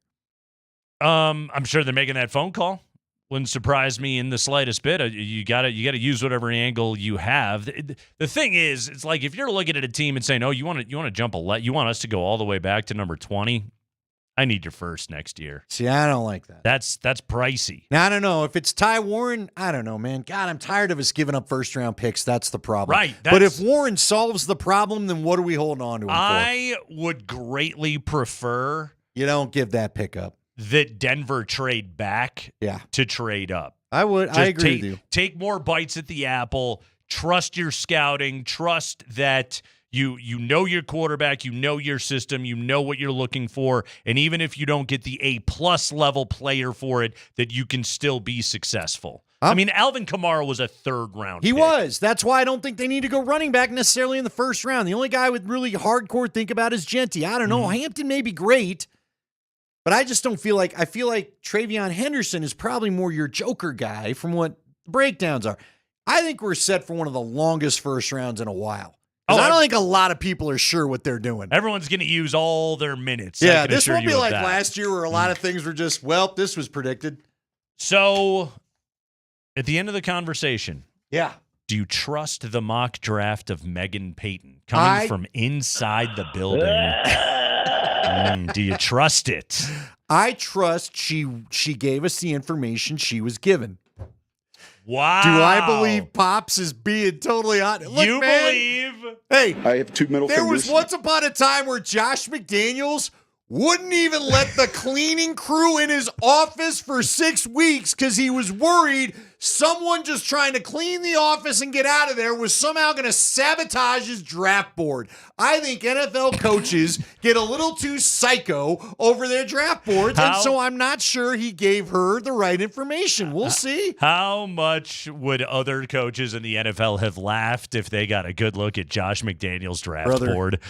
And I always laugh because, again, do you think the cleaning crew cared? They wanted to get out of there. I just want to get done with my workday. I don't even care what all this, it's a chart. I'm not touching it. Just let me vacuum the damn floors and get out of I'd here. like to remove the refuse and get on with my life. What do you think I'm going to do? You think I'm going to switch your guys around? Ha, ha, ha. He'll never know. All right. And we didn't even have cell phones. Remember, this was 2009, Nate. I love. What are you going to BlackBerry picture that thing and send it to somebody? Your theory of the subterfuge. Because I think NFL people trust no one. Megan Payton is the patsy. I think he loves his daughter very much. And you know who loses? The 27,000 followers she has on Twitter that are using her betting advice. If he gets drafted by the Bears, then all doesn't matter. Maybe her information doesn't have to prove to be correct if another team takes him. That's very true. And you know what? If they pick Omarion Hampton on draft night at 20, someone has got to ask Sean Payton, did you tell your daughter for her mock draft? That's got to be the question. Yes. Did you do your kids' homework for her? Yes. Did you help her out? No. Come on. No. It's the Kreckman and Lindahl show.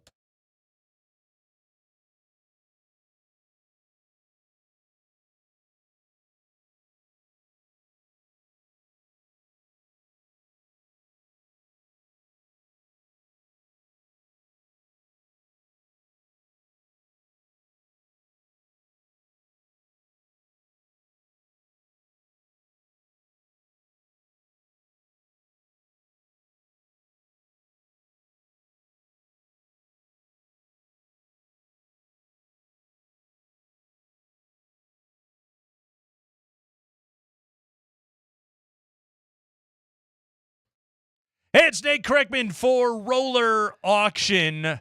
They've got some great auctions that are coming up. Are you looking to upgrade your home gym situation? They have got an auction opening soon. Check it out at roller.bid, or make sure you subscribe to their email list, and they send you exactly when these auctions are going to open. But this auction, surplus assets to the continuing operations of Rage Fitness.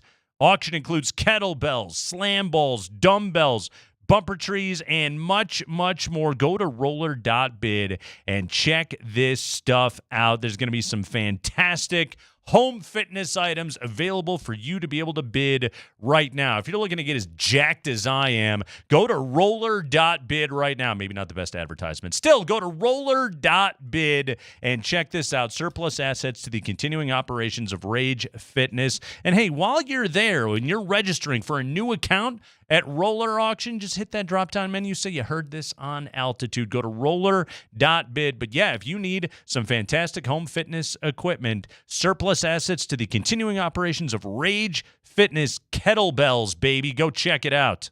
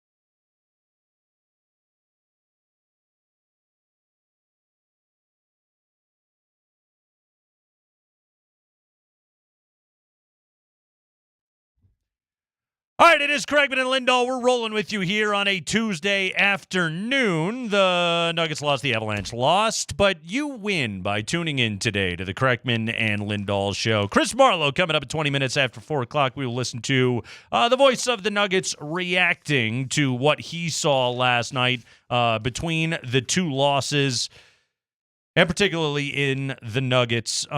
Things that were good in last night's game, Andy. It wasn't all bad. MPJ had a 15-15 game. Massive bounce back from what he did in game one.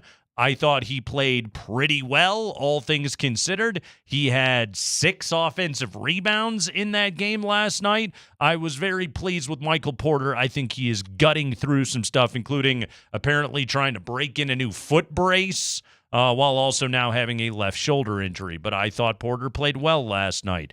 I thought Jamal Murray played very well last night. He scored 23 points. He had 6 assists. Yes, he had 4 turnovers, but he's doing that in massive volume.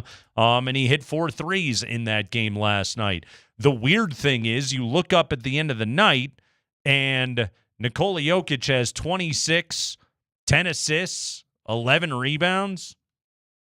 That was not a good Joker game last night. He did not play well. Not by his standards, and his standards are different than everybody else's. But he missed 4 free throws that absolutely would have been critical. I do think there was some exhaustion that happened to the Joker in the second half of that game. He played all 24 minutes of the second half. It was certainly an eyebrow-raising moment for me when starting the fourth quarter, you look up and you're like, oh, he's out there. Okay, Yeah. we're just doing this. I'd like you to avoid that scenario. I don't think the Joker shows his age really ever, but I do feel like this year, and especially this last month and a half, and maybe it's not age, maybe it's just injury. Mm-hmm. He can't handle I hate to say that. You're not getting optimal Joker if you play him the whole second half. I would agree with that. Is that fair? I don't want to knock anything the guy does. Yeah. He's incredible. His defense could be better at times, but again, he's doing literally everything for you. Everything. And he needs to, I just feel like maybe this is where he needs to be protected from himself. You need at least a few minutes rest for the end of the game. You know, he told David Adelman, I'm good. Yeah. And Adelman is going to listen to that and say, well, then I'm going to play you. Because one thing that is so drastically clear about this team, and whether it was Michael Malone or whether it's David Adelman or it's the input from his staff, is I think there's at most on a good day 6.5 players that they trust on this team. I think you're right. And it's who's the half? Peyton Watson. Okay. Yeah. And they trust him on the defensive half. They don't trust him on the offensive half. That's it. Jalen Pickett played 7:20 last night. I didn't think he played poorly, but he didn't see the floor again. And then DJ played for 4 minutes. And what was interesting there was Ty Lue subbed Zubats out late first quarter, put him back in to start the second. The Nuggets tried to match up with DJ. It didn't go well. And Zubats is freaking good. That dude is just, he's a big man that is all muscle in his prime. He is not a fat guy at all. He is an improved player. He is more athletic. He is more skilled. It's a bad matchup. And DJ was out there for 441. He was a -3 in his minutes. Didn't take a shot, and that was it for him last night. So the Nuggets right now, they don't trust enough dudes. And that's the bigger conversation, which we'll have when the season's in over. Several weeks, is about the team building that got us to this place. Okay, Calvin Booth, I'm looking at you right now, but that's where we're at. And so when Jokic goes to Adelman and says, I'm good to go, you play him. Malone would have done the same thing. No, I know. I just think at some point the evidence has shown us in the last month of the season alone. Yep. And I look, he pulled it off in the Minnesota game. He pulled a lot of things off in the Minnesota game. Mm-hmm. I think that's the last time we've seen him. I think that's the only time. I just feel like all the games where he starts the fourth quarter, they haven't won. Right. And frankly, they didn't win the Minnesota game. They should have. Right. But they didn't. Yeah. It's you're stretching him as much as you possibly can, and it comes down to what happened with late game execution. MPJ hits a three, makes it 96 all. He gets a huge offensive rebound. Jokic missed a Sombor shuffle. Porter gets a huge rebound off the miss, gets fouled, goes 1 of 2 at the line. Again, he had a bad night shooting free throws, especially late in that game. I think some of that is born of exhaustion. God, the play where he and Jamal had the miscommunication, and he thinks the shot clock's running out and turns around and chucks the ball at the rim. That was another miscommunication. And after the game, it was made evident that Jamal was telling him, settle down, and Jokic just misread the signal, okay? Was it born of exhaustion? Maybe. Maybe it was. 2:44 to go. I want to highlight the 3 plays that I hated the most from last night. 2:44 to go. Let's listen to Jason Kosmiski. I haven't heard Kaz's call on this yet. This ought to be interesting. Go ahead, Spring. Murray has his pass deflected. He runs it back down in the backcourt. Now 7 on the shot clock, and he's across the timeline. He goes to the left hand, runs into Zubac. Throws it to Christian in the paint. Gordon missed a dunk. And I believe a shot clock violation first against Denver. It was not a shot clock violation. Did you have a moment where you were just like, what the hell just happened? What? What just happened? He missed a dunk. What? My God. Yeah. Yeah. Still, Jamal hits a 3 to tie it. You're in good shape. You're battling. 90 seconds to go. Here's another play that I hated from last night. And what sucks about this one so much, it was born out of actually forcing a miss from Kawhi Leonard. Kawhi has it, guarded by Christian, takes a 3. That one's short. Flat-footed rebound, Porter, and he tried to throw it away, and he does! He bobbled the outlet pass, and Porter is laying on his back. Powell has it for 3. Good! What was that? That was where he fell on him too, right? The player fell on him. He got rolled over. He got hurt. He coughed the ball up. He looked up court. He saw Gordon streaking. He wanted to throw him the ball. Gordon turned away. Gordon assumed that Porter was going to bring the ball up the floor. Porter was doing the thing where he tried to get rid of it. Michael Porter knows better than to dribble too much. He's not good at it, okay? And so he's trying to get the ball out of his hands, and rather than look for, a guard, he was trying to get the ball up the floor to Aaron Gordon. He was trying to be aggressive, and it ended up being a mental mistake, and they turned it over. It's such a killer, too, because Kawhi missed. He didn't miss anything last night, and he missed. Like, you had a win right there. And instead, they cough it up, and it ends up in a Norm Powell 3. And then Kawhi hit a mid-range, one more for good measure to make it a 3-point game. Let's listen to basically the last 45 seconds of the game, starting with a really bad turnover by Nikola Jokic, born out of just absolutely awful floor spacing by Christian Brown and Russell Westbrook. Murray has it on the right side over to Christian Brown. Brown over to Jokic. Jokic head fake and a drive on Zubac. He's in the paint. Throws it away. That could be the game. Kawhi has it the other way. Hands it off over to James Harden. Denver doesn't have to foul. That was a horrible pass by Joker. If they make a bucket here, folks, the Clippers are going to win game number 2. Denver has to get a stop. 5 on the shot clock. Harden has it against Murray. He goes to the left hand. He's in the paint. Little floater. No good. Rebound down to Christian. 3-pointer ties it up for Denver. 10 seconds left to go. Right side, Brown. Brown sidestep 3. Missed it. Rebound down to Jokic. You need a 3. Fadeaway 3. Missed it. And there's the horn. Denver loses game number 2 to the LA Clippers. Final tonight from Denver, 105-102. That whole thing is so agonizing to listen to. Well, it really is, because holy crap, we're not used to having to criticize Joker, and even Kaz had to call it like he sees it. That's a bad pass. So it was. It also CB and Russ were standing in the same spot. Right. CB was in the corner. He broke out to the break where Russ was already standing. I think Joker was trying to give the ball to Russ. But the problem was when CB did that, it just brought Kawhi right with them. Exactly. And it was like, okay, thanks for the free steal. And you turn it over right there. But you go down, you get the stop. Like Harden shoots a wild shot. You get the stop. You have the ball with 12 seconds to go. All right. This gets into the timeout discussion. Legitimately, Andy, and I wasn't BSing when I was talking to DMac and Scotty about this during Crosstalk today.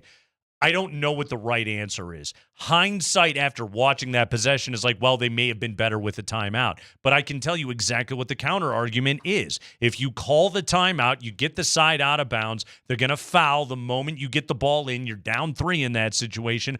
Hopefully you make 2 free throws, but it's also your final timeout. So if you don't get a steal on the Clippers inbound, you have to foul them immediately. They'll go down and shoot free throws. The game is already shortened at that point. You don't have a timeout to advance the ball. So you would have to go the length of the floor and then try and get a 3. Yeah, maybe it's better, maybe, but also the Nuggets' execution in that moment just should have been better. Okay, the scores of these 2 games in overtime, 112, 110, 105, 102, just in case you forgot. Yeah. The Nuggets can score a bit. They can. That tells you the kind of defense that's being played right now. Right. You don't want them to settle their defense. Here's why I don't have a problem with Adelman's decision. I think Adelman's thought is, I just want CB in the moment. Don't feel the pressure. Great pass. You're open. Step into it and shoot like you literally did the other game. Right. And for whatever reason, the moment caught him. He decided not to. He hesitated. Then they realized, I think the Clippers realizes he isn't feeling it, so then they're not in a rush to go get him. And then he shoots an out of rhythm and, off the bounce, which is not his shot. Right. And he misses it horribly. Russ was open the entire time in that corner. That would have been a great shot. A corner 3 from Russell Westbrook in that moment would have been a great shot. This has been so far not a great Christian Braun series. And some of this is just clearly like Ty Lue is no dummy. He's game planned this. He knows that Christian Braun's speed is his greatest asset, what he does in transition, and they're breaking back. They're not getting beaten down the floor very often. I know there was the long pass from Gordon to Jokic for a dunk last night, but they're not getting beaten down the floor all that often, and it's neutralizing Christian Braun a little bit. It's making him play half-court basketball, and that's not where he's at his very best at this stage of his career. He's going to add more. He's going to put more elements in his game. We know that, but so far this hasn't been a good matchup for Christian Braun. And tough ending last night, and the Nuggets lose in game number 2. Game 3 coming up on Thursday night. Chris Marlowe will be calling that game on Altitude. We'll talk to the voice of the Nuggets next.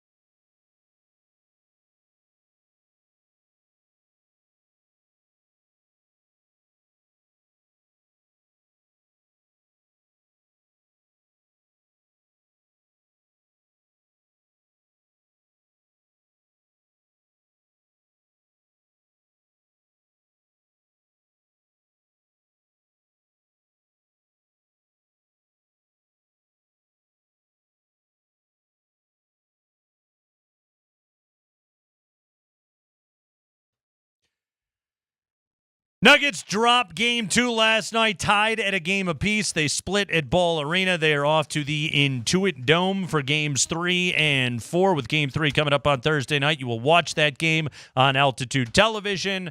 Our pal Chris Marlowe will be on the call. He is the voice of the Nuggets, and he joins us right now on the Ramos Law Hotline. Car accident, you need Ramos Law, medical doctor and attorney. Visit ramoslaw.com. Chris, welcome back to the show. How are you, sir? I'm doing well, considering. Considering, yes. Tough one last night. Chris, we were doing the topic of, sort of when you think back, especially in crunch time last night, I guess what we would now call the game-losing plays. Which ones of them kind of stand out to you as being really the kind of key turning points in what was ultimately a one-possession game? Well, the sequence at the end, obviously, you guys have already touched on it. The Gordon missed dunk, the Porter rebound, and then he's trying to pass and he fumbles it away. I had no problem with not calling a timeout in the scramble situation, because sometimes you get a really good shot. Mm-hmm. You don't allow them to set up the defense. You know, it was one of those games where should the Nuggets have won that game? No. But could they have won it? Yes. And you look back, to the plethora of turnovers, the missed free throws, and Jokic not having his A-plus game, and you lose by 3 to an outstanding team, and you just wonder, wow, we could have had that one, but they just weren't able to put it away. Yeah, Chris, I got to ask you, as a guy that's seeing it courtside, how much do you think this is taking out of the players? How physical is this series that maybe we don't see on TV? Well, Hastings is the expert, and he says it's an extremely physical series, and it seems to be. They're playing Jokic tough. I call it the hugger-mugger defense. First guy comes in, hugs him. The next guy comes in and mugs him. And every time he spins in the key, there's somebody like in a kamikaze position where they just like submarine him. And there's a couple of other guys in the key. But he's used to that. I mean, he gets that all the time, and he always seems to figure it out. It was very uncharacteristic of Nikola to make some of the mistakes that he made last night. When you see passes thrown 10 feet over someone's head in a game, and we've seen plenty of them this year in certain situations, you just go, oh my gosh, what was that? And so I think on the broadcast, I've had more of those this season than I can ever remember. A ball just flying into the seventh row, a kick ball, someone falling down. It's just been a real unusual year for odd plays, odd-looking plays. And I have to remind myself when I'm on the air is not to react too much to that. Just call the play instead of saying, oh, my God, which I've done a couple of times. Yeah. Like, get up. I think you played one the other day. Get up. Sometimes it just hits you, and you'd like to be a little bit more professional about it. Run back on defense. You get involved with the Nuggets and the team, and you want to try to do a good job, and you're pulling, but you want to be fair to the other team, and sometimes it just gets to you. Hey, Chris, along those lines, sort of talking about Jokic's game last night, and yes, it was a triple-double, but we know what A-level Nikola Jokic play looks like, and that is not what we got last night. He was a little underwater in that game. I don't know if you've even thought about it in this way, but I was looking back, like the game against Minnesota last year, he had a pretty bad game, too, in that series as well, and he really found his way in that series once they went out to Minnesota for Game 3. But have you found patterns sort of like in the rhythms of the series that he plays over the course of his career? Like, should we now, given the mistakes that he made in a Game 2, should we automatically expect him to play that much better once they go to L.A.? Yeah, I think he will play. I think he'll bounce back. He'll do exactly what Kawhi Leonard did after his first game, and everybody was getting on him because he had 7 turnovers. It's funny when you look at the Jokic box score, you go, wow, 26, 12, and 10. He had 3 steals. I mean, he's just the cornerstone of the team. But then you look, and he missed 4 free throws and had 7 turnovers, and that's just not Joker-like. Sometimes he has those games. Scott Hastings rightly pointed out, it was sleeve on, sleeve off, the elbow injury that he's kind of been playing with thought that was healed up. Then we go to the press conference and we find out Murray's been sick all night.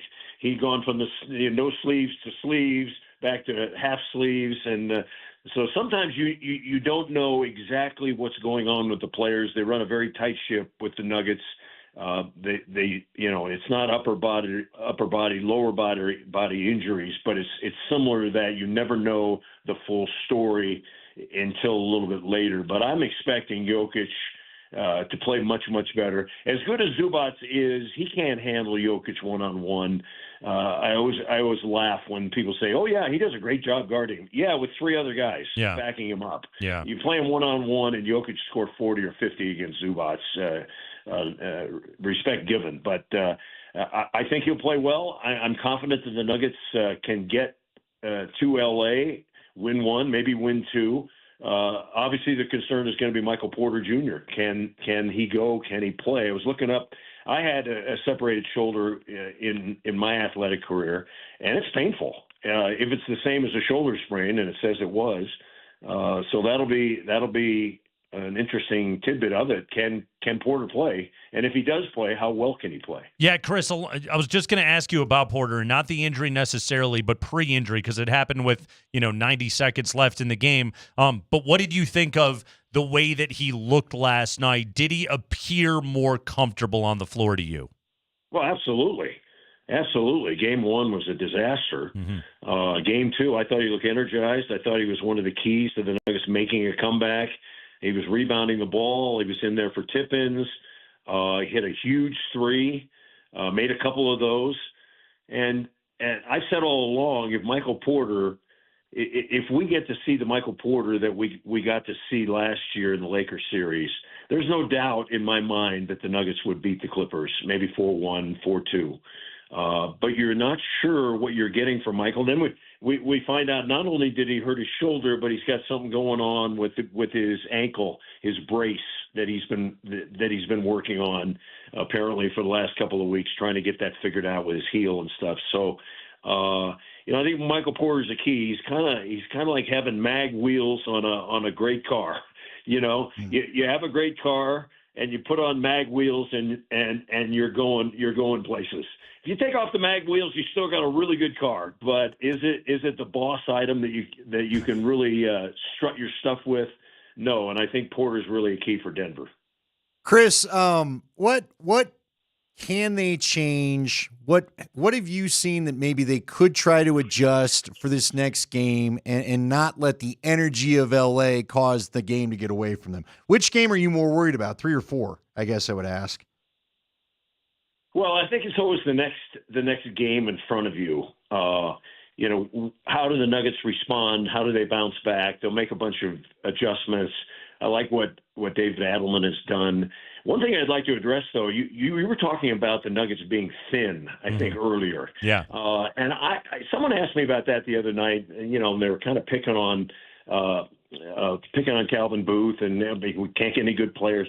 I think where the Nuggets' depth, obviously, the guys that graduated and went on to greener pastures with a lot of money. That's a whole different story. But I'm just talking about the guys that were in the program. You look at Bones Highland, who was a high draft choice, really fine player, tremendous talent, but then he proved to be a bad teammate, and they had to get rid of him.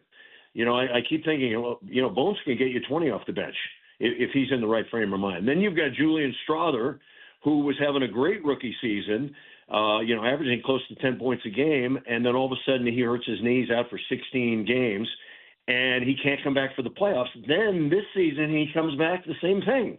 So I think Strother would be in the rotation. He would be playing, but he missed another 16 games. And then you've got the rookie who they had high hopes for, Deron Holmes, who tears up his Achilles before the season and hasn't played a minute.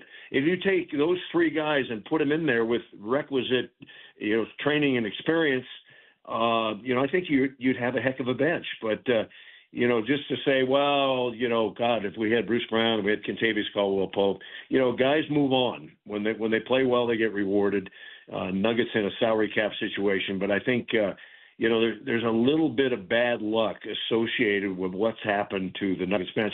Now, still saying that, the Nuggets bench has outscored the Clippers bench in each of the first two games in this series. So it's really up to the Nuggets starters to beat the Clippers starters if they want to win the series. Yeah, no, it's a good point right there. And the Nuggets love anytime Bogdanovich comes into the game, they just go right at him. He was completely ineffective in that game last night. They kind of neutralized Batum. You're right about that. Chris, you are, of course, a San Diego State Aztec. You go way back, keeping a close eye on Kawhi Leonard to his time playing for Steve Fisher there at Viejas Arena. Last night, that's just vintage Kawhi Leonard. 15 of 19 for 39 points. That was an insane game last night. That was pressure cooker. That was blender, whatever metaphor you want to use. And Kawhi Leonard was just nonplussed the entire time. You don't really bother that guy. And he was as comfortable as could be out there. Honestly, Chris, and you were up close watching it, I think that's probably the best game I've seen Kawhi Leonard play in what feels like 7 or 8 years. Yeah, I would agree. He's had more points in a game, but in that particular game, to make 15 of 19, 4 of 7 threes, all 5 free throws, he was just – and it wasn't like he was dunking. It wasn't like he was taking the ball with a big claw and dunking 10 dunks. No, there was legitimate jump shots, and there was one play at the end, I believe it was the end of the first half. We had 3 Nuggets around him, one guy in his face, and he still drilled it. So they're going to have to figure out. I don't think he's going to go 15 of 19 again. I think the Nuggets will make some adjustments. I'd like to see them play Peyton Watson more and have him guard Kawhi Leonard. In the past, he's done pretty well on him. He's got the length and the reach. So I think we're going to see more of Peyton Watson. But that was – I don't want to say it's once in a lifetime because he may do it in Game 3 and Game 4, but – that's as good as Kawhi Leonard can play, and you take the 20 turnovers and all the free throws and the fumbles away at the end of the game and all the stuff going on with the officials, and the Nuggets still almost won it. So I have high hopes for these next 2 games. Game 3 at the Intuit Dome, Chris. I think you did a game there back in December. They got the wall. They have the phenomenal bathrooms that Steve Ballmer is very, very proud of. But what do you remember about being in that building and kind of what impact that's going to have on the game? Well, they have very good food there, very good media food. And that's doesn't surprise me. The primary concern when you get there. Yeah, I like what they've done there. They haven't. It's interesting. They've had a great record there. They've played well, but I was told that they're not. They weren't selling out every game like they thought they were going to. They're charging Laker ticket prices for their product, and now the product is really good. So maybe that has changed. I love it when they have the wall going up and that you're shooting into the free throws. You're shooting into the wall, trying to make free throws. That's a good gag. The one thing I don't like about it is that you have to be scanned to do anything. If you want a Coke, you can't pay $1 and get a Coke, or $2 to get a Coke. They have to scan you in and check your past history and see if you're an okay guy to get a. Ballmer's got a surveillance state in the place. Yeah, it's like, okay, take a scan. Yeah, Marlo, what do you do? Oh, you want a gold medal? Okay, we'll give him a Coke. He can have it. I give it the humble brag right there. Yeah, right. Give it to him. Chris, I had to do I got to do the Super Bowl in San Francisco. I got a cavity check before I went to the field. I went through 2 body scanners, and then we had the security guys. So maybe it's just a California thing. Hey, we got on this beginning of the show, and I am curious. You've called so many high-level events in your career. And so, I do the Mammoth games, and I had to call a couple years ago. San Diego comes in here, beats us. The guy I can't stand the most on the team scores the goal. We go to both markets. I've got to grit my teeth and call a positive call for their highlight. What have you ever had a call like that? Have you ever had anything where you've just had to grin and bear it through the call, even though you wanted to just probably dog cuss the outcome? I'll tell you an interesting anecdote. When I first got here, I grew up in Los Angeles. Most people know that. I was actually a Laker fan for the longest time. Diehard Laker fan. I got the job here in 2004, and in 2005 we were playing the Lakers, and it was a close game. Kobe was there, and it got down to one possession, and Kobe takes a 20-foot jumper, misses it, runs in, grabs the rebound, dribbles out to the three-point line, shoots the three, and makes it, and they beat us by a point. I go, whoa, Kobe Bryant, la, la, la, la. And the producer at the time, who's still with us, Scott Bay, says, Chris, you're not on the Lakers anymore. This is Denver. This is Denver, and I never forgot it. So I have gone from a devout Lakers fan, going all the way back to Elgin Baylor and Jerry West and Shaq and Kareem and all those guys, to hating the Lakers in so many ways and disliking LeBron and the way they do things. It's been quite a turnaround. It's taken 21 years to kind of beat it out of me, but now I'm full-time Nuggets all the way. Well said right there. Palisades High School's own Chris Marlowe with us right there on a Tuesday afternoon. He'll be on the call Thursday night on Altitude. Nuggets Clips headed to L.A. now, the Intuit Dome, where they will do the body scans on Chris Marlowe. Yeah. Chris, excellent work as always, man. Thank you so much. LFG, fellas. LFG. That's right. Chris Marlowe with us right there. Screw you, Kobe. This is what I've always wondered. Here, and I don't know the answer to this because I'm not from Southern California. Who are Clipper fans? Well, okay, I can tell you. Besides Billy Crystal, it's and interesting. Penny Marshall. I used to talk to Anthony Brownlee, who used to own Land Rover Denver. Okay. Huge Laker fan, never hit it. He's from California. Yeah. One of the guys that was one of my great sponsors when I was at the other place. And he's a hell of a human being. Mm-hmm. Still lives here in town. And I asked him that one day. I was like, and he goes, they're our little brother. They hated sharing the arena with them. They thought it was ridiculous. I don't know who it is. I really don't. He didn't know who it was. If you're like an LA... it's not like LA transplants? Isn't it like Queens and Bronx is the dividing line for Jets and Mets and Yankees and Giants? There's none of that I've been told in LA. Well, exactly. Like, which side of the hall do you like better in the old building? Right. So... And also, like... Donald Sterling owned that team forever. Sure. Well, and they just haven't had any... How do you like that? They hadn't... You and I like to remember some guys. You did this for one of the keywords last week, didn't you? Yeah. Michael Olowokandi. Right. They haven't had, like, Chris Paul and... Lob said he was fun. Right. Yeah, Who else was with him? Blake Griffin and Blake DJ. Griffin, Yeah, like they had a fun team for a minute there. That was, 3-4 years? Yeah, they had a couple of decent runs, but exactly. Seriously, if any other football team tried to come to town... Who would be the How fans? would you pull anybody away from the Broncos to root for them? That's what's so weird about it, Berto and I watched that stupid show on FX, Clipped, that was about Sterling and his his lady friend. Is that what you call it? Okay. His lady friend who was recording him saying awful things for all those years, and you find out what a weirdo that he was with all the players and everything like that. It's just like, who is rooting for this? Again, besides Billy Crystal. Anyway. Well, maybe you didn't know. I mean, now it's like, they got, like, Kawhi's fun. Sure. Yeah, but again, Ballmer's a weirdo. He's a fun, goofy guy. Like, why would toilets? Yeah, he loves his toilets. The building's cool, but like again, what attracts somebody to being an LA Clipper fan? I'm not paying those prices. If you want to be my cheaper way in to watch NBA basketball, I'll show up at your event. But everybody wants to go to the trophy house, don't they? You would think so. I don't know. That building's supposed to be cool, so. I'm sure it is cool. Except you get scanned when you want to buy a Coke, apparently. So what, do you put a chip in your wrist? Are we just going full iRobot? I think that's what it is. We're just going to hear? It's like when your dog runs away and you get the chip. That's how you do it out there. It's Kreckman and Lindahl.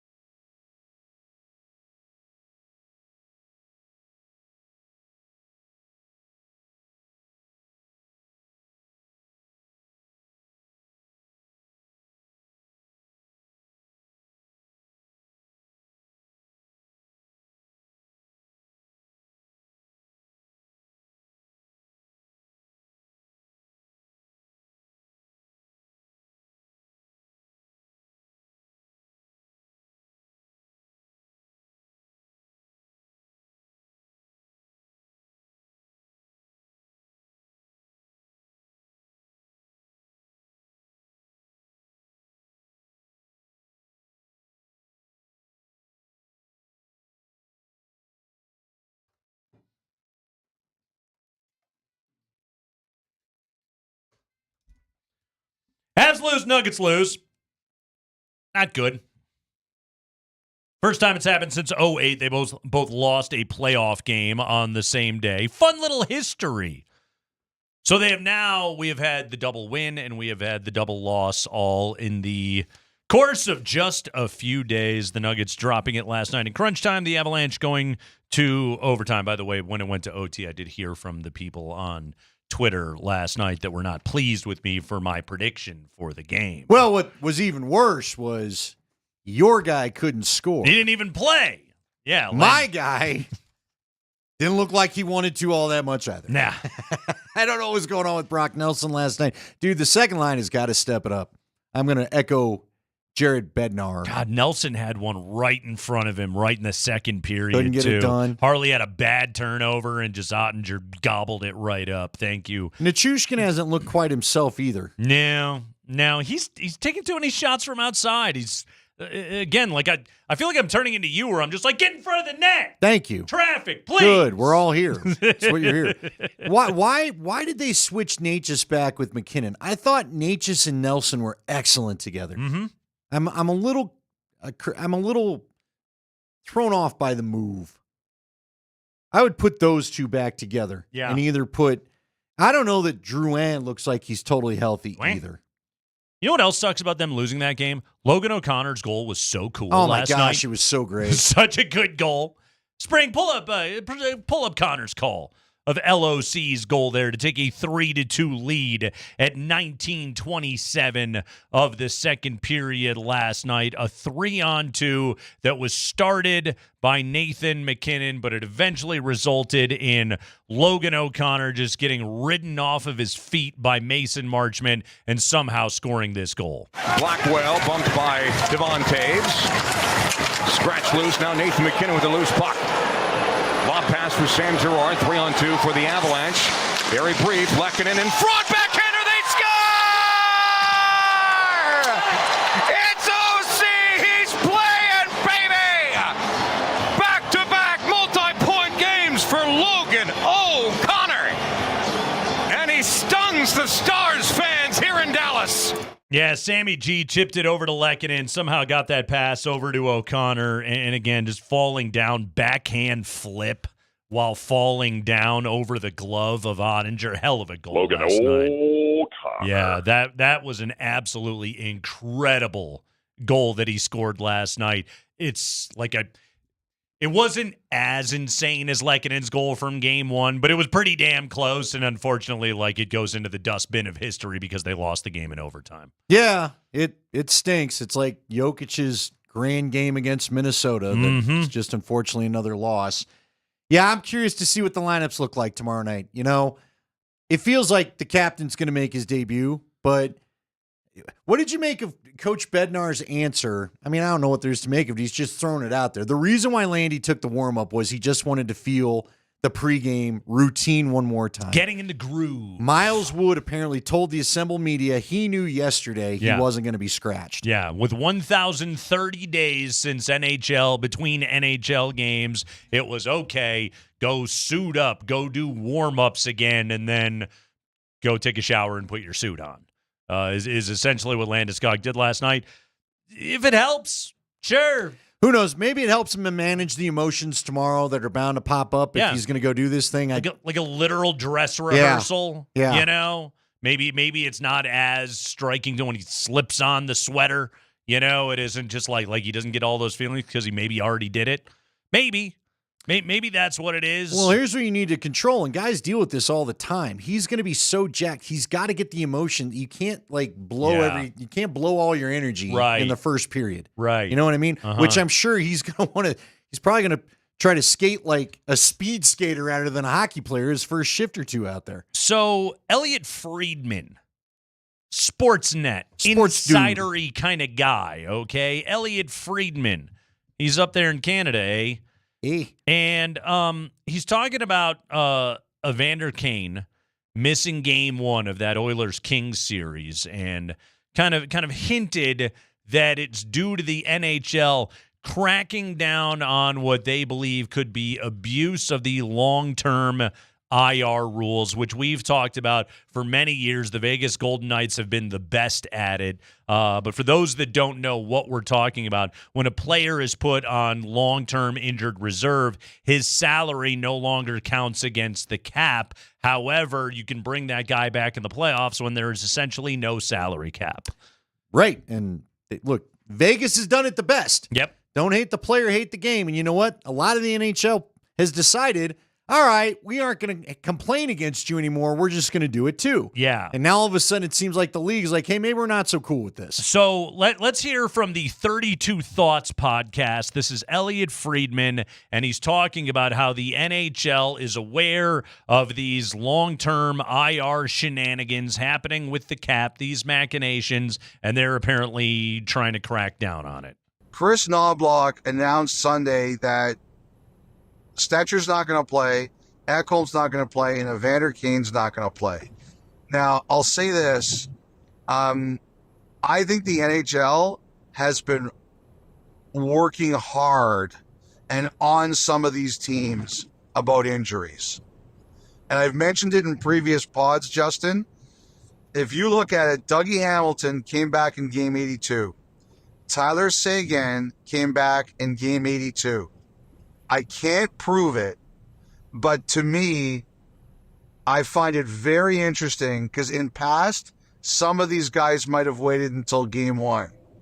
And the fact that those guys played Game 82 and Evander Kane is not playing Game 1 for Edmonton, I don't know that I believe in coincidences. I think these are some situations where the league was like, we want to see your medical reports.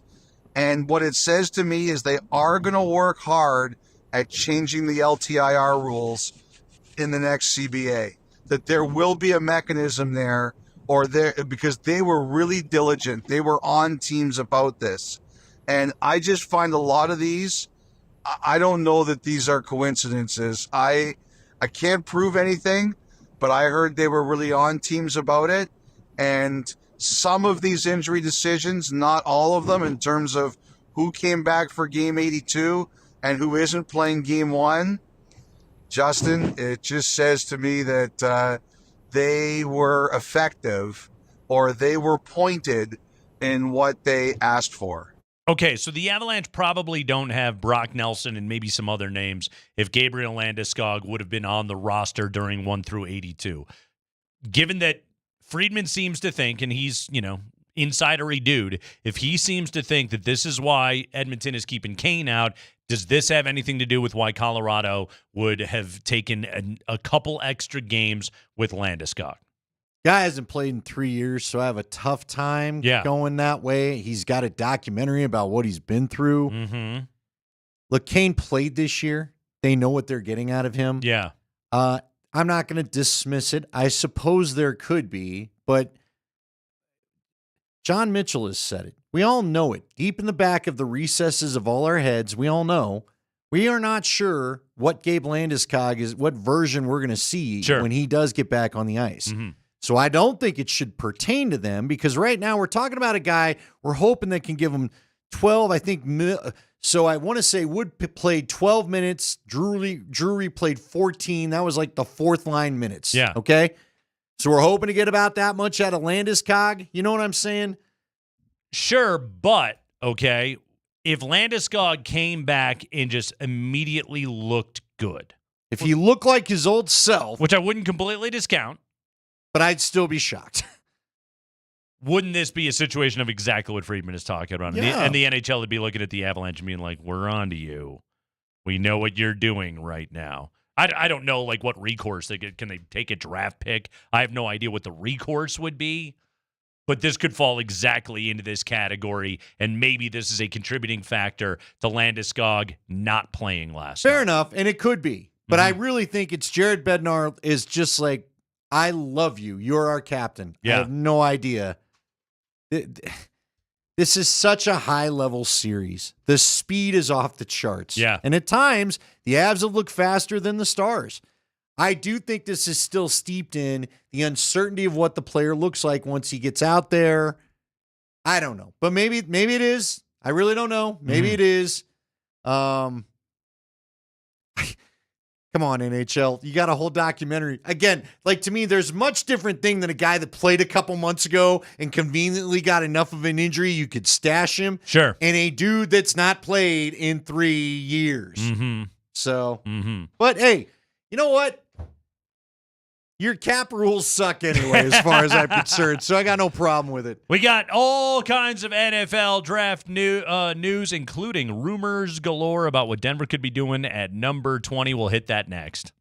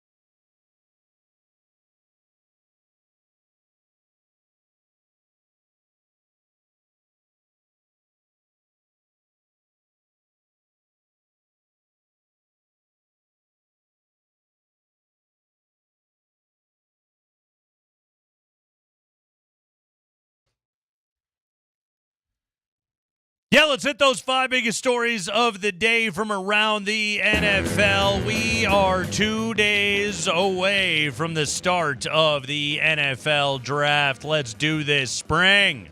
Time for the high five, brought to you by Bet365. Whatever the moment, it is never ordinary at Bet365. So yesterday, we told you that Adam Schefter wrote on ESPN Plus, as part of ESPN.com, that the Broncos are one of the only teams he's hearing that could be looking to trade up in the draft. Well, today, Albert Breer wrote in his column for Sports Illustrated that both the Texans and Broncos are exploring potential trade ups. So Breer corroborating what Schefter said yesterday.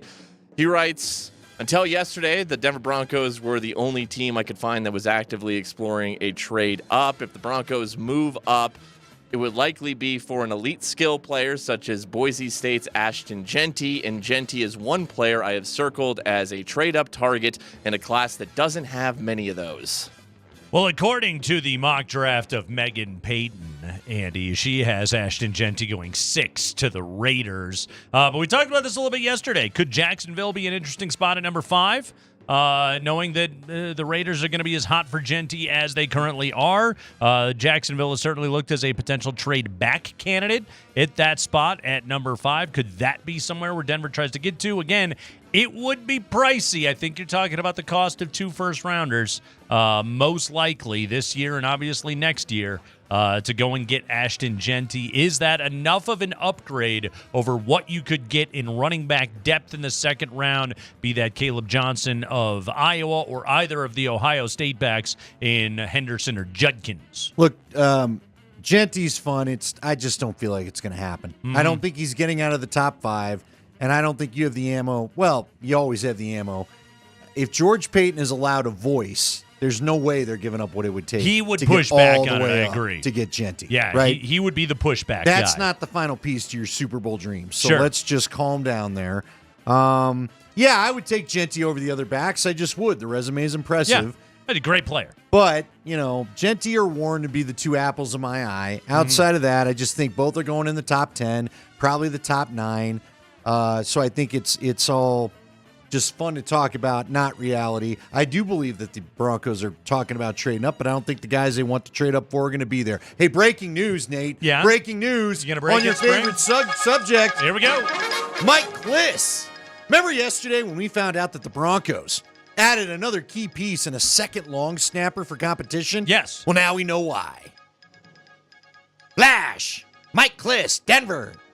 Long snapper Fraboni expects full recovery from cleanup back procedure. Oh, a back procedure. So that is why we have long snapper competition. So there you go. You and I thought it was kind of an odd thing. Yeah. Nobody carries 2 long snappers. So there you go. Fraboni having an issue with his backbony. That was not my best work. Go ahead, Spring. Go ahead. Let's just move on. Normally you stare at me for some kind of reaction. You're like, yeah, that was good. That was No. good. You looked down right away after Immediately. you said it. No, that wasn't it. That wasn't Even it. Spring's laughing. Let's workshop Hey. this. I'll see if I can come up with something better. Could the Broncos take a wide receiver at 20? Could they trade up for a wide receiver? Here are a couple notes, according to Matt Miller of ESPN. Somebody asked him on Twitter about the Broncos or about Luther Burden, the wide receiver out of Missouri and the Broncos. He tweeted out, Luther Burden's range starts at 20. I know Denver did a ton of work on him. He could be picked anywhere between 20 and 35 is the best guess I can make based on intel that's out there. Also, Ian Rappaport on NFL Network said it's possible that the Broncos could trade up for a wide receiver, maybe Matthew Golden out of Texas. Here's Ian. The Broncos will trade up, just my thoughts, not a source report, for a receiver. If McMillan goes early, Matthew Golden is the one. That makes sense. And I know that Sean Payton loves big guys, but he doesn't always. For instance, Brandon Cooks was a receiver he took in the first round, a speed guy, really stretch the defense. That's a comp here. And the Broncos have been making noise about trading up. We'll see if it actually happens, but trading up for Golden is at least something that I could see Sean Payton and the Broncos doing. They're always aggressive. Okay, so now they're getting connected to Burden in rumors. Now they're getting connected to Matthew Golden, the speedster out of Texas, in rumors as well. They're getting connected to Genty in rumors right now leading up to the draft. I almost feel like Denver at 20. I'm hearing more noise about the Broncos this week than I am like New England at 4, or even like Cleveland at 2 right now at the moment. Is Sean Payton just done with his draft prep and he's just bored? Yeah. And he's just sitting in his office texting these dudes like, I kind of like this guy. He loves being in the middle of all this stuff. I'm sure he's messing with everybody. And look, I don't think he's lying. Yes, if I get the right guy to fall in an unlikely scenario, you bet your rear end I'm going to trade up for him. Yeah, we've called people. That's not a lie. Right. We haven't liked what we've heard, but we've talked to him about moving up, right? There's too much. There's too much information, and I'm getting so skeptical of everything that I'm hearing about the Broncos right now. I legit think that Sean Payton it's the end of the day. He's gone to Top Golf. He's a few Loeb Ultras deep, and he's just like, I'm going to send this to Breer right now. Rappaport's going to say this on his podcast. Listen, would you be shocked that the guy that needs the Joker position just wants to watch the world burn? Well put right there. Yeah, this smacks of boredom to me right now. Go ahead, Spring. High five. All right, according to Peter Schrager, who's now with ESPN, the Browns and Giants are fielding trade inquiries for the 2nd and 3rd overall picks, respectively, with teams possibly wanting to draft Travis Hunter, Abdul Carter, or even Ashton Genty at number 2 or number 3. Mark Daniels, who covers the Patriots for Mass Live, he tweeted out that the Patriots are not locked in to sticking and picking at number 4, but they are not receiving the same level of trade inquiries that the Browns and Giants are. Because the two guys will be gone. Exactly. Like those are the guys. And it's just funny. Like it gets put as like fielding calls. Like any general manager that's worth a crap is calling those guys and being like, what would it cost? Okay. Guess what? I've watched enough tape of the guys that are going to be available in my range. I still like those guys better. Tell me what this would cost, and let me start to have this conversation. Here's something else that happens, I think, at this time of the draft. The owners are bored, too. All right, there's too much information for those guys, and every time they flip on SportsCenter, there's another highlight package of Travis Hunter being unbelievable and them going, that guy's pretty cool. I'd like him on my football team. And then they go to their general manager and go, what would it cost? Find out. Like that's what's happening right now. And maybe somebody will trade up and go get it, but like that there's a report that the teams with the 2nd and 3rd pick in the draft, where the 2 superstars, the 2 future Hall of Famers, are waiting to be taken or getting calls. That's not news. No. That's just what's happening in the NFL draft right now. And it happens every year. Every stinking year. Uh-huh. So you're right. Because again, we're bored because nobody knows how this thing's going to go. Nobody knows how this thing's going to go. Other than I think the top 3 picks. I legit think it doesn't matter who is going to be there. It's going to be Cam Ward, it's going to be Travis Hunter, and it's going to be Abdul Carter. That, I feel like we can put in ink after that. I think the draft starts with New England at 4. Okay, but if you're going to – here's my question about drafting right here, okay? Mm-hmm. And I know Cleveland needs a quarterback, and I get they are not hot to trot for anybody else. But why would you give up I've seen now a bunch of the ranking systems, Travis Hunter, best player in the draft. Yep. Right? Why are you going to give that up to trade back and get a lesser player and then get an even lesser player a couple picks later in this draft? Like, again, the middle part of the round, I think Jeff said in his top 100, the middle part of this thing, 2nd, 3rd, 4th round are probably going to be pretty good. Sure. 5th, 6th, and 7th aren't going to be what they've been in the past. I also like Cleveland's in a funny spot right here. And granted, like I'm out of town stupid, all right, talking about the Cleveland Browns. But this is what I view from afar, all right, is that they're a friggin' mess. And they're a long way from being terribly competitive. So, given everything that's going on with that team, probably like the savvy football thing would be to trade back and collect a whole bunch of other picks and just take more shots at it. But I don't think that's what they're going to do because Jimmy Haslam has overseen this thing that has turned into such a PR disaster that he's got an opportunity to add a guy that's going to move merchandise, that's going to excite the fan base, that looks like a generational talent, that just won a Heisman Trophy in Travis Hunter. Why would you go messing with that? Like Travis Hunter, not only for football reasons, but he also just screams to me of a great owner's input kind of PR pick. He's just perfect for that team. Yeah, Heisman Trophy winner. He's going to be the face of the franchise. Right. Forget about the creep that we brought in to play quarterback. Exactly. Or Joe Flacco in his prime. Right. They their social media team can't wait to get a video out there of Travis Hunter working out with Myles Garrett. Hey, look at how cool the Browns are again. Well, and listen, Travis is I don't get the onesie thing, but he's into the onesies. He plays video games. He doesn't go out. He doesn't do anything. He's a homebody. He's into onesies? Have you not seen it? He wears I guess you wouldn't, yeah. Like a slanket? No, literally like your kid's dinosaur onesie for adults. Or I don't know. And then Like he a plays video pajamagram? games. Yeah, he does it on Twitch all day. He used to. Okay. I shouldn't say all day, but he used to stream himself playing video games quite often in the off season. Okay. But it's literally the onesie, the adult onesie. All sorts of stuff, Is man. he like a furry? I don't know. I'm not going to comment. I don't think so, but I don't know this guy. I'm not going to act like I know the guy.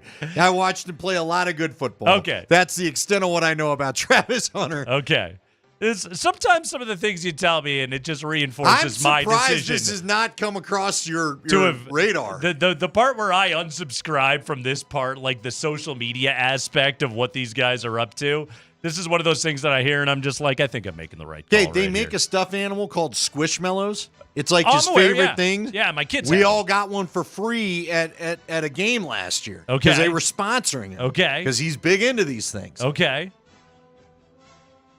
And my kid enjoyed the Squishmallow. I thank you for having him out, but Yeah, my 3-year-old likes his Squishmallow. Sure. Travis Hunter does too. There you go. I don't think my kid has the 40 time, though, of Travis Hunter. Go ahead, Spring. High five. Jeff Duncan, who covers the Saints for the Times-Picayune and NOLA.com, got him on the show a few times. He's as connected to the Saints as anybody. Tweeted this morning, I'm not sure who the Saints are going to pick at number 9 on Thursday night, but I think I can safely say that it won't be Shedeur Sanders. DraftKings has the Saints drafting defensive line or edge rusher as a plus 115 favorite, possibly Georgia defensive end Michael Williams, who they have at plus 370 going to the Saints. Sanders is down to plus 425 to get drafted by the Saints. The Steelers have the best odds to draft Shedeur Sanders at plus 190, followed by the Browns at plus 200, Giants plus 215, and the Saints then at plus 550. How far is Shedeur falling, Andy? What's your gut on this? Pittsburgh at 21? I don't know, man. I don't know. Mm-hmm. I don't know.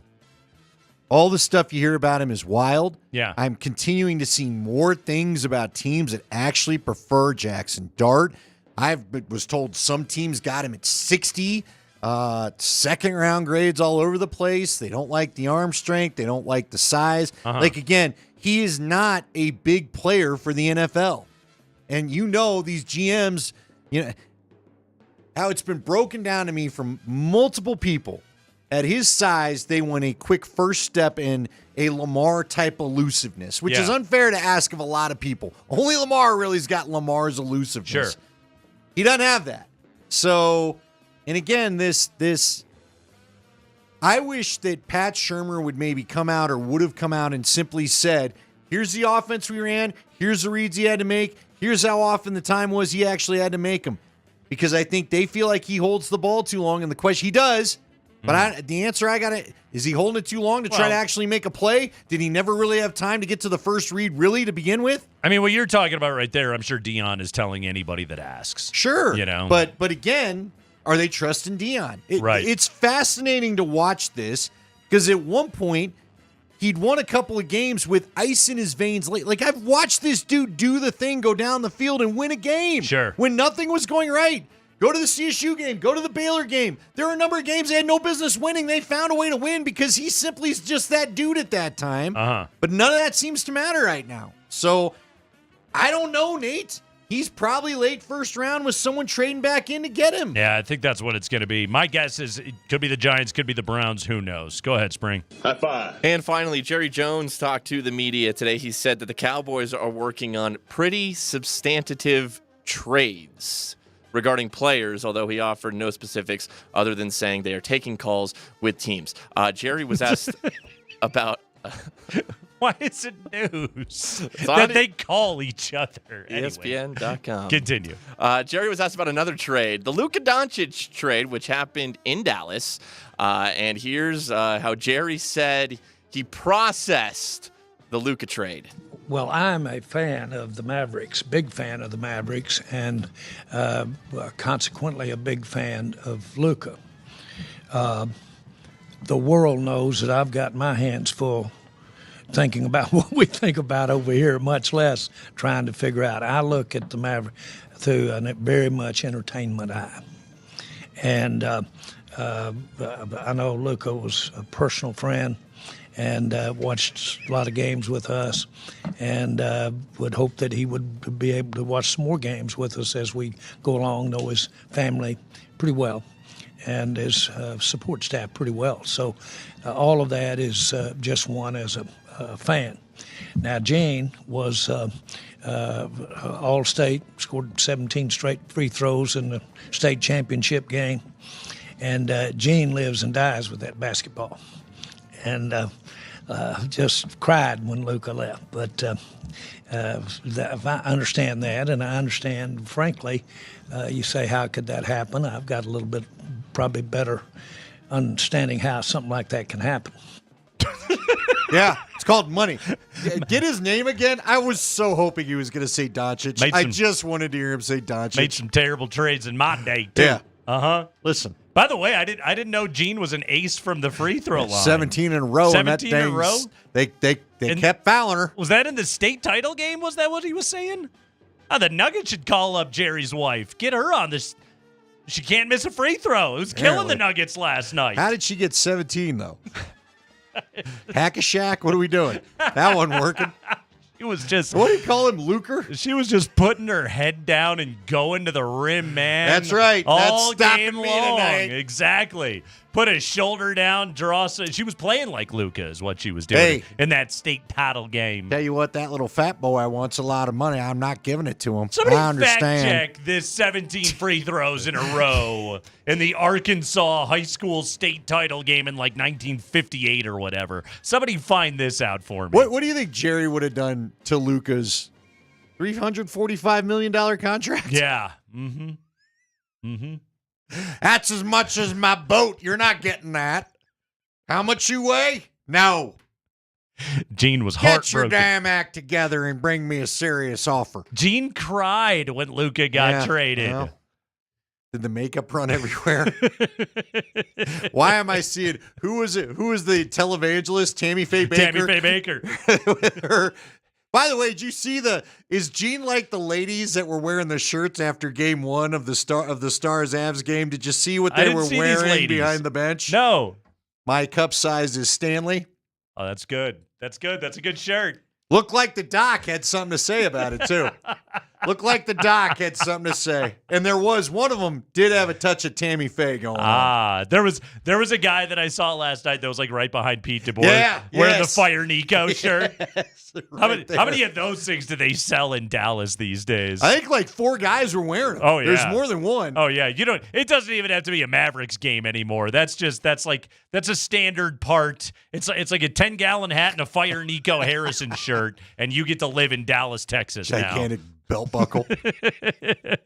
Kreckman and Lindahl. Oh, man. The Nuggets, they fall last night to the Clippers in Game 2. They now head to L.A. What does Denver have to do better specifically? I got a couple of things, Andy, that I need to see coming up here in a Game 3. We'll hit that next.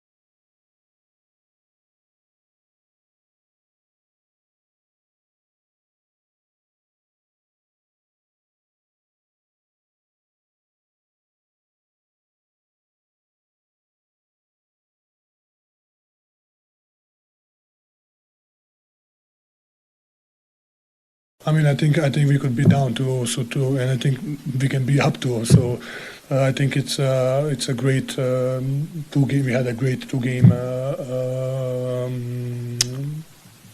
whatever is the name. I think the fans. I think if you're a basketball fan, it's.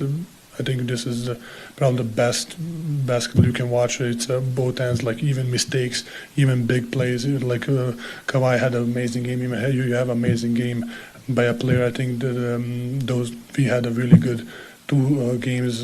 And if you're a basketball fan, I think it's a pleasure to watch. I would agree with that. I think this series has been incredible. Last night was a game where every possession was so critical and so valuable, and Jokic even made a point of highlighting it right there. Andy, I think the one guy that wasn't underwater in that game last night was Kawhi. And that even includes Jokic, who had some bad turnovers in that game last night. He had 7 turnovers in total by the time it was all said and done. He missed 4 free throws.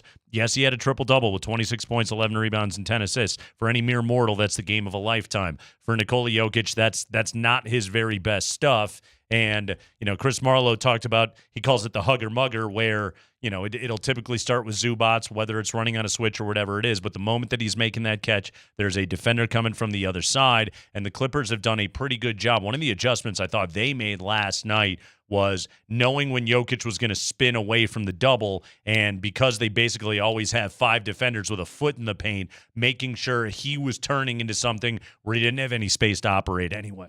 And it killed him last night. Yeah. We talked about this beginning of the series. Guys have got to make shots in order for them to spread out and play more D. And here's where I would say it was a tough loss last night, and it's been, gut-wrenching games that we figured we'd get with the Clippers anyway, with these teams being so closely matched with each other. But so far, I don't think guys have made enough shots yet that we'd like to see. Imagine if some guys, like if Christian Brown and Jamal could consistently hit some outside shots. I leave MTJ out because I don't know what his status is going to be. But if you could actually hit some outside shots and open this thing up, there's plenty to be gained. All of a sudden, the Nuggets could take back control of this series. You stayed in games, and basically, I don't think you've shot all that well. They shot well last night from 3, 14-32. That's pretty damn good for Denver. That's pretty good. Porter he shot 50%. Murray shot 50%. Westbrook shot 50%. Yeah. How many did you get in overall? 14-32. That's pretty good for Denver.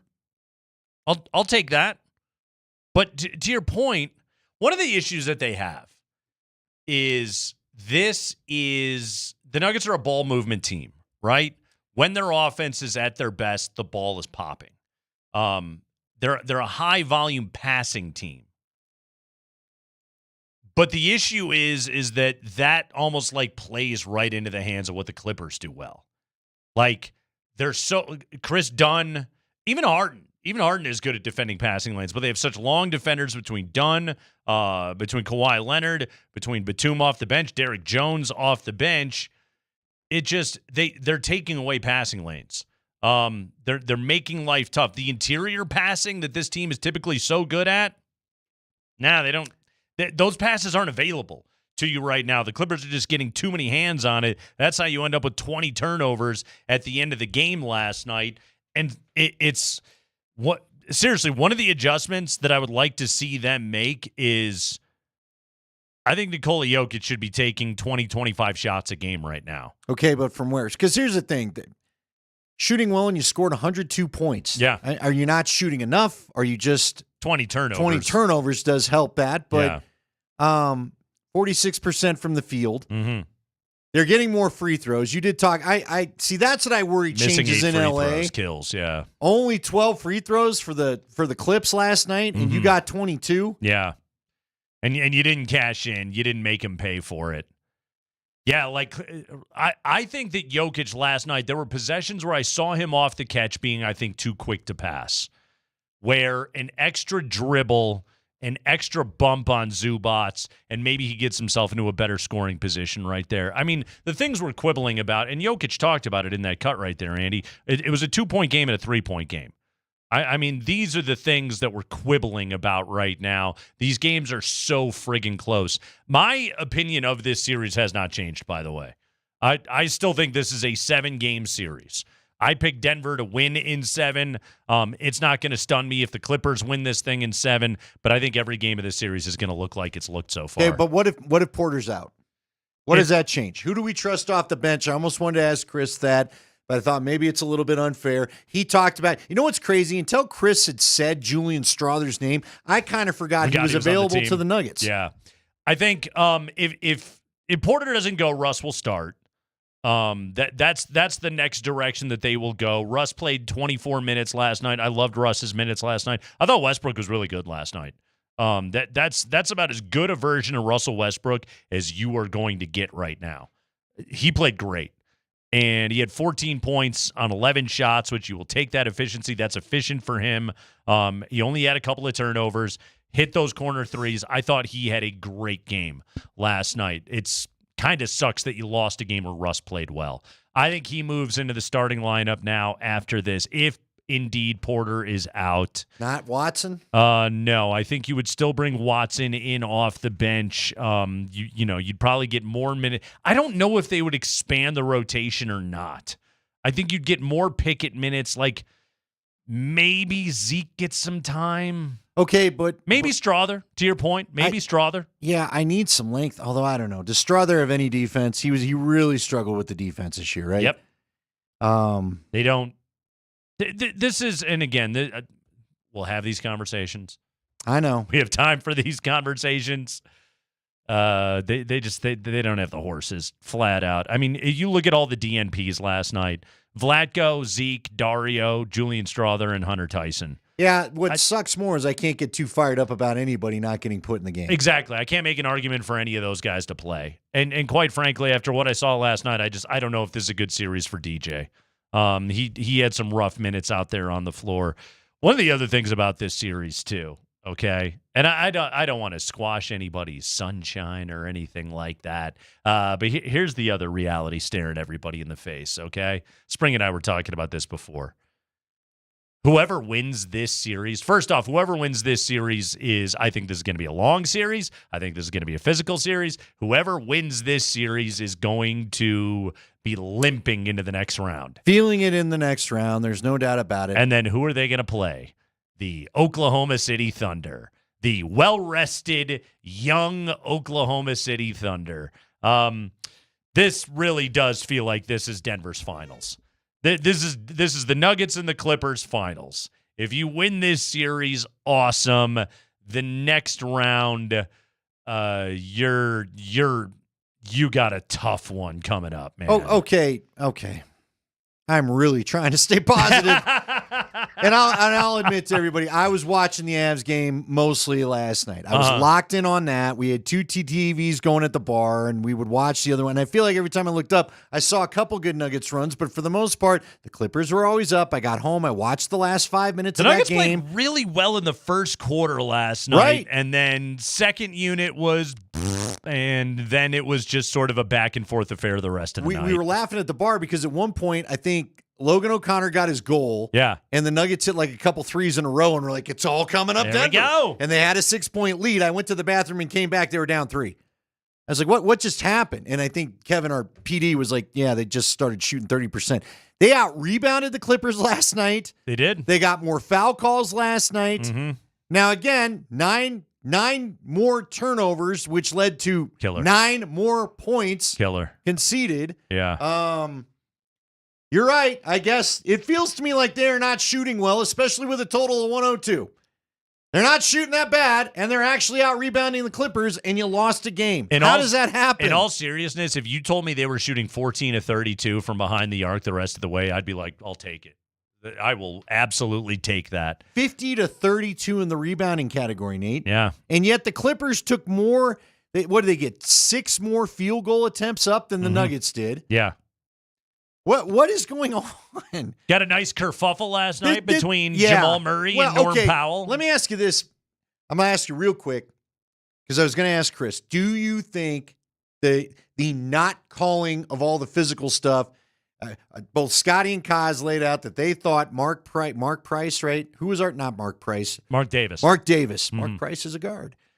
He liked fouls. Former Cavalier. Mark Davis didn't make the call. Things got to where they got. They went and did the review. Davis realized, I probably should have got some of this under control early. Then they called everything. Happy. Is the whistle going to change now that we go back to LA because they don't want this thing getting out of hand? I think I don't think there's carryover in the whistle, but I also do think we're getting to the stage of the series where the physicality is just going to get cranked. Like this. Can they keep letting guys though full extend shove each other? It's right now the physicality and my guy Jokic, the flop at the end, dude.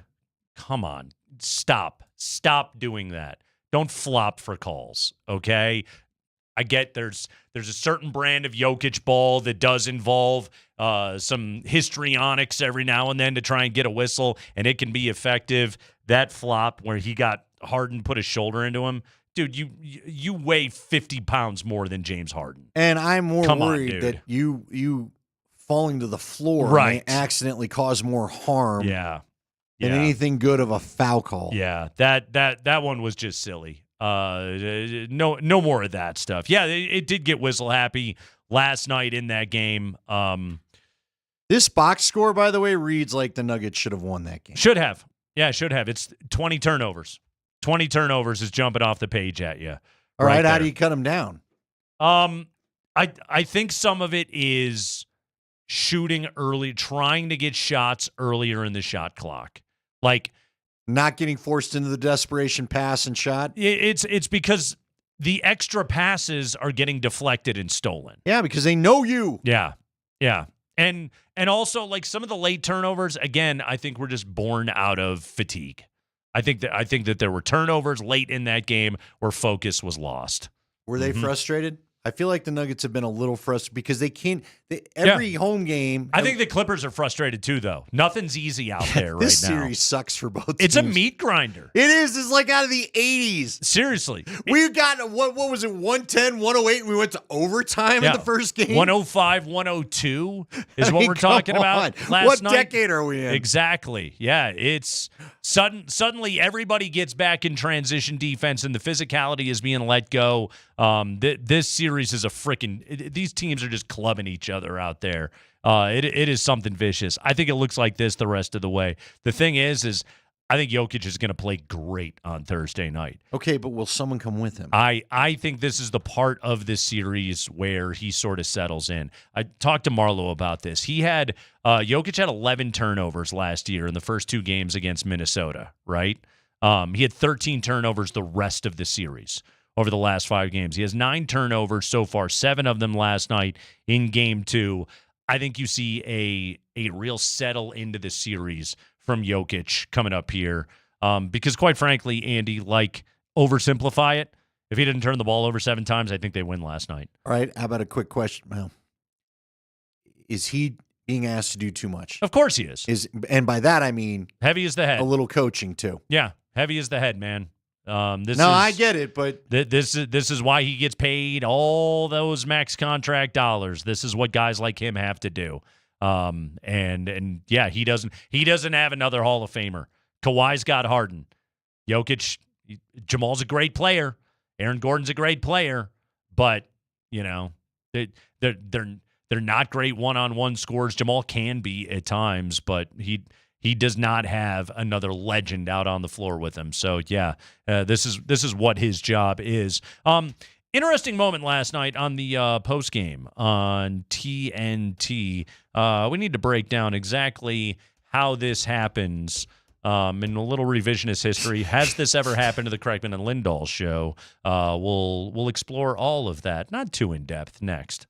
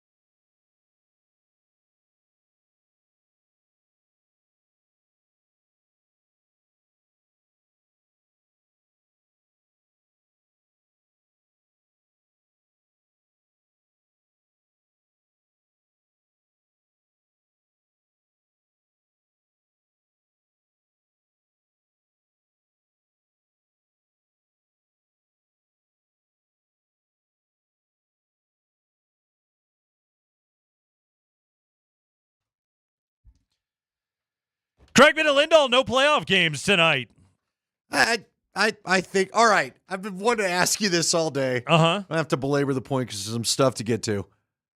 What's better? And go ahead and text in 303-504-0925. The old last call. What's better? Would it be better? Like, let's say you were going to have to endure those 2 losses.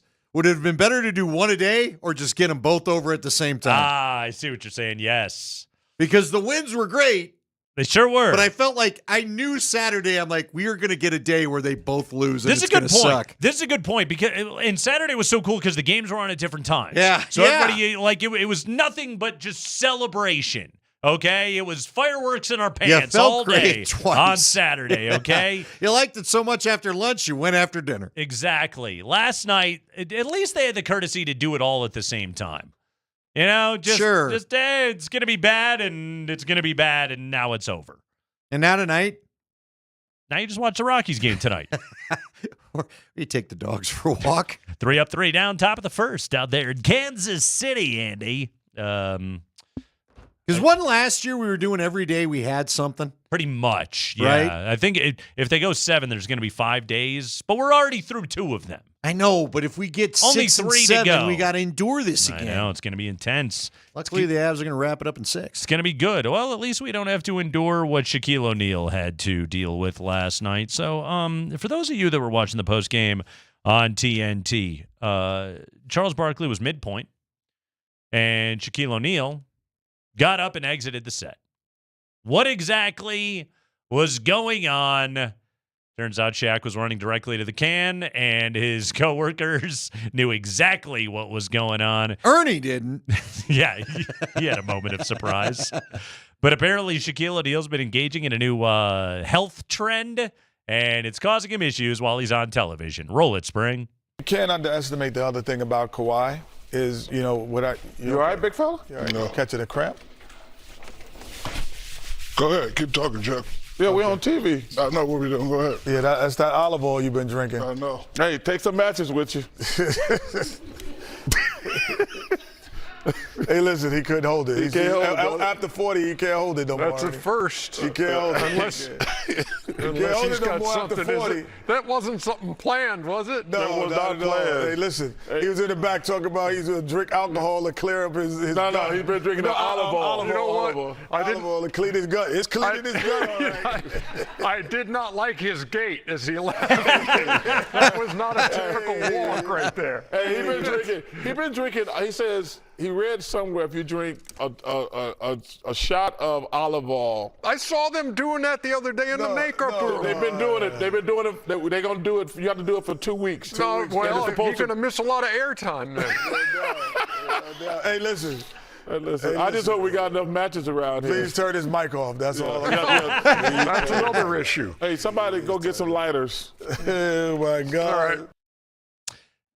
Andy, drinking extra virgin olive oil, especially first thing in the morning, has gained popularity for potential benefits like improved digestion, boosted metabolism, and a calming effect. However, it's crucial to consume it in moderation, typically around 1 to 2 tablespoons a day, to avoid digestive discomfort or exceeding caloric needs.